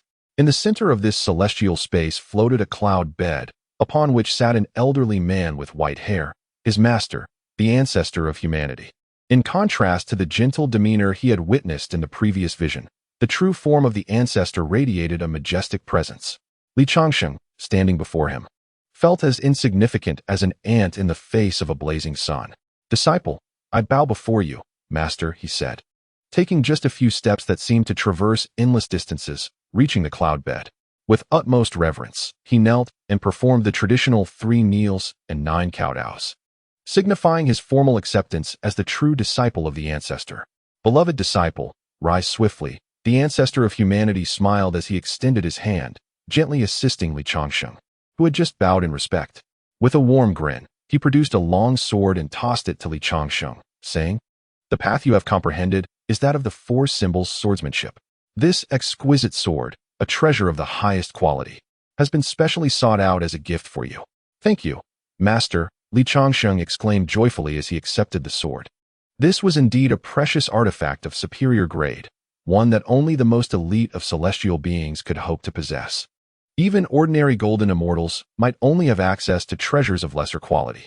To receive such a remarkable gift upon becoming a disciple was a testament to his master's generosity.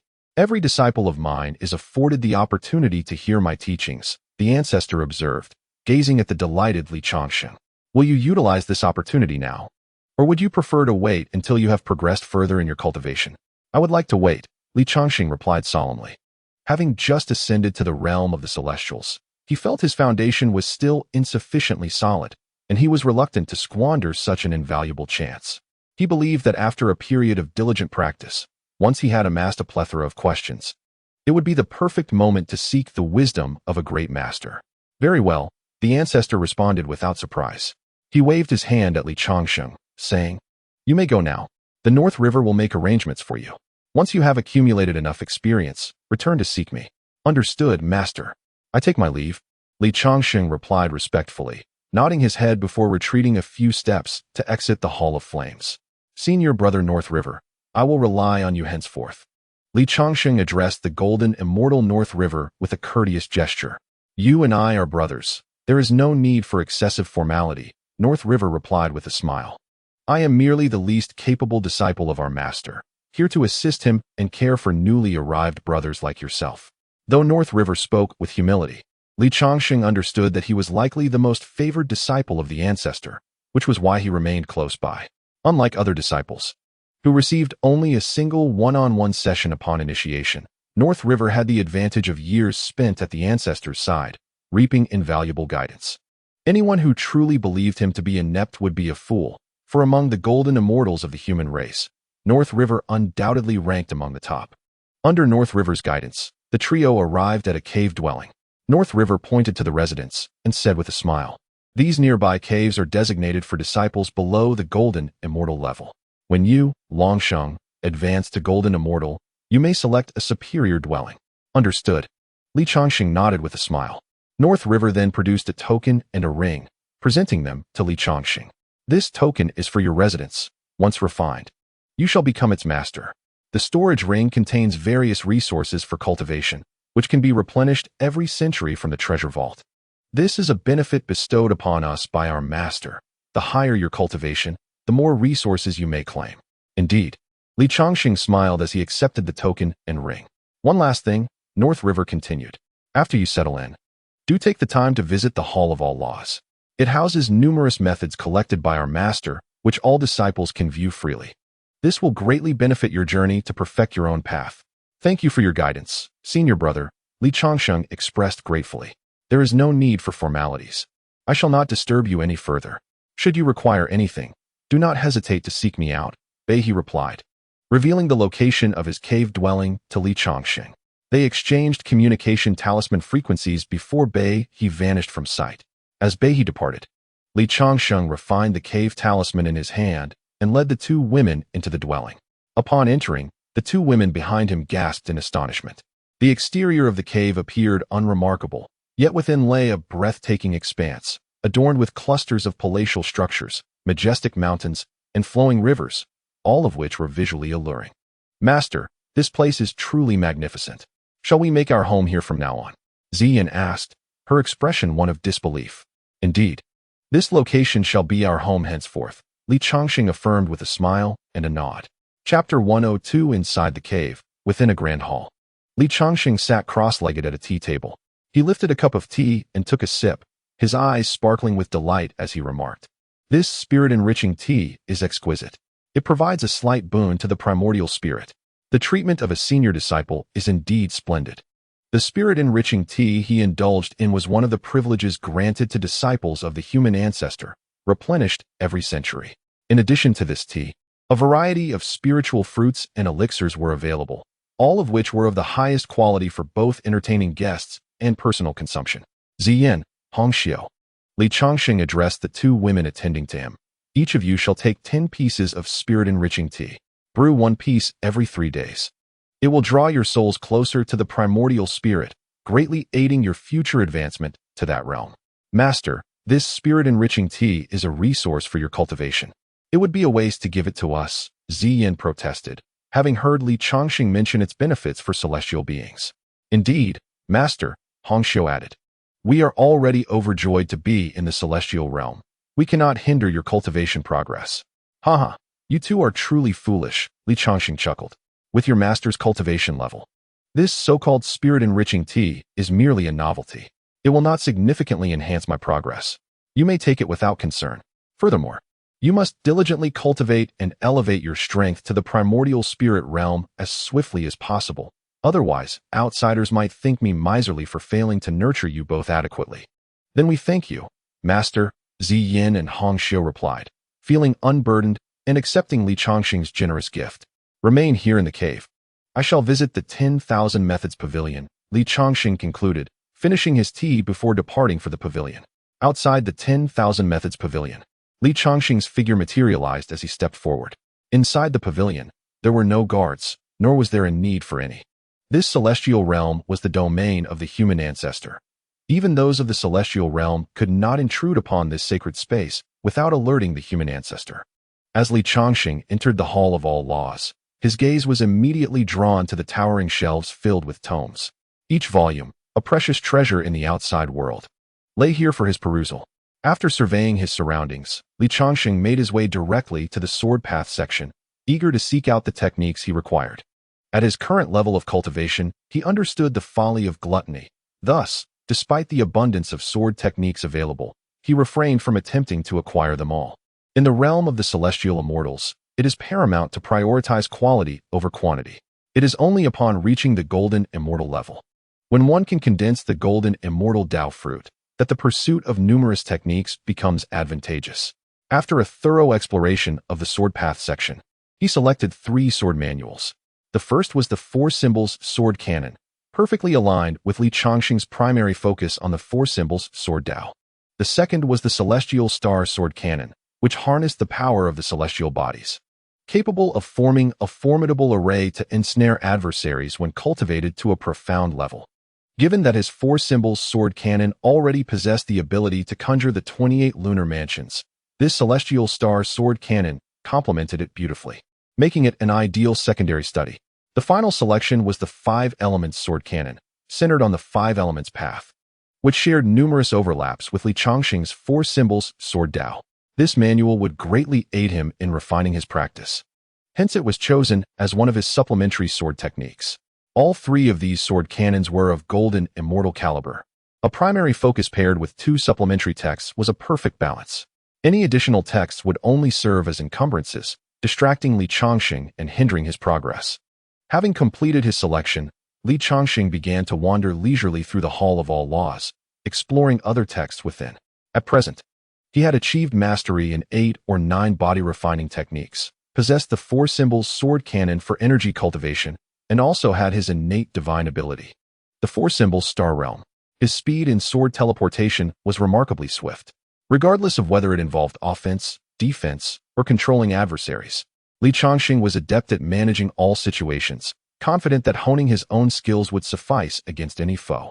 Thus, he merely acquainted himself with other manuals and renowned divine abilities, ensuring he could recognize various tactics during future confrontations, thereby avoiding pitfalls. He perused the techniques of the Dragon Clan, the Witch Clan, the Azura Clan, as well as the methods of both the Taoist and Buddhist sections. Ultimately, he began to examine the strategies of the demonic path and its fiends. The demonic path resembled a refuse bin, where individuals from various races, including humans, could descend into villainy.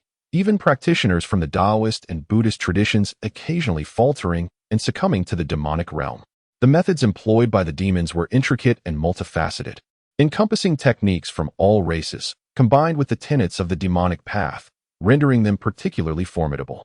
Among the myriad complexities of the demonic path, 3 primary sects stood out, with the Slaughter sect, founded by the demon ancestor, excelling in combat and carnage. Even the battle-hardened Azura clan found themselves at a disadvantage against this faction. Beyond the path of slaughter, there exist the realms of the heart demon and the blood sea. As the name suggests, the heart demon cultivators manipulate the 7 emotions and 6 desires of practitioners. While they are not adept in direct confrontation, they excel in seducing practitioners into the abyss of demonic enchantment. Nearly half of the practitioners from various races within the demonic path fall prey to the machinations of the heart demon lineage, exploiting the vulnerabilities of their souls and leading them to commit unforgivable transgressions, thereby ensnaring them in the demonic realm. All factions, including Taoists and Buddhists, harbor profound trepidation towards the heart demon lineage. It was the ancestor of the heart demon who attempted to obstruct the ascension of the Buddha to the heavenly Tao realm, ultimately meeting his demise at the hands of the Buddha, who succeeded. Had it not been for this intervention, the influence of the heart demon lineage would have been even more formidable. If the heart demon lineage incites fear, the blood sea lineage evokes disdain. Practitioners of the blood sea revel in the slaughter of mortals, merging their lifeblood into the blood sea, which serves as sustenance for their cultivation. Each celestial being of the blood sea bears profound sins, particularly the venerable ancestor of the blood sea, whose transgressions have coalesced into cataclysmic karmic flames. Yet, due to his formidable power, he has not been consumed by these flames. Instead, he forged the 12-petal karmic fire red lotus from them, which has become his potent weapon. Contemplating the descriptions within the tome, Changsheng mused that should he vanquish this blood sea ancestor, he could potentially acquire a card of the Pangu deity. Meanwhile, in the depths of the dark abyss, amidst a vast expanse of blood sea, an elderly figure clad in blood-red robes sat in meditation atop the 12-petal karmic fire red lotus.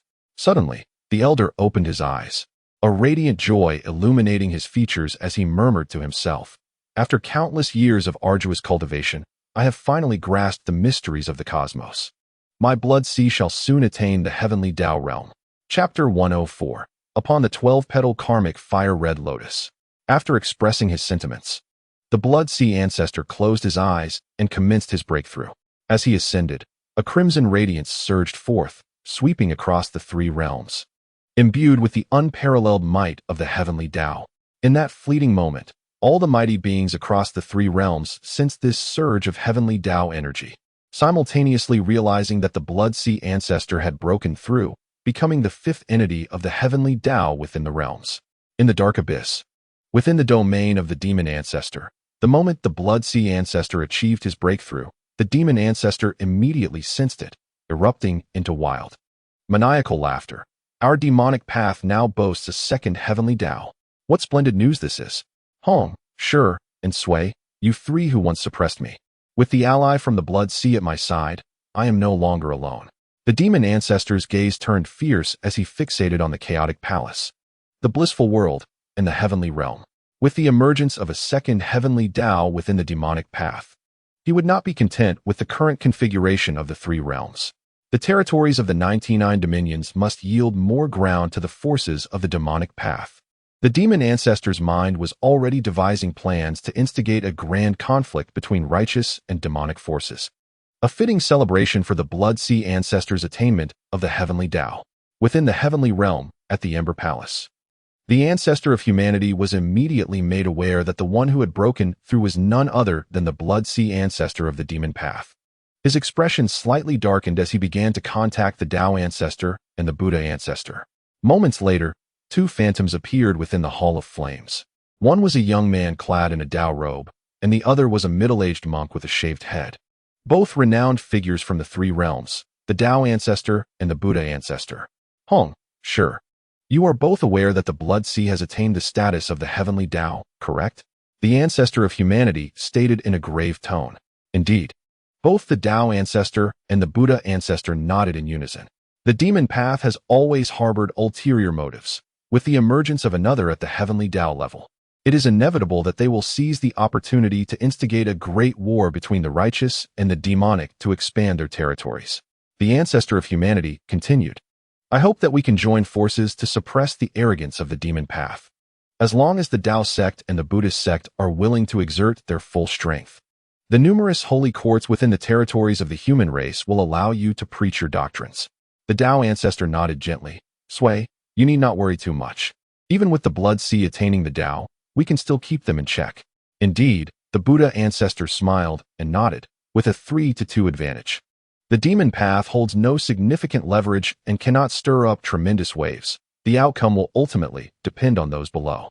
The ancestor of humanity sighed softly. I am not so much concerned about the strength of the blood sea, but rather the intentions of the chaos demon gods following its ascension. It is important to remember that the blood sea was once a chaos demon god before it transformed into a demon. In a solemn tone, the ancestor of humanity recounted. In the days before the three realms were shattered, Hong, you were the first to attain the heavenly Tao, followed closely by the second. This led to the fierce contention between the Tao and the demons, igniting a series of brutal wars, resulting in the deaths of countless chaos gods and demons, and the extinction of numerous postnatal races. Ultimately, it was Sure who became the third to successfully attain the Tao, and together you two suppressed the demons. Achieving victory in the war, however, the three realms were irrevocably shattered in the process. With the shattering of the three realms, they transformed into the current 99 territories, and the heavenly Tao underwent significant changes. The chaos demon gods sensed the difficulty in their cultivation, rendering the attainment of the heavenly Tao virtually impossible, while postnatal beings found it easier to cultivate and had prospects for achieving the heavenly Tao. Then came your attainment of the Tao. The Tao ancestor interjected. Your success as a postnatal being symbolizes the demise of the chaos demon gods. Only through reincarnation as postnatal beings do they hold any hope of attaining the heavenly Tao. Your disciple, Feng Shi, is a reincarnation of a chaos demon god, and he is now on the verge of the heavenly Tao. It is merely a matter of when he comprehends the intricate workings of the universe before he can ascend to the heavenly Tao. I believe many chaos demon gods await the moment Feng Shi attains the heavenly Tao, as it would signify a mass reincarnation into humanity. Alas, the ancestor of humanity sighed again. Feng Shi is unfortunately quite late, allowing the blood sea to be the first to attain the Tao. This will likely cause the observing chaos demon gods to alter their stance, shifting from a desire for reincarnation into humanity to allegiance with the demon path, transforming themselves into demons. What we may soon face could involve not only the formidable powers of the demon path, but also some chaos demon gods emerging from their seclusion. These are not foes to be underestimated. Sway, your concern is causing undue alarm. The situation has not yet reached such dire straits. The Tao ancestor smiled and remarked. The chaos demons are inherently powerful beings, each one arrogant and proud. They may not even submit to us, the heavenly Tao experts, let alone align themselves with the demonic path. The dark abyss is akin to a refuse pile for the three realms, a repugnant cesspool for the chaos demons, who would be compelled to dissolve their essence within it and transform into fiends. Few would willingly embrace such a fate. Hong nodded in agreement. The Buddha also smiled and added, as fellow chaos demons, we understand their mindset well.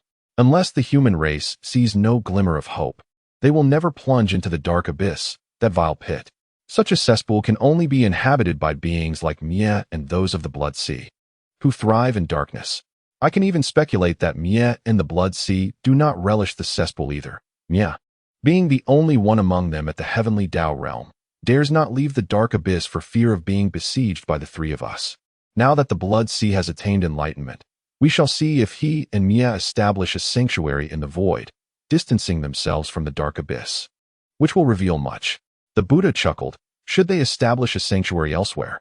It would suggest that Mie has wallowed in that cesspool for eons merely to preserve his own life, which will provide us with ample opportunity to mock him in the future. Laughter erupted from both the human ancestor and the Tao ancestor. The dark abyss has existed since the era of the three realms, renowned among the chaos demons as a notorious cesspool, one that few would venture into.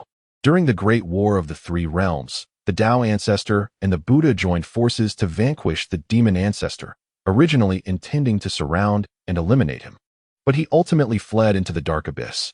At that time, Both the Tao ancestor and the Buddha, driven by a desire to eradicate the root of the problem, braved their disgust and plunged into the dark abyss to strike down the demon ancestor. However, to their dismay, the demon ancestor's powers were remarkably compatible with the dark abyss, and with its aid, they found themselves unable to defeat him, ultimately retreating in frustration. With them blocking the way, the demon ancestor dared not emerge from the dark abyss. And when the human ancestor attained enlightenment, the demon ancestor became even more ensconced. Yet, despite the human ancestor's enlightenment, the demon ancestor maintained his advantageous position. And even when the three heavenly Tao experts joined forces, they could not completely eradicate him. This is why the demonic path continues to endure. As long as the demon ancestor lives, the fiends will perpetually emerge. At this moment, the human ancestor, reassured by the counsel of the Tao ancestor and the Buddha, felt a little less burdened, though he still lacked a profound understanding of the pride of the chaos demons, a sentiment unattainable for a being born of the latter days.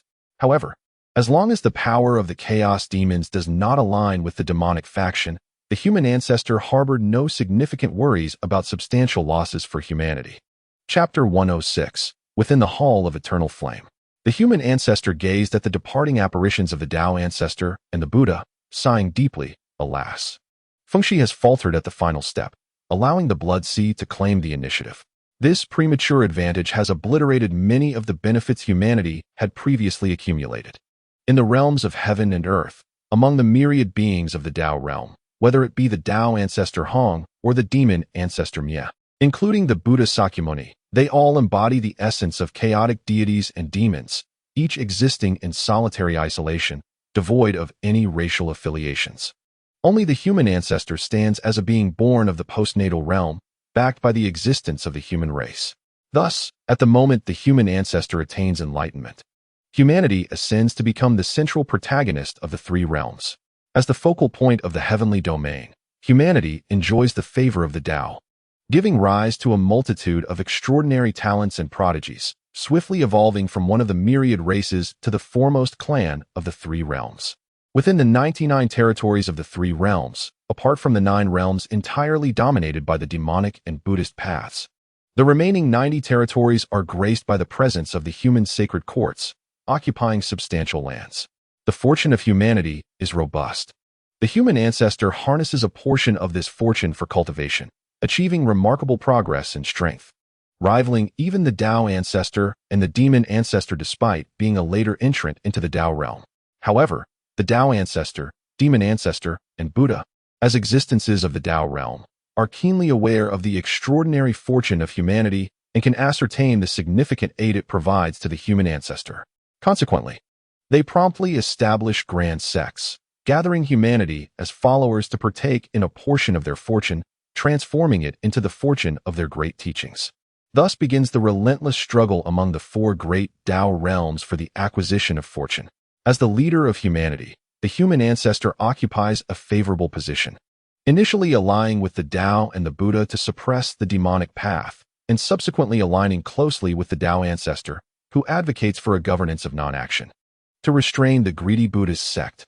Simultaneously, rumors spread that only through reincarnation into humanity can the chaotic demon gods hope to attain the Tao realm, enticing a number of powerful, reclusive chaotic deities and demons.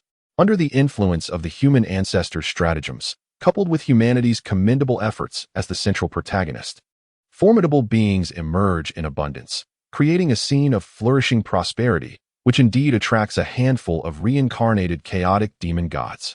Among them, Fengshi, reincarnated from a chaotic demon god, experiences rapid advancement in cultivation after rebirth, ultimately reaching the threshold of the half-step Tao realm. Once Fengshi breaks through to become the second being of humanity to attain the Tao realm, it is certain that a multitude of chaotic deities and demons will reincarnate, solidifying humanity's grandeur. Alas, the Blood Sea ancestor precedes this awakening, attaining enlightenment first, thereby granting the demonic path its second Tao realm figure, significantly enhancing its fortune and heralding the emergence of numerous talents. As the demonic path grows in strength, humanity, as the central protagonist of the heavenly domain, finds itself in dire straits. Relying solely on its own might is insufficient to suppress the demonic forces. Should the demonic path commence an offensive against humanity, it is uncertain how many human powerhouses would fall in such a conflict. Thus, uniting with the Tao and the Buddha emerges as the most prudent choice, necessitating the concession of benefits to prompt their intervention. The reason the Tao ancestor and the Buddha so readily agreed to assist humanity was, of course, due to the human ancestor's promise to allow the Taoist and Buddhist sects access to numerous sacred courts across various territories. Such conditions, once proposed, leave no room for dissent, marking a reluctant yet strategic choice made by the human ancestor. After all, compared to the demonic entities of the demonic path that relish consuming the human race as their sustenance, the Taoist and Buddhist sects pose significantly less harm to humanity. In the face of two evils, choosing the lesser is only natural. Thus, the Taoist and Buddhist paths are preferable. The Blood Sea, oh the Blood Sea! What business do you have in proving your path, disrupting the grand design I have forged? Rest assured, I shall take the opportunity to teach you a lesson. The ancestor of humanity gazed at Changsheng within the Hall of All Laws, harboring a sense of indignation. At long last, another chaos demon god has reincarnated among the human race. It is certain that more chaos demon gods will awaken the desire for rebirth. Chapter 107. The reincarnation of the chaos demon gods, each endowed with extraordinary talents. As long as they do not fall midway, they shall undoubtedly provide formidable strength to humanity. However, with the disturbance caused by the Blood Sea, they will once again remain in a state of observation within the Hall of All Laws. Naturally, Changsheng was oblivious to the significant shifts in the three realms. After all, only those with the strength of golden immortals and above could sense the emergence of the Blood Sea ancestor into the realm of heavenly Tao. At this moment, Changsheng, being merely a celestial immortal, was entirely unaware that the very Blood Sea ancestor he sought to eliminate had already ascended to the heavenly Tao realm, rendering any thoughts of vanquishing him nearly impossible. At this juncture, having gained a foundational understanding of the three realms techniques, Changsheng noted down two methods suitable for cultivation by Xian and Hongxiu, then gracefully exited the Hall of All Laws to return to his cave abode for further practice. For an immortal, time spent in seclusion is of utmost value. In the blink of an eye, several years had passed, and Changsheng had transformed from a delicate child into a striking young man. This prolonged period of seclusion had proven exceedingly fruitful for him. With his prodigious talent, bolstered by the four symbols sword cannon as his foundation and the five elements sword cannon and the Zhou star sword cannon as supplements, his mastery of the four symbols sword path progressed rapidly, achieving the strength of a celestial immortal at the 9th level. Next, should he attend a Tao lecture to reorganize these insights, it is highly likely that Changsheng would attain the combat prowess of a golden immortal. If he were to elevate his progress in the 8 or 9 profound arts, he would be capable of contending even with golden immortals. Xian, Hongxiu, Changsheng called out while seated upon his cloud bed, fully aware that one of the two would undoubtedly be waiting outside the grand hall. As he called, Hongxiu swiftly entered the hall, approaching the cloud bed and clasping her hands in respect. "What is your command, my lord? Has anyone sought me during my seclusion?" Changsheng inquired. "None," Hongxiu replied, shaking her head. "However, every year, someone delivers a report on the happenings of the three realms, detailing significant events." "Oh, how considerate. Bring it forth. I wish to see it," Changsheng responded with a smile. For cultivators who spend extensive time in seclusion, having such a report allows them to swiftly comprehend the affairs of the three realms upon their emergence, preventing ignorance of critical matters. "Yes," Hongxiu nodded, retrieving several jade slips from her storage artifact, presenting them to Changsheng with both hands. As Changsheng's divine thoughts stirred, he swept over the jade slips held by Hongxiu, instantly absorbing all the information contained within. After perusing the contents, Changsheng's expression shifted to one of solemnity. The Blood Sea ancestor had attained the heavenly Tao, and in the same year, the battle between righteousness and malevolence commenced. At this moment, myriad realms, both grand and minute, were engulfed in warfare, with countless lives extinguished each day. These demonic offspring, emboldened by their newfound backing, were indeed exceedingly arrogant. Pondering with his chin in hand, Changsheng mused, "Yet such a grand conflict presents a splendid opportunity for me to harvest these fiends. Typically, these demons are rather cautious, making their extermination a rather troublesome endeavor. Now, if I merely venture to the frontline battlefield, I shall find an abundance of demons to slay. After listening to my master's one-on-one teachings, I shall proceed to the Hongshe Great World to vanquish demons and settle some accounts. The Holy Master of Zixiao is also a disciple of my master. Surely, he will not treat his junior unfairly. Chapter 108. Outside the Hall of Kindling Fire. Li Changsheng's figure appeared at this place, bowing respectfully towards the Hall of Kindling Fire. Master, your disciple wishes to hear your teachings. Might you have a moment to spare? Enter, came the voice of the ancestor of humanity from within the hall. Having received permission, Li Changsheng stepped into the Hall of Kindling Fire. After a few strides, he arrived before the ancestor's cloud bed, bowing deeply. Disciple pays respects to master. Do not be overly formal, the ancestor replied, eyeing Li Changsheng with a hint of satisfaction. In just a few years, you have progressed from the first layer of the heavenly immortal realm to the ninth. You have indeed devoted yourself to your cultivation. Now, demonstrate your mastery of the sword arts for me to behold your capabilities. Yes, Li Changsheng replied, nodding in agreement, and proceeded to display his mastery of the four symbols sword Dao before the ancestor, feeling somewhat as if he were showcasing his skills before a master craftsman. Not bad.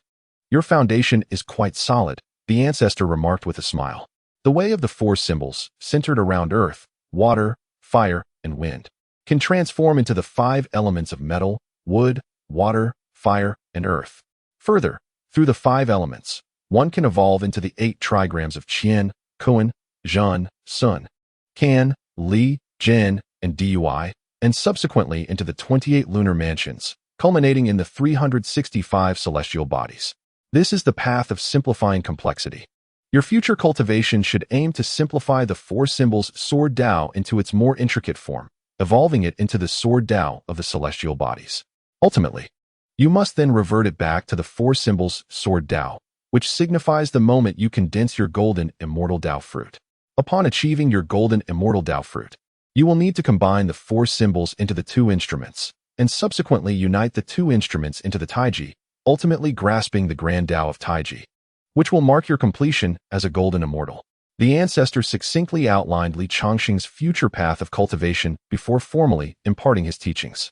The Dao teachings at the heavenly Dao realm were naturally extraordinary, as the ancestor began to expound. Auspicious phenomena such as heavenly rains and golden lotuses erupted within the Hall of Kindling Fire. These heavenly rains and golden lotuses fell upon Li Changsheng, merging with his primordial spirit and plunging him into a state of intense concentration, with flashes of inspiration illuminating his mind. To Li Changsheng, each word uttered by the ancestor transformed into droplets of water, blades of grass, and manifestations of all things in heaven and earth, each imbued with the essence of the sword path, rendering him utterly entranced. The progenitor of humanity is a being of celestial Dao, meticulously dissecting the essence of swordsmanship from its most fundamental beginnings. This profound discourse captivates Li Changsheng, who, as the progenitor delves deeper into the teachings, feels that he is reaping immense rewards. However, when the discussions ascend to the level of the golden immortal, Li Changsheng finds himself grappling with many concepts beyond his comprehension, resorting to furrowed brows and rote memorization. He believes that upon reaching this realm in the future, recalling this enlightening session will yield significant insights. As the progenitor's teachings grow increasingly profound, Li Changsheng perceives them as an incomprehensible script, his gaze clouded with bewilderment, unable to retain even the essence of the knowledge imparted. Observing Li Changsheng's state of confusion from his clouded seat, the progenitor gently halts his discourse, smilingly addressing him. "Foolish child, awaken." Startled, Li Changsheng jolts back to clarity and hastily apologizes. "Master, forgive me." "Do not worry," the progenitor replies with a warm smile. "Do you have any questions?" Indeed, Li Changsheng acknowledges the rarity of this opportunity and promptly presents his inquiries to the progenitor. In Chapter 109, their exchange continues until Li Changsheng's last question is answered. He bows solemnly to the progenitor, declaring, "Master, I have no further doubts." "Very well, you may go," the progenitor gestures with a wave of his hand, prompting Li Changsheng to exit the Hall of Flames, reappearing outside its confines. The wealth of knowledge he has acquired is immense, and he resolves to return to seclusion. Li Changsheng, his mind still alight with countless flashes of inspiration, swiftly turns back to his cave abode to resume his cultivation. 3 years later, Within the palace of his cave, Changsheng, seated upon his cloud bed with eyes closed in meditation, finally assimilates the treasures of wisdom imparted by the progenitor and slowly opens his eyes. From the 4 symbols to the 5 elements, and the 5 elements to the 8 trigrams, Changsheng raises his right hand in a sword gesture, a 5-colored sword radiance materializing, crackling with the power of thunder. This manifestation alone possesses the lethality to breach the threshold of the golden immortal. As for my cultivation in the Qi refinement path, I currently reside at this level, and progress will be gradual unless I consume the 3-Tan Hiwi Grandmaster card, which would expedite my advancement. Changsheng ponders. However, utilizing the Grandmaster card necessitates timely replenishment, for it is my trump card for survival. He resolves it is time to venture to the Redstone Great World to eliminate demons and acquire merit points. Changsheng calls out to the exterior, Xian, Hongxiu. Responding to his summons, Xian and Hongxiu swiftly enter, bowing respectfully. What commands do you have for us, master? Gazing upon the 2 women with a smile of approval, Changsheng remarks, well done. Both of you have ascended to the Yuanshan realm, provided you avoid entanglements with karma. Longevity is within your grasp. Thank you for your guidance, master. Xian and Hongxiu express their gratitude in unison. Indeed, your diligence has borne fruit. Changsheng replies with a smile. I must depart the celestial realm for the Redstone Great World. You 2 should remain here to cultivate diligently, striving to reach the celestial immortal realm, thus freeing yourselves from the binds of calamities. Master, you are leaving the celestial realm? Xian inquires with surprise. Why not allow us to accompany you in service? The battle between righteousness and evil has commenced, and the Redstone Great World stands as one of the frontline territories. At this moment, numerous demon lords are present, and even the core of the Zixiao Sacred Court cannot guarantee absolute safety. Changsheng shook his head and said, it would be wise for you to remain in the heavenly realm, lest I worry over your safety. Moreover, my journey to the Redstone Great World is to engage in battle against the demonic forces. It would be inappropriate to bring 2 maidens along, as it would resemble the folly of a gilded dandy. Both Xian and Hongxiu nodded in unison, yet they felt a twinge of disappointment. After all, they had accompanied Changsheng to the heavenly realm, and now he suddenly intended to depart, leaving them behind, which stirred a sense of unease within them. You 2 silly girls, Changsheng chuckled, gently ruffling their hair. Once the battle concludes, I shall travel to various worlds and take you both along for the journey. Thank you, master, Xian and Hongxiu replied, beaming with smiles. Changsheng, smiling back, retrieved some spirit tea and a few spirit fruits acquired as benefits for disciples from his storage treasure, presenting them to the 2 maidens. Consume these daily, and then you may enter seclusion for cultivation. By the time you emerge, I may have returned from the front line. Thank you, master, they said joyfully as they accepted the offerings. Having accompanied Changsheng for quite some time, they understood the value of these gifts to them, while to him, they were merely commonplace items, so they did not decline his generosity.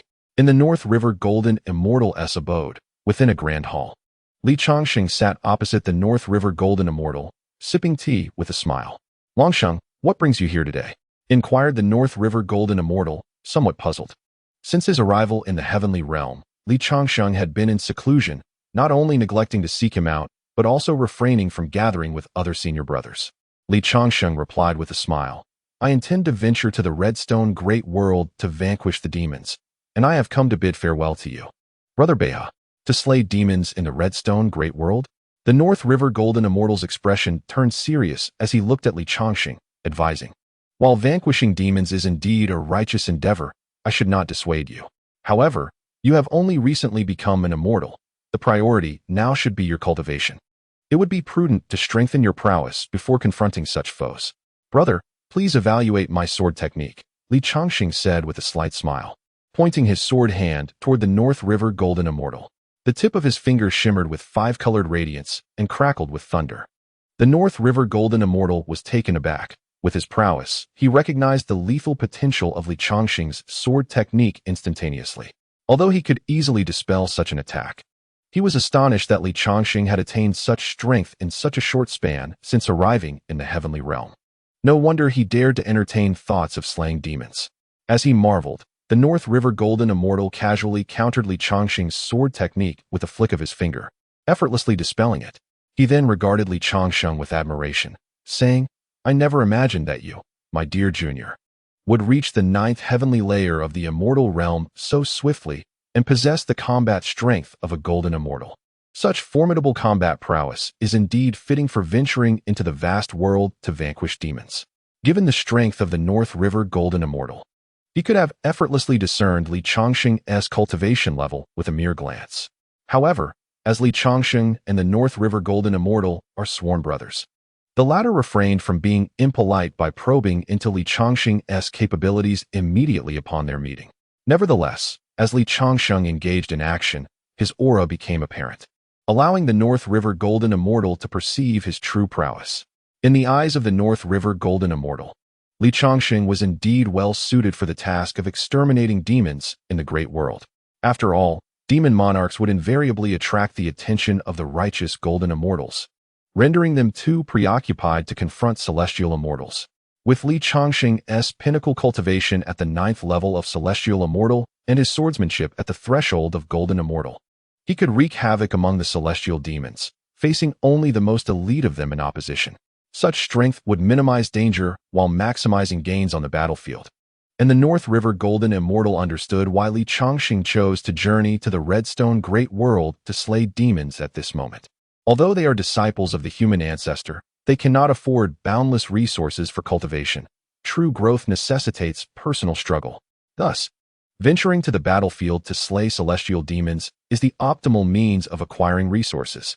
After expressing his sentiments, the North River Golden Immortal produced a jade vial and handed it to Li Changsheng, saying, "Although junior brother possesses immense strength, the demonic faction also harbors formidable foes.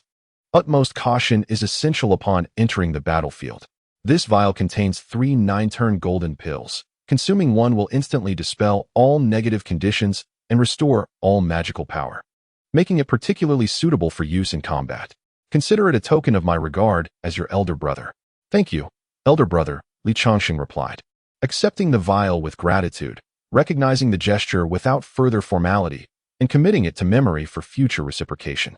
After bidding farewell to the North River Golden Immortal, Li Changsheng did not return to his cave abode, but directly utilized the Heavenly Court's teleportation altar to transport himself to the Redstone Great World.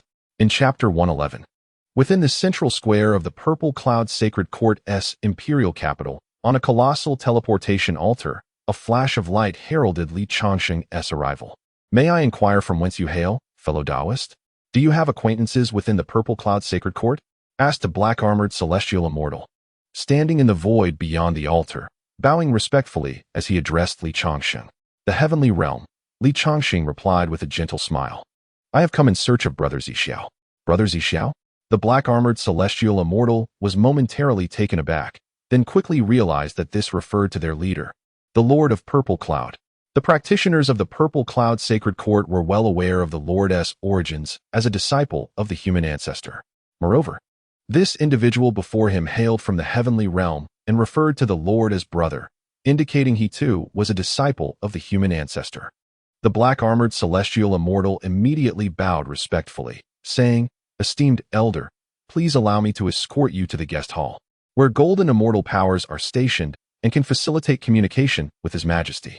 "Very well," Li Changsheng nodded with a smile, aware that a formidable being like the Purple Cloud Sovereign was not someone an ordinary celestial could approach, and naturally, he would not trouble this celestial. Under the guidance of the black-armored celestial, Li Changsheng arrived at the guest hall. "Senior, we have arrived at the guest hall. You may enter and seek the rotating golden celestial," the black-armored celestial said respectfully. "Thank you for your guidance," Li Changsheng replied with a smile, retrieving a spiritual fruit from his storage treasure and tossing it to the black-armored celestial. "Many thanks, Senior." The black-armored celestial was taken aback that guiding someone would yield a reward and hurriedly expressed his gratitude to Li Changsheng. The spiritual fruit given to the black-armored celestial, though not particularly valuable to Li Changsheng, was a rare delicacy, a benefit for disciples of the human ancestor, and indeed held some merit for celestials.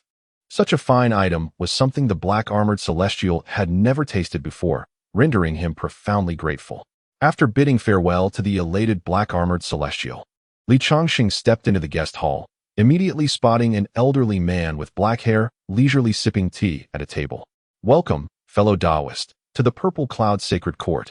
The black-haired elder greeted Li Changsheng with a warm smile, rising to receive him. May I inquire your name, and from whence you come to the Purple Cloud Sacred Court, and which Taoist you seek?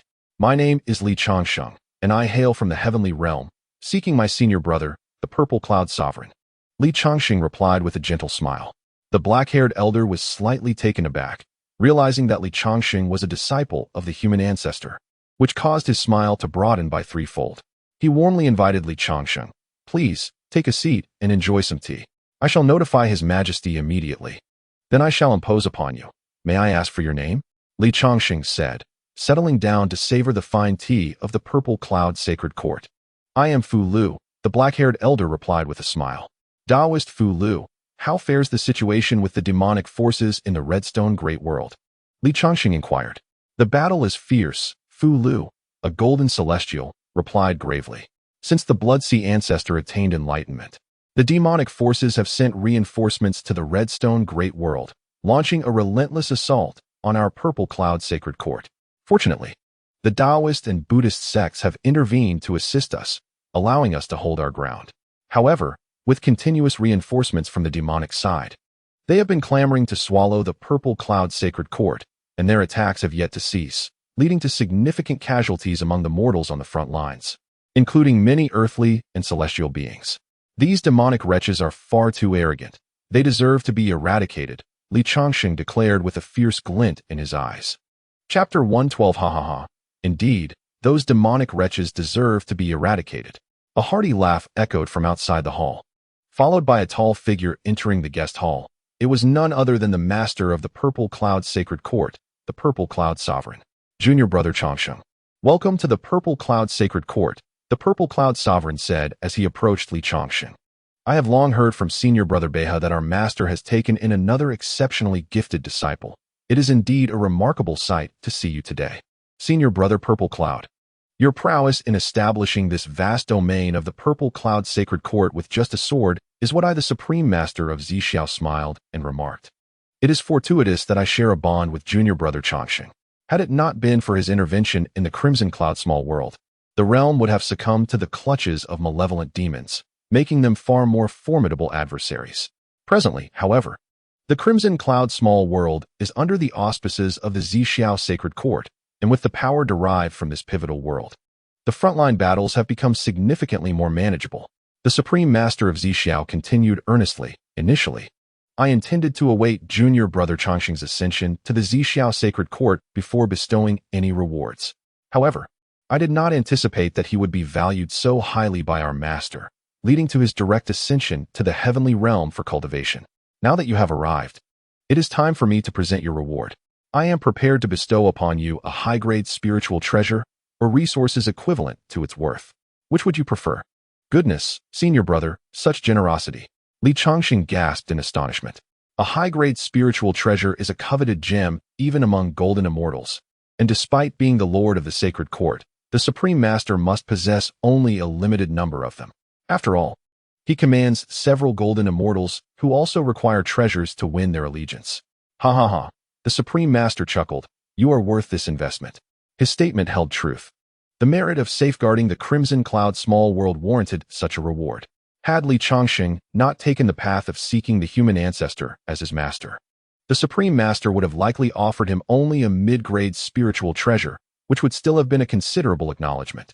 However, with their shared status as disciples of the human ancestor, it was only fitting that the reward be substantial, serving also to fortify the bond with Li Changsheng. Relationships are cultivated over time.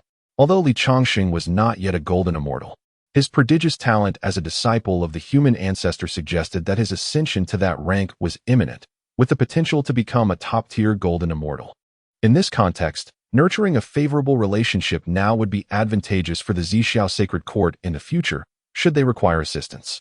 Seeing the Supreme Master's magnanimity, Li Changsheng felt no need for false modesty and directly stated, "Then I kindly request you prepare for me 100 low-grade spiritual treasures, 100 mid-grade spiritual treasures, along with 11,000 celestial-grade 5 elements, 9 transformations elixirs." These requests were precisely what he needed for the 4th and 5th transformations of his 8-9 profound arts. Although the quantity may seem considerable, it was merely equivalent to a single high-grade spiritual treasure. Moreover, such demands were more advantageous for the Supreme Master, as high-grade spiritual treasures are exceedingly rare, and his stock would be limited. In contrast, low-grade and mid-grade spiritual treasures were quite common in the Zixiao Sacred Court's vaults. And while the quantity of 9 transformations elixirs was substantial, it was merely a trifle for the Sacred Court. Are you certain you wish for these resources and not to select a high-grade spiritual treasure? Do not hesitate to ask, Junior Brother, the Supreme Master inquired with a smile. 4 high-grade spiritual treasures are indeed a rarity, seldom obtained even by ordinary golden immortals. No need, Changsheng replied with a smile. The high-grade spiritual treasure bestowed upon me by my master suffices for vanquishing foes.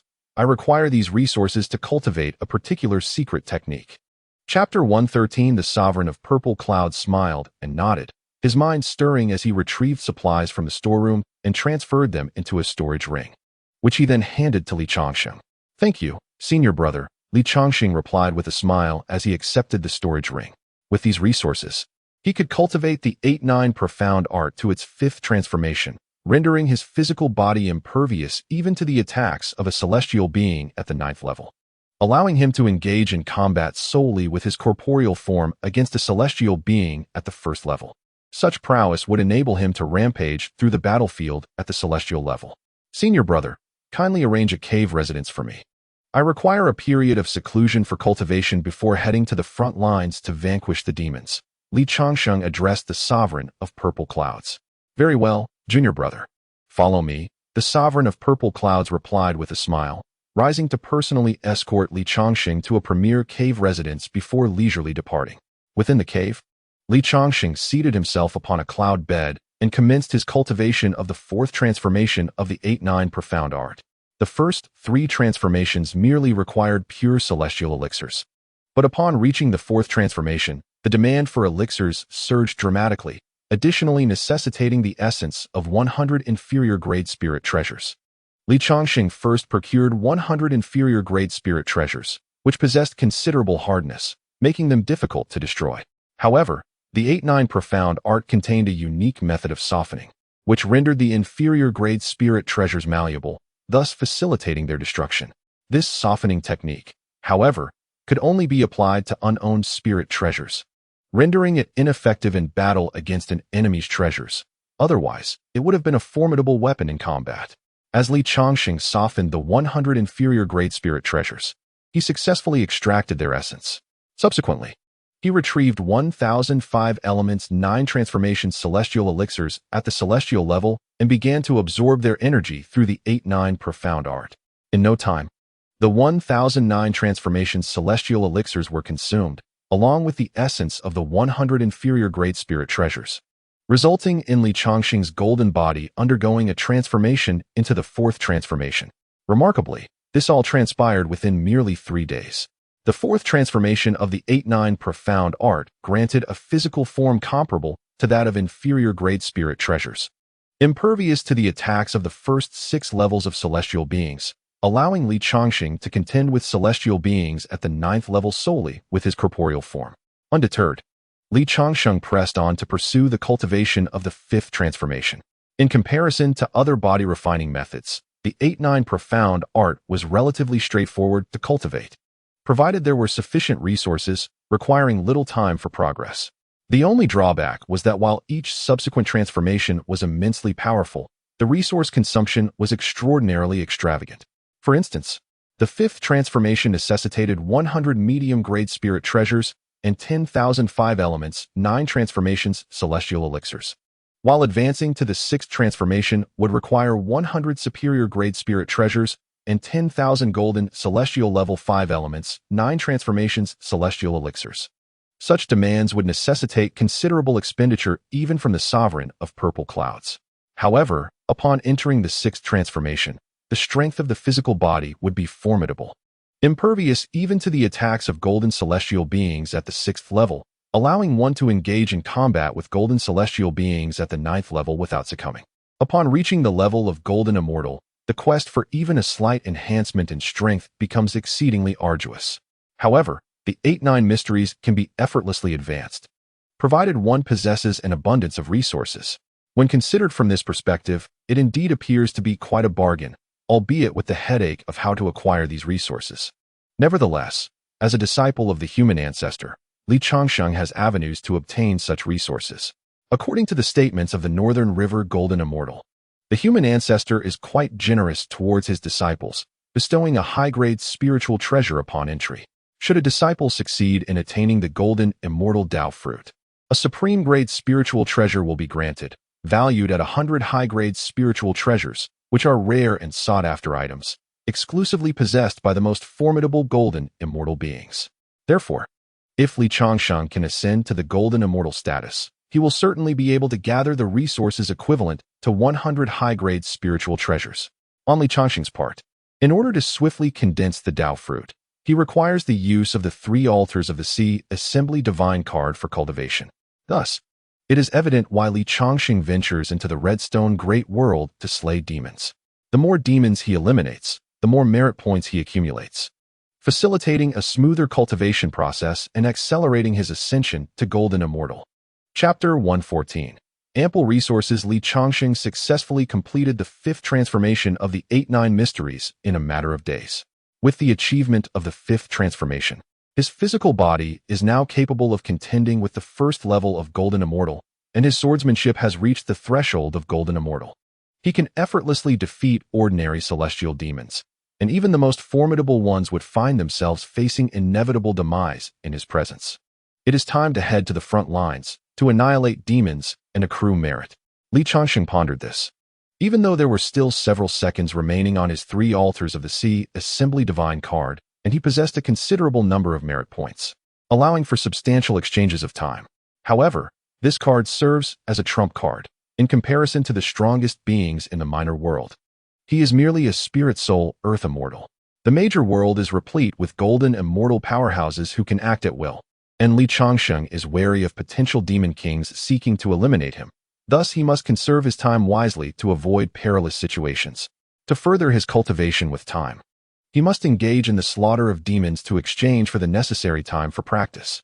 In the Grand Palace of the Purple Cloud Holy Court, Changsheng sat across from the Holy Master of Purple Cloud. After sipping tea, he set down his cup and spoke. Brother Zixiao, I am prepared on my end. How shall I proceed to the front lines? As Changsheng understood, the current battlefield was populated with dozens of Golden Immortal powerhouses and demon kings, while celestial immortals, earth immortals, and mortals were countless.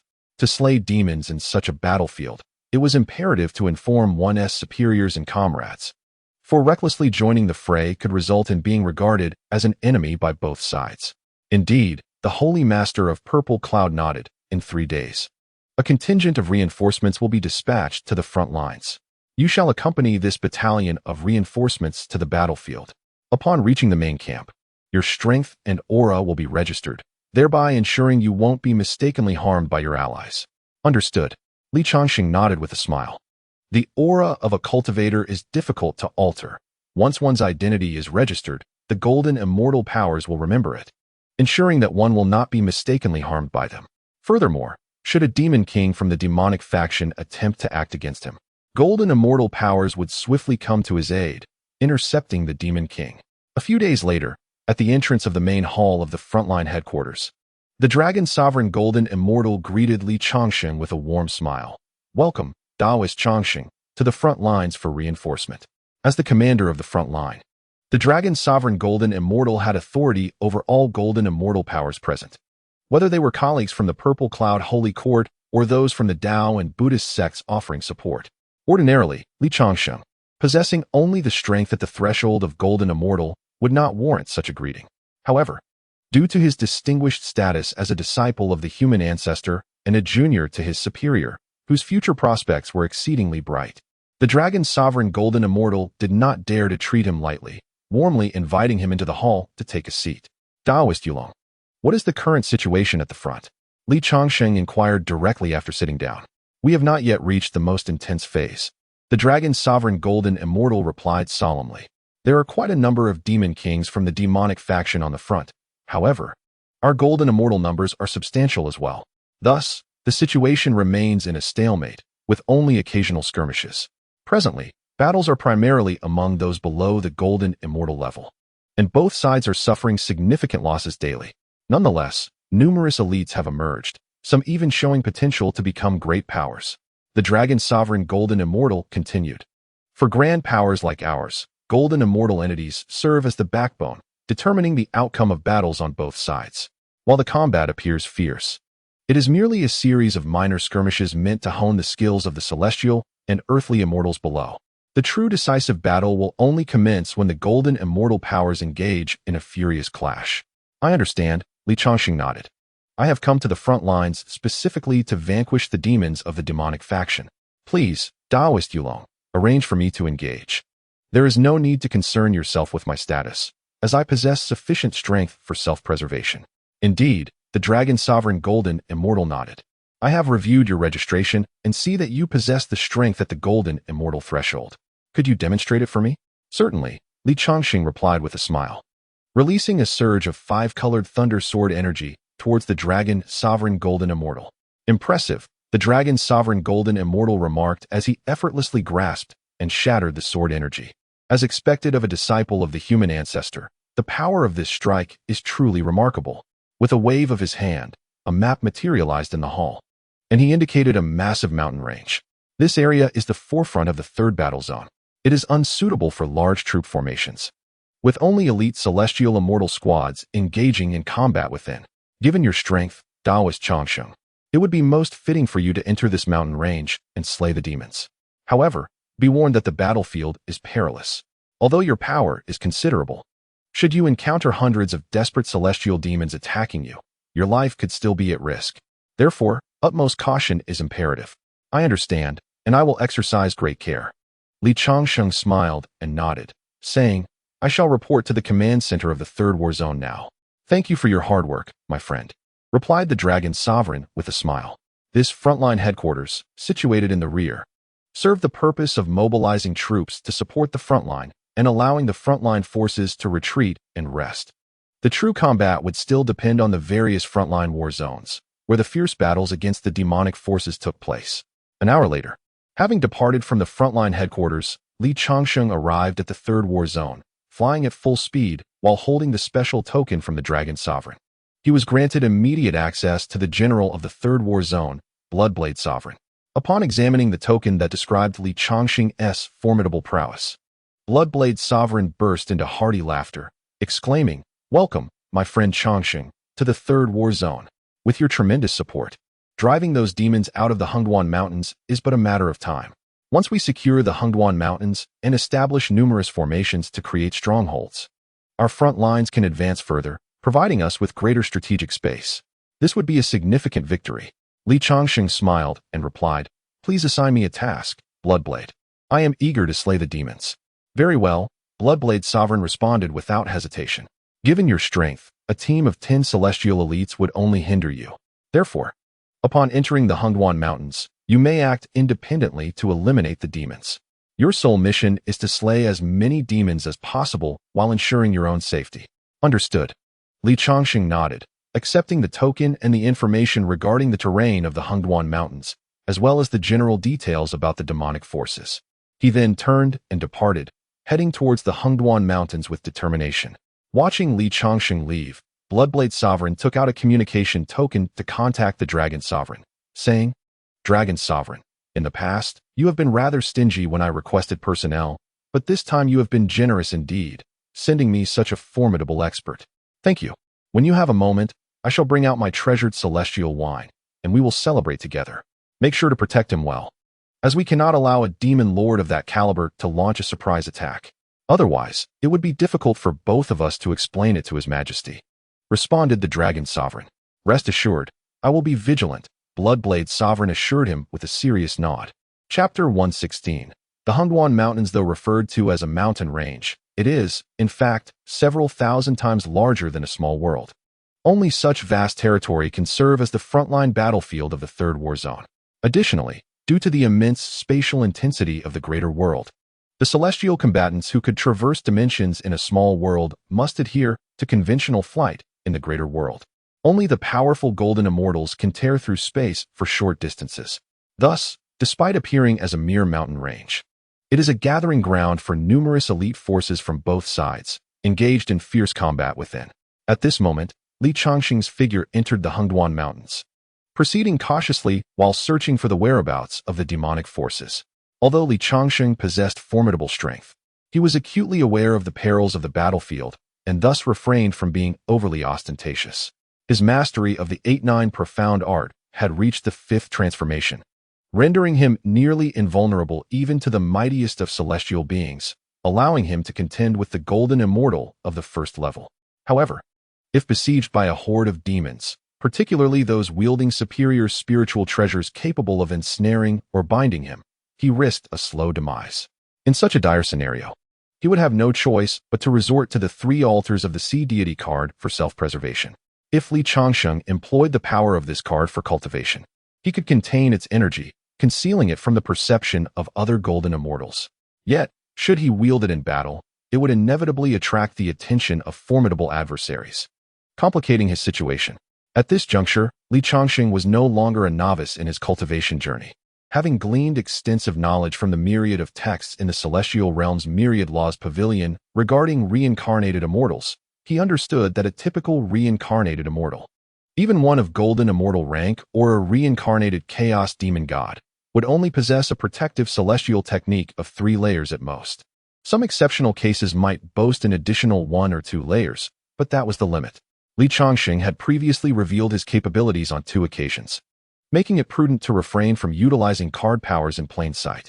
The scrutiny of others, even that of the ancestor of humanity, might lead to unwelcome inquiries about his peculiarities. Thus, on the battlefield, he remained cautious, avoiding reckless actions that could lead him into peril. As Li Changsheng ventured into the Hengduan Mountains, he proceeded with care for a day.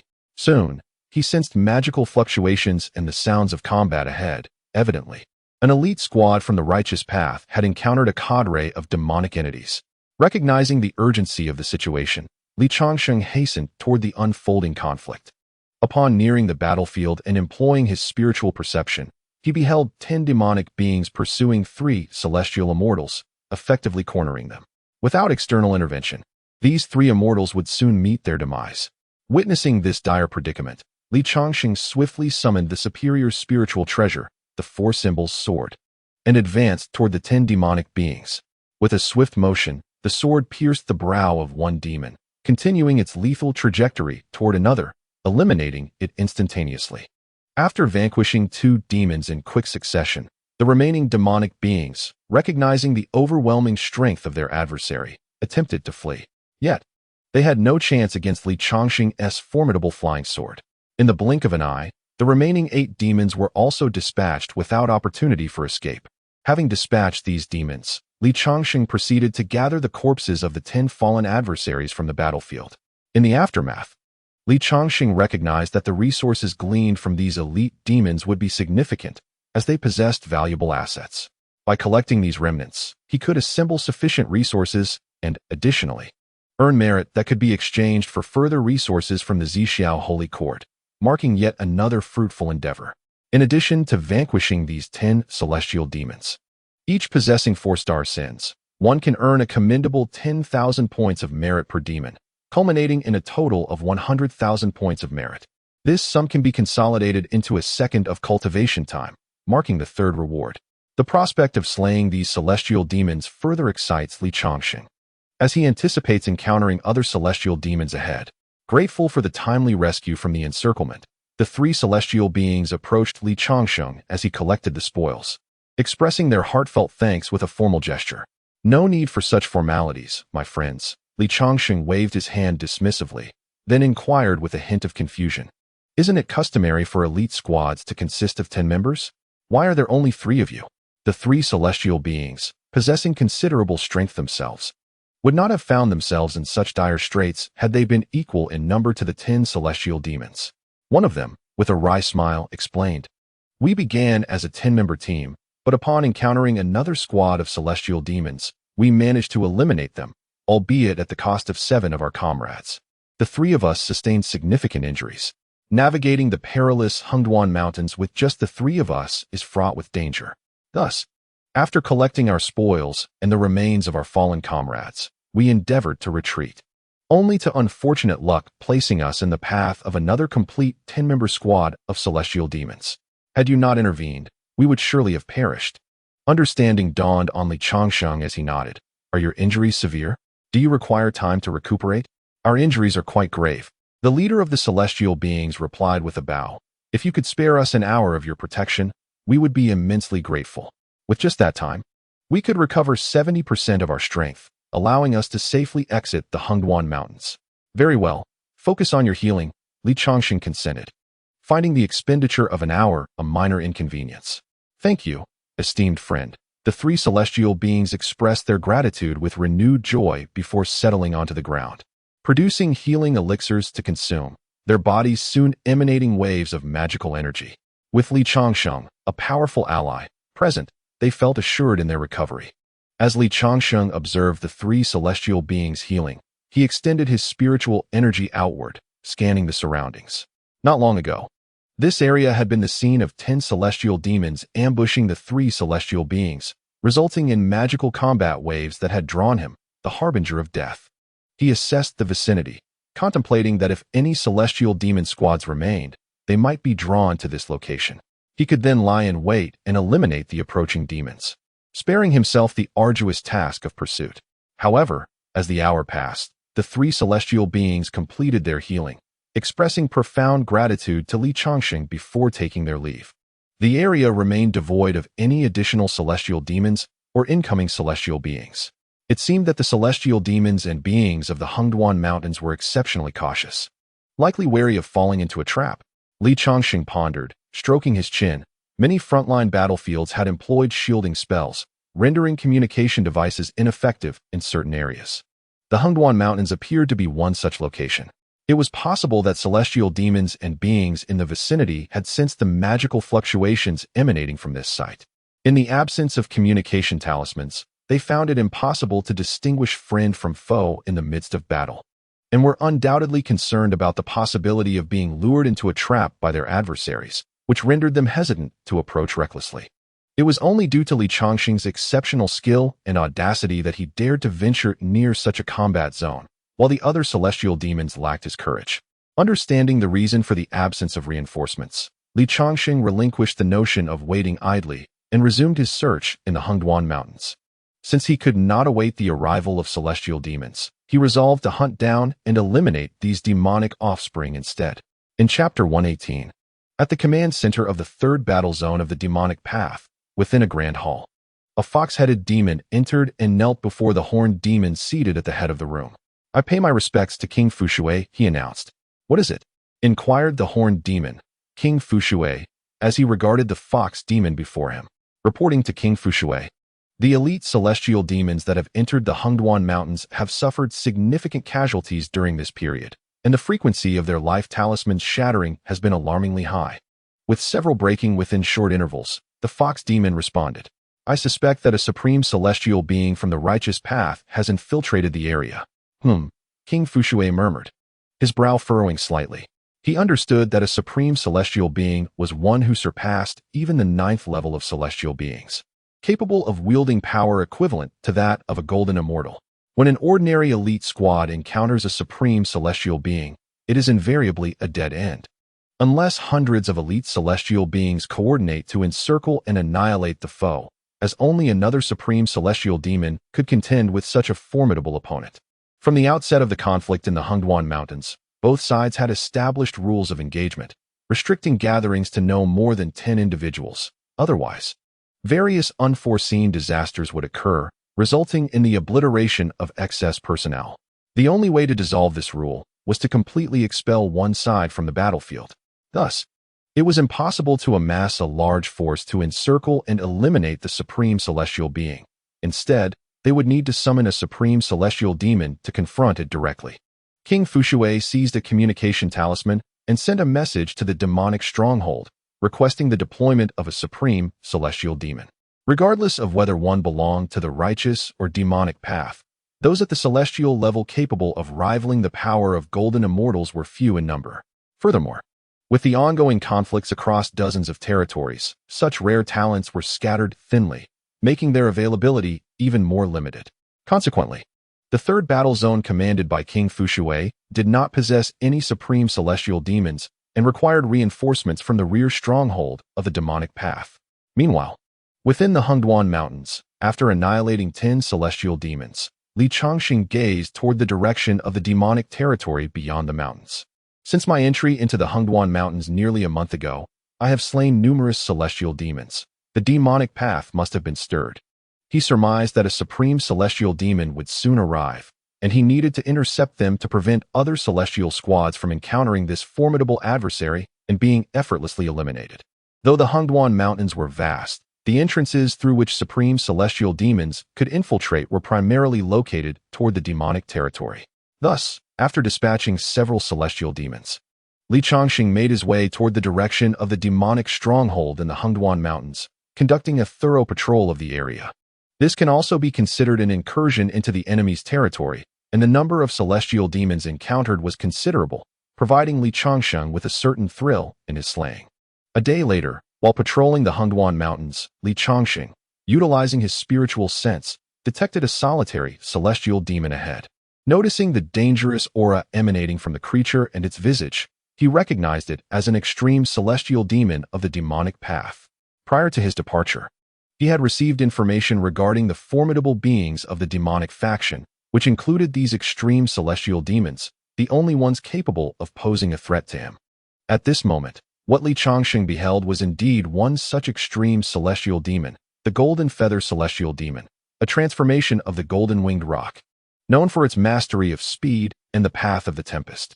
As Changsheng detected the Golden Feather Celestial Demon, the demon too became aware of him, swiftly turning to charge towards him. Upon closing in within 10,000 meters, the Golden Feather Celestial Demon halted its flight and addressed Changsheng, saying, "I am aware of the profiles of the extreme celestial beings of the righteous path, yet I have never encountered yours. Are you a newly ascended extreme celestial being?" Chapter 119. State your name, for I do not slay nameless beings. With a hint of disdain, Changsheng replied, "You are not worthy to know my name. Prepare to meet your demise." Furious, the Golden Feather Celestial Demon brandished a curved blade and lunged towards him. The mere 1,000 meters separating them was but a fleeting moment for the demon. Changsheng unleashed his four-symbol sword, which intercepted the approaching Golden Feather Celestial Demon, while he himself retreated, creating distance and feigning weakness in his corporeal form. The Golden Feather Celestial Demon, halted by the flying sword, immediately became vigilant, aware of the formidable power of the human swordsman's weapon, and refrained from underestimating it. However, it also understood that aside from practitioners of unique techniques, human cultivators generally possessed inferior physical strength compared to demonic entities of the same rank. From Changsheng's movements, the Golden Feather Celestial Demon discerned his trepidation towards close combat, prompting it to engage in battle with both the curved blade and the flying sword, all while seeking an opportunity to close the gap. Seeing the demon approach, Changsheng promptly invoked his innate divine ability, enveloping himself in a four-colored barrier, appearing as though he was genuinely fearful of the demon's proximity.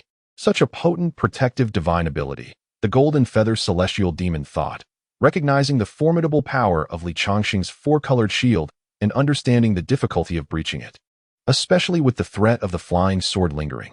Nevertheless, Changsheng's cautious demeanor only reinforced the demon's belief that his physical prowess was indeed inferior.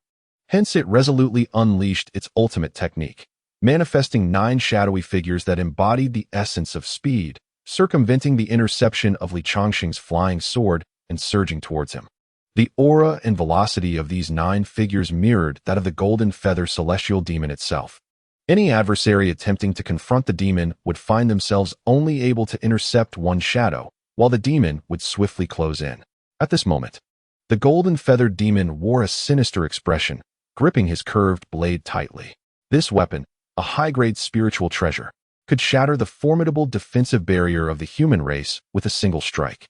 The human before him, a sword cultivator, would undoubtedly meet his demise once he was approached. With a swift motion, Changsheng summoned his flying sword for defense upon spotting the 9 figures. However, the Golden Feathered Demon, originally a golden-winged roc, excelled in flight speed, and having comprehended the path of utmost swiftness, his velocity increased exponentially.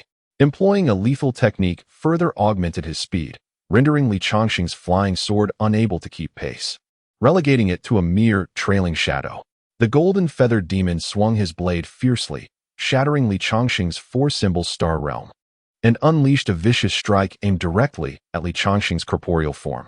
A thunderous clash echoed as Li Changsheng's body transformed into a golden hue, absorbing the blow. The ferocious strike sank 3 inches deep before being halted. In that fleeting moment, a surge of peril coursed through the golden-feathered demon, compelling him to abandon his blade and attempt an escape. Yet, his reaction came too late. As Li Changsheng's 5-turn golden body emerged in the wake of the strike, he seized the demon's wing, tearing it asunder. Subsequently, he lunged upon the golden-feathered demon, raining down blow after blow upon its head, ultimately delivering a fatal onslaught. Chapter 120. Let me see the worth of this extreme demon. After vanquishing the golden-feathered demon, Li Changsheng retrieved the demon's storage treasure for examination. The storage treasure, bereft of its master, offered no resistance to Li Changsheng's probing, allowing him to penetrate its contents effortlessly. Not bad, Li Changsheng mused with a nod of satisfaction. The resources within amount to the value of a high-grade spiritual treasure, and combined with this demon's spiritual blade, it totals the worth of 2 high-grade spiritual treasures. Such a creature, if slain 50 times, could yield the 100 high-grade spiritual treasures required for the 9th turn of the profound arts. However, Li Changsheng was aware that this was but a fanciful notion. Extreme demons were not easily dispatched. This golden-feathered demon had fallen prey due to its ignorance of its own intelligence, mistakenly believing its physical form weak, thus allowing Li Changsheng to deceive and capture it. Otherwise, with its speed, it would have eluded him had it chosen to flee desperately. Moreover, the demonic realm did not possess an abundance of extreme demons readily available for slaughter. Therefore, to attain the 6th turn, Li Changsheng understood he must cultivate the golden immortal Tao fruit and acquire supreme spiritual treasures from the human ancestor, thereby securing sufficient high-grade spiritual treasures for his training. Though this approach seemed extravagant, given that the might of supreme spiritual treasures far surpassed that of high-grade ones, even an ordinary 1st-tier golden immortal wielding a supreme treasure could contend with a 9th-tier golden immortal armed with a high-grade treasure. Under normal circumstances, it would be absurd for Li Changsheng to exchange a supreme treasure for numerous high-grade ones. The mere attainment of the 6th transformation of the 8-9 mystical arts endows the physical form with an unparalleled strength. Once one achieves the golden body of the 6th transformation, their corporeal structure possesses the resilience of a superior spiritual treasure. Even a golden immortal of the 6th rank wielding a superior spiritual artifact would find it nearly impossible to breach Li Changsheng's defenses. With the sheer fortitude of his physical body, Li Changsheng can withstand the assaults of a golden immortal of the 9th rank armed with a superior spiritual treasure. The advantages of such a state are not inferior to those conferred by a top-tier spiritual artifact. Moreover, for cultivators of substantial background, acquiring a top-tier spiritual treasure remains a plausible endeavor. However, among the myriad of practitioners, only those like the Hunyuan sect, which specializes in the path of physical sanctification, can ultimately condense their golden immortal fruits with sufficient physical strength. While the corporeal fortitude of other golden immortals surpasses that of celestial immortals, it pales in comparison to the true might of golden immortals, and is notably weaker when juxtaposed with the powers of demons. The Hunyuan sect excels in cultivating an exceptionally robust physical form through its qi refinement lineage, yet lags in other areas. Hence, many qi refinement golden immortals pursue the cultivation of body-enhancing techniques to compensate for their physical deficiencies, which explains the proliferation of various divine and demonic body cultivation methods. Yet, the upper limit of such divine and demonic body cultivation techniques generally caps at the threshold of golden immortality, equating the strength of the physical body to that of a newly transformed golden immortal. Each subsequent enhancement becomes increasingly arduous, laden with numerous demands and restrictions for the cultivator. Consequently, methods like the 8-9 mystical arts, which allow for swift advancement in physical cultivation given adequate resources, are exceptionally commendable. Therefore, in comparison to a top-tier artifact, Li Changsheng is more inclined to pursue the 6th transformation of the 8-9 mystical arts. Furthermore, he is not without opportunities to acquire a second top-tier spiritual treasure. It is noteworthy that within him lies a fated flying sword, which will ascend in rank alongside his own cultivation. Li Changsheng established a solid foundation during his mortal phase, granting his fated flying sword a robust base, thus affording him an advantage over other practitioners. In addition, Li Changsheng's four-symbol sword Dao is an extraordinary path that significantly enhances the refinement of his fated flying sword. Although his ascension to celestial immortality has been brief, his fated flying sword has already reached the level of a mid-grade spiritual treasure. With sufficient investment, he can swiftly elevate it to that of a superior spiritual treasure. By continuously nurturing his fated flying sword and establishing a formidable foundation, he can potentially reach the limits of a superior spiritual treasure. Consequently, at the moment he condenses his Dao fruit and ascends to golden immortality, there exists a strong possibility that his fated flying sword may metamorphose into a top-tier spiritual treasure. Such occurrences have transpired before, contingent upon the cultivator having a solid foundation during their mortal phase and possessing profound insights into their Dao. Li Changsheng perfectly embodies these prerequisites. And with the formidable strength of the four-symbol sword Dao, he is highly likely to replicate such extraordinary outcomes. As long as Li Changsheng successfully replicates the process, he will possess an exquisite spiritual treasure of the level of his innate flying sword, which will prove to be even more formidable and efficient than an ordinary exquisite flying sword. However, to induce a transformative opportunity for his innate flying sword, Li Changsheng must invest the resources equivalent to 10 high-grade spiritual treasures, allowing the innate flying sword to accumulate to its utmost potential. Therefore, Li Changsheng must continue to slay demons to gather these resources, a task that, while daunting when considering the 100 high-grade spiritual treasures needed, is still within his confidence to achieve with just 10. Having just defeated the Golden Feather Demon, he has already amassed resources for 2 high-grade spiritual treasures. And with the previous victories over elite demons, he has approximately half a treasure's worth accumulated. Li Changsheng is certain that before he condenses his golden immortal Dao fruit, gathering the resources for 10 high-grade spiritual treasures will not pose a problem. Continuing his quest against the demons, Li Changsheng meticulously collected his spoils and once again ventured into the Hengduan Mountains, searching for other celestial demons to vanquish. He surmised that with the demise of the Golden Feather Demon, the demonic faction would be uncertain about the true state within the Hengduan Mountains and would likely refrain from deploying more elite demons, instead ceding the area to the Zixiao Holy Court. However, pursuing further demon kills would not be so straightforward. Outside the Hengduan Mountains, in the command hall of the 3rd Demon War Zone, the water-overturning demon king glared fiercely at the trembling fox demon kneeling before him. "Are you saying the life token of the Golden Feather Demon has shattered?" "Indeed," the fox demon stammered. "The Golden Feather Demon entered the Hengduan Mountains less than an hour ago, and the token suddenly shattered, indicating he has perished within. My subordinate estimates that a powerful extreme celestial from the righteous side is stationed near our entrance, which is why the Golden Feather Demon was cornered." "Damn it! Wasn't the Golden Feather Demon supposed to be fast? I see him as merely a waste," the water-overturning demon king fumed, slamming his throne in frustration.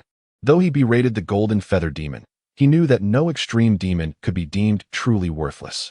This indicated that the extreme celestial from the righteous side was even stronger and more terrifying. Sending in more extreme demons might only spell death. "Relay the order to withdraw the elite demons from the Hengduan Mountains," the water-overturning demon king decisively commanded, conceding the area. Although the extreme celestial boasted formidable strength, once outside the Hengduan Mountains, the terrain would be favorable for large-scale warfare. In such a battleground, no matter how powerful the extreme celestial, arrogance could lead to encirclement and demise by hundreds of demons. Chapter 122. In the command hall of the 3rd War Zone, the Bloodblade Golden Immortal laughed heartily at Li Changsheng, saying, "This time, we owe the expulsion of the demonic fiends from the Hengduan Mountains to your decisive intervention. My friend, on behalf of the 3rd War Zone, I extend my gratitude to you." As the forces of the demonic path utilized a unique submother magical artifact to shatter the sub-body artifacts carried by the elite celestial demons, these formidable entities were compelled to retreat from the Hengduan Mountains. Soon thereafter, all demonic celestial beings vacated the region. The complete withdrawal of these demons signified the victory of the Zixiao Sacred Court in this minor conflict. Consequently, the mutual rule barrier that had enveloped the Hengduan Mountains vanished without a trace, permitting the Zixiao Sacred Court to deploy troops en masse into the area, establishing an array of formations to lay claim to the territory. The demon's swift withdrawal from the Hengduan Mountains can be attributed to none other than Li Changsheng, who stood before them as a pivotal figure. For the various major powers, the more territory they occupy in the grand world and the minor worlds, the more talented individuals emerge within their domains. This is the very reason why numerous powerful factions fiercely contend for land in both realms. Otherwise, with the capabilities of golden immortals, they could effortlessly craft worlds rivaling the size of minor realms, accommodating countless practitioners without the need for such relentless struggles. However, the practitioners born from such crafted worlds possess exceedingly limited potential, with celestial immortals being their utmost limit. Thus, the Bloodblade Golden Immortal expressed profound gratitude to Li Changsheng for the conquest of the Hongduan Mountains. "You are too modest, my friend," Li Changsheng replied with a smile. "My presence at the front lines to slay these demons was also to earn the rewards from the Zixiao Sacred Court. If you could attribute a bit more merit to my efforts, I would be immensely grateful." "Ha!" The Bloodblade Golden Immortal laughed heartily. "I appreciate your forthright nature, Changsheng. Your contributions to the conquest of the Hongduan Mountains are significant. Your merit shall not be overlooked. Will you be returning to the main camp? Or do you intend to remain in our third battle zone?" he inquired. "I have garnered considerable gains from this excursion. I think it best to return to the main camp for seclusion," Li Changsheng responded with a smile. Having slain the Golden Feathered Demon and driven the fiends from the Hongduan Mountains, the Water Reversal Demon King across the way must harbor a deep-seated hatred for me. It would be prudent to avoid the battlefield for now, lest he mobilize a multitude of celestial demons to hunt me down. Indeed, the Bloodblade Golden Immortal nodded. "We are now entering a phase of large-scale warfare, where the role of extreme celestial beings is minimal and fraught with considerable risk. Returning to the main camp for seclusion is wise. Should another battlefield akin to the Hongduan Mountains arise, I will petition the main camp for your participation." "Very well. I take my leave," Li Changsheng said, offering a respectful gesture to the Bloodblade Golden Immortal before making his exit from the third battle zone. Returning to the rear frontline camp. Within the frontline camp, in a grand hall, Li Changsheng sat cross-legged on a cloud bed. Before him floated a myriad of ores and rare treasures. These ores, the quintessence of the 5 elements, were suitable for enhancing the strength of his life-bound flying sword. The rare treasures, on the other hand, were capable of accelerating the nurturing process of his sword, enabling it to ascend levels at an expedited pace. Chapter 123. Each of these treasures is exceptionally precious, rivaling the entire wealth of a celestial being. Li Changsheng exchanged them for the resources derived from 3 superior spiritual treasures. During his expedition through the Hongduan Mountains, Li Changsheng amassed various spoils and merits, culminating in a bounty equivalent to 3 superior spiritual treasures. Thanks to his accomplishments in vanquishing demons, he converted all these gains into the resources necessary for enhancing his flying sword at his base camp. His subsequent retreat aimed to elevate his innate flying sword to the level of a superior spiritual treasure, while also striving to push its limits further. With a mere thought, Li Changsheng summoned his innate flying sword from his dantian. However, having recently ascended to the realm of celestial beings, he found his experience lacking. Despite his profound accumulation and the formidable prowess of the 4 symbols Sword Dao, which nurtured his flying sword exceptionally well, it remained merely a mid-grade spiritual treasure. This explains why, during his battles in the Crimson Stone Great World, he refrained from summoning his innate flying sword, opting instead for the 4 symbols sword, as its power was insufficient, and he preferred to focus on nurturing his own sword. Yet, with the treasures before him, upgrading his innate flying sword to a superior spiritual treasure was indisputable, and it could even advance a step or 2 towards the pinnacle of superior spiritual treasures. As soon as the innate flying sword was summoned, it became restless upon perceiving the delectable offerings, instinctively conveying its desire to partake in the feast to Li Changsheng. Li Changsheng reached out and grasped a golden ore, a mineral enriched over years by the essence of the golden Tao, valued as a mid-grade spiritual treasure on its own. For the innate flying sword, this ore was a delectable delicacy. He placed it upon the sword and began to refine it using his incantations. As the incantations flowed, a radiant aura enveloped the surface of the flying sword, absorbing the essence of the golden ore. In merely 10 breaths, the ore was entirely consumed, leaving only a residue of golden powder. Continuing, Li Changsheng seized a fiery red ore, placing it on the innate flying sword to absorb its essence. After another 10 breaths, this red ore too was reduced to a mere powdery remnant. Li Changsheng proceeded to allow the innate flying sword to absorb a portion of the quintessence of the five elements, along with several rare treasures, ultimately enabling the sword to ascend to the status of a superior spiritual treasure. As the innate flying sword advanced, its spiritual essence intensified, swirling around Li Changsheng before finally landing in his grasp. A smile graced his face as he held the sword. Although it had just achieved its new rank, it could not yet match the four symbols' sword in power. Nonetheless, in his hands, the innate flying sword could unleash greater might, surpassing the destructive capacity of the four symbols' sword, which was inherently limited by not being his innate sword. Seeing the successful advancement of his innate flying sword, Li Changsheng immediately encouraged it to continue absorbing the remaining ores and rare treasures. These ores and rare treasures, although they may not elevate the innate flying sword to a higher rank, serve to deepen its essence, thereby enhancing its strength among the upper-grade spiritual treasures. When the innate flying sword reaches the pinnacle of upper-grade spiritual treasures, it stands a considerable chance of ascending to the supreme spiritual treasure upon Li Changsheng's advancement. To continue this elevation, one must either acquire further resources to enrich the essence with rare treasures or cultivate the innate flying sword gradually through the four symbols sword Dao. Li Changsheng withdrew the innate flying sword into his dantian, contemplating his next course of action. Chapter 124. First, I shall meditate in seclusion for several years, refining the four symbols sword Dao further. Li Changsheng reflected on his journey through the Hengduan Mountains, which had yielded no less than 500,000 merit points. These merit points could be utilized for 50 seconds under the auspices of the three altars meeting deity, an excellent choice for cultivation. The more perfected the four symbols sword Dao became, the more profound its nurturing effect on the innate flying sword, enhancing its potential and essence, thus enabling Li Changsheng to ascend with the innate flying sword upon breaking through to the golden immortal realm. While external resources are beneficial, they merely accelerate the growth of the innate flying sword. The true essence lies within one's own path, which is the key to the sword's breakthrough. Activating his thoughts, Li Changsheng summoned the three altars meeting deity card, invoking the power of a top-tier golden immortal upon himself. Li Changsheng held this power in reserve, remaining undetected even by the dragon sovereign golden immortal stationed at the front lines. Only those at the Tao of Heaven realm could perceive this force, which is why Li Changsheng refrained from using the three altars meeting deity card for cultivation in the heavenly realm, fearing complications. It was only upon arriving in the great world, where the Tao of Heaven's power could not manifest, that he felt secure enough to employ it in his practice.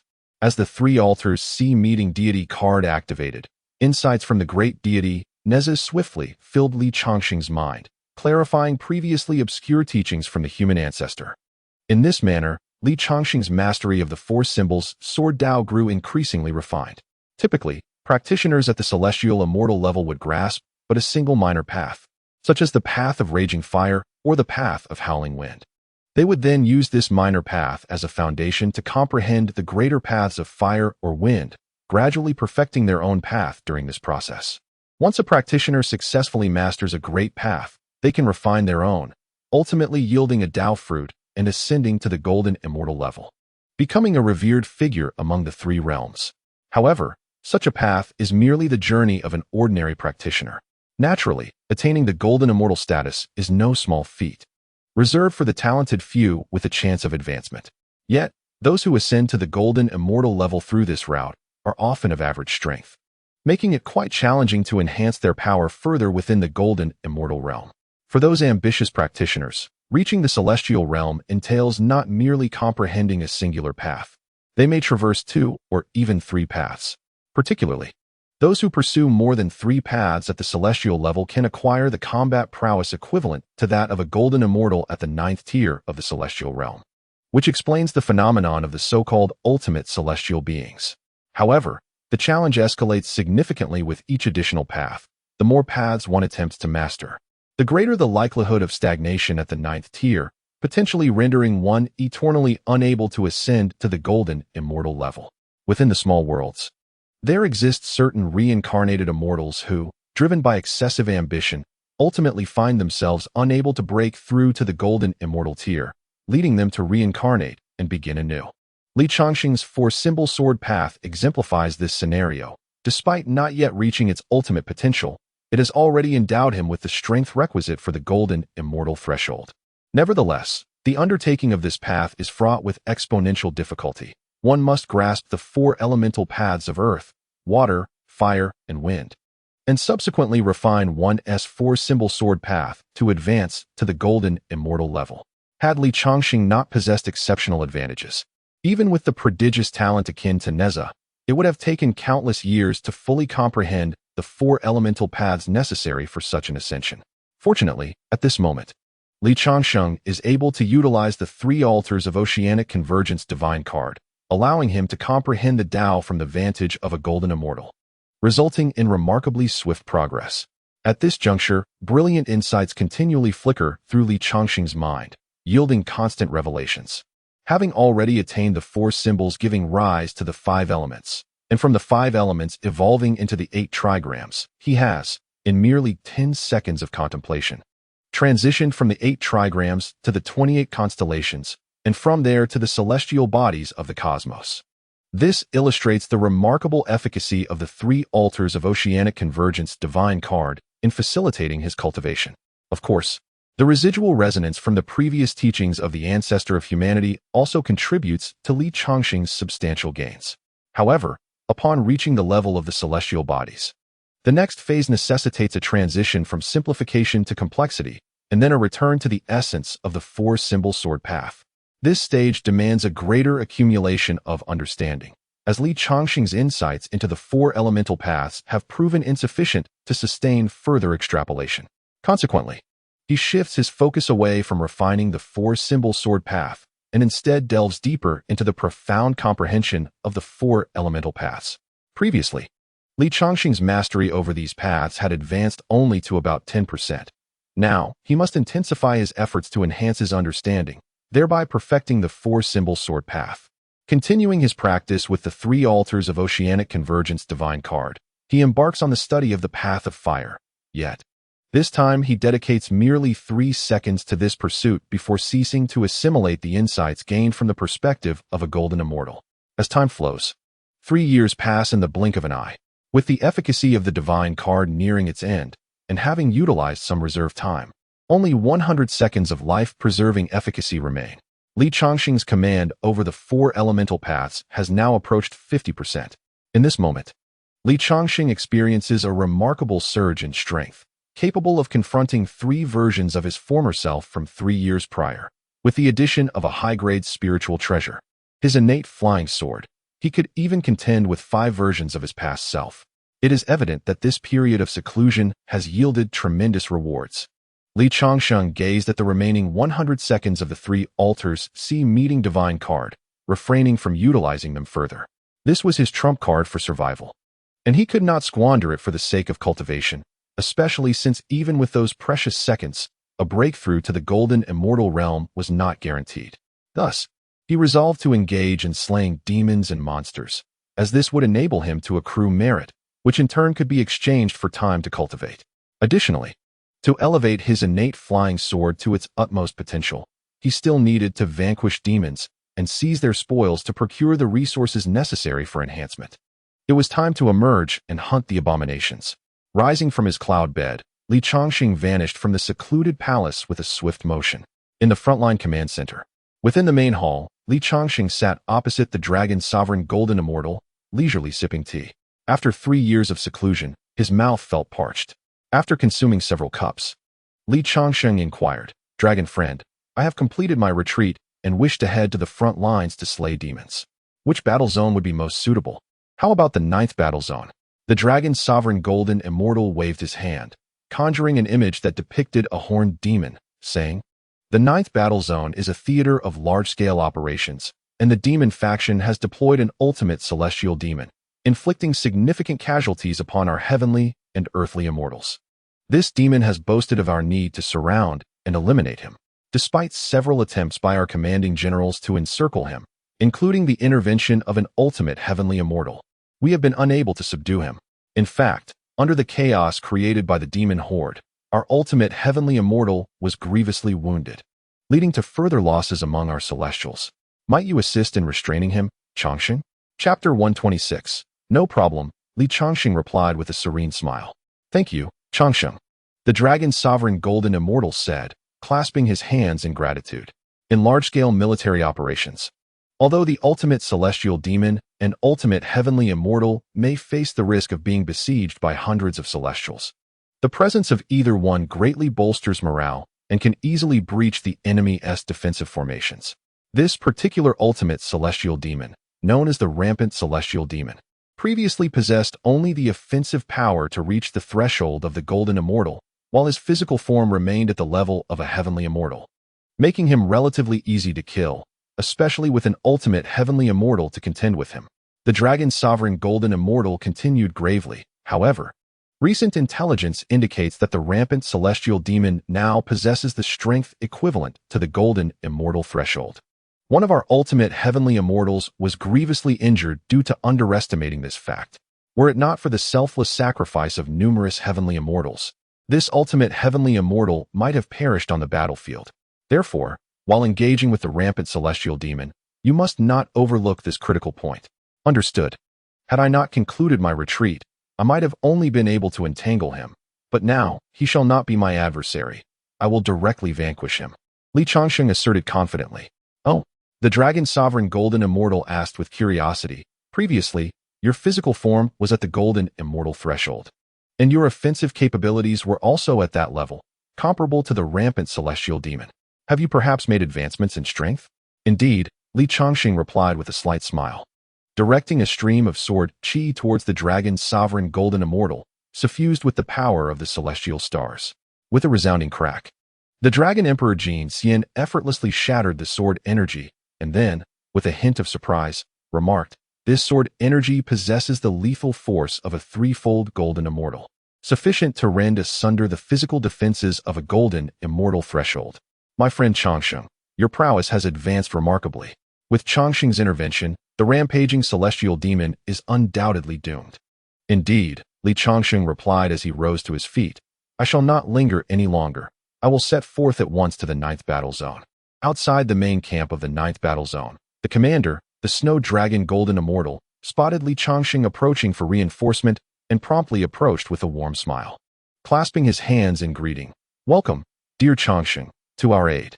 The reason this esteemed commander of a battle zone, a figure of golden immortal caliber, personally came to greet Li Changsheng was due to the message received from the Dragon Emperor Jin Xian, which informed him of Li Changsheng's true combat capabilities, capable of vanquishing the rampaging celestial demon. Thus, his courtesy was warranted. Otherwise, even if Li Changsheng were the pinnacle of the heavenly immortal tier, a disciple of the ancestral human and a brother to the Lord of Zixiao, it would suffice for him to be welcomed merely at the Commander's Hall. Appreciating the courtesy extended by the Snow Dragon Golden Immortal, Li Changsheng promptly returned the gesture with respect. "You are too gracious, my friend Snow Dragon. It is my duty to eradicate these demons.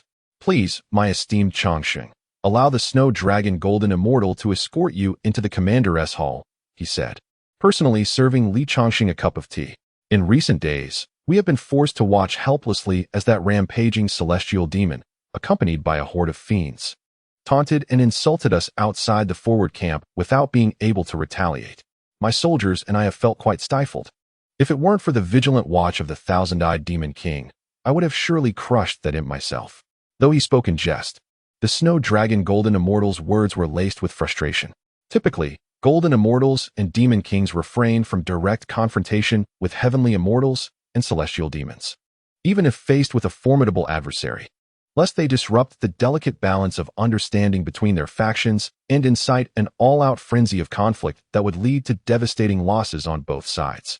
Only during monumental battles, where both Golden Immortals and Demon Kings must participate, does the bloodshed become indiscriminate.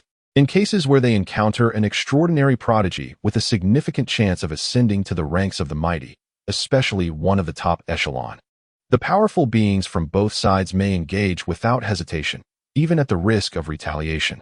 However, in ordinary circumstances, a certain level of understanding is maintained.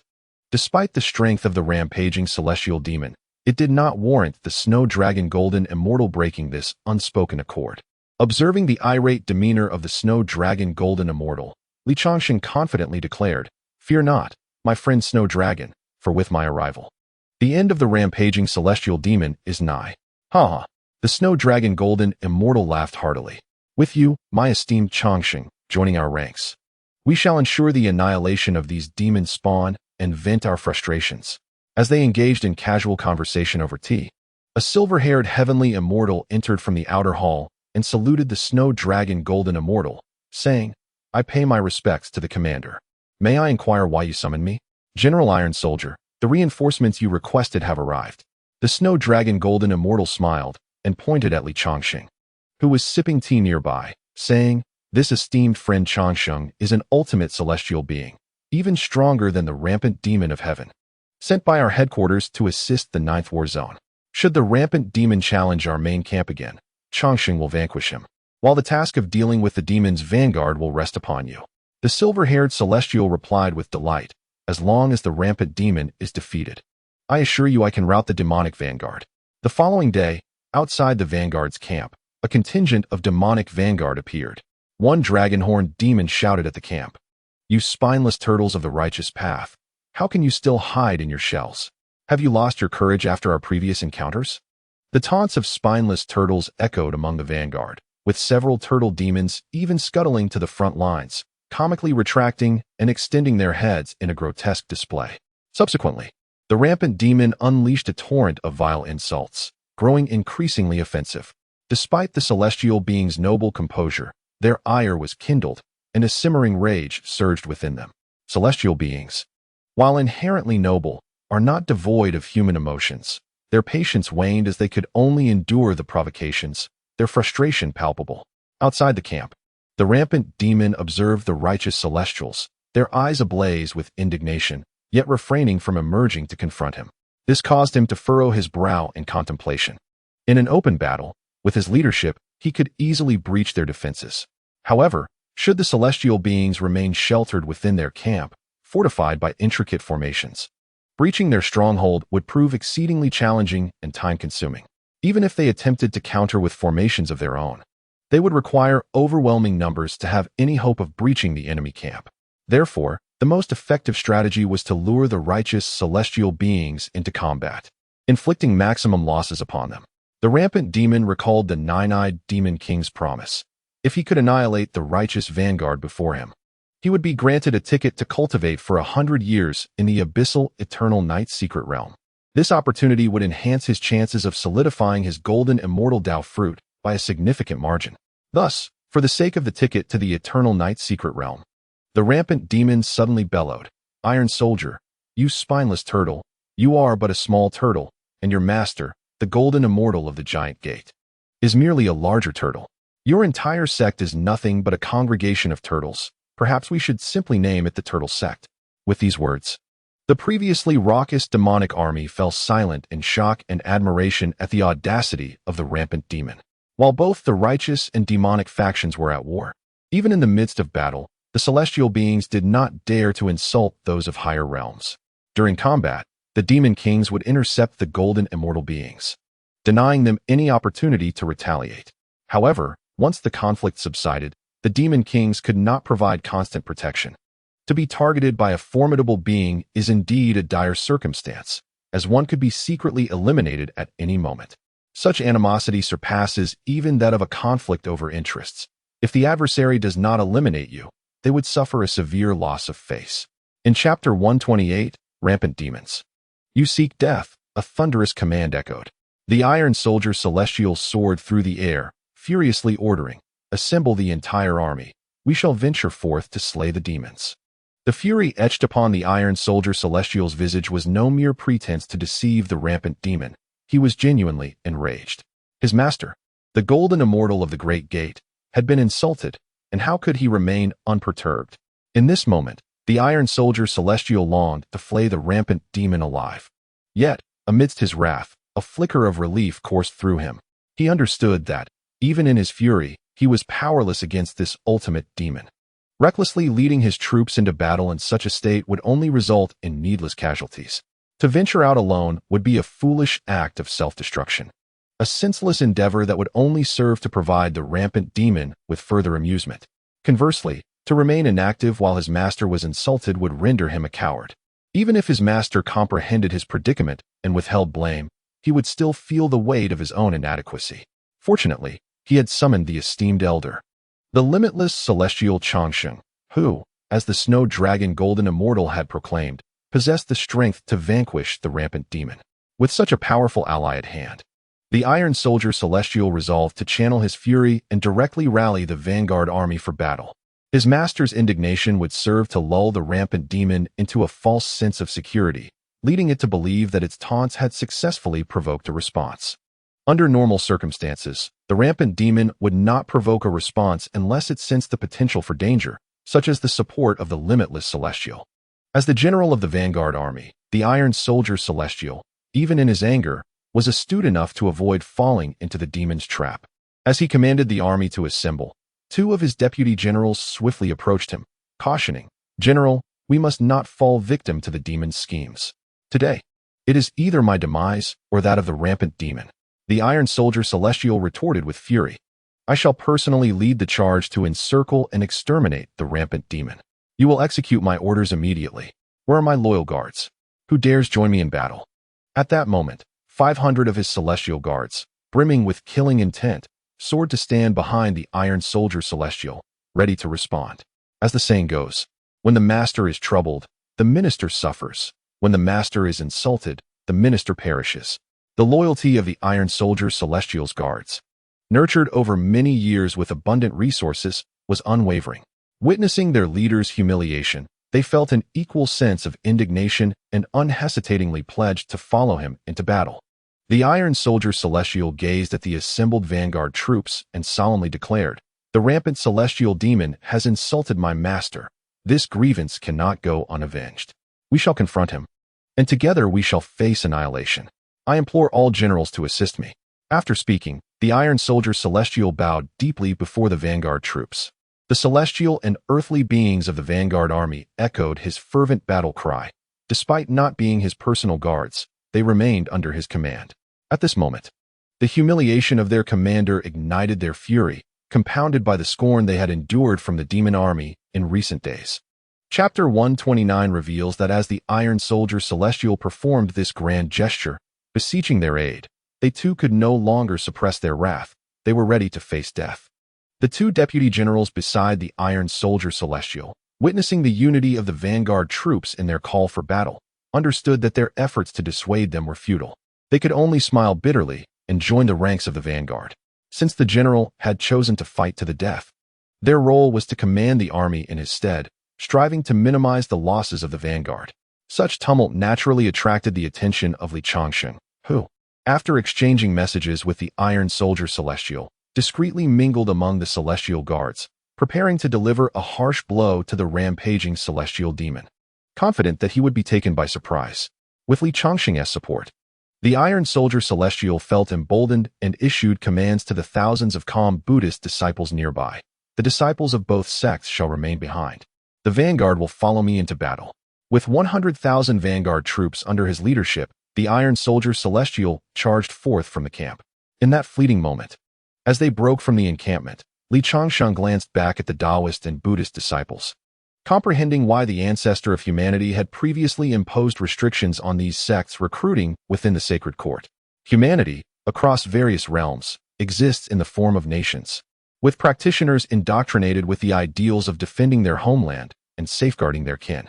Thus, even when achieving celestial status or higher, while some may be cowardly, the majority possess the courage to fight and a willingness to sacrifice themselves. Conversely, the disciples of the Tao and Buddhism are primarily motivated by the pursuit of longevity, often reluctant to risk their lives unless their sect's legacy is at stake or when confronted with extraordinary treasures. Their willingness to assist the sacred court of Zixiao this time stemmed from the ancestor of humanity conceding benefits that allowed them to teach and recruit in the various human realms. Only under such circumstances would they venture to the front lines in battle against the demonic forces. However, even in this regard, they remained out of sync with the grand army of the sacred court. They may excel in favorable conditions, yet falter in adversity. Although they had been part of the vanguard for several years, the recent insult to their commander ignited the fury of the other soldiers. Even those newly joined from other armies, who were resolute in their commitment to follow General Iron Soldier into battle, ready to face death. Yet, the disciples of Tao and Buddhism appeared to prioritize self-preservation, with none stepping forward to join the fray. The virtues of the disciples of Tao and Buddhism are evidently well understood by General Tai Bing, which is why he has merely assigned them to guard the vanguard camp, a task they are undoubtedly capable of completing. The demonic forces pose a significant threat, and both Tao and Buddhism require suppression.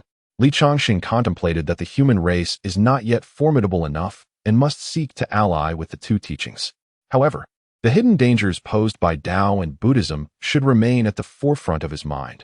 Once humanity grows in strength, it will be imperative to subdue these sections.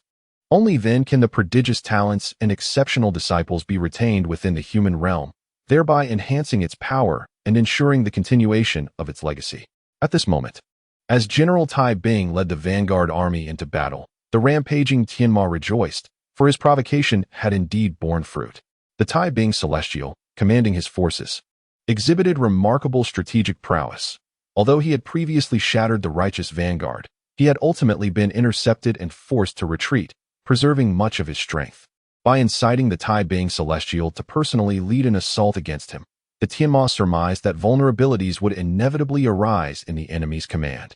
Should he succeed in eliminating the Tai Bing Celestial and his elite guards, the morale of the opposing forces would undoubtedly plummet, and the righteous vanguard could be entirely annihilated, or at the very least, significantly diminished. He had taken the risk of offending a golden immortal, but this was all in pursuit of military merit. At this moment, the Tianma felt a swell of pride in his clever stratagem. Chapter 130. Under the leadership of the Tai Bing Celestial, the 100,000 vanguard troops surged forth from their camp, advancing 30,000 miles and closing the distance to a mere 10 miles from the demonic army.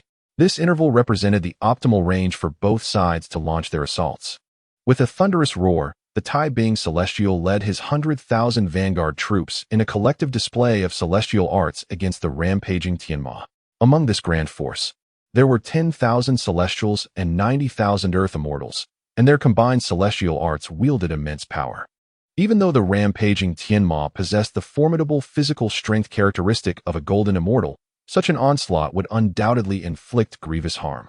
This explains why beings of extreme power, like the ultimate Tianma and Tianxian, seldom engage in large-scale military confrontations. The risks are exceedingly high, and a single misstep could lead to encirclement and annihilation, rendering the endeavor unworthy.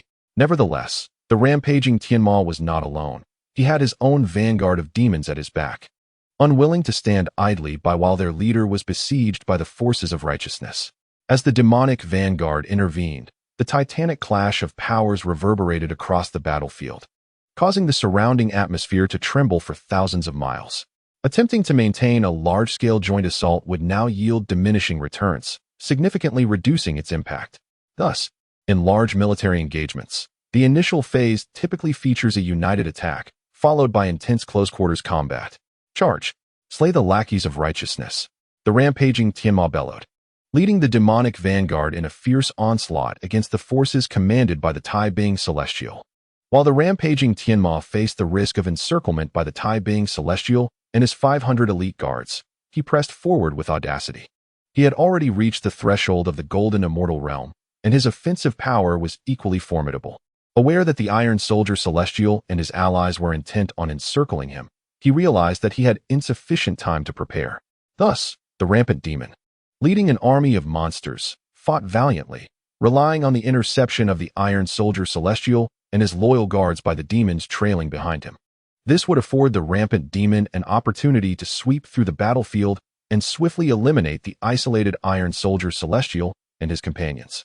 As the distance between the two forces diminished, the rampant demon at the forefront transformed into a black dragon, striking towards the Iron Soldier Celestial with a claw, the heaven-rending claw.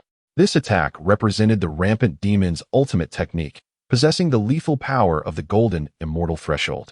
To withstand it, the Iron Soldier Celestial would need to command his guards to intercept, thereby risking momentary restraint, allowing the demon army to surge forward and divide them. Despite the rampant demon's arrogance, his tactical acumen on the battlefield was remarkable. At that moment, a flying sword emerged from among the Iron Soldier Celestial's guards, colliding with the rampant demon's claw and thwarting the powerful strike. The formidable sword energy even drew blood from the rampant demon's claw. In the instant the claw was halted, another flying sword shot forth from beneath the first, circling around to sever the rampant demon's claw entirely. A pained howl erupted from the rampant demon, startling the vanguard of demons following him.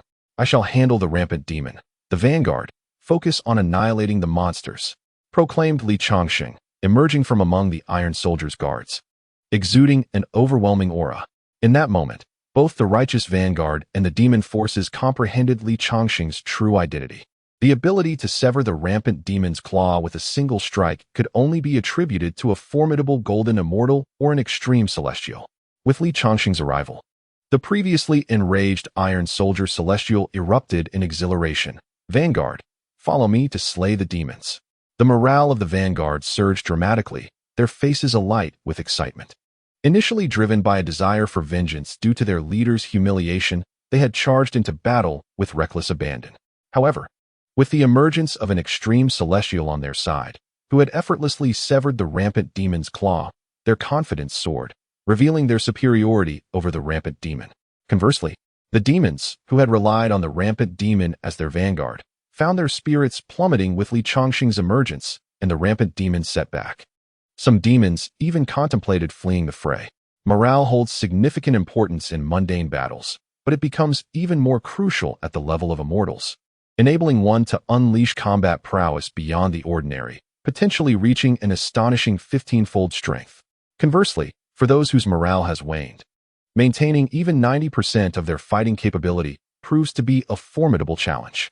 Thus, upon the initial clash of the armies, the demon faction immediately suffers grievous losses, overwhelmed by the ironclad celestial warriors leading the vanguard. On the battlefield where Changsheng stands, the rampaging demon, having lost a claw, swiftly realizes the magnitude of Changsheng's power and acknowledges his own inadequacy as a foe. In a desperate bid, he turns to flee. But does he think to seek permission? Changsheng, observing the retreating demon with a cold smirk, gestures towards it, for Symbol's star realm. A barrier of 4 colors materializes, enveloping both the demon and Changsheng, creating a battleground exclusive to them. With a resounding crash, the fleeing demon collides with the vibrant barrier, sending ripples across its surface, yet failing to breach it. A sense of dread washes over the demon as he discerns the formidable defense of the barrier. If only he were granted time. He believed he could shatter it. However, Changsheng would not afford him such luxury. Thus, the demon, begrudgingly, pivots, casting a fierce gaze at Changsheng, fully aware that only by vanquishing him could he escape the confines of the colorful barrier. The demon charges relentlessly at Changsheng, a decisive warrior who understands that escape is no longer an option and that he must fight with all his might. He realizes that if Changsheng were to keep him at a distance with his flying swords, it would surely lead to his demise, gradually wearing him down. Only by closing the distance and attacking directly could he hope to seize a slim chance of survival. He is convinced that Changsheng's physical defenses cannot possibly match the might of a golden immortal. With deft agility, the demon successfully evades 2 of Changsheng's flying swords and closes the gap, lunging forward with a menacing claw aimed at Changsheng.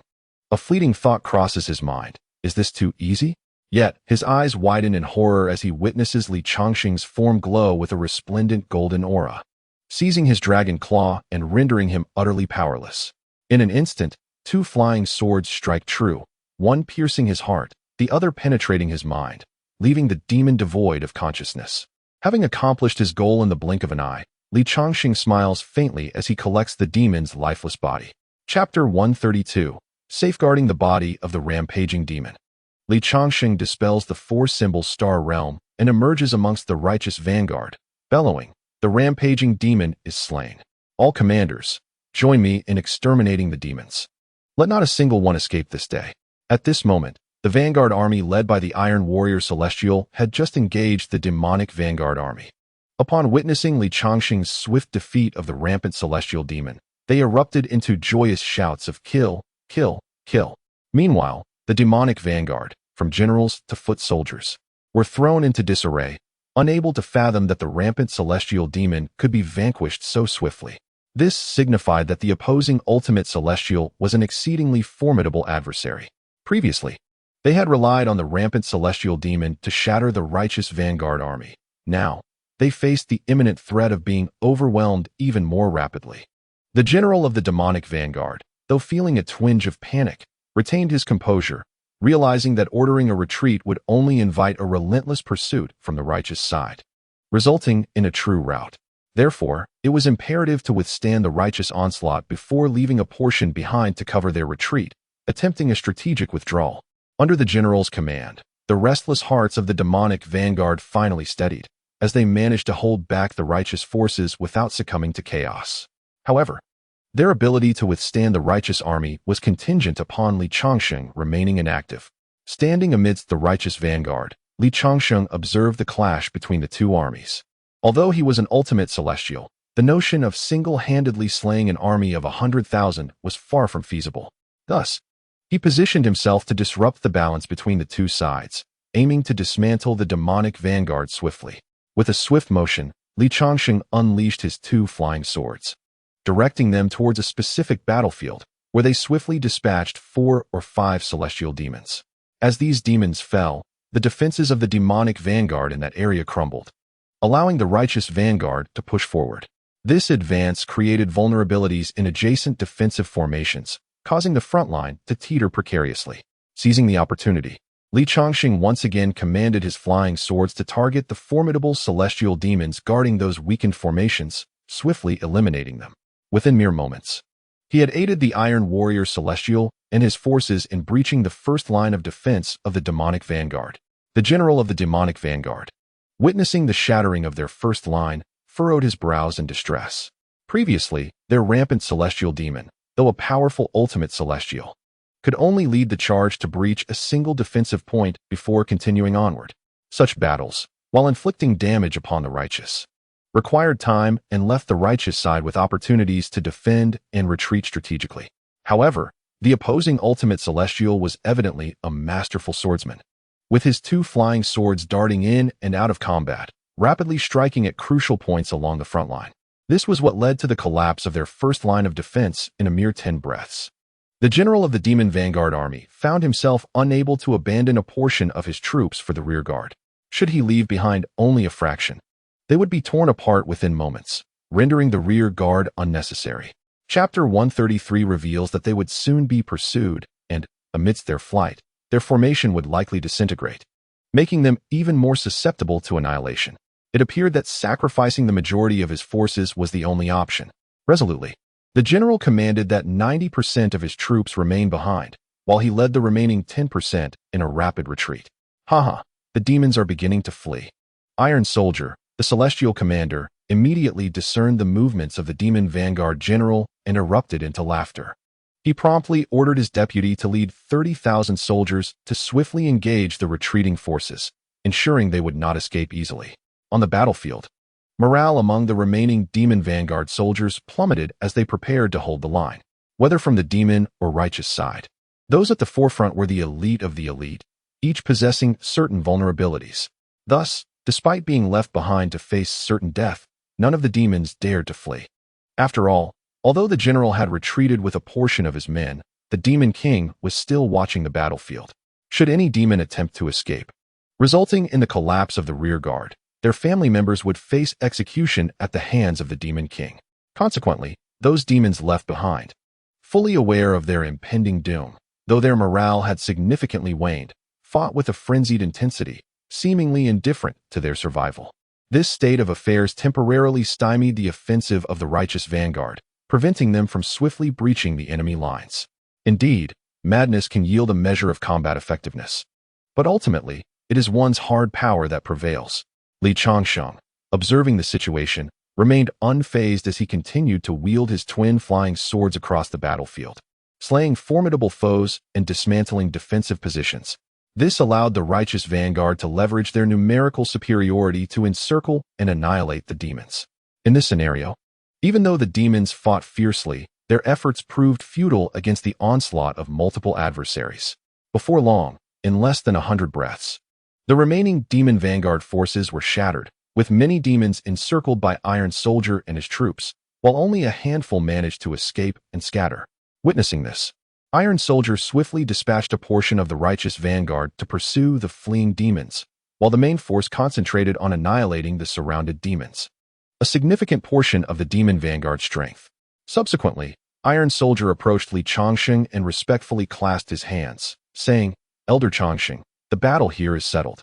Might I trouble you to proceed ahead and ascertain whether my deputy has engaged the retreating demons?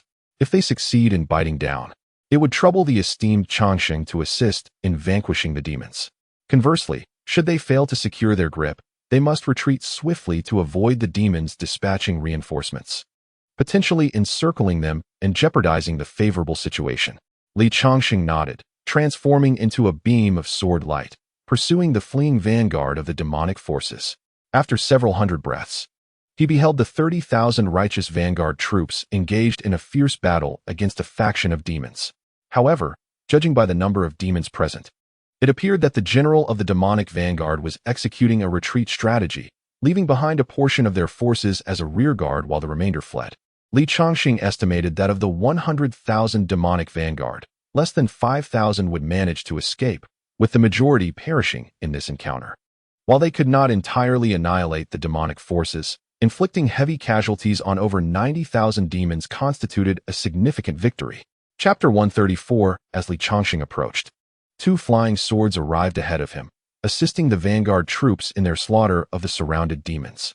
The rearguard of demons, already outnumbered compared to the 30,000 righteous troops, was being relentlessly pressured. With Li Changsheng's intervention, they swiftly crumbled, and within 30 breaths, the entire faction of retreating demons was annihilated. "Quickly clear the battlefield," commanded the deputy general, then flew before Li Changsheng, cupping his hands in gratitude. "Thank you for your assistance, esteemed elder." "Do not mention it," Li Changsheng replied with a faint smile. "Have you dispatched troops to pursue the fleeing demons?" "No," the deputy general responded. "If we continue the chase, we will soon reach the demons' main camp, where we risk being countered. Thus, I only focused on eliminating this portion of stragglers." "Indeed, a prudent decision," Li Changsheng remarked, smiling. "The heavenly soldiers have issued orders for you to return immediately after dispatching the remaining enemies. Do not linger in conflict with the demons." "Understood," the deputy general nodded solemnly. In mortal battles, collecting spoils takes considerable time, yet in the realm of the immortals, the pace of gathering victories is remarkably swift. In the brief exchange between Li Changsheng and the deputy general, the vanguard troops efficiently gathered their spoils and approached them. "Victory!" the deputy general bellowed, leading this contingent of vanguard troops to regroup with the main force. Meanwhile, Li Changsheng took the lead, transforming once more into a beam of sword light. Returning to the previous battlefield, despite the defeat of the demonic rear guard, numerous demons still lingered, desperately struggling against the encircling righteous vanguard. Thus, Li Changsheng needed to hasten back to aid in the eradication of these foes. For him, it was also an opportune moment to harvest merits. With so many celestial demons present, even slaying a fraction would yield substantial gains. Upon Li Changsheng's return, he indeed observed several thousand demons still engaged in their dying struggle. However, they found themselves ensnared in a tight encirclement, rendering any hope of escape utterly impossible. Their inevitable fate was nothing short of death. The general of the demon vanguard managed to lead approximately 5,000 demons away, while those left behind were swiftly vanquished by our auxiliary forces, who were now on their way back. Li Changsheng soared to the side of the Iron Soldier Celestial and relayed the situation. "Ha ha." The Iron Soldier Celestial laughed heartily upon hearing this, then clasped his hands in gratitude towards Li Changsheng, saying, "This significant blow to the demonic forces owes much to the assistance of Senior Changsheng. I humbly request that you once more take action to dismantle the defenses of the encircled demons, lest a greater horde arrives to their aid and allows these fiends to escape." "Very well." Li Changsheng nodded in agreement, his thoughts aligned with this proposal. With a smile, he addressed the Iron Soldier Celestial. "You are a master of commanding large-scale battles. Point out the defensive nodes of the demons, and I shall eliminate them. In battles involving tens of thousands or even hundreds of thousands of troops, certain pivotal nodes emerge, serving as the core for hundreds or thousands of individuals, capable of rallying them to withstand enemy assaults. Such critical nodes must be meticulously observed." Although Li Changsheng possessed immense strength, he lacked battlefield experience and required time to discern these aspects. However, it dawned on Li Changsheng that while he may not excel at identifying defensive nodes, The Iron Soldier Celestial had long been a seasoned commander, adept at recognizing these special points. If he could merely indicate them, Changsheng could exert his strength effectively. Amused by Changsheng's desire to conserve effort, the Iron Soldier Celestial nodded with a smile and summoned a battlefield projection, pointing to a specific area, saying, "I would appreciate it, Senior Changsheng, if you could eliminate these several celestial demons." Understood. Changsheng nodded, and two flying swords swiftly darted forth towards the designated area, targeting the celestial demons. With a whoosh, the flying swords entered the fray, quickly dispatching the selected celestial demons. Within such a battlefield, the immense potential of Changsheng, an exceptional celestial being, was profoundly evident as he rapidly dismantled the encircled demons. With their defensive formation shattered, what ensued was a massacre in mere moments. The surrounded celestial demons were utterly obliterated. As all demons fell, the Iron Soldier Celestial, alongside numerous vanguard troops, joyously shouted, "Victory! Victory!" Having severely crippled a vanguard unit and eliminated over 90% of the demons, this was an exceedingly rare triumph for the Iron Soldier Celestial and his companions. This single battle promised them an abundance of rewards. However, the true hero of this encounter was undoubtedly Changsheng. The Iron Soldier Celestial gazed skyward, turning to Changsheng with a grin. "After today, the name of Senior Changsheng shall resonate throughout the Redstone Great World, becoming a thorn in the side of the demon lords." Fearing their retaliation, Changsheng likewise lifted his gaze to the heavens and raised a middle finger toward the sky. Meanwhile, in the command hall of the third battle zone of the Demon Path, the main chamber of the Thousand-Eyed Demon Lord stood. The Thousand-Eyed Demon King gazed at the reflection in the water mirror, observing Changsheng's raised middle finger. Though the precise meaning eluded him, he felt an inexplicable sense of offense. Where did this extreme celestial being emerge from? Truly, a troublemaker, he scoffed. The Thousand-Eyed Demon King transmitted the entire scene of Changsheng's battle back to the main base, instructing them to investigate his identity. As the commander of the Third War Zone, he was well versed in the profiles of all extreme celestial beings of the righteous path. Yet Changsheng was conspicuously absent from this knowledge. Therefore, he was eager to uncover the origins of this enigmatic figure. Soon, the Thousand-Eyed Demon King received a response from the main base. This individual is named Changsheng. During the analysis of his identity, the power of the ancestor of humanity manifested, leading to suspicions that he may be a disciple of that ancient being. We are unable to ascertain the specifics of his background. However, based on the information from this battle, it is evident that he possesses the destructive capability of a golden immortal at the third level and possesses a physical strength that meets the threshold of the golden immortal.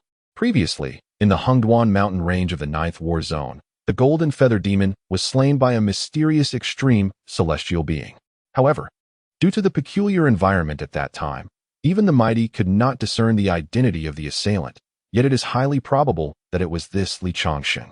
This individual poses a grave danger on the celestial battlefield and must be eliminated at the earliest opportunity. If a chance arises, we must disrupt the tacit agreement that prevents the mighty from intervening and strike him down. This message has been conveyed to all Demon Kings.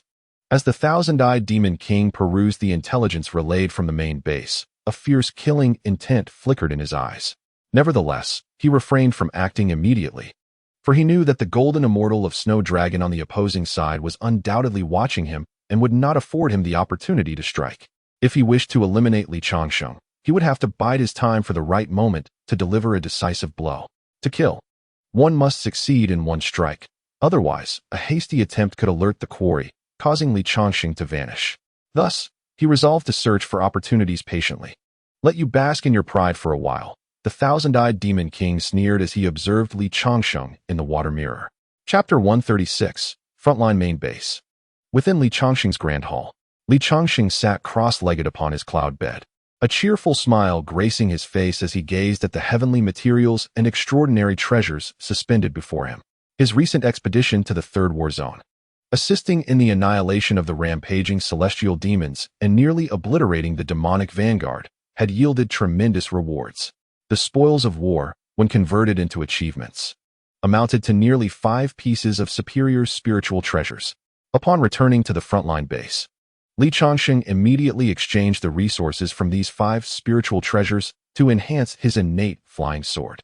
With the infusion of these resources, His flying sword was poised to approach the pinnacle of superior spiritual treasures. Li Changsheng released his innate flying sword, now a superior spiritual treasure, brimming with vitality. Upon witnessing the abundance of delectable offerings, it buzzed excitedly toward Li Changsheng. Feast, Li Changsheng smiled gently, loosening his grip on the innate flying sword. The sword then radiated brilliance, enveloping all the heavenly materials and extraordinary treasures in its glow. In merely a span of less than 10 breaths, 5 exquisite spiritual treasures were consumed by Li Changsheng's innate flying sword, leaving only a trace of powder behind. Excellent. Li Changsheng summoned back his flying sword, sensing the formidable power contained within, aware that it was nearing its limit. With a smile, he stored it within his dantian to continue its cultivation. Subsequently, acquiring just 2 more resources of high-grade spiritual treasures would suffice to elevate the flying sword to its utmost potential, enabling Li Changsheng to ascend to the golden immortal realm alongside the sword's advancement. With the flying sword now fully enhanced, it was time for him to continue his own cultivation. Li Changsheng smiled as he closed his eyes, activating the 3 Cauldrons Sea Conference Divine card. During his previous expedition to the Third War Zone, he not only procured 5 high-grade spiritual treasure resources, but also amassed a considerable number of merit points, amounting to a total of 300 seconds of usage time. Armed with this 300 seconds, Li Changsheng was confident that he could comprehend the 4 great paths and refine his 4 symbols Sword Dao. As time flowed, a decade slipped by in the blink of an eye. During these 10 years, Li Changsheng utilized the 3 Cauldrons Sea Conference Divine card in batches, advancing his cultivation at an astonishing pace. Once the 300 seconds had elapsed, he successfully accomplished his intended goal, fully understanding the 4 great paths of earth, water, fire, and wind, while also simplifying the 4 symbols Sword Dao, returning from the cosmic stars to the 4 symbols level. At this juncture, with the 4 great paths comprehended and the 4 symbols Sword Dao perfected, Li Changsheng was poised to attempt condensing his golden immortal Dao fruit. On his cloud bed, Li Changsheng opened his eyes, and 4 colors of sword aura manifested in his hands. He murmured softly, "The comprehension of the 4 great paths and the perfection of the 4 symbols Sword Dao significantly enhances my combat prowess. Even without condensing my Dao fruit, I can wield the destructive power of a 6th-layer golden immortal. Should I successfully condense my golden immortal Dao fruit and ascend, I could contend with an 8th-layer golden immortal and even stand firm against a 9th-layer golden immortal." With such strength at his disposal, Li Changsheng felt a profound sense of satisfaction. However, due to resource constraints, his progress in the 8-9 profound art had stagnated, leaving him at the threshold of the golden immortal realm, which slightly undermined his sense of security. Insufficient physical robustness posed a glaring weakness in combat, making him an easy target for the demon lords. In the past, Li Changsheng had relied on his golden immortal level physique to outsmart those demons. If faced with demon lords in the future, they would not only possess strength at the golden immortal level, but would also have honed their bodies over the years, surpassing the threshold of a golden immortal and achieving the hardness of a 2nd or 3rd layer golden immortal. In such scenarios, Li Changsheng's physical strength would indeed be a liability. Thus, his next objective was to expedite the cultivation of the 8-9 profound art to the 6th transformation, significantly enhancing his physical strength to the point where he could withstand the might of a 6th-layer golden immortal and contend with a 9th-layer golden immortal. Ordinarily, with his 4 symbols Sword Dao now perfected, it would be time for Li Changsheng to return to the celestial realm for seclusion and breakthrough, condensing his golden immortal Dao fruit to ascend to the golden immortal level. However, at this moment, Li Changsheng's lifebound flying sword had yet to reach its zenith. Thus he required additional resources. Concurrently, cultivating the 6th transformation of the golden body necessitated not only 100 high-grade spiritual treasures, but also a considerable quantity of 9-turn celestial pills of golden immortal level, which were equivalent to the resources of 5 high-grade spiritual treasures. Therefore, Li Changsheng resolved to embark on a grand venture, aiming to amass at least 7 high-grade spiritual treasures, after which he could return to the heavenly realm with peace of mind and engage in seclusion to break through. With a swift motion, Li Changsheng arrived at the main camp, greeting the golden immortal of Dragon Command, who was attending to official matters. "Fellow Taoist Yulong, it has been a long time. Taoist Changsheng has emerged from seclusion. How were your gains?" Upon recognizing Li Changsheng, The golden immortal of Dragon Command immediately set aside his affairs, approached with a warm smile, and invited him to sit and enjoy some tea. This time in seclusion has indeed yielded quite favorable results, Changsheng replied with a smile, lifting a cup of tea to his lips and nodding in satisfaction. Fellow Taoist Yulong, this tea is exquisite, surpassing its previous quality. Ha ha. The golden immortal of Dragon Command chuckled. This is a rare treasure from His Majesty's collection. He bestowed it upon me to alleviate my fatigue from the front lines. Fellow Taoist Yulong has certainly worked hard, Changsheng remarked with a smile. I wonder if you would be willing to join me in a grand endeavor. Oh, what do you mean? The golden immortal of Dragon Command looked at Changsheng with curiosity.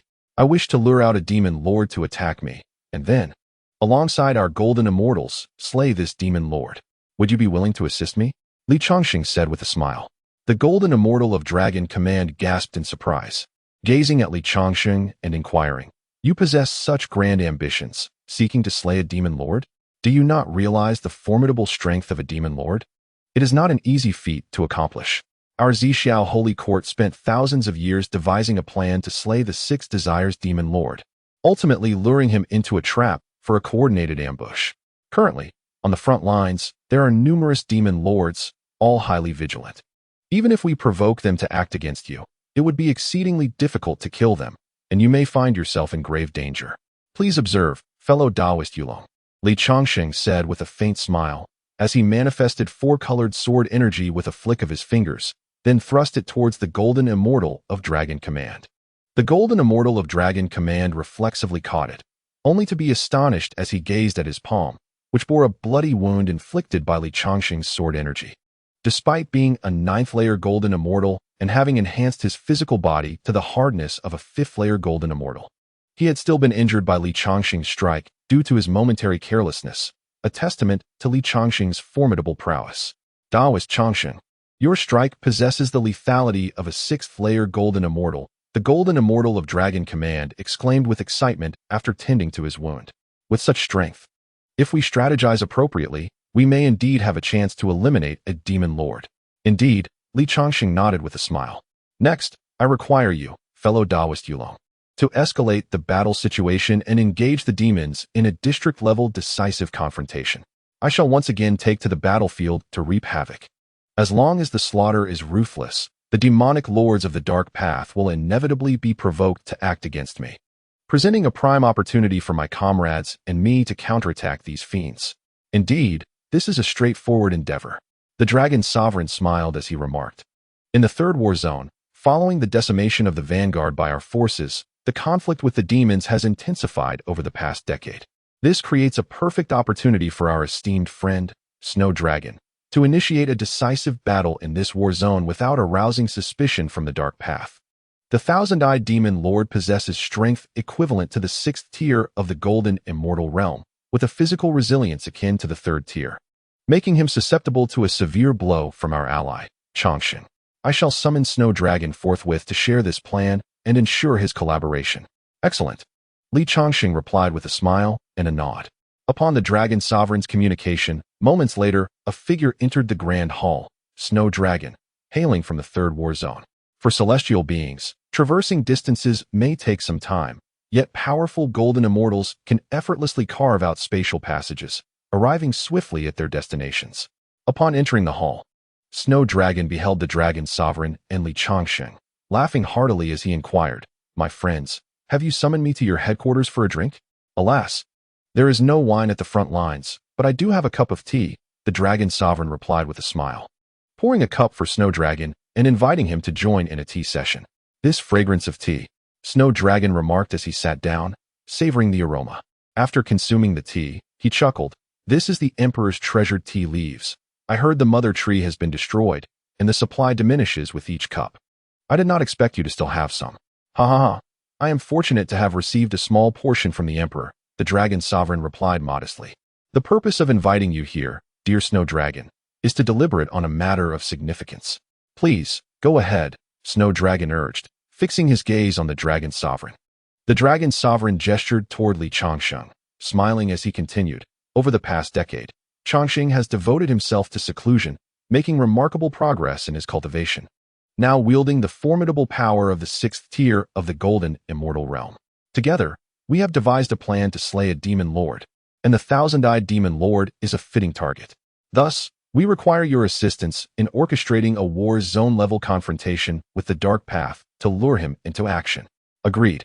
Snow Dragon nodded enthusiastically. With Changsheng's capabilities, we certainly stand a substantial chance of eliminating that scoundrel, the thousand-eyed demon lord. I shall return and escalate tensions swiftly, preparing for a decisive battle with the Dark Path. Remarkably, it has not been long since the last demon lord was vanquished, and now we have another opportunity to strike. How exhilarating.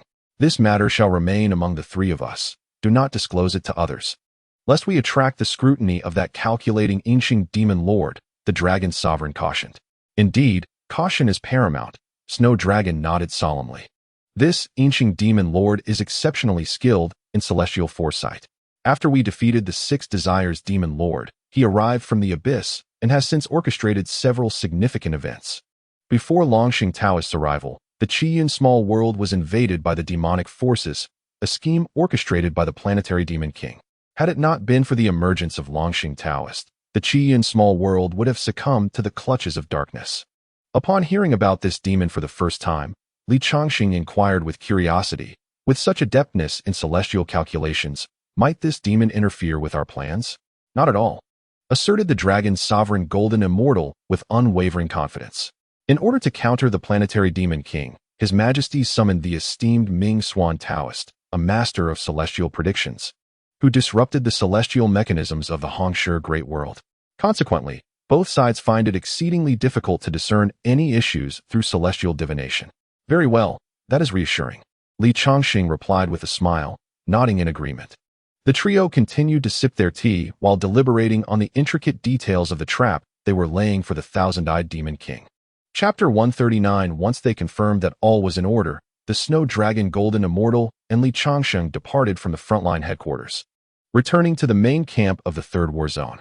Upon their return, the Snow Dragon Golden Immortal promptly issued commands to escalate the tensions between the righteous forces and the demonic entities, thereby intensifying the ferocity of the conflict.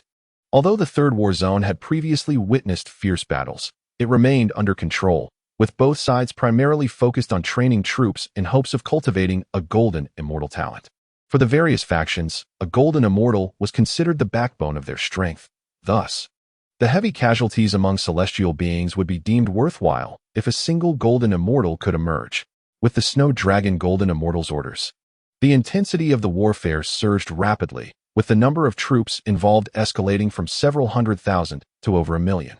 In an instant, the battlefield ahead transformed into a veritable slaughterhouse, with both demonic and righteous forces suffering considerable losses. Meanwhile, within the command hall of the Third War Zone, a snake-headed demon stood before the thousand-eyed demon king seated on his throne, reporting, "My lord, in the past month, the righteous forces have deployed nearly 1 million troops to the battlefield, and the intensity of the conflict continues to rise. Our divisions are sustaining significant losses. I have analyzed their movements and suspect they are preparing to initiate a decisive battle in the war zone." A decisive battle in the war zone? The thousand-eyed demon king responded with a slight start. Does that Snow Dragon Golden Immortal possess such boldness? Although the righteous and demonic forces had clashed for many years, decisive battles in the war zone were a rare occurrence, having only been initiated 3 times over the years. Each of these battles required the mobilization of nearly 10 million troops, leading to a relentless and brutal conflict. Such a grand engagement, if lost, would result in a catastrophic defeat, with the victorious side pursuing and slaughtering the remnants, leading to substantial losses and the forfeiture of significant territory. Thus, in ordinary circumstances, both the righteous and demonic sides would refrain from initiating a decisive battle unless provoked. Faced with the thousand-eyed demon king's bewilderment, the serpent-headed demon responded solemnly, to report to the Dark Lord, over the past decade, due to the significant losses inflicted by the vanguard army, we have been engaged in fierce battles with the righteous path, with the intensity of war and the casualties on both sides ranking among the top 3 across various battle zones. Given the escalation of hostilities, it is only natural that the conflict should evolve into a decisive confrontation in the battle zone. Moreover, the serpent-headed demon continued with a grave expression. I suspect that the reason the Snow Dragon Golden Immortal is inclined to initiate such a decisive battle is due to the presence of the limitless celestial Changsheng. This Changsheng possesses formidable strength. Even amidst a war involving millions, he could potentially turn the tide, allowing the righteous side to gradually accumulate advantages that could eventually expand from local skirmishes to a broader conflict. Should their advantages successfully accumulate, it would be akin to a snowball effect, leading us to inevitable defeat in this grand battle. The limitless celestial Changsheng. A fierce glint flashed in the thousand-eyed Demon King's eyes. I, along with the other demon lords, have long sought to eliminate this individual. However, it seems he has sensed the impending danger and has refrained from appearing on the battlefield. If he does show up this time, it would present a perfect opportunity for me to strike him down. In the grand hall of the Demon Dao's main stronghold, the thousand-eyed Demon King and the Flying Dragon Demon King sat across from one another, sipping tea and engaging in conversation. Such is the situation, the thousand-eyed Demon King concluded. Since the Snow Dragon Golden Immortal wishes to engage in battle, I shall not shy away. However, Changsheng remains an unpredictable variable. Should he appear on the battlefield, even the most powerful limitless celestial demons would not stand a chance against him, significantly impacting the outcome of this conflict and possibly leading to our defeat. Therefore, I shall launch a surprise attack against him, aiming to eliminate him in one decisive strike. The thousand-eyed Demon King looked at the Flying Dragon Demon King. If I manage to slay Changsheng, the righteous faction will undoubtedly go into a frenzy, so I will require your support, my friend. Certainly. The Flying Dragon Demon King replied with a smile. Changsheng, a disciple of the human ancestors, is already defying the heavens. If he were to attain the Golden Immortal status in the future, it would be even more formidable. It would be best to eliminate him while he is on the battlefield, lest he retreat back to the celestial realm beyond our reach. As for the righteous side's outrage, there is no need for concern. Our fellow demon lords will hold them off. However, there is one thing I do not understand. The Flying Dragon Demon King said with a hint of confusion. If you take the initiative to strike, the Snow Dragon Golden Immortal will undoubtedly intercept you. What plan do you have to reach Changsheng? Regardless of whether it is the righteous or demonic path, the exceptional talents under both banners will be closely watched by their respective powerhouses, leaving no room for opportunity. Unless a formidable being is willing to risk severe injury from their opponent, there is little chance of reaching those exceptionally gifted individuals. Such a price is far too perilous for the mighty. These exceptional talents may one day become golden immortals, and sacrificing a powerful being to eliminate one of them would only serve to amuse the enemy. The adversary would surely seize the opportunity to slay the wounded powerhouse. Trading the life of a yet-to-be golden immortal for that of a formidable being is indeed a most advantageous exchange. Thus, the Dragon King of the Flying Serpent was filled with curiosity regarding how the thousand-eyed Demon King could elude the interception of the Snow Dragon Golden Immortal and reach Changsheng to deliver a fatal strike. With a self-satisfied smile, the thousand-eyed Demon King proclaimed, I have created the celestial Wukong divine body, which I have devoted considerable resources to over the past few years, and it has now reached the pinnacle of the third tier. I can shed my old form at any moment. When I engage the Snow Dragon Golden Immortal on the battlefield, I shall suddenly discard my old body to momentarily distract him. That fleeting moment will be sufficient for me to reach Changsheng.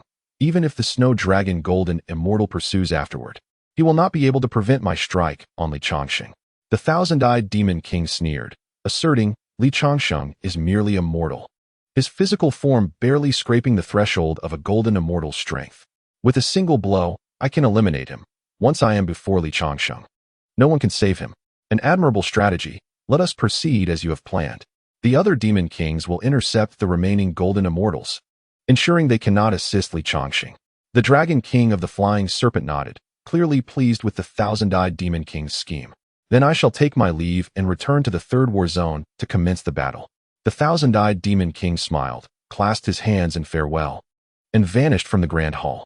Thousand-eyed is rather impatient, remarked the Dragon King of the Flying Serpent, shaking his head with a smile as he retrieved a communication token to contact the other Demon Kings, informing them of the impending operation and urging them to keep a close watch on the other righteous golden immortals.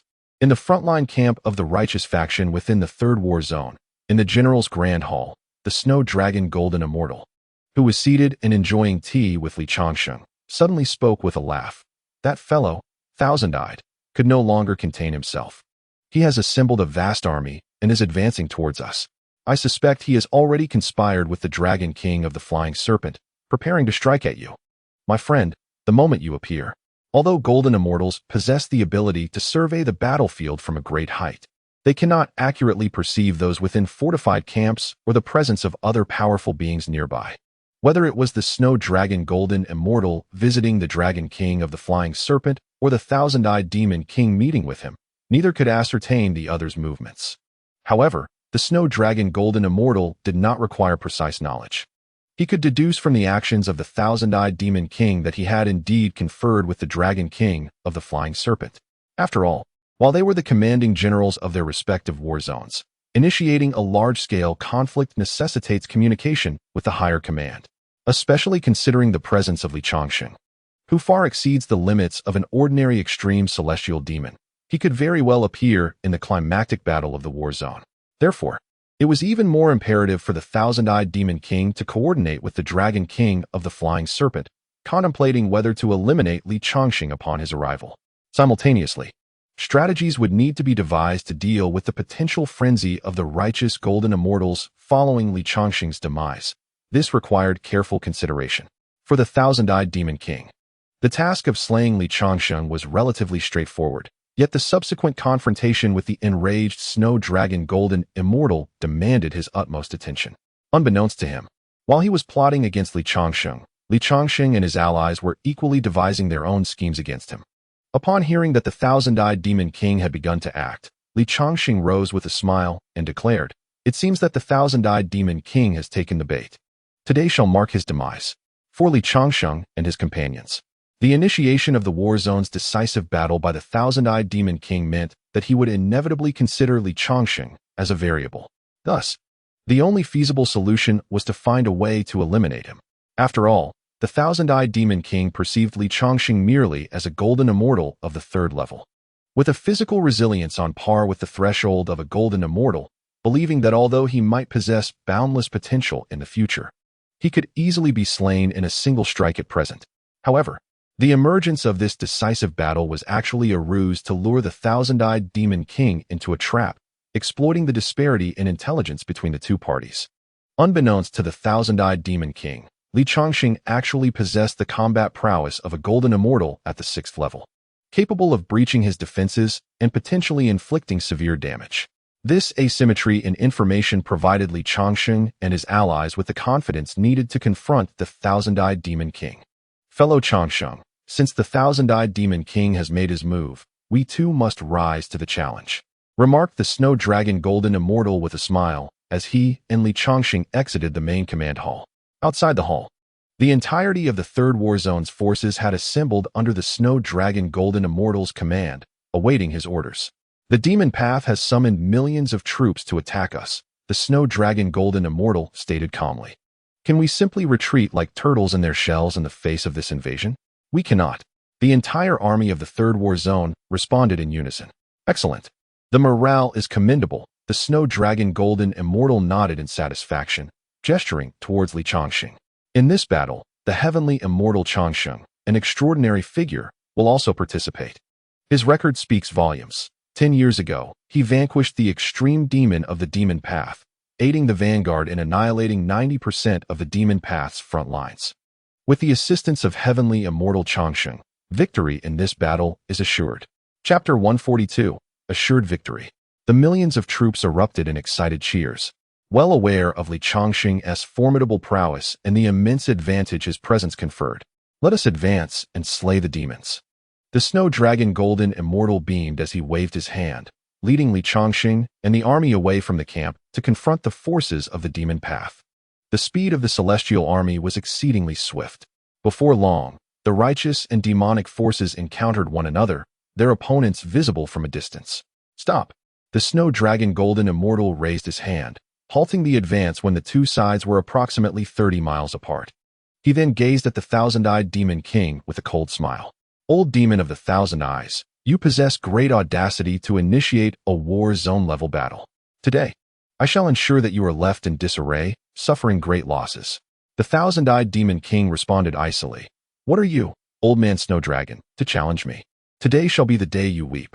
Demon warriors, annihilate these hypocrites of the righteous path. Today, the one who claims the first kill shall be my personal disciple.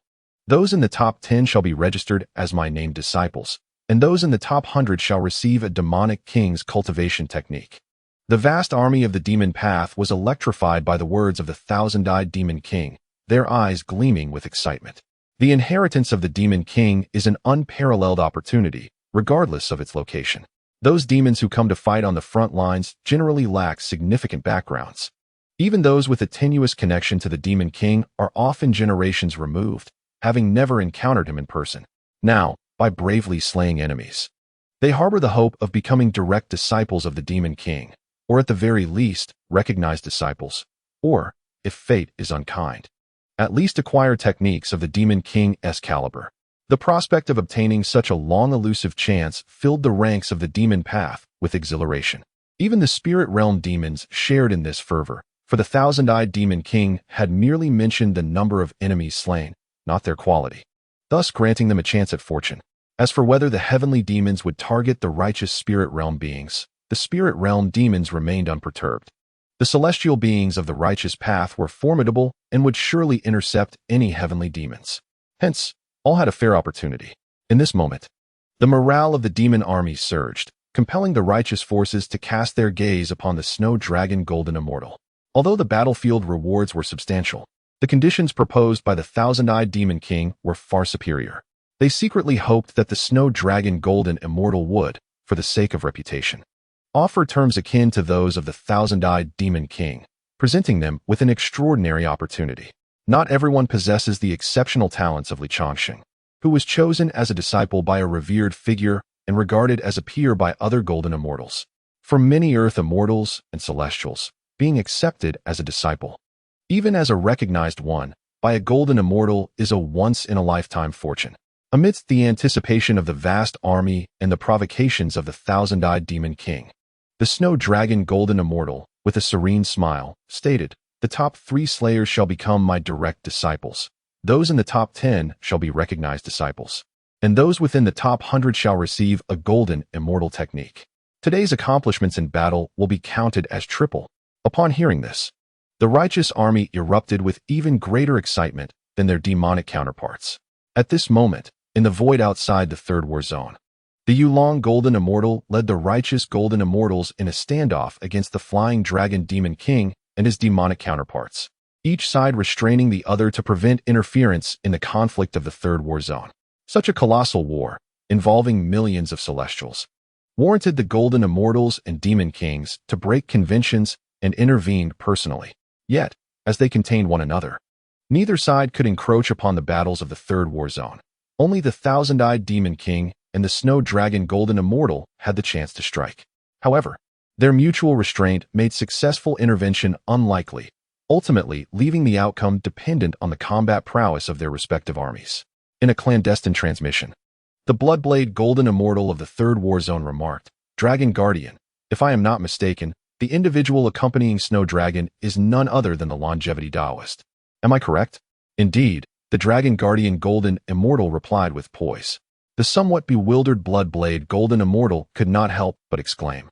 While the decisive battles at the war zone level hold significant importance, no army, no matter how vast, can rival the value of the Longevity Taoist. He possesses immense potential to ascend to the Golden Immortal realm. Should he perish on the battlefield, how will you explain this to His Majesty? I suspect the thousand-eyed Demon King is targeting the Longevity Taoist, and Snow Dragon may not be able to safeguard him. It would be prudent to ensure the Longevity Taoist's swift departure. Rest assured, Snow Dragon will protect the Longevity Taoist, the Dragon Guardian Golden Immortal calmly reassured. Bloodblade, focus your attention on the Demon King you are meant to monitor. Let there be no mishaps on your end today. Excuse me? Bloodblade Golden Immortal felt a stir of curiosity. What are you plotting?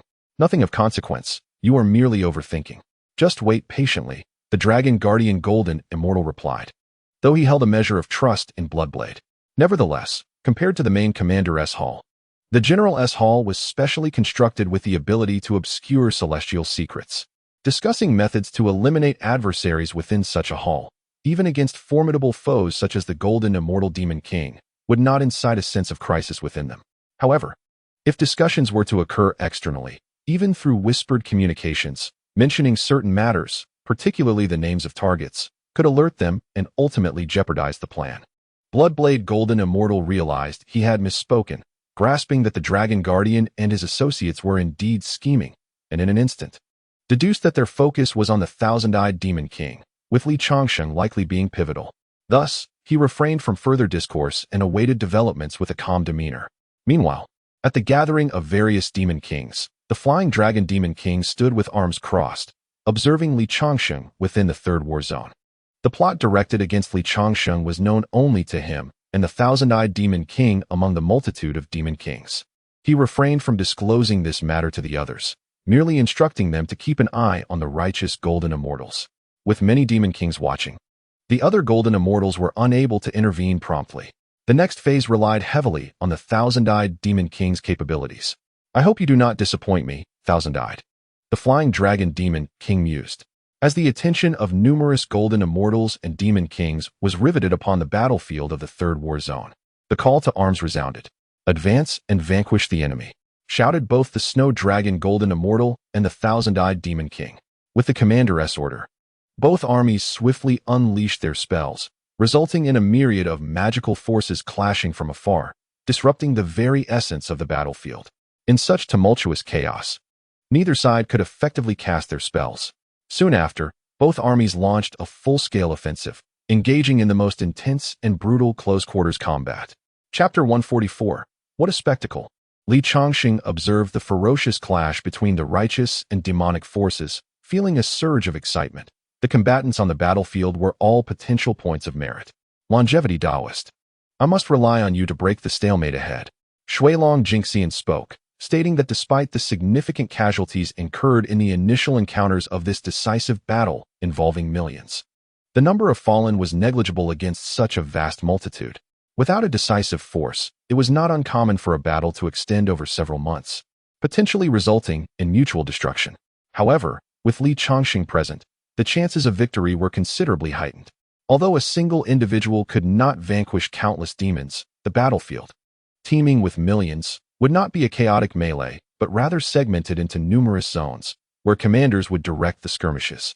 If Changsheng could assist even a small area to gain a certain advantage, he could then position himself as the vanguard, progressively amplifying that advantage, ultimately cascading like a rolling snowball to decimate the demon army.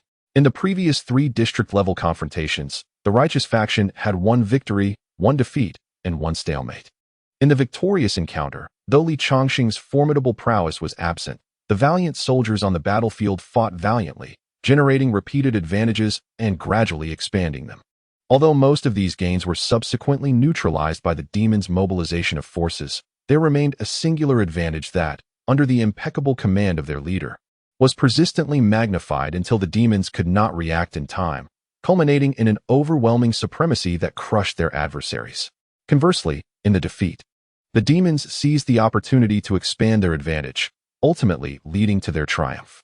Nevertheless, accumulating such advantages was a formidable challenge, often relying on a stroke of luck after a month of combat to seize fleeting opportunities. Changsheng's situation, however, was markedly different. Once he took action, the demons lacked a formidable entity to thwart him.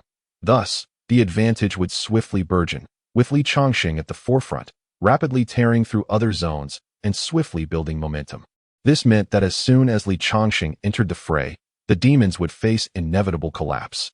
Eagerly anticipating the battle, upon hearing Erlang Shen's words, Changsheng instantly soared away from his side towards the front line. As he approached, he provocatively gestured across his throat towards the thousand-eyed Demon King, declaring, "I have arrived. This is the demise of these demons." The thousand-eyed Demon King, enraged, darkened in countenance, and unleashed a powerful strike towards Changsheng, visibly incensed by his taunt. In the face of this assault, Changsheng displayed no fear. Rather, he regarded the thousand-eyed Demon King with a bemused expression, confident that the attack would not harm him. Indeed, this confidence was well-founded. Erlang Shen, also present on the battlefield, would not allow the thousand-eyed Demon King to act with impunity. He retaliated with a similar strike, dispelling the demon's attack and solemnly admonishing, "Old demon of 1,000 eyes, Do you intend to flout the rules? The thousand-eyed demon king, exhibiting an unmistakable air of displeasure, coldly remarked, "How dare a mere celestial being provoke a mighty golden immortal such as myself? Am I not capable of teaching him a lesson? If I were to allow a heavenly demon to challenge you, old Shuilong, would you remain unperturbed?" He continued with a stern warning, "This shall not happen again, otherwise I shall show no mercy." The golden immortal Shuilong let out a disdainful huff before addressing Li Changsheng, saying, "Friend Changsheng, I urge you to prioritize important matters and refrain from further provoking this thousand-eyed demon, lest he seize the opportunity to retaliate against you."